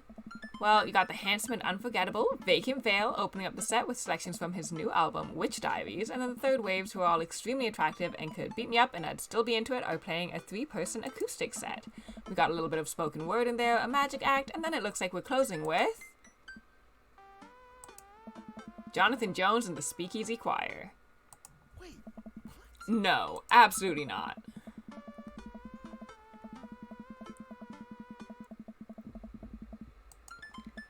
They weren't that bad. No, you don't understand. The last time they played open mic night, they lit their bassist on fire and the fire marshal had to shut us down. They also refused to pay for their drinks. Yikes. They're not playing tonight. Well, they're outside, all 17 of them. This is a fucking K-pop band? Hey. Tell them we're full. Then who's filling their spot? I'll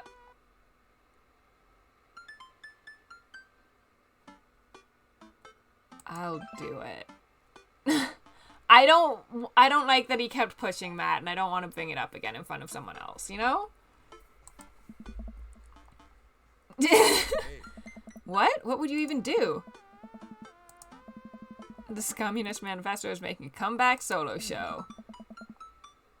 I thought you didn't know how to play anymore. Ska comes to you in the hour when you need it most, without fail.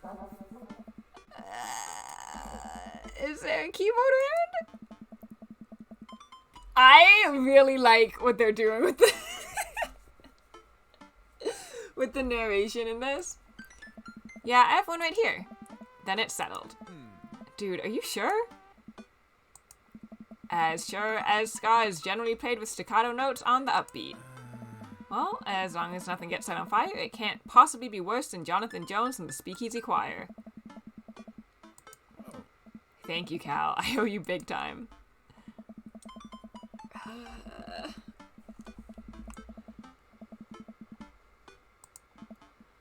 Amanda, I may have made a mistake. I told you those sandals were a bad choice. It's not that. I agreed to pull out my ska. No, absolutely not. I had to help Matt. Dad, I love you and I support you, but we left Scar behind for a reason. Look, it's either this or we're in the splash zone for a group of 20 musicians all crying at the same time for the sake of art. And I'm not being hyperbolic about the splash zone thing. They literally hand out ponchos. Somehow this is the preferable option. I just have to play the thing. Play what thing? You don't know how to play any instruments. Just promise me you'll still love me after this. I promise. But I may have to change my last name and hope you'll understand. Of course. My Lunast game is gonna be Fire Blast. Amanda, or maybe Cold Steel. Matt takes the stage to a roar of applause from the crowd. He grabs the mic and addresses us all. Thank you, everyone, for coming out tonight.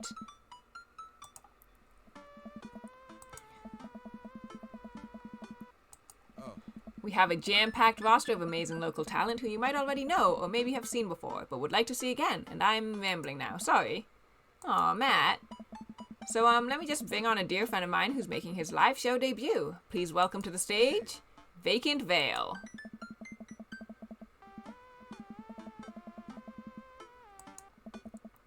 Thank you, everyone. This one is called Witch House Never Dies, and you're next. Oh my god.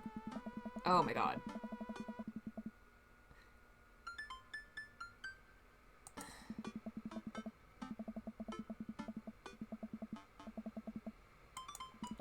Thank you to all the veil wearers who came out tonight. You can buy t-shirts out of the trunk in my car after the show. Also, I'd like to thank my mom for coming out to watch me play. You're my rock, Ma. Love you, honey. Oh my god. Oh my god.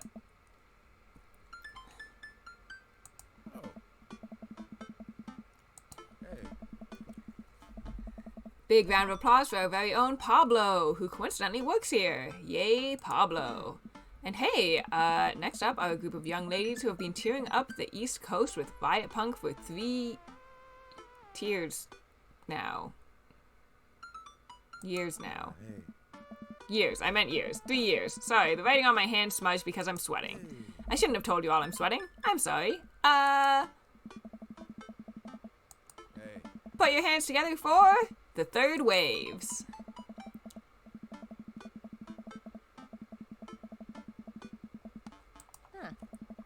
Oh my god.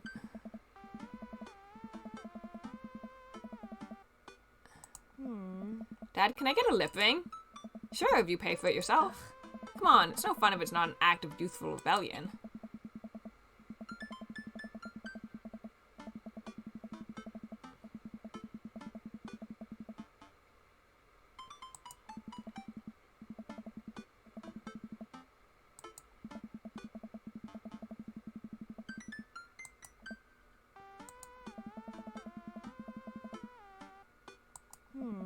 No joke, Dad, I'm rooting for you. You're gonna knock him dead. Thanks, Manda Panda.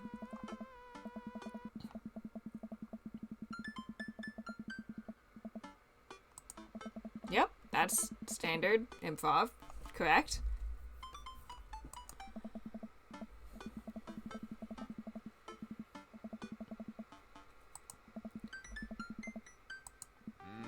Hey, are you doing okay?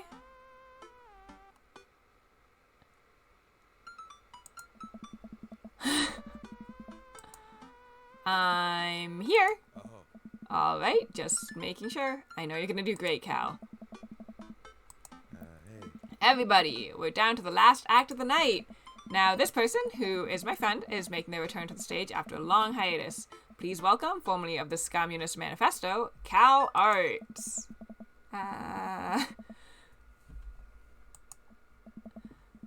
Hey everybody, good to be here. Thanks for having me on. Great crowd. My foot's asleep. Oh no. Do you like it, Slab?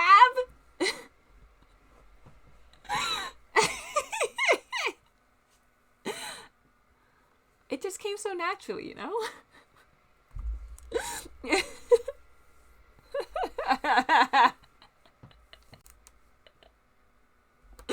Thank you. I'm really proud.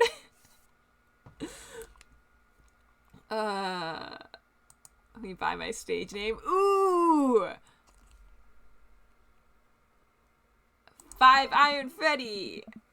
Oh, I got secret hearts.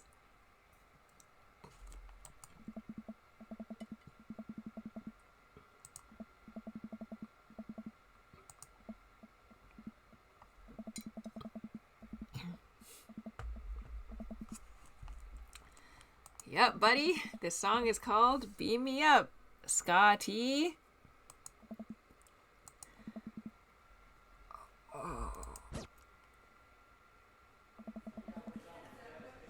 Oh no! Oh, why is his the only one that has, like, hard games? I honestly, like, based on the controls, I think this is meant to be played on controller. Tickle that ivory. Because, like, it's... Oh my god. It's mouse controlled, and I can't pick it up. I can't... Like, I have to... The mouse controls are, like, really bad. It'll be alarming.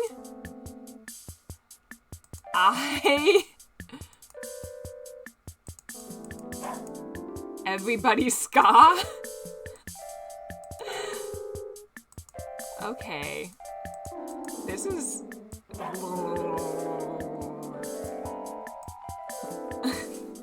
It's a nightmare. Are you enjoying this, resident musical artist Slab? Is this good for you? Are you having a good time?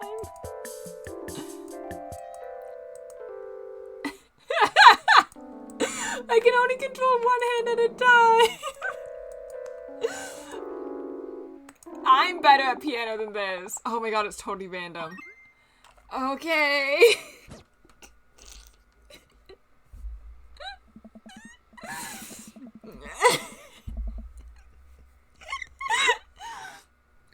Oh no.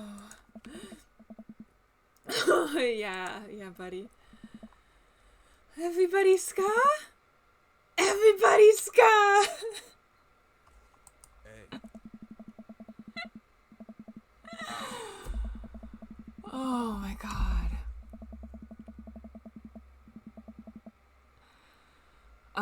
No, I didn't save the day. Matt is my hero. Oh my god. Hey. Hey. Oh. Oh.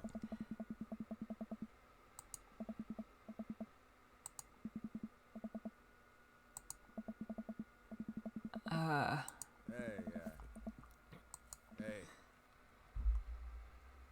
Yeah, Matt's great. I think I'm ready. I take back what I said about Scott. That was pretty cool. Hey. Hey, everybody.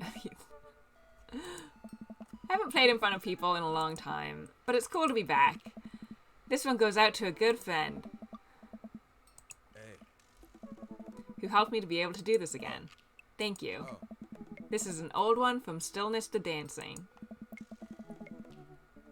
I need to play this again.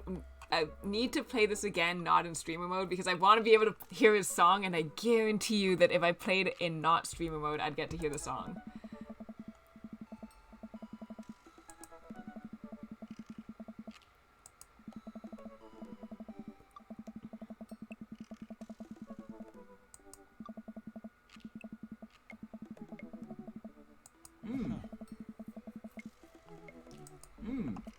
That was amazing. It was certainly a sight. Do they make industrial dark wave ska? I'm not too sure if that genre exists, but it's never too late to start a band, apparently.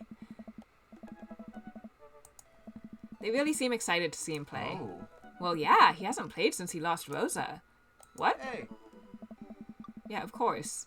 Of course. Idiot. Hey, I'm taking Carmencita to get ice cream. Is it okay if she sleeps over?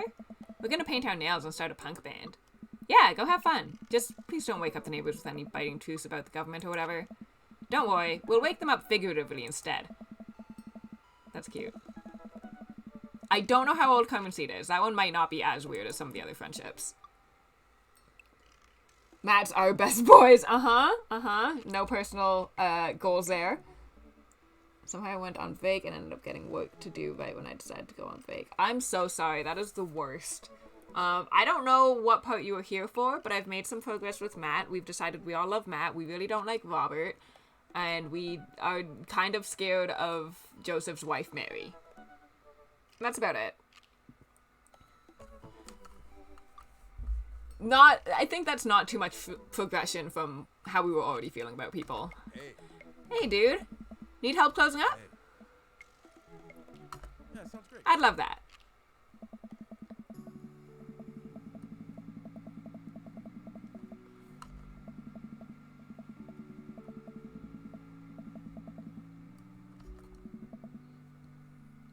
That kid's gonna go far. Hey. Thanks for saving me from myself up there. All in all, it ended up being pretty cute. What?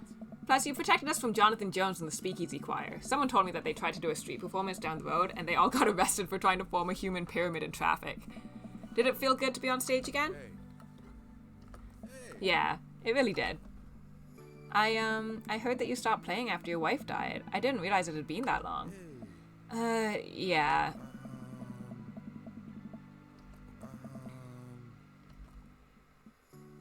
Oh, man. I'm not really a people person, obviously. Crowds make me nervous as all hell, which is not exactly the best for performing live music. But when I was with Rosa, she lit up the room. I could follow her lead. After she passed, I was lost. Even touching a guitar hurt too much. I tried playing for people over and over, but the music would never come out, so I just gave up. I guess what I'm trying to say is life wasn't this scary when I had someone in my corner, someone I felt safe with. I hadn't felt like that for a long time. Until tonight. What changed? Hey. You. Oh, she's like a predator. This is like a very cute scene, but I want she was going after like the younger guys in the bar and like really harassing people to sleep with her and getting really drunk and just she's a lot. Also, she's married. Hey. When I saw you looking so scared on stage, you reminded me of myself, and I don't want anyone else to have to feel that bad. But when I got up there and started playing for the first time in forever, I felt comfortable. I was having fun. I had spent all this time being so afraid of performing that I forgot how much I loved it. Hey. Your strength gave me strength. Whether you were trying to or not, you got me out of my comfort zone. So, thank you. Thank you for helping me realize that I can do this. I'm glad I could help. You coming on stage, I didn't think you would stick your neck out for me like that, especially considering all of this. That really means a lot to me. Hey. Well, you mean a lot to me.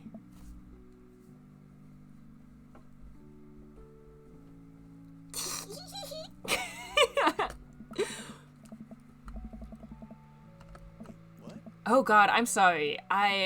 Sorry, I can't believe I just did that. Neither can I, but Hey. I'm glad you did.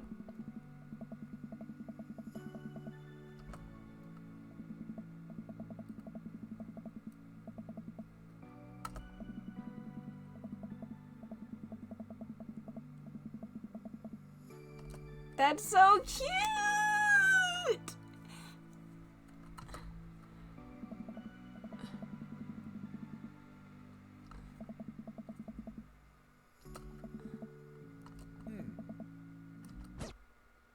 The laughter tooth knock is very good. Little details, you know? Give me all my points. Yeah! We always take good care of flowers. Yeah!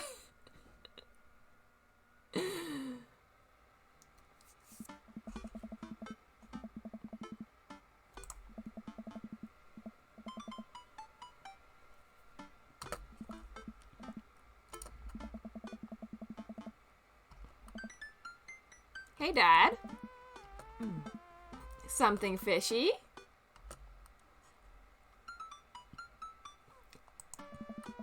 That life of crime is finally catching up to you. I tried to send him in a different direction, but even I'm no match for the power and funding of the US government. Well, if they think they're gonna take me alive, they got another thing coming. I'm kidding. You're right. I have a little surprise for you. Yeah, I can tell. You're very bad at lying. Amanda, my dear, would you care to join me in the kitchen? Father, it would fill my heart with glee.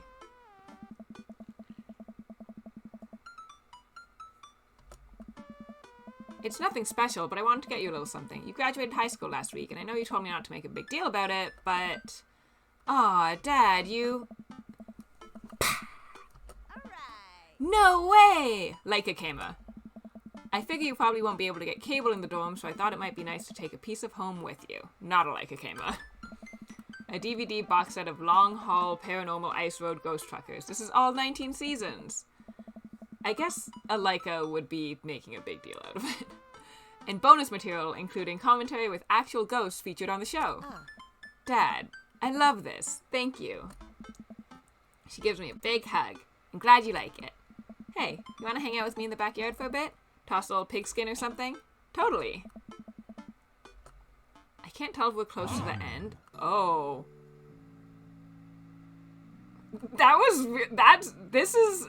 I didn't like that.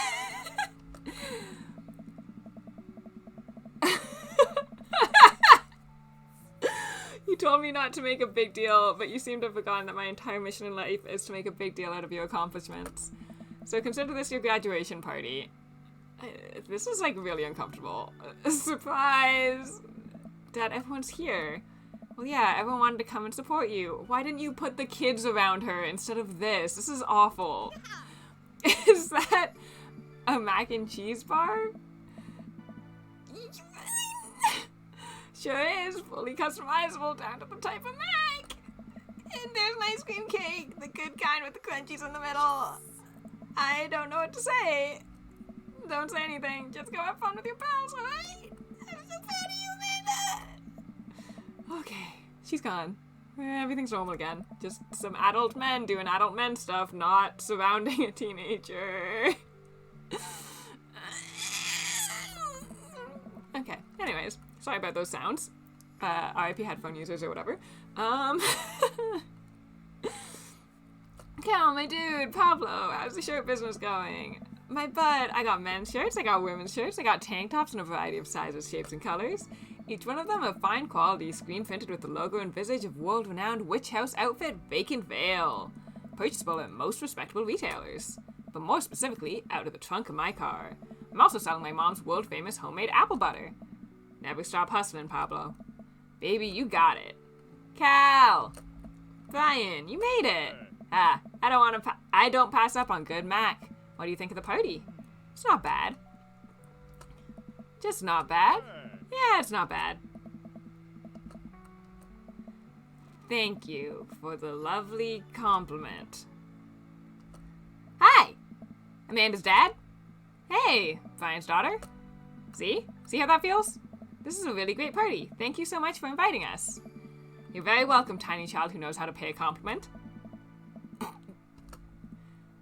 Hey, Vo. Vo!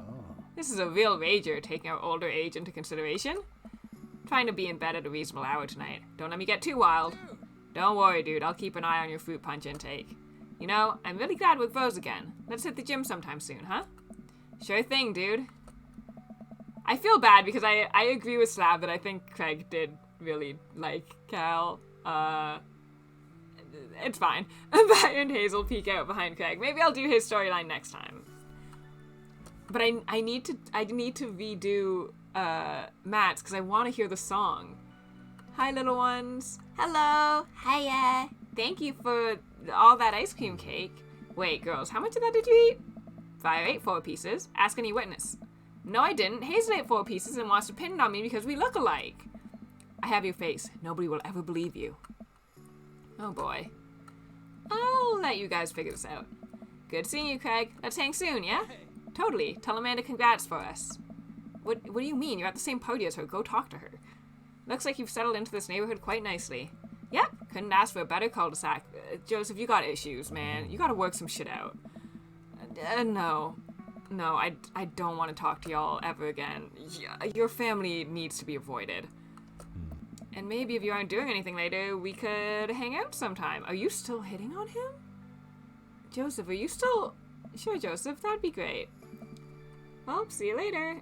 Joseph, this whole situation weirds me out.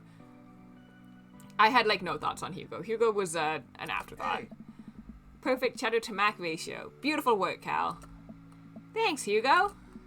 You know, I'm really pleased to see Amanda going to her dream school. I'm glad she turned it around for finals. Me too. That scholarship money will really help.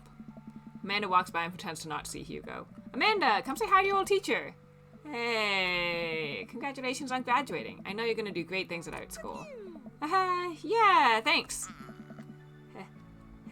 Wait, I just realized that you're not my teacher anymore, so I don't have to be afraid of talking to you. You no longer hold power over me. You're right. Go forth, adult. I can no longer give you detention.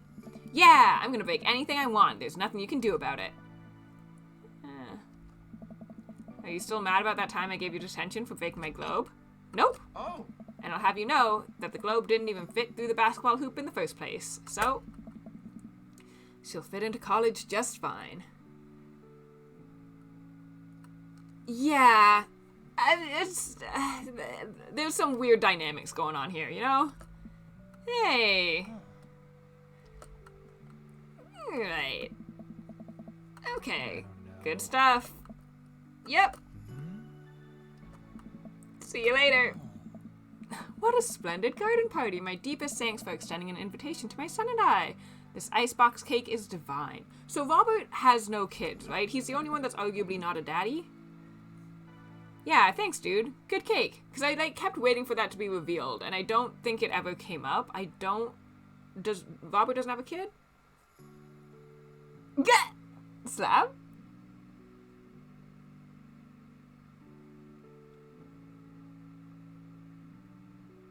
Slab.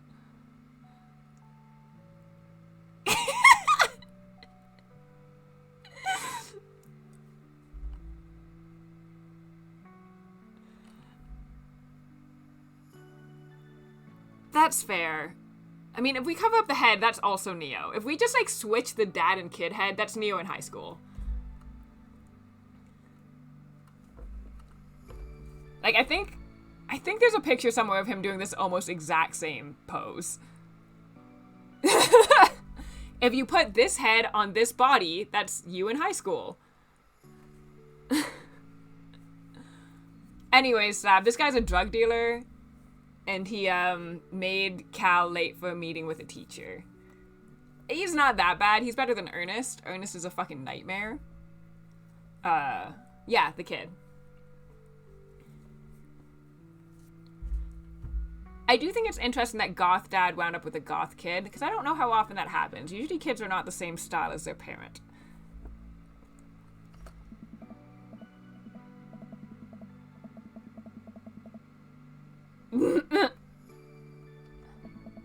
Thanks for coming by. Yeah, see that? The oregano? Yeah, he sold them oregano instead of weed.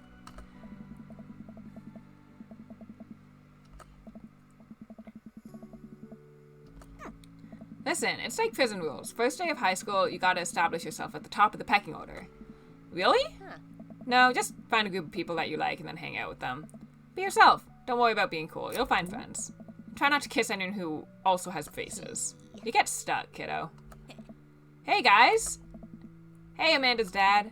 Carmencita here is getting ready for high school. Got any advice? Okay, no. Carmencita is also really young. When you join band, pick the easiest instrument to carry. I'm still walking a little sideways from my sousaphone days. How is that even an option? That's not a common option, is it? Flute it is. Alright, I'll leave you guys to it. Carmencita, me and Amanda still on for dinner with you and your pops tomorrow? Yes, we're already planning a carrot cake for you guys. I better keep making rounds. I leave the two to keep conspiring.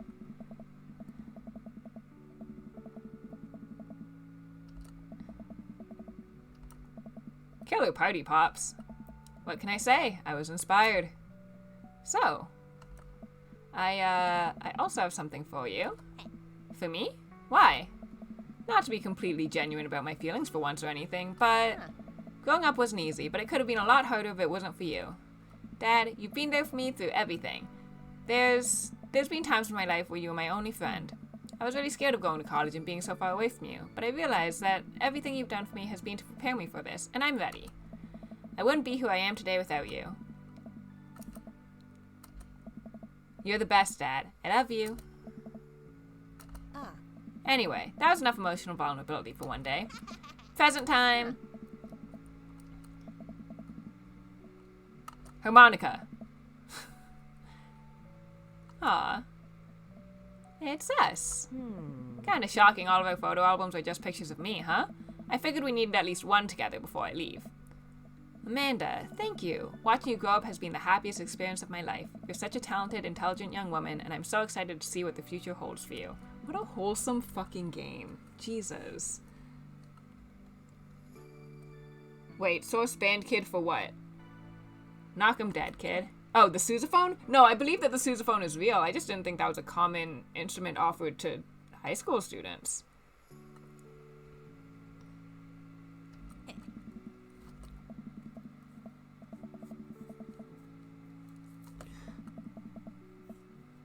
Yo, does your kid know you're dating her friend's dad yet? It would be my honor. Looks like someone's been waiting to talk to you.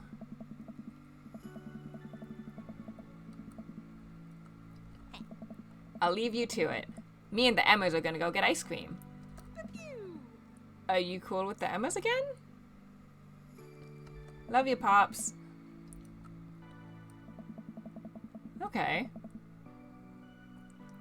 Hey. This is a really nice tree. Yo, y'all have a really nice backyard. Carmencita's middle school graduation's coming up in a year or two. I'm sure for the right fee I could put something together. Only if I get to DJ.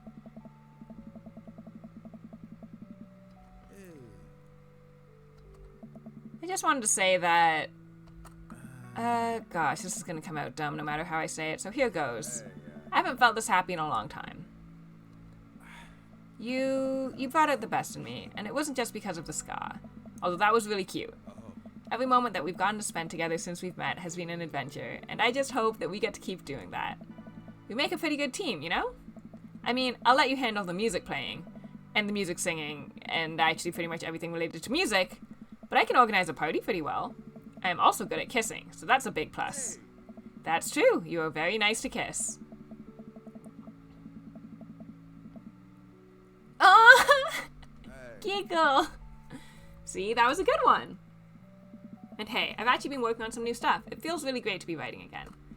Oh man, Matt, that's amazing. I'd love to listen to it sometime. Oh, the cherry blossoms! If you were comfortable sharing it with me. Maybe I could show you some new tunes I'm working on in the studio later.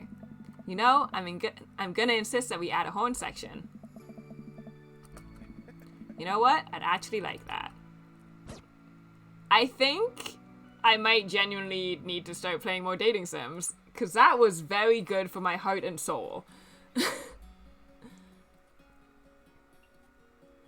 Okay. Yeah. Okay. I don't feel like I knew anyone who played one in high school, but I also feel like just American schools in general have way more extensive programming for their extracurriculars than we do. Yeah, I mean, I guess I shouldn't be surprised. I love rom-coms, and I've, like, slowly accepted that I genuinely really like corny romance movies. So it's not actually surprising at all that I would like romance games. And I probably should have given them a more genuine chance before this.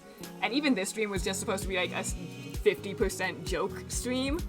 So I think I'm being dumb, and I think I'm just gonna be a dating sim gamer now. That's it. I'm just gonna play more games like this. This is like, man, that felt really good.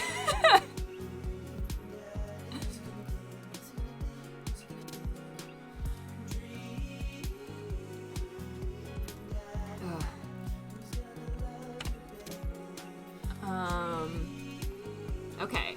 Do we want another outfit change? Got a couple hours left. I am gonna take a bathroom break regardless, but if I should be doing an outfit change as well, I would like to know before I go and take my pants off, you know? Follow your dream. Follow my dream, daddy.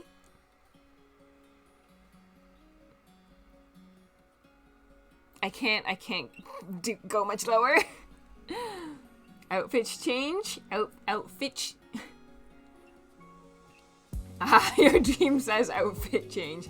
I see we have assigned Mr. Noodles yet another new name, huh? Okay. I'm gonna toss us onto BRB, and I'm gonna mute the mic. You guys can enjoy this song for however long it keeps playing, though. BRB.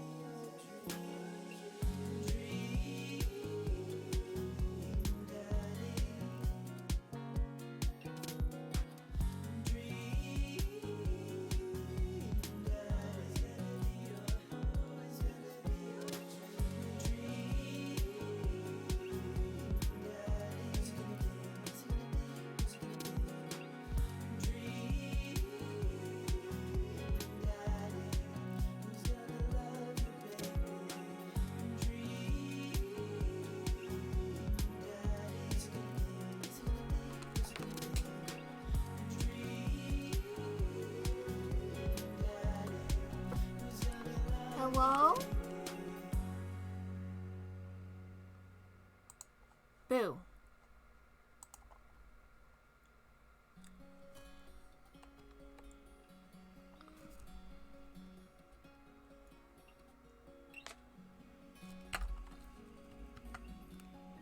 Hold on.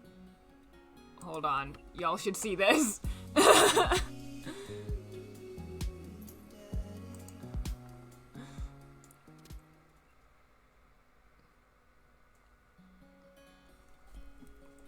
Ugh. Ugh. Ugh. Ugh. Okay. Now we can quit.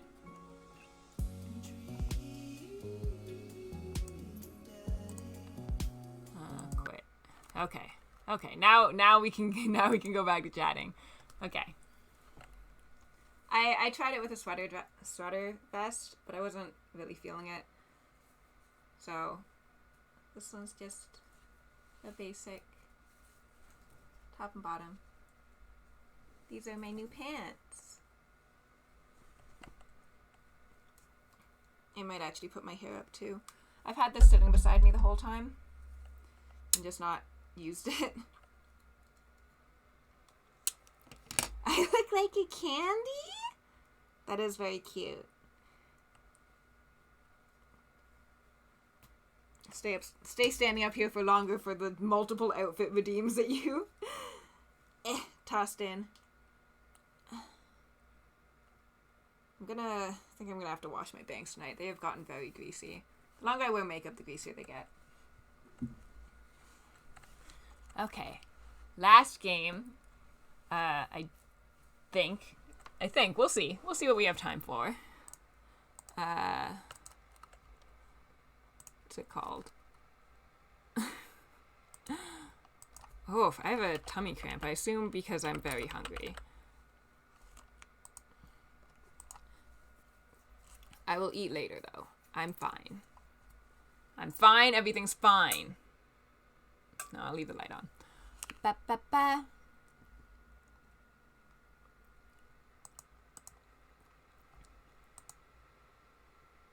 I did update cores just in case.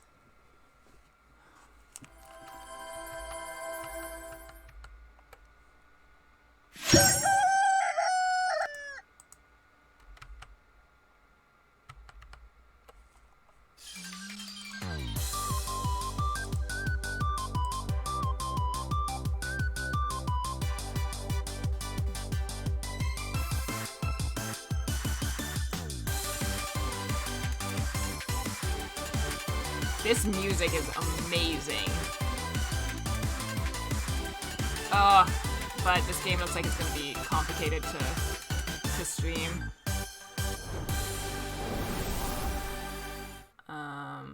Okay, I'm gonna have to do display capture, unfortunately.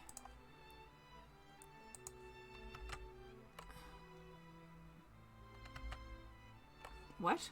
Hello?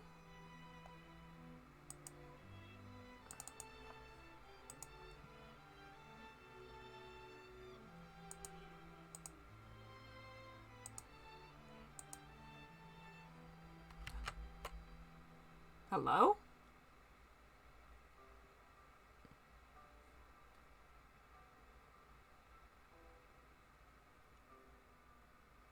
Please? Okay. There was a really cool, I'm gonna exit and reopen because it looked like there was a cool opening sequence that we didn't get a chance to see.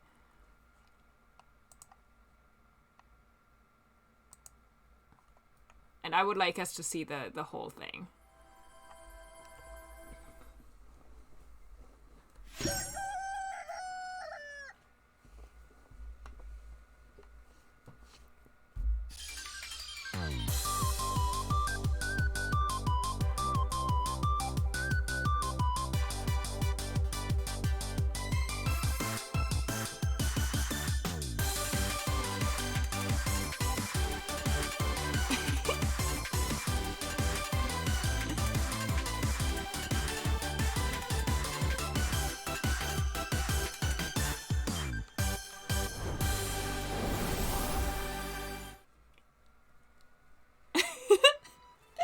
Wow. That was an amazing opening sequence. I'm incredibly hyped. Ooh. Are there any fun settings? No. What? Oh, back. New game.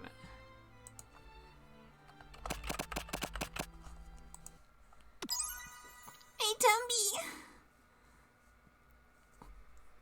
Biscuits! Just for the record. Game vote.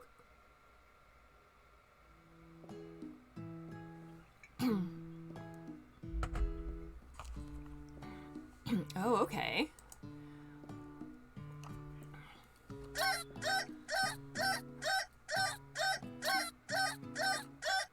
Shut up!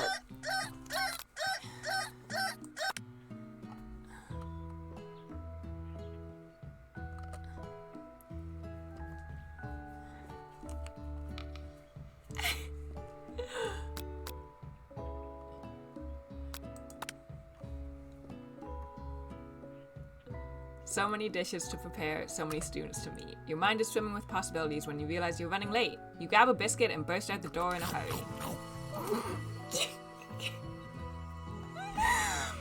Mmm, delicious. Just what you needed to wake up those taste buds. Yikes, you're in such a hurry. In fact, that you forgot to put on any deodorant before running out the door. You're sweating buckets as you rush to arrive on time. Uh-oh. Standing in the quad, you gaze upon the magnificent University of Cooking School, Academy for Learning.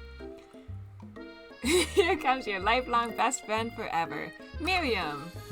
She's the most adorably awkward person you've ever met, and you absolutely love her for it. The temptation to cosplay someone from this game is so high.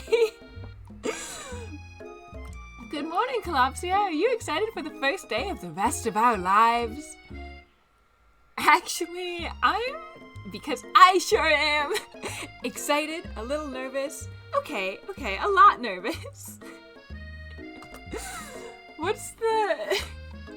It's just that this morning I made breakfast for myself.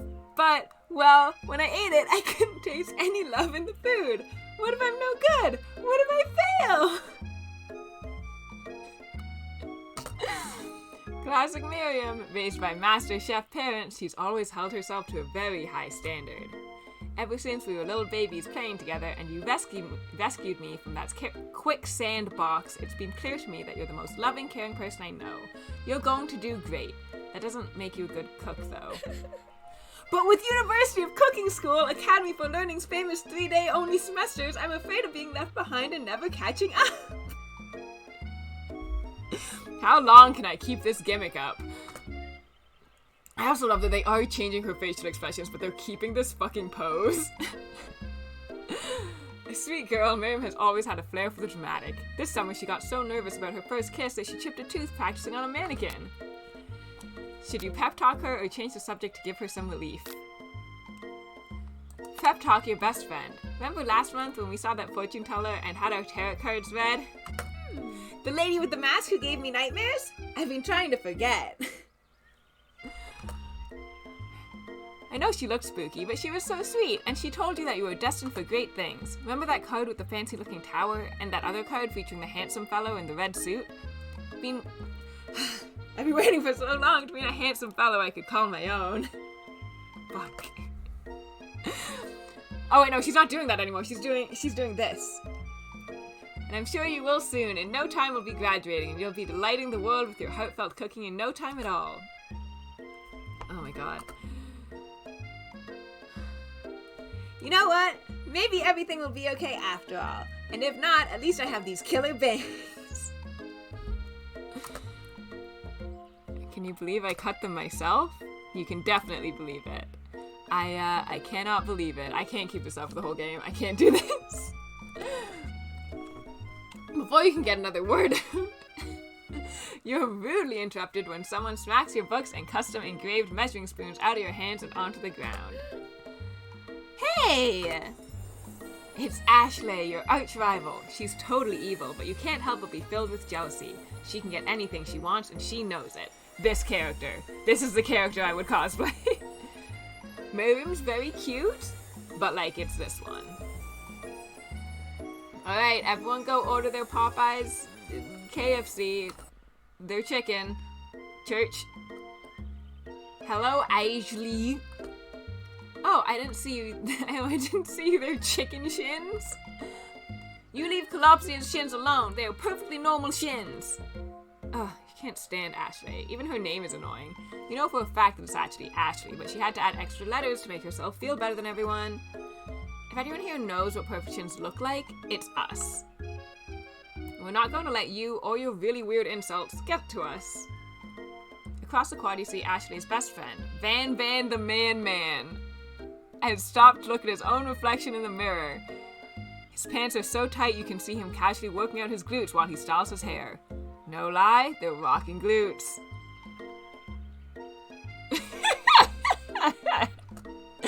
I don't know what you mean, Neodoodles. Van? You Van? I'm enjoying this mood switch. Look at this fucking JoJo. You've never been sure what their arrangement is, but as long as you've known them, Ashley and Van have been just as close as you and Miriam, but substantially more devious. Jesus Christ. I can't believe that University of Cooking School Academy for Learning would ever allow people like you to attend as students. I know, right? You'd think they'd just hand us our diplomas now. Or maybe hire us on as professors. You amateurs could learn a lot from us.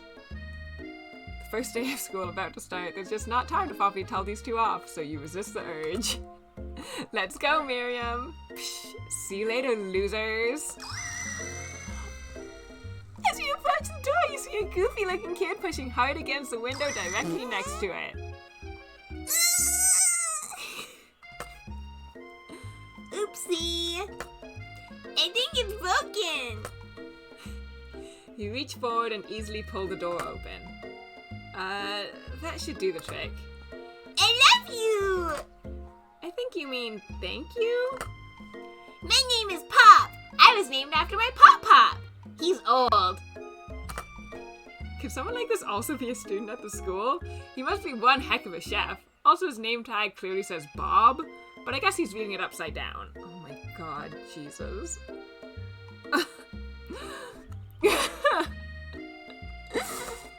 Hi, Pop. I'm Colopsia, so my eyes are starting to burn. You gonna make me hold this door all day? Nope. Oh my god. And with that, the young man walks into the building ahead of you. Is it just me, or is he kind of cute? I think it's just you. You both shrug your shoulders before following him into the building. Oh my god. I need to put something in my eyeball.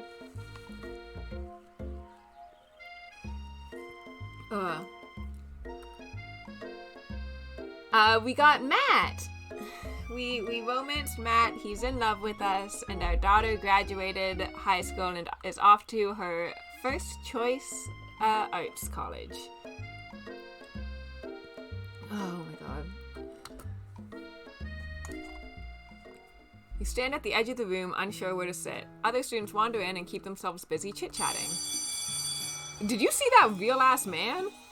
A scruffy-looking pooch takes his place at a podium at the front of class. Adorable. That man! Do you see the... Where's my mouse? The man! The man? The man. They're just a man? Anyway. Woof, woof, woof, woof, woof. Who is this unreasonably cute pup, and why is he in our culinary class? You must be Spinkles, head instructor and CEO of USCAL. Woof, woof, woof, woof. Woof, woof, woof. Woof, woof. What? A cute dog is our professor? This is the best school ever. I guess only a dog's nose is capable of picking up all of the nuances of fine dining. Look at the chicken on the front of the podium. Out of nowhere, wind begins to rush around you as a swirl of cherry blossom petals fill the air inside the classroom. I'm chilly. Someone close the door. Window. Someone close the window. I'm a dumb kid, okay? I don't even know if that's even close to the voice that I was doing for him before. I don't know how people keep track of voices that they're doing. And then he walks in. You're immediately swept up in the aura of this new student and his remarkable goatee. Who knew anyone could be so handsome? Time stands still. I'm having way too good of a time. I actually think you guys shouldn't have let me come back to streaming. It's him! It's... Woof, woof, woof, woof, woof! Woof! Colonel Sanders interrupts Sprinkles. Sorry, Professor Dog, before he can finish his sentence. Please, call me Colonel. Colonel Sanders. A hushed murmur rolls through the classroom as Colonel Sanders walks down the aisle of desks. Suddenly, the room is sweltering. Sweat begins to bead across your brow. You feel like everyone is looking at you, and you're not entirely wrong. And this over here must be Sweaty Sweatsalot. Maybe we should open that window back up before Faucet Pits melts into a puddle and evaporates entirely. Hold on just a second. Nobody talks to my friend like that. She's cute. You two both know my name. We were in the same kindergarten class, and what is with all your really weird insults? Besides, when Colopsia sweats, it's not gross, it's beautiful. Look at that shimmer. Am I supposed to click? What do you want from me? Okay. Colonel Sanders, beautiful angel that he is, stands before you, smiling gently, his hand outstretched. Outstretched? Outstretched. There we go, that's the anime hand pose. Boy, howdy. I can't do that in a sexy voice. I can't even... Hold on. This classroom gets hotter than a Kentucky fryer. Please, use my handkerchief. You freeze up. Colonel Sanders is talking to you. Wait, Colonel Sanders is talking to you about how sweaty you look? You're completely mortified. This can't be your first interaction. What if he never forgets this moment? How will you respond?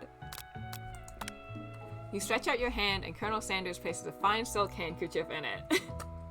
It's so beautiful you hesitate to press it to your face, but when you do, the feeling is transcendent.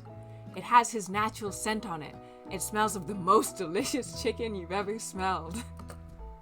Professor Dog steps in to settle the class down and set some ground rules. Woof woof woof woof woof woof. Woof woof woof woof woof woof woof. Woof woof woof woof woof woof. Woof woof woof woof woof. Woof woof woof woof woof. Woof woof woof. Woof woof woof woof. Woof woof woof woof woof woof. Woof woof woof woof woof.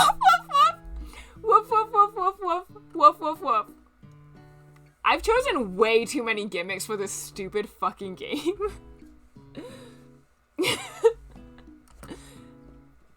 Just then, another student enters the classroom and interrupts the professor's rousing speech. You thought the woof woofing was more competent? Who the fuck? Hi guys, sorry I'm late. I hope everyone had a good summer. I really miss...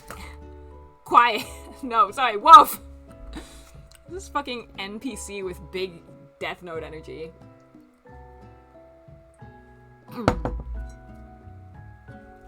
I am dying to death. Woof woof woof woof woof woof.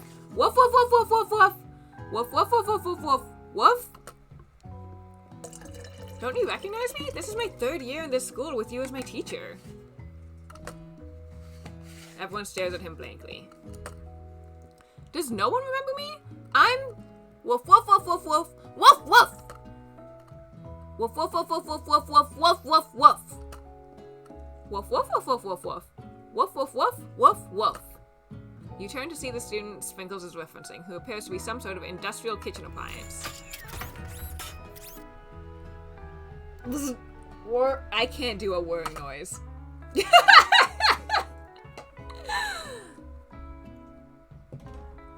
class bursts into laughter.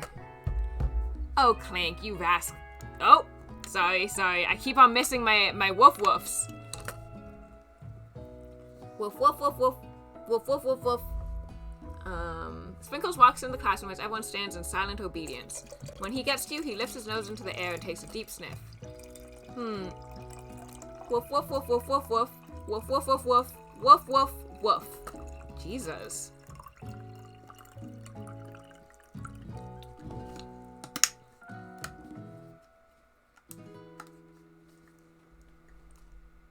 Oh, I have a little watermark on the floor.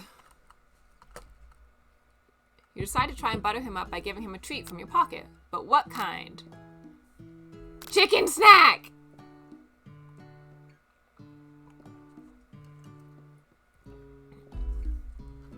I feel like generally speaking, you try not to give pets chicken because it tends to have the smaller bones in it that can be dangerous for them. But I also feel like this is a chicken-based game.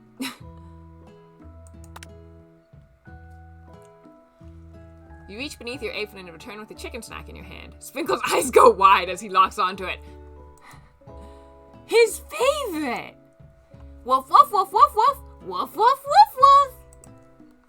The furry professor immediately devours the snack, leaving your hand slick with a coating of warm doggy drool. Alright. You see the other students eyeing you jealously, but pay no mind to them. If they wanted to succeed in life, they should have learned the importance of carrying a range of dog treat flavors on them at all times. Woof, woof, woof, woof. Woof, woof, woof, woof, woof, woof, woof, woof, woof, woof. Remember, kids, I can be bribed. Absolutely. As any good professor should. Wait. Dangerous area.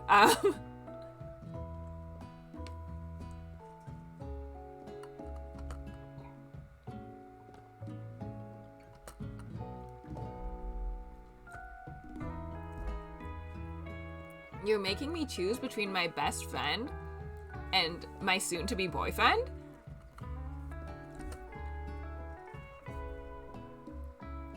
I'm so sorry, Miriam. You are very cute, and you have been defending me this whole time. But, like...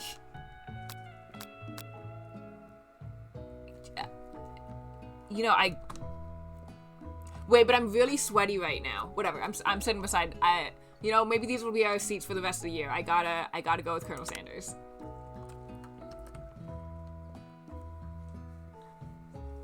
It appears he brought no books, pens, or pencils. However, his perfect upright posture shows off a seriousness that makes you confident in his desire to learn. Thanks for offering me this seat.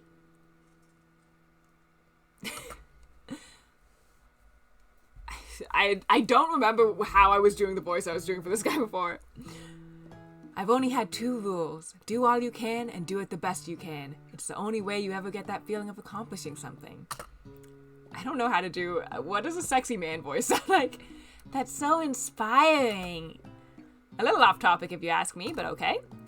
As soon as you've settled into your seat, the professor makes an announcement. Woof, woof, woof! Woof, woof, woof, woof, woof! Yay! A quiz about me! Pop is my favorite.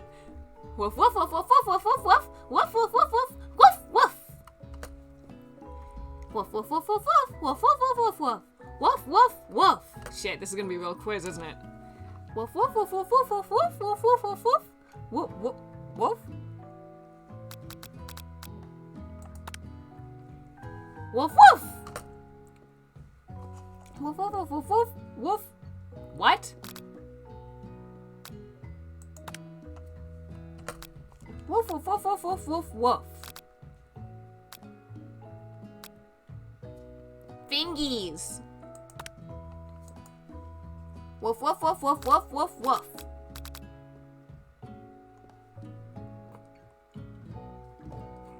This one, but fine. Woof, woof, woof, woof!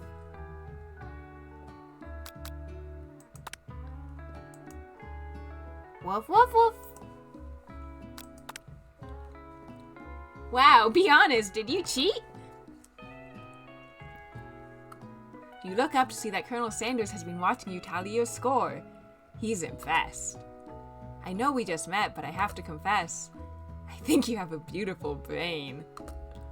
Hot diggity, Collapsia, you just scored some major Colonel Sanders points with that performance. Woof, woof, woof, woof, woof. Woof, woof, woof, woof, woof, woof. Woof, woof, woof. Wow, the cafeteria is as nice as any restaurant you've ever eaten at. It makes sense that a school dedicated to cooking would also be serious about eating. A delicious fragrance wafts through the room and tickles the end of your nose. Your mouth waters. Do you smell that? That must be our lunch. It smells crazy good. Everyone, can I have your attention? Is it about lunch? No, I just wanted to apologize for my tardiness. You see, I was... Howdy, folks. This game's gonna kill me. I'd like to make an announcement. Hey, I was... Oh my god, it's about lunch. Everyone cheers. But I... Shh. Lunch, lunch, lunch, lunch.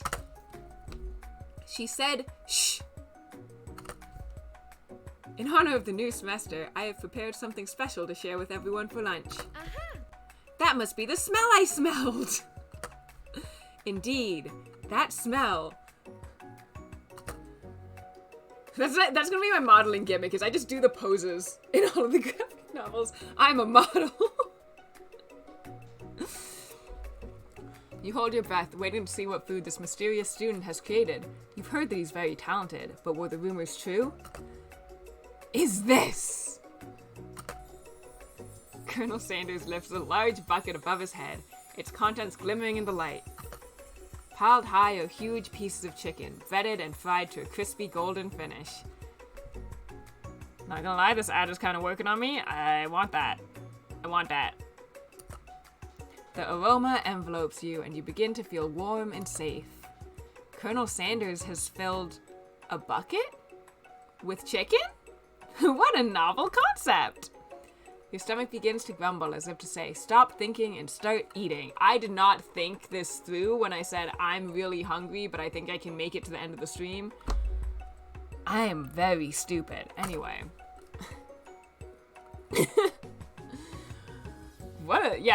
I don't know what you were thinking, Batman. For years, I have been developing a secret recipe for the perfect fried chicken. By my calculation, nothing less than 11 herbs and spices are required to achieve the perfect balance of flavors. You look around and notice that every other student has a pen and paper and is scribbling notes as fast as they can. But that's all I'll say about that. What, you think we want your stupid secret recipe, dude? Pshaw. Nah, my dude. Nah. Oh my god. I'm just drafting a last will and testament in case one of those ingredients is poison. Got him! Looks around nervously to see if anyone else is laughing at his sick burn. Good face. You wait to see what zinger Ashley has prepared to follow up, but she suddenly takes a different approach. Yeah, and I was just writing in my diary. Dear diary, today I smelled something beautiful. I knew at that moment that only the hands of a true gentleman could fry chicken so tender. You see her body language change from bitter and evil to sweet and innocent as she sides closer to Colonel Sanders. She realizes that he is destined for greatness and fame with cooking skills like this. She wants him all to herself. Oh, please. Well, Van the Man, if you don't want any, I'll take his. Whoa, hold on. I mean, I guess I'll try it. He takes one bite and his eyes grow wide. He starts contorting his face as he tries to hold in his pure exhilaration and act unimpressed. I just held in my sneeze to finish that sentence and now my face feels frayed. Easy now, there's enough for everyone. Please, my fellow classmates, dig in. You take one of the pieces of fried chicken out of this bucket and sink your teeth into it. It's amazing. Tasting Colonel Sanders' food transports you to another dimension. Alone with your taste buds gripping a drumstick in your hand, you float weightlessly. Swim toward the light. You let the food rest in your mouth and focus on it, scrutinizing every flavor. Salt? Maybe. Pepper? Too obvious. Oregano? Basil? Maybe, but there's something else. Something dark. Something spicy. You dig deeper, deeper, deeper. Yes, even deeper still until you find it. I was starting to wonder if they were going to give us the actual recipe, which would be wild and wouldn't make any sense. Could it be? Bleep! I wish I had a soundboard. Yo, streamer, can I use your soundboard real quick? He really did it. How bold, how adventurous. To use... Beep. You try to go even deeper into the sea of flavors, but this revelation alone is more than you can handle. You snap out of it and realize that this information was meant to remain a secret. And yet, now you know. A mantle of responsibility now rests upon your shoulders. As you look around, you realize that everyone in the room is consumed by the lunch. No one noticed that you've traveled through space and time. Oh my god, I'm so fucking hungry. After tasting his food, you try to get some one-on-one time with Colonel Sanders. What else do I have left in my snack drawer?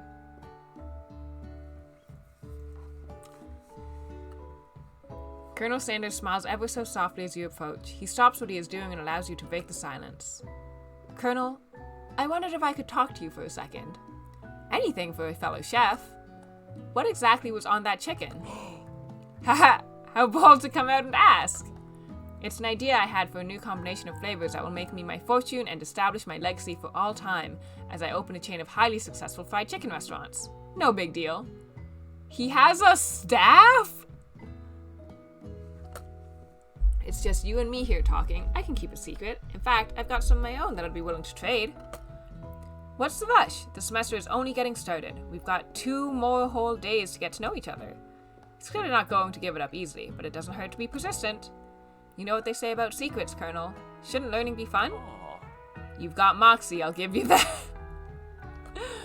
Colonel Sanders looks both ways to make sure you're truly alone, and then leans in. You can feel his warm breath as he whispers. Just one ingredient, but you can't tell. I use bleep. It's something my great-grandmother taught me. Bleep. Wow, you'd never have guessed that. In fact, you're not even sure where you'd get some if you searched. And bleep definitely isn't the flavor you tasted before, so now you're 2 ingredients closer to knowing the full recipe. But you don't tell Colonel Sanders that. For some reason. I don't know why. This marketing definitely isn't working on me or anything. While you're wrapped up in that huge revelation, you notice that Colonel Sanders has disappeared. While everyone else is still in the cafeteria, you decide to look for him. You find Colonel Sanders outside, standing in the quad. Oh, it's you again. Howdy. Stop saying howdy. I can't do anything with that. Sometimes I like to come outside and look at the school buildings. I think about how my story will continue on after I've graduated. It sounds like you have big plans. I dare say, the biggest. I will leave my mark on this world, you can bet on that. Alone together for the first time, you figure now is the perfect moment to show your personality to him. Neg him?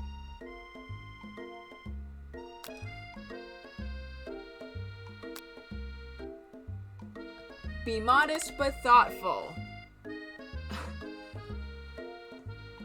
Well, I just wanted to tell you that I really enjoyed your food. That shouldn't have gotten his attention, but okay. The flavors were complex but comforting. The interplay between salty, savory, and peppery, it was perfect. I appreciate the compliment, Calopsia! I'm sure you'll be a big success. I know we've only met today, but I'm starting to get the same feeling about you.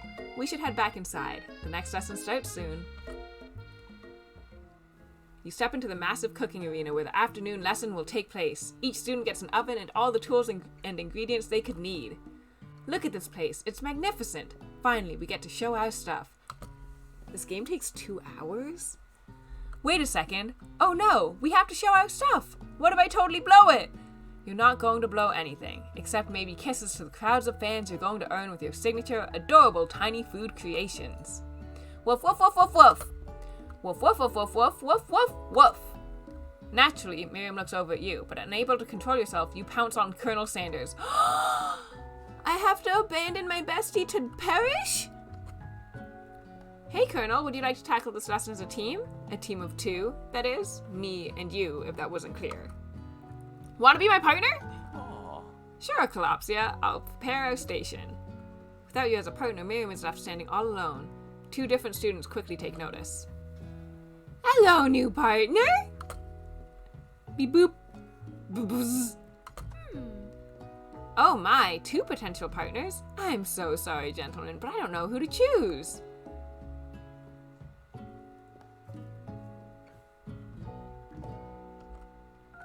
Who do you want to ask me Miriam's partner? I feel bad.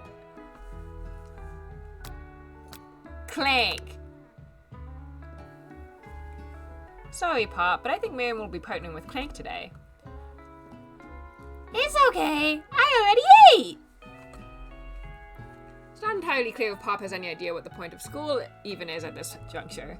Clank is clearly excited to have some attention. He heats up and begins to roll back and forth. Warp, warp, warp, warp. Hold on there, fella. We don't even know the assignment yet. Technically, Clank might not have a face, but there's something charming and earnest about him. Bzzzt.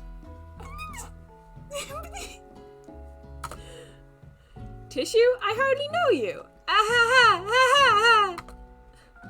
Clank judders and a panel shakes loose. You get the impression that this is a sign of affection. Looks like you two will be fine. Now it's time to focus on your own cooking classwork. Woof woof woof woof woof. Woof woof woof woof woof woof. Woof woof woof woof woof. Woof woof woof woof woof. Woof woof woof woof woof woof woof. Which dish do you suggest to your partner, Colonel Sanders? Seems easy enough. Mashed potatoes and gravy. I've always been something of a down-home chef. I was thinking we could make something warm, inviting, comforting. Maybe mashed potatoes. And gravy? Couldn't imagine one without the other. Colonel Sanders casts a coy look at you, causing your whole face to go beet red. Embarrassed, you quickly turn away. I'll go get the potatoes. No, please, let me. Picking perfect produce is a passion of mine. Looks like things are getting pretty fresh around here. Does someone have a crush on Colonel Sanders? We're just cooking partners. Mind your own business. Sanders' heart is my business, and you'd better keep your fingers off of my man. Did someone call for me? Oh, the music!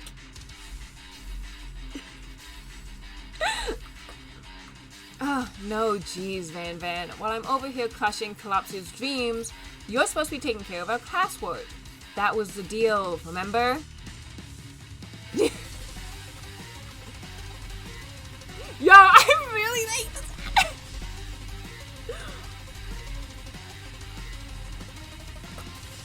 Colonel Sanders returns, arms full of peeled potatoes. He tosses them into boiling water and turns his attention to you and your old friends.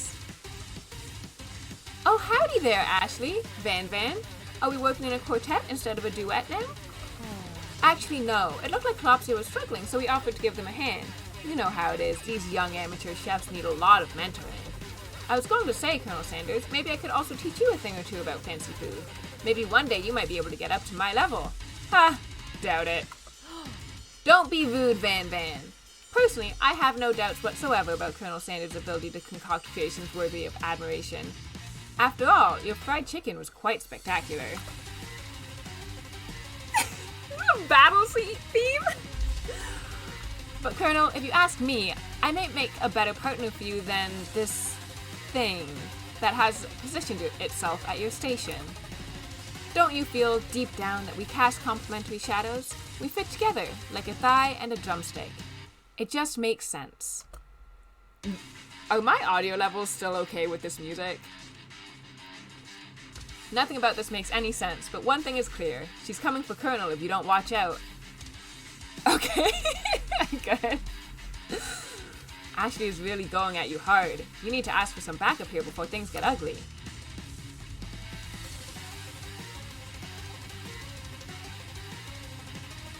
Miriam.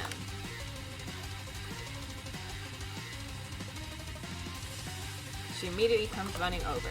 Is somebody threatening my friend? I will destroy them! I actually think that Ashley and Van Van were just leaving. Leaving you in the dust vis-a-vis my skills as a chef, perhaps? But stepping away from this competition, you are sorely mistaken.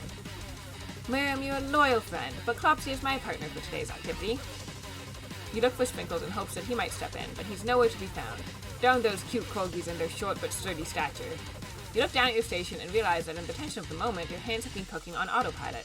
Distracted by the drama, you've already crushed the boiled potatoes into a perfectly creamy mashed texture, with plenty of butter and cream for flavor.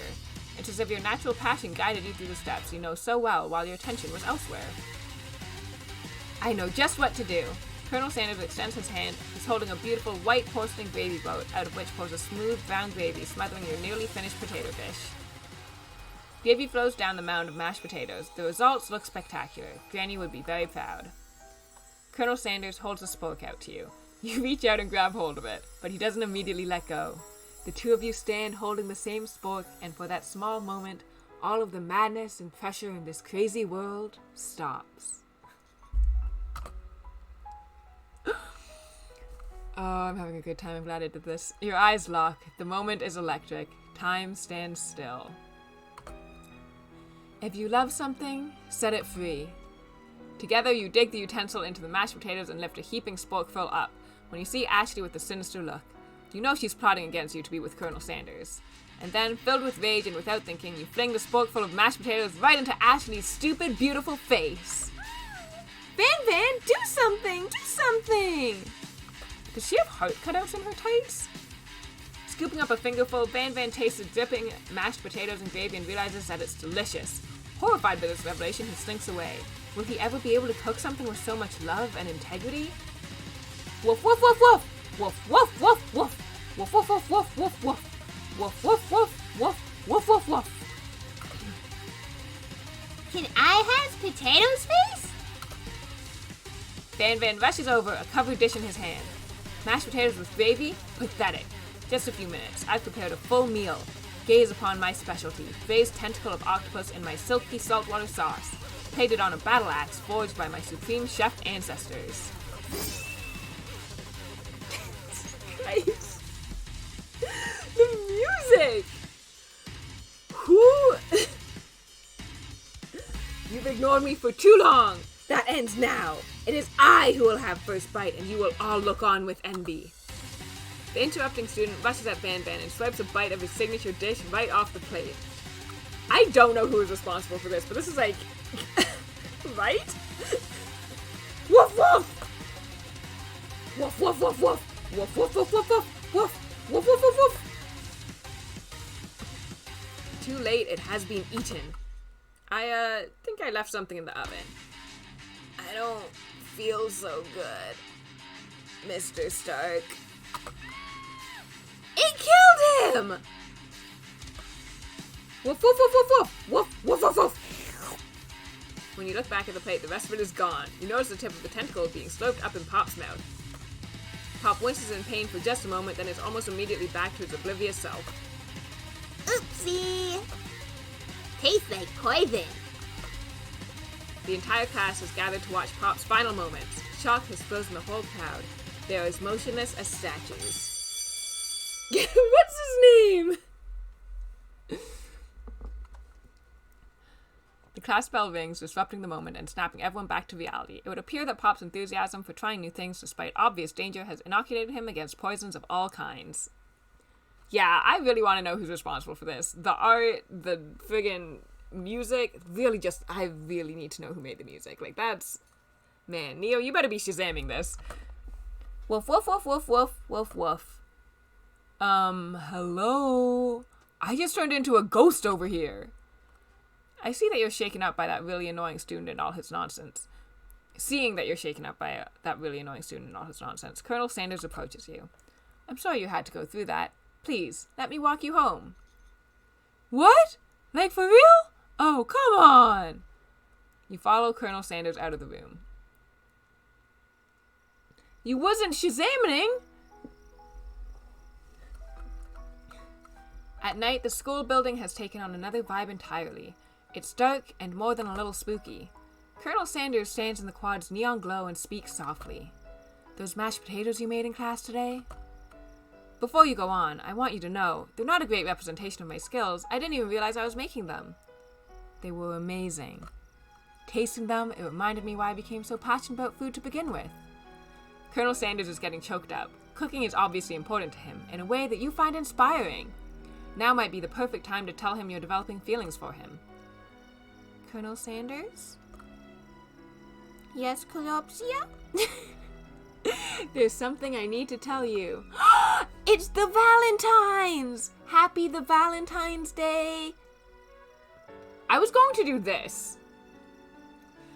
And I think this is worse than the triangle I was doing before.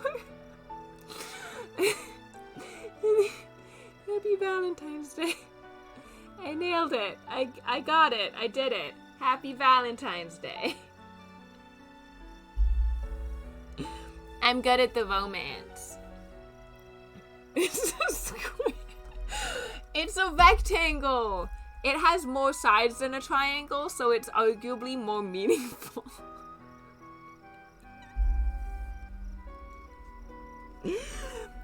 Happy Valentine's Day, and happy Palentines to all of my pals out there.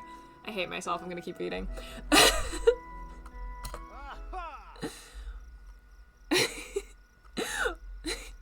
Hold it right there. There's something I need to tell you first. Jeez. You see, when I was a young boy, my father took me into the city and told me that I'd be the greatest chef the world has ever seen. And every day since, I've been working toward that dream, day and night, never stopping, never resting, also lifting a lot of weights, like so many weights. We should follow our dreams with all of our hearts, that our souls may grant them like wishes floating on a shooting star. Hey, no, you...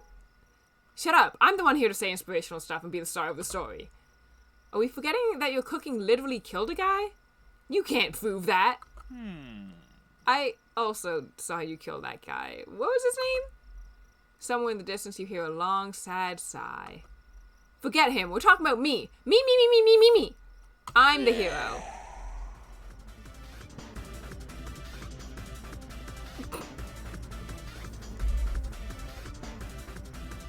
The smoke monster is here to fight a hero.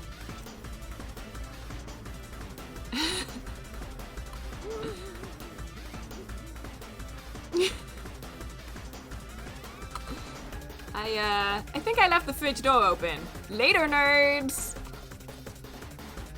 How dare you threaten me just as I was letting down my guard and connecting with another chef on an emotional level? Be afraid. Be very afraid of me, because I'm a monster. See?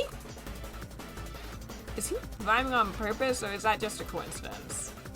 And before you can discuss syntax any further, it's a turn-based fight sequence!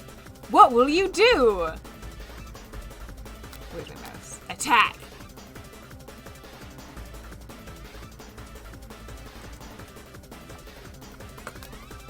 Cook with love! Uh-oh. That's not a lot. That's not a lot of damage.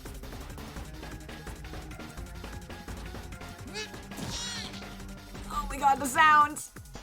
I take 1 damage.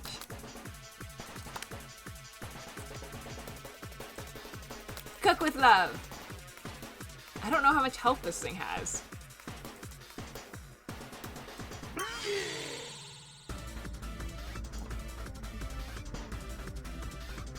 Was this made by Ashley?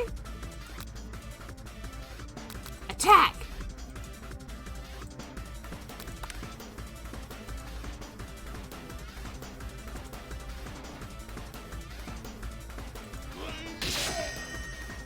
Hey! What's under defend?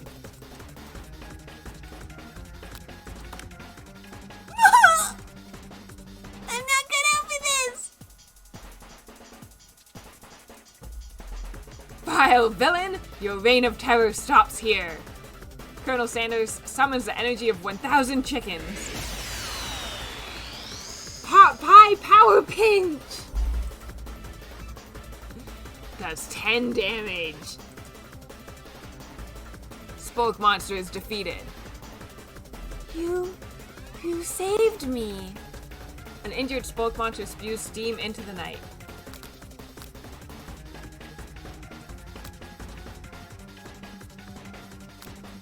Forget mercy. Finish him. No student will ever walk the quad in fear again. This monster messed with the wrong chef. You ready your final attack. You'll never survive my... Student death lone destruction. Does 10 damage. Okay. Spoke monster is completely vaporized. Colonel Sanders looks on in awe. You continue to surprise me, Collapsia. The defeated monster left behind a special item. It appears at first to be a cookbook, but upon closer inspection, it's so much more. It's a book of magic spells with a golden chicken on the cover. You open up the cover and find a library card tucked inside. The last name to have signed it out is Borko. Borko. That name sounds strangely familiar. Your blood is pumping as you stand in the quiet of the night, holding the mysterious book in your hands. As you come down from your battle buzz, you realize that your final attack has left you completely depleted. The world around you begins to fade away. Without any energy to keep your eyes open, darkness overtakes you. The image of Colonel Sanders flashes before your eyes as you fall asleep. He must have helped you get home. In your tired state, you don't know if you could have made it without him. What a guy. You want to thank him, but you don't have the strength to utter a single word. You feel your covers being pulled up over you as you are tucked in tightly. Good night, my Colonel. In your dream, you're together with Colonel Sanders. For some reason, Spinkles is also there, instructing your love. Dreams are weird. Oh. Good sequence. You awake on day 2 and attempt to process the wild visions you had. Were they memories or premonitions? You lie in bed and stare at the ceiling, thinking about the secret you discovered while tasting Colonel Sanders' cooking yesterday. You can't believe he really used beep! And then there was that secret ingredient that Colonel Sanders went ahead and told you outright. Not much of a secret, huh?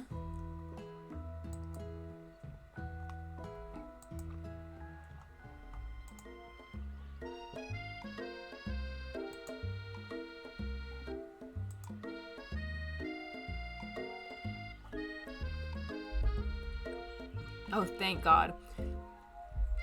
If I had chosen Pop, would she have gotten like a subplot where she falls in love with Pop? Because I would have hated that. Like him? Like? I know it sounds like it's moving too fast, but there's something about him. I like him. Like him. We got to talking after class, and he's actually a totally sweet guy. Not only that, but he's really smart. He told me all kinds of stories about Colonel Sanders. Did you know that Colonel Sanders was the most popular kid in his high school? No, but that does make complete sense.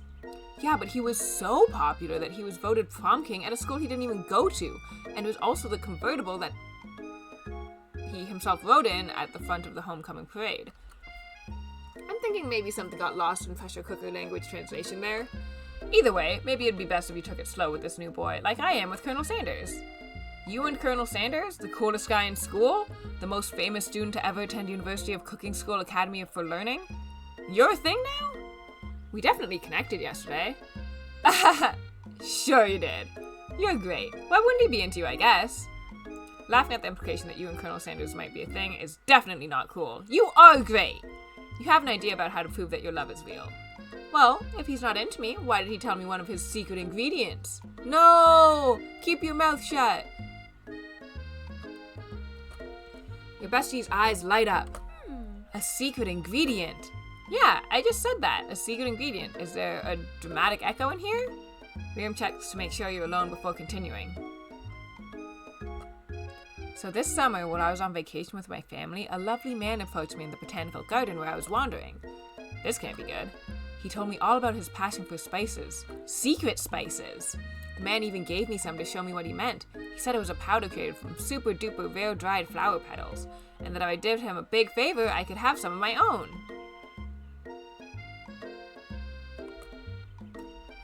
Please, Miriam, don't tell me. So I filled my suitcase with them and brought them home! He was so nice, he even met me at the gate when I arrived. Later, when I cooked with them, a very strange feeling came over me, and the flavor was unlike anything I'd ever tasted. I think you're being very liberal with the meaning of spices here. Whatever, anyhow, we both share an interest in cooking, so we've stayed in touch. You know, like pen pals. I bet he would love to know more about new spices. Well, I'm definitely not supposed to share Colonel Sanders' secret recipe, and besides, I only know the one ingredient, so I doubt it'd be much use to anyone. How was there something in my hand?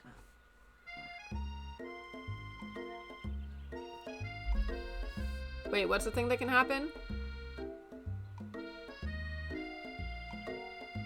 What? I'm assuming you're not talking about the thing that just teleported into my hand.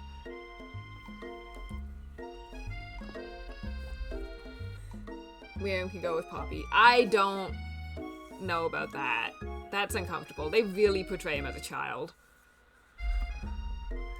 Please, please, please. It would mean the world to me. No one has to know it came from you or from Colonel Sanders.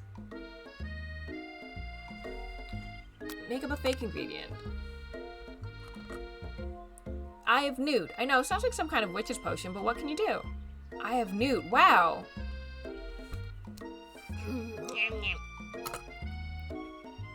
Yeah, okay. However, she immediately turns around and does some thumb typing on her phone that you can't quite see. That's probably not good. Before you can ask her to confirm that she was definitely not texting secrets to other people, you're interrupted. A wind rushes in. Cherry blossom petals fill the air. It's Colonel Sanders. He's arriving at school? On horseback? This man is a lot. Run to him.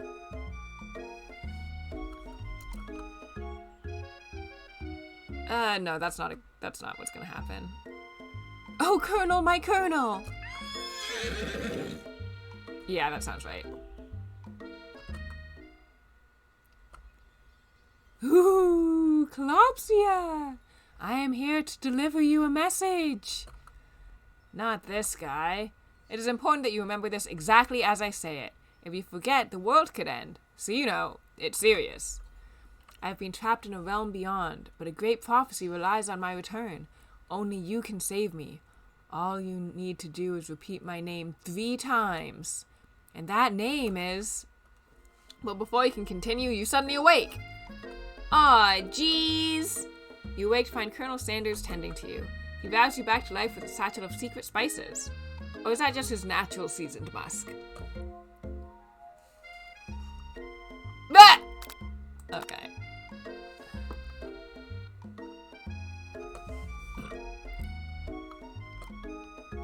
That horse has beautiful shoes. I could really feel how smooth and sturdy they were when they were pressing into my face. That's nice to hear. No one truly appreciates good craftsmanship anymore.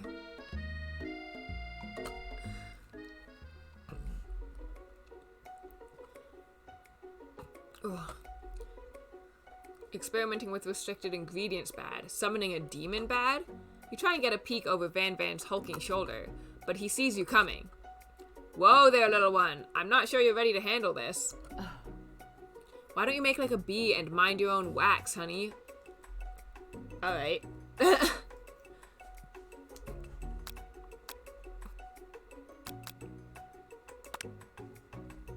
You sit near the rivals, but leave your back turned to them. You even hear Van mutter something that sounds a bit like a magic spell. However, he notices you eavesdropping. You try and cover your tracks and improvise an excuse. Ahem, it's time for class, and you're distracting the rest of us who want to learn. Now you've upset them. Oh, and you're the emperor of cooking, are you? You make the rules? I'm not sure you'd know a good meal if it ate you. Being the best chef in the world takes more than just culinary skills. It takes creativity. It takes panache. And it doesn't hurt to use a little evil. Finally, get guck. That gut. Anyways. You finally get a look at what it was they were hiding, and you instantly recognize it. It's a book, just like the one you found after your encounter with the spoke monster. That's the same book that I found last night on the quad. Ashley immediately elbows Van, who hides the book behind his back. I don't know what you're talking about. That book is a family heirloom, and its contents are secret. You notice that they haven't just been studying the book. They've got Pop pinned to the wall, and they're tossing potato skins at him as he tries to catch them in his mouth. We're playing! Hee hee! Before you can dig in any further, you're interrupted by the arrival of more students. It's almost time for class. He's Ralphie.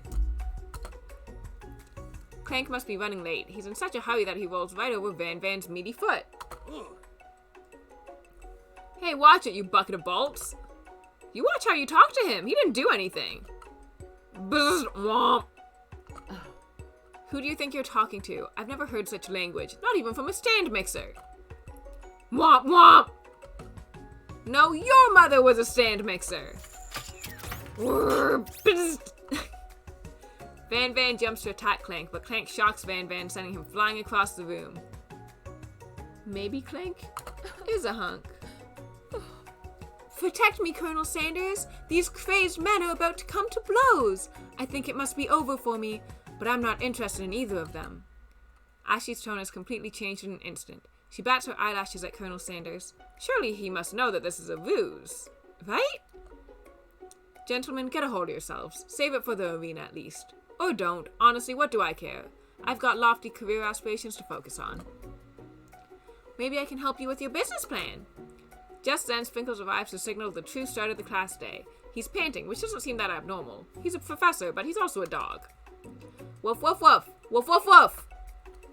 Woof woof woof woof woof! Woof woof woof woof woof woof woof woof! Woof woof woof! Woof woof woof woof woof woof woof woof woof woof! Rub his furry dog belly, he loves it. Sprinkles stops in his tracks and sniffs the air around you. Something has him in a trance. It's a scent left on you from Colonel Sanders. Sprinkle jumps on you and licks your face. Down, boy! Down! Off hoppin'? That command shouted by Colonel Sanders has snapped Sprinkles out of his trance. I wonder what's up with that. Woof woof woof woof woof woof woof. After he catches his breath, Sprinkles regains control of the classroom. Woof woof woof woof woof woof woof woof woof woof. You want to pay attention to the lesson, truly you do. Woof woof woof woof woof woof woof woof woof woof woof woof woof woof woof. But you can't help but daydream about Colonel Sanders, and you miss most of the important parts. Woof woof woof woof woof woof woof woof woof. That's not a woof. That's not a woof part.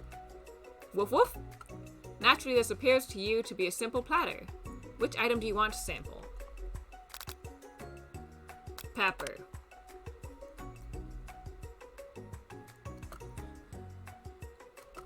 The pepper has triggered an intense spice hallucination. It feels like forever as you trip through the universe. My friend. Ooh. This guy again? I'm here to give you an important message. Ooh. You must avenge my death and fulfill your destiny. All you must do is... I was saying, to fulfill your destiny, all you must do is... Sorry, I think I've still got some spice stuck in my throat. It's fine. I'll work through... to fulfill... the prophecy. You feel yourself begin to regain consciousness. Aw, man!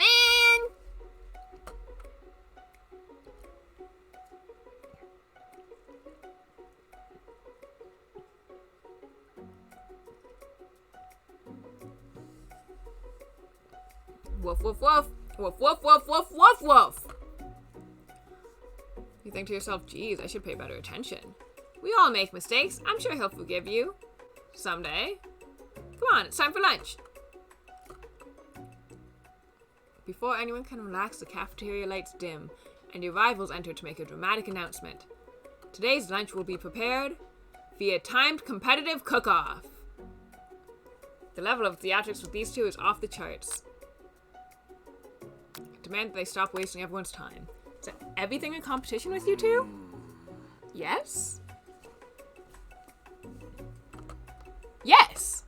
Well, not with me. I'm on a personal journey. To learn, to love, to learn to love. Sure, why not? But definitely not to constantly battle. Yeah, stop getting your genres crossed. Don't you have some portable monsters to capture or something? I need to eat if I'm going to have the energy to sustain my education and pursue my dreams of being a master chef. How are any of us supposed to get anywhere if we're constantly fending off challenges from every know-it-all with an apron? Besides, I already bought my own lunch. Klopsy, you should have it. It will give you the energy you need to succeed. Miriam. Miriam reaches out and presents a gift to you. My special grilled cheese and tomato soup, with chocolate milk to wash it down and a tartlet for dessert. That sounds really good, but that is not going to give anyone energy, Miriam. It only takes you about 5 seconds to eat Miriam's tiny food, but it's just what you needed for motivation. You know what? I've learned enough for today. Let's battle! Oh, okay. Now, students, please settle down. This is a lunchroom, not a sportsing court. Finally, a little sense. You breathe a sigh of relief. At least not until we turn on the timer! I forgot about the woofing. Woof, woof, woof, woof, woof! Ooh! I stand corrected. If it's a battle you want, it's a battle you'll get. My bestie can best the best of them. Best believe it! Like a diamond, I was formed under pressure, and now is my chance to shine. I will defeat you myself. You had his chicken, and you made mashed potatoes and gravy on day one, and you're feeling like you can really impress him again here. It's time to boil some water for the potatoes. Think fast, if the timer runs down, it'll be forced to pick randomly.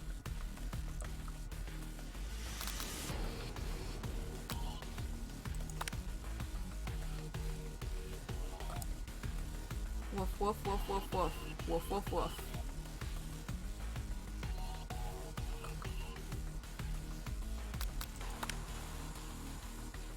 Okay. Woof, woof.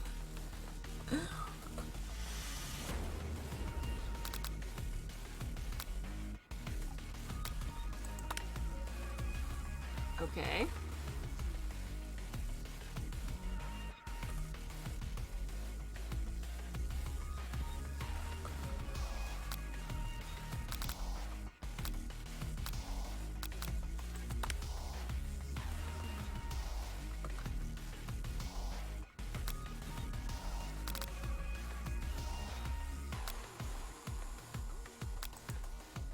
Oh no!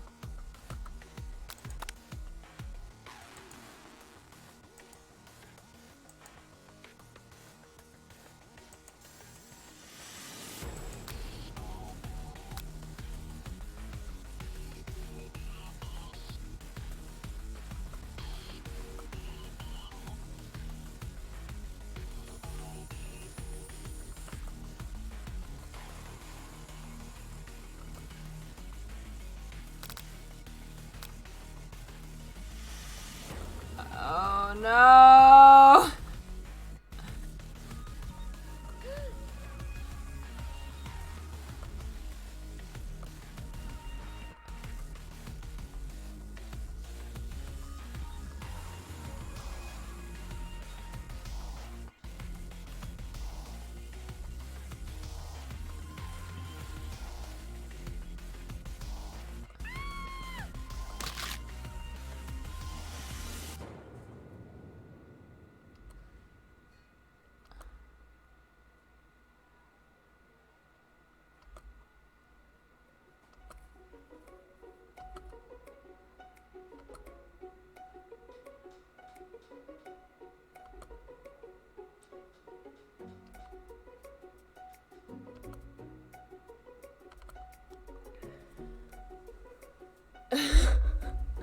Yeah, I'm very horrified by what just happened.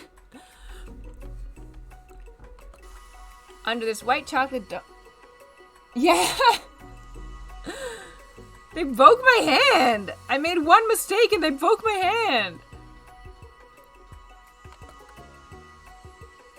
But since you're injured, I'm afraid that pouring this creamer of delicate hot chocolate sauce might be too difficult. Colonel Sanders, if you wouldn't mind lending me your strong, steady hand. Inside, you'll find a delicate fried cheese croquette, a slice of honeycomb, ice cream 2 ways, tender nugget, nougat, and pearls of blueberry. I can't say that.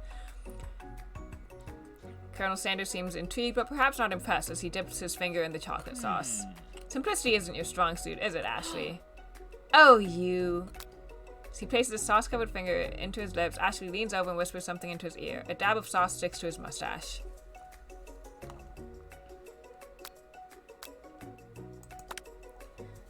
You reach out with your apron to wipe the sauce off of his glistening face. Colonel Sanders recoils and brushes you back.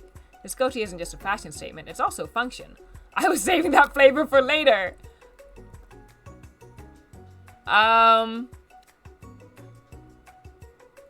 If I click try again, does it start me over from the beginning?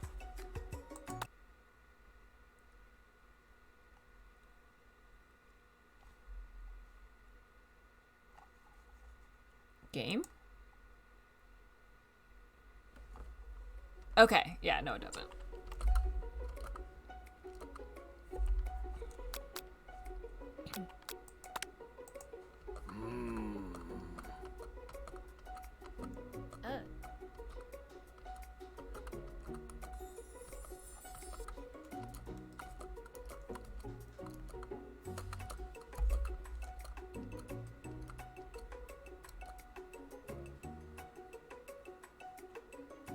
What?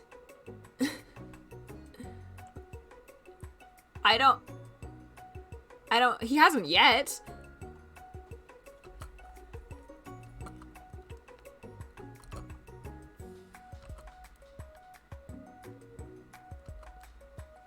Okay, I've died once in each game, except for Dream Daddy, which I don't think you can die in.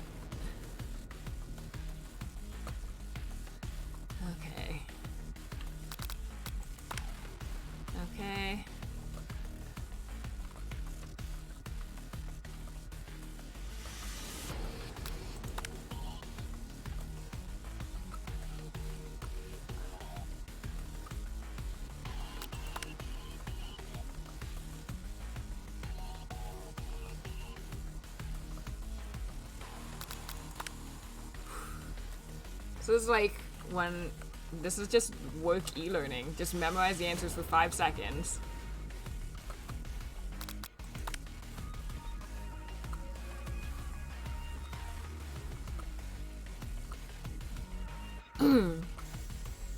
Oh, does this happen no matter what? It doesn't matter that I got it right.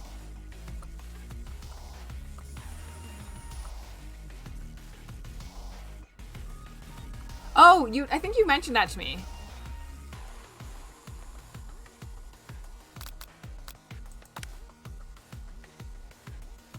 At least I got to click one that time.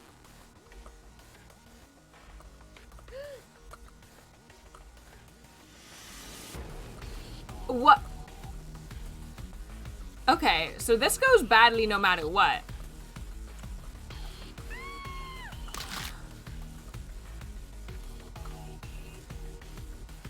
Okay. So I just have to, like, not... Okay.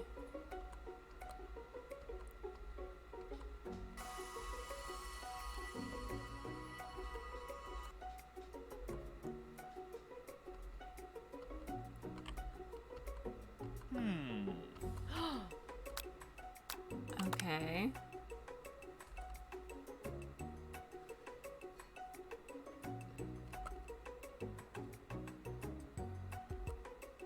Okay. The beautiful weather feels like an insult. Inside of you, a storm rages. It's Colonel Sanders. He's probably here to tell you that he and Ashley are in love and have decided to get married. And he won't even ask you to cater his wedding because you're a terrible chef and an awful person. You try to hide from him, but he approaches you directly. I know you're hurting right now. Not just from the devastating loss, but from that run-in with the mixer and that small fire. We should get that checked out. I'm fine. Can't you just leave me alone? I'm a loser. I'm not fit to fill your fire. I'll never be a master chef. Failure is a part of life, not just for you, but for all of us. Do you think I've never failed at anything before? That's exactly what I think. Well then, think again. I wasn't always the man you see before you, enrolled in culinary school, incredibly handsome, successful, motivated. Well, handsome, sure. I was born that way. But I've walked other paths and arrived at dead ends. I was passionate about life, but I failed as an obstetrician. I was passionate about justice, but I failed as a lawyer. I was passionate about livestock, but I even failed as a mule handler. That one was especially humiliating. Mules can be so cruel. I lost my business partner to a gunfight? That sounds like that might be canon. People see my delicate ribbon tie and my well-kept beard and assume that I've got it all together, which is true now, but it hasn't always been. Sounds like this guy could really use a hug. I resolved then that I was going to amount to something. No amount of hours, labor, or money would deter me from giving the best I had to give. As Colonel Sanders changes focus, you can see something ignite inside of him, a burning passion. One has to remember that every failure can be a stepping stone to something better. My new dream is pure. It's honest. It's something that a humble man in a crisp white suit can be proud of. I will create a new chain of chicken restaurants. I will bring joy to the entire world and make up for my past misdeeds. Yay! Just as your moment grows intimate, you're interrupted by a threatening, shadowy presence. And pop. It's the Spork Monster! Gorko!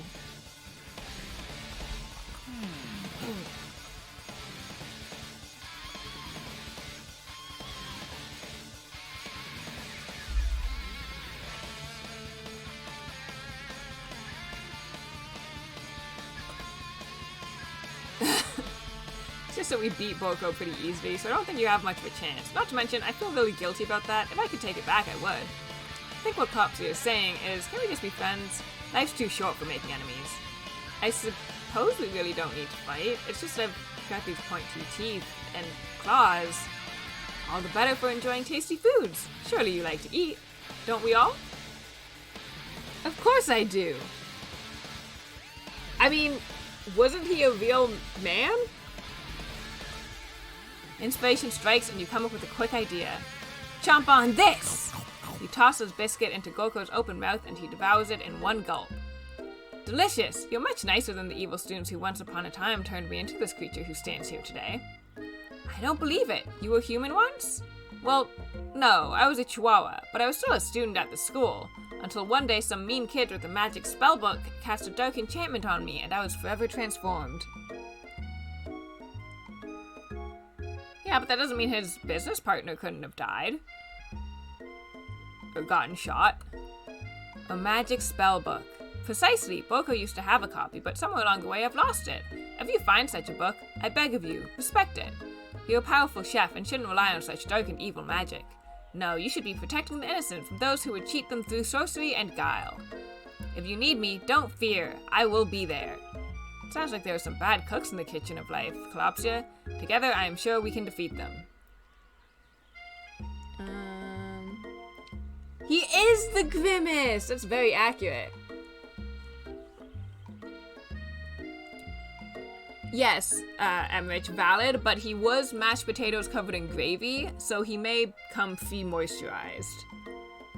Started talking shit about the new mandarin. They had to pay him to stop talking shit publicly. That's very funny. I like that. No, the spork monster. That was what they fed the spork monster. Oh!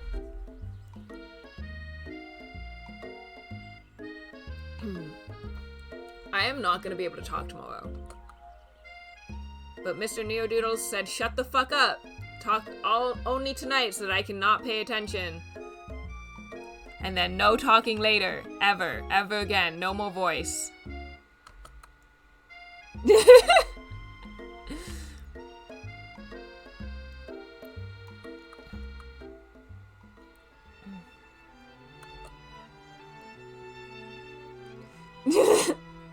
No, you didn't. You said that. I heard you. It'll be in the VOD. Look at the baby! Everyone look at the baby. I love the baby. Long ago, I made the decision to never stop searching, never stop working, never stop imagining. Have you been working on any new recipes of your own lately? I'm always excited to talk about food with another ambitious chef. Well, there is something. It's just a side dish that I've been tinkering with, trying to find the right balance of flavors and textures. I'm not sure I've nailed it yet, but I'm close. His place is, like, very expensive looking. Colonel Sanders' eyes perk up as he starts to wonder what dish you might be describing. I don't know if you should be describing eyes as perking up. Alright. It's meant to pair with something spicy, or something crispy. Both, perhaps? Now you've got him right where you want him. Should you reveal your new creation to him, or keep it a secret just for you? Reveal it!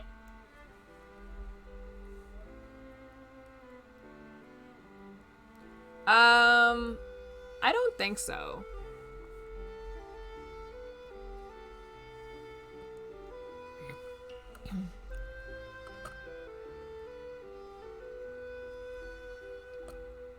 I present to you my original coleslaw. I do not care about coleslaw. Magnificent! Together you chow down on the creamy slaw until just a spoonful remains in the bowl. Do you mind if I hold on to the last bite? I'd like to have it around so that I can admire its taste later and think back on this moment. Though Colonel Sanders is so weird. You could offer to make him more, but he seems like a very sentimental kind of guy. Sure, why not? Please, make yourself comfortable. I'll be back in just a moment.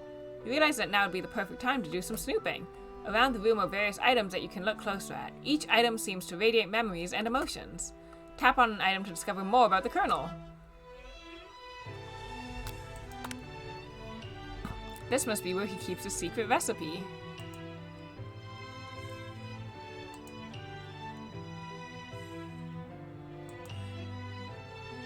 Can chicken be prepared sashimi style?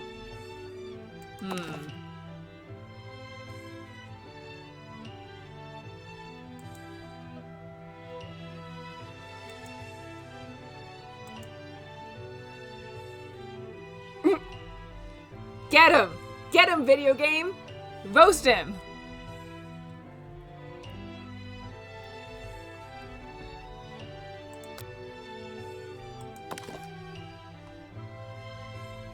Oh. Okay, so we're just like... Alright. I want to go in there.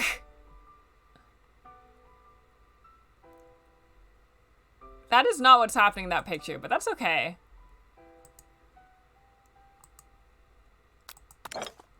That's Pete.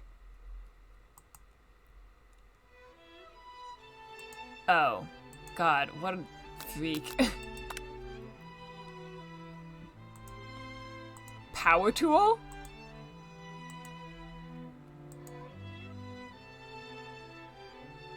Oh, I'm just slowly stealing information. Am I gonna take his hair?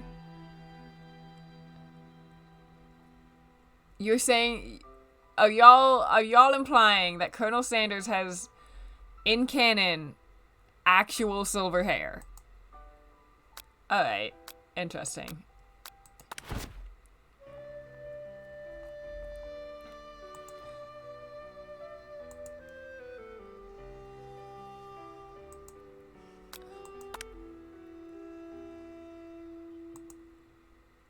No. No. I could just tell you my name right now. Can't you see I'm in the middle of something? Fig that kid. Oh! Why? Why was that so jarring?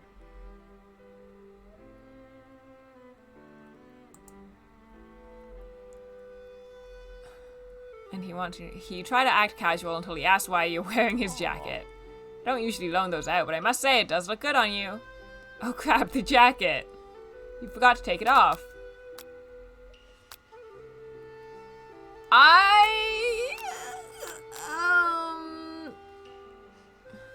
You know what? I don't need to eat at KFC ever again.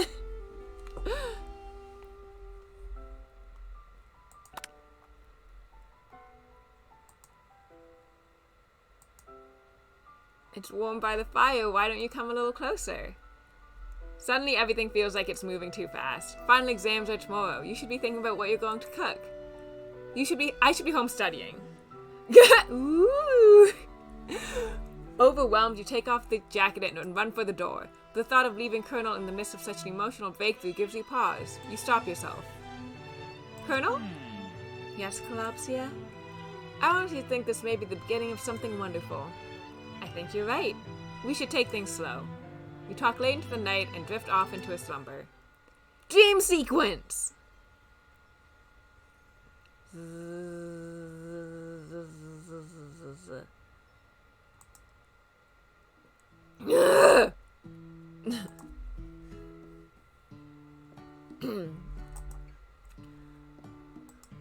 You think about the new secret ingredient you just learned about. Beep! In some jurisdictions, beep isn't even legal. But if the recipe is a secret, how will they know? Your thoughts are interrupted when Colonel Sanders emerges into the room. He's holding a gorgeously plated breakfast, and your mouth waters at the sight of it. Here's a simple breakfast I just whipped up. It's meticulous. You taste Colonel Sanders' food, and it takes you on a journey. When you return, he's waiting to ask you an important question. So would you say that we're the perfect match? How presumptuous!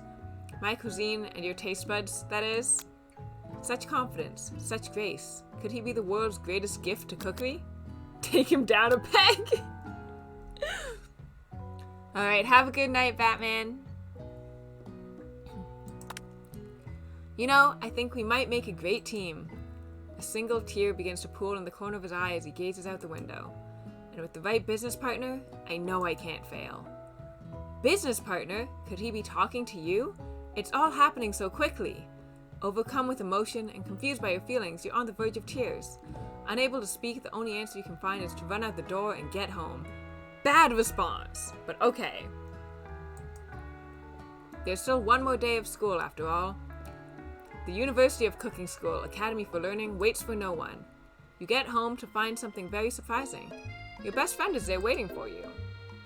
Where have you been? Because I had one heck of a night. I've been desperate to talk to you about it, but I couldn't find you. I got worried that something had happened to you. It's okay, but now that it turns out that you're fine, I can finally get you up to speed on the saga of Miriam. Sure, but you will not believe what happened to me after school yesterday. I went on a date. I think I can believe that. Since I'd been partnered up with Clank, he asked me to go out with him. Of course, I told him you'd better keep your dolls turned to polite and respectful. I'm not that kind of girl.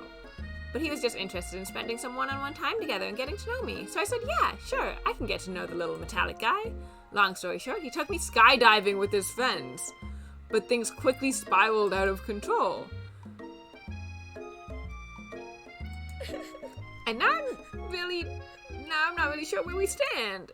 You don't give Miriam time to tell her whole story, however. Bottling up the details of your own night is just too much to bear. Have some fucking empathy. And I went on a date too, back to Colonel Sanders' house, where I spent the night with him. You what? Nothing happened, but the emotional connection, wowzers. Together with your bestie, you feel like you can do anything. I feel like I'm gonna die again. When you arrive at school, you encounter your rivals in the quad. You can tell from a distance that they're picking on Pop, though he himself might not quite grasp that fact. Because, you know, he's Pop. What's a swirly? It sounds delicious. Oh, it's great. I'll order you up one right away. I'll have my swirly with sprinkles, please. Heh. Sprinkles is a dog and a tree. You can get your swirly dipped, too. Why don't you pick on someone your own size? Because I'm literally the biggest person at this school? There's that horse that Colonel Sanders rides to school, but who would dare pick on such a gentle and beautiful creature? You've got some nerve, Collapsia, suggesting I pick on a defenseless horse. Now you're twisting my words, and I won't have it. You clenched your fist, but the injury from yesterday's mixer accident makes you wince with pain. Doesn't look like you can go on cooking like that. Might as well just give up. I'll never give up. Ever! Colonel Sanders arrives just as it appears things are close to boiling over. A naturally intuitive person, he senses that something has been going on. Is everyone excited for the final day of school? Collapsia, how's that hand feeling? I'm sure you'll be back in fighting form by this afternoon. Aren't you concerned about my hands, Colonel? Yesterday, I almost broke a nail winning so hard. Technically, I don't believe a winner was decided, but your presentation was quite impressive. What is he doing complimenting her? What about the flavor of my delicate, warm, gooey chocolate sauce? It was clear that you're passionate about how your food is received. That's a lot of words to say it was bland. Excuse me, Collapsia. I am more than capable enough to speak for myself. Maybe you could tell me more of your thoughts as we walk into class, Colonel? I'm always interested in discussing the fine art of fine foods. See you inside, Collapsia. I mean, you could have just not said that. In an attempt to distract yourself from how slighted you feel by that interaction with athlete of the Vic kind, you take out the spell book you recovered yesterday and start flipping through the pages. Whoa, that's that book? It looks like bad news. It's just something I found lying around. It would appear to be some sort of grimoire, but I don't really believe in that magic stuff. A grimoire? Like a book of spells? I don't know. Who would spend so much time decorating a magic book if it weren't really powerful? I can think of some surefire way to find out. You open to a page covered with arcane warnings. Cast only in case of extreme emergency, it says around the edges of the page. I could use this spell here that says it will erase anyone I choose from all of my memories. If I scrub out Colonel Sanders, it would probably help me focus better on the upcoming final exam. That is way drastic. Couldn't you do something else? Like, anything else? Not rooted in dark magic? Maybe tie a string around your finger? Okay, fine, it is drastic, but desperate times call for desperate measures. You've got a memory erasing spell sitting right in front of you, and a pretty good excuse to try it out. Don't.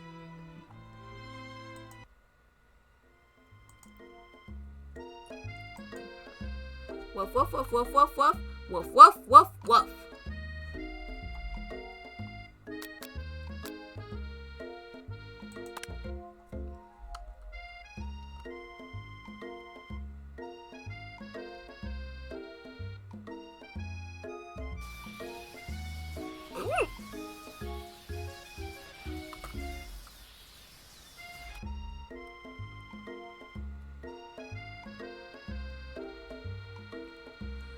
Woof woof woof woof woof woof woof woof woof.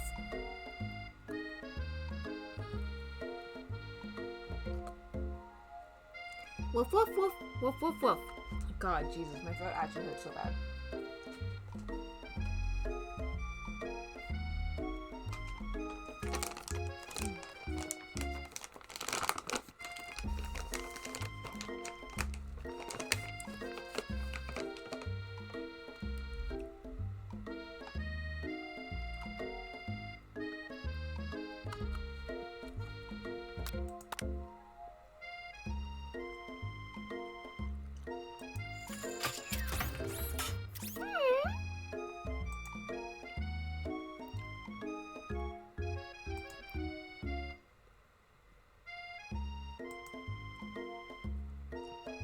Ableism.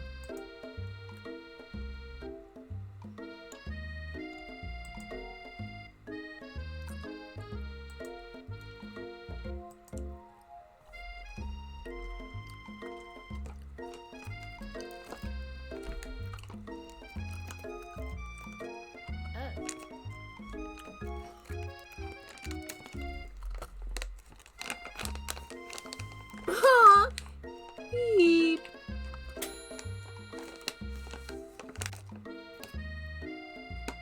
Why is everything blue?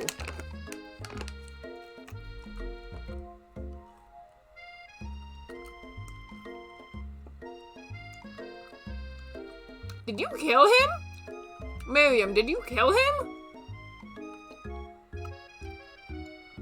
Hello? I don't remember what I was calling you before. Flies?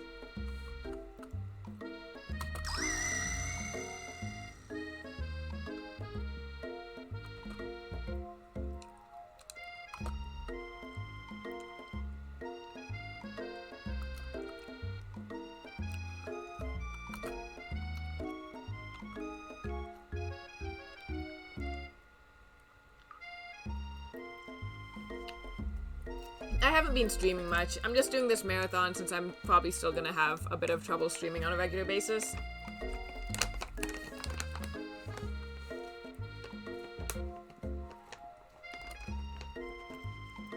Ugh.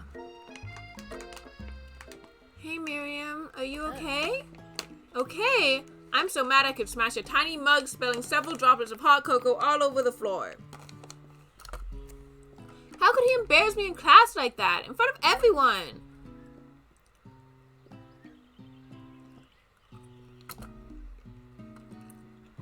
I know that you know this, but I'm gonna say it out loud. You don't need anyone. Me and you, we're gonna cruise through this final test and hit the carpool lane to Success City.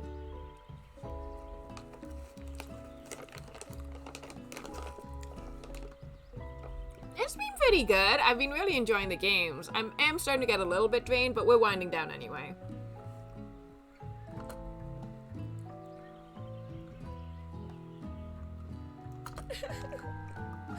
You're not going to saddle up on Colonel Sanders' stallion and ride off into the sunset without me.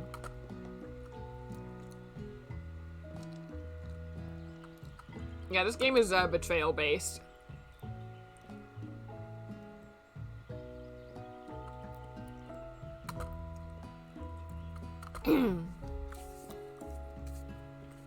Gonna make a very special soup. And I bet that Professor Dog is gonna love it up.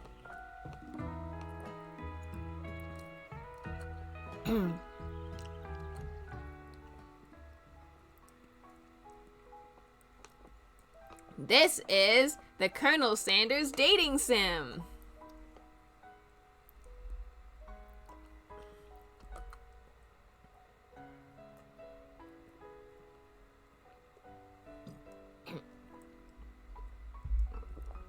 Colonel Sanders of the KFC fame. We had a discussion at the beginning about which one Colonel Sanders was from, and if I'm wrong again, I'm gonna cry.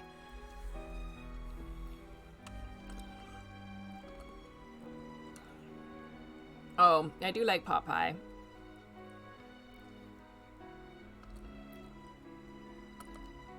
Clopsia, what are you doing here? There's still time before the final exam. Oh, just taking it all in. I'm big into visualizing success. I'm looking at my station and picturing victory. Visualizing, huh? That's too bad. I was hoping you were here cooking something delicious. You'd usually happily share your food with anyone who is hungry, but the last time you let Colonel Sanders get in your head, it cost you a cook-off. You decide that it's time to put your cooking above your romantic desires, but that decision gets hard to stick to when the oven timer goes off behind you.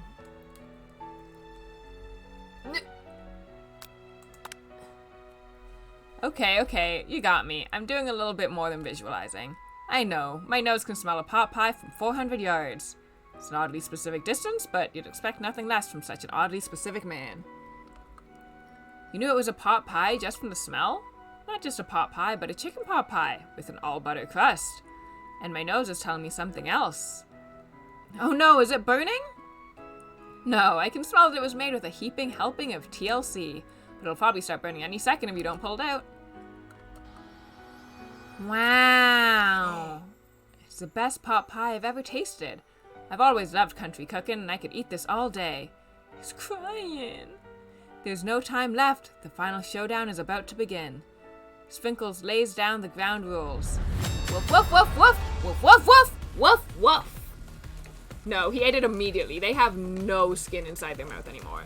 All taste buds gone. Roof of their mouth, sheer sheds. Sheds? Shreds? I was trying to go with, like, what would you even call that? The way the skin peels off the top of your mouth when you burn it? Those.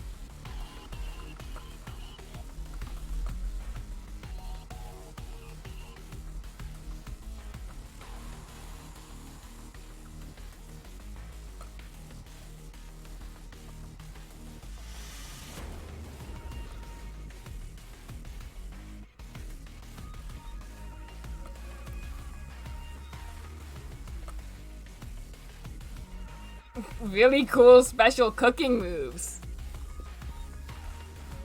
Yeah, the whole soundtrack is fantastic. Egg wash. Best friend, Buster Blaster. It's rockin' void. Shallow personality spatula. Alright. You can say words? Thank you. Oh, good face.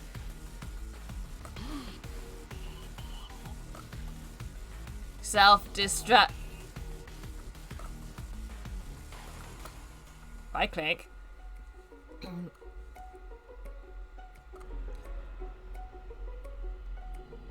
No! Do it the hard way.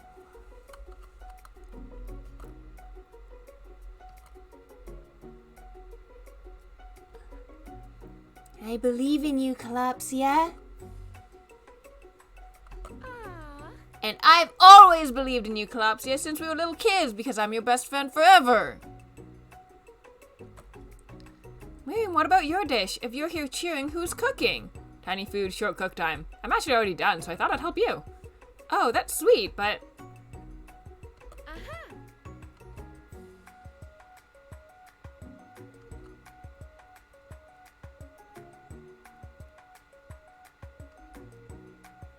It is I, Steve, the spork monster.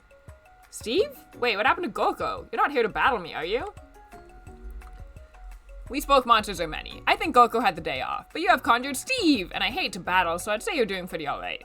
Oh hey, you're in the middle of a cooking competition. I love this stuff. It's better than TV. You crazy kids in your culinary schools really impress me. Mind if I hang out? I am sorry, Steve, but I'm kind of in the middle of something. Do you mind?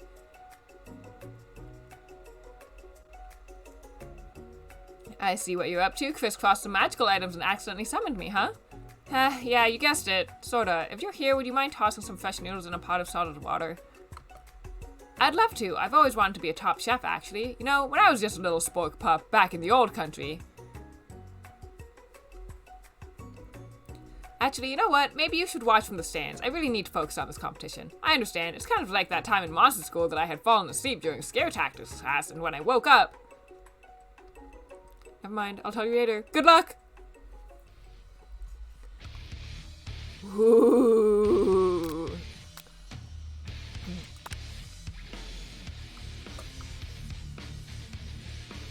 Oh! I'm going Super Saiyan!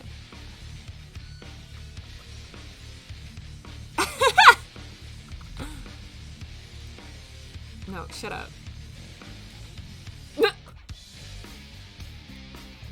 Sorry.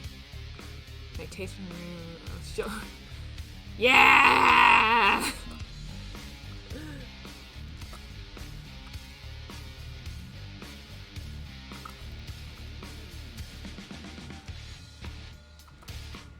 Poor student. Who?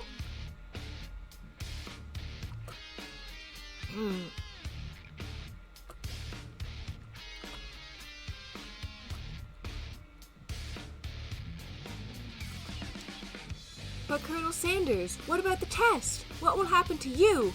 What about the rules? Following the rules has never really been my thing.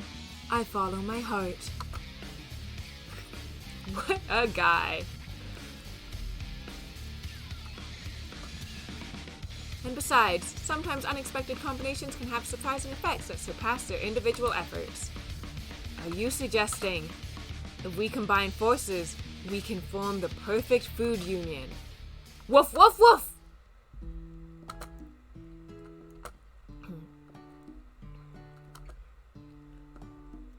Pop? Clank? Hee hee hee. I'm flying.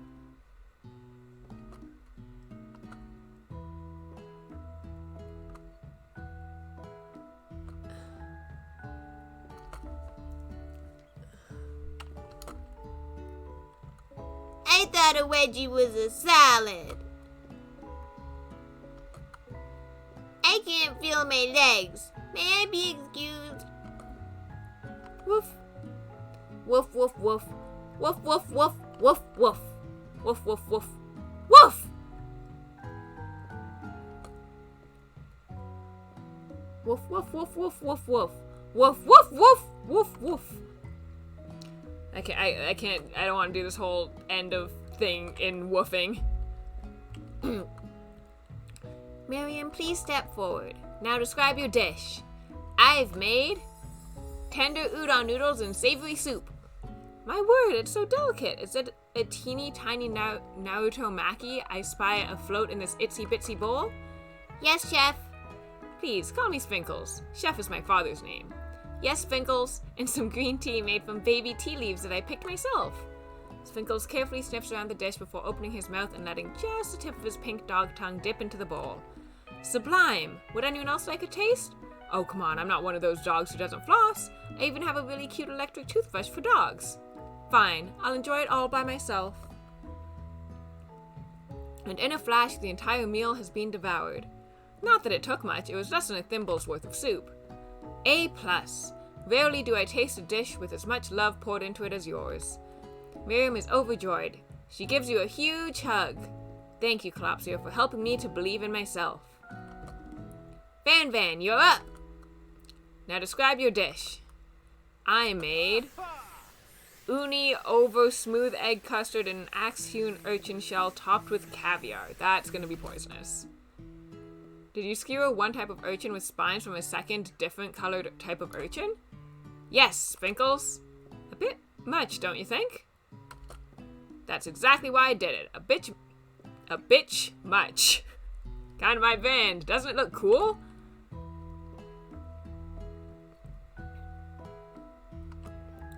Woof woof! Please be gentle with my cuisine. Grrr. Alright.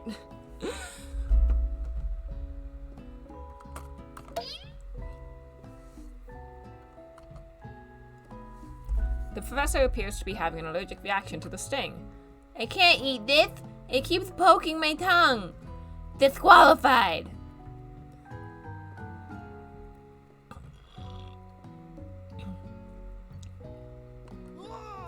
Disqualified? For glamour? Don't discount simplicity. This isn't the last you've heard of me.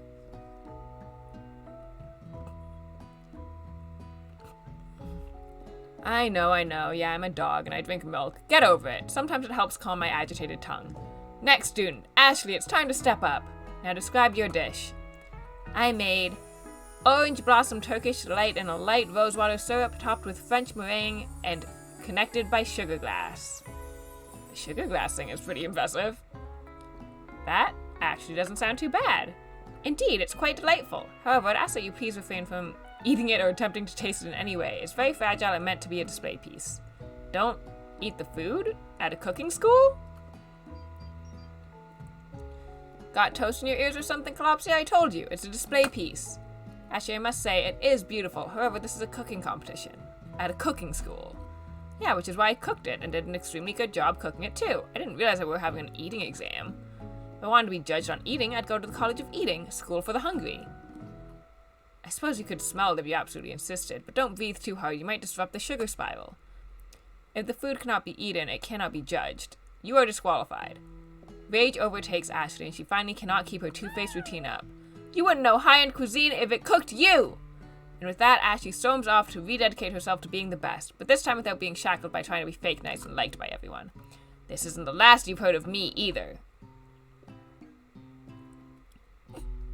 Kind of. If this class gets much smaller, I'll be teaching myself. I'm kind of surprised I didn't make Ashley and Van like more obvious rival companies. You and Colonel Sanders, the final cooks, step up together. Two chefs. What began as a bowl of delicious mac and cheese has become something else. He examines it closely, sniffing and eyeing the bowl. Uh-oh, I don't have a good feeling about this. From somewhere in the room, a literal drum roll plays. Okay, just when I thought I've seen everything in this kitchen, you give me this thing, and completely blow me away. In my 49 dog years of life, I have never tasted anything so delicious and perfectly balanced. It's so delicious, in fact, that everyone passes the class. You pass, you pass, you pass, and you pass, and you get a pass. Yum, yum, yum, yum.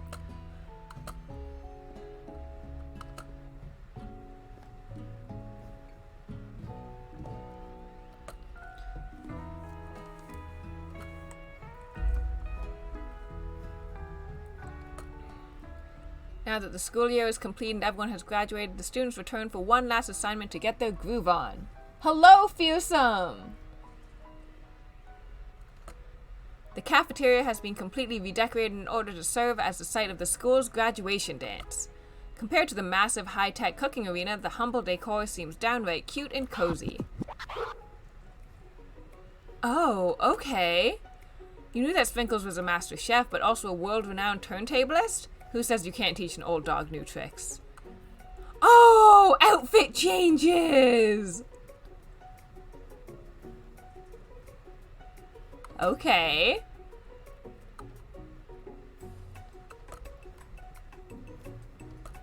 I was never actually a ghost. It was all a trick to get you to finally notice me. Oh, amusing. Now that everyone is together... It's the spook monster! He is totally mellowed out. Everyone, the spook monster is no more. From here out, I'd prefer that everyone refer to me by my new name. Party Monster! Oh, I'm so sorry, student. Maybe things didn't work out for Miriam romantically, but she found the love in her cooking, and you know she's gonna do great. I like Miriam's design, like, a lot.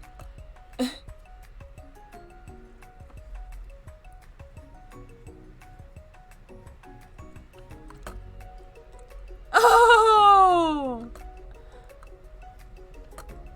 A crown? Welcome back, Pop.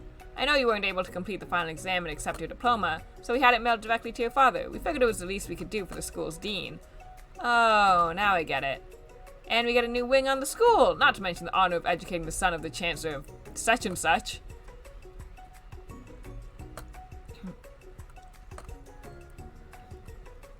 Oh. Oh. I actually feel like I knew it this whole time. Now that I have learned the ways of your kind, I must return. Miriam, will you come with me? I don't know what to say. Besides, no, obviously. I have just begun to learn who I really am. This isn't the time for me to devote my life to figuring out who you are, Clank. Aw, good for you, Miriam. Humans are weird. I really like the cherry blossoms every time. Oh! Casual Colonel Sanders!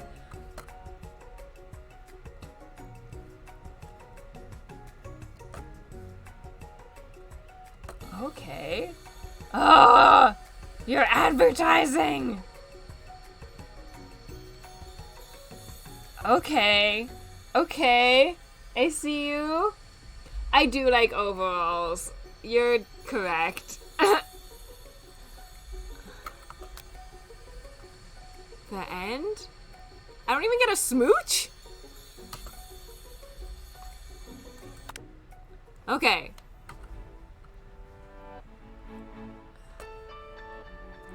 What are you doing sitting all alone?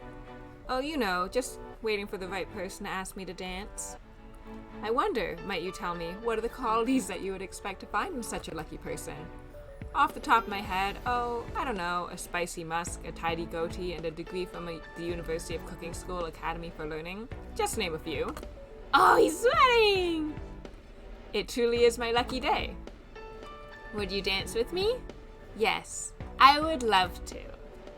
As you glide across the dance floor hand in hand with Colonel Sanders, the future stretches out in front of you. And once my 100th franchise is up and running, I'll be ready to take a day off, and I'll be so glad to spend it together with you, Calopsia. Dude, chill. How sweet. We'll work together and play together. Work together? Well, I think this is something I'll just need to do by myself. But who will help you run your restaurants? I don't believe I need help. Besides, based on your time at school here, do you really think running restaurants is the best path forward? Could it be you found a love connection but failed to earn Colonel Sanders' respect as a chef? Can you live with only half of him? Will you be able to endure sharing him with his other love, the life of an entrepreneur? I suppose I could enroll at pastry school. Oh, my dear Calopsia, I'm sure that you'll find your place eventually, and along the way you'll have me by your side. The end. Yeah, they do make you, like, they deliberately make you bad at cooking. KFC presents. We can watch the opening sequence again. That was very good.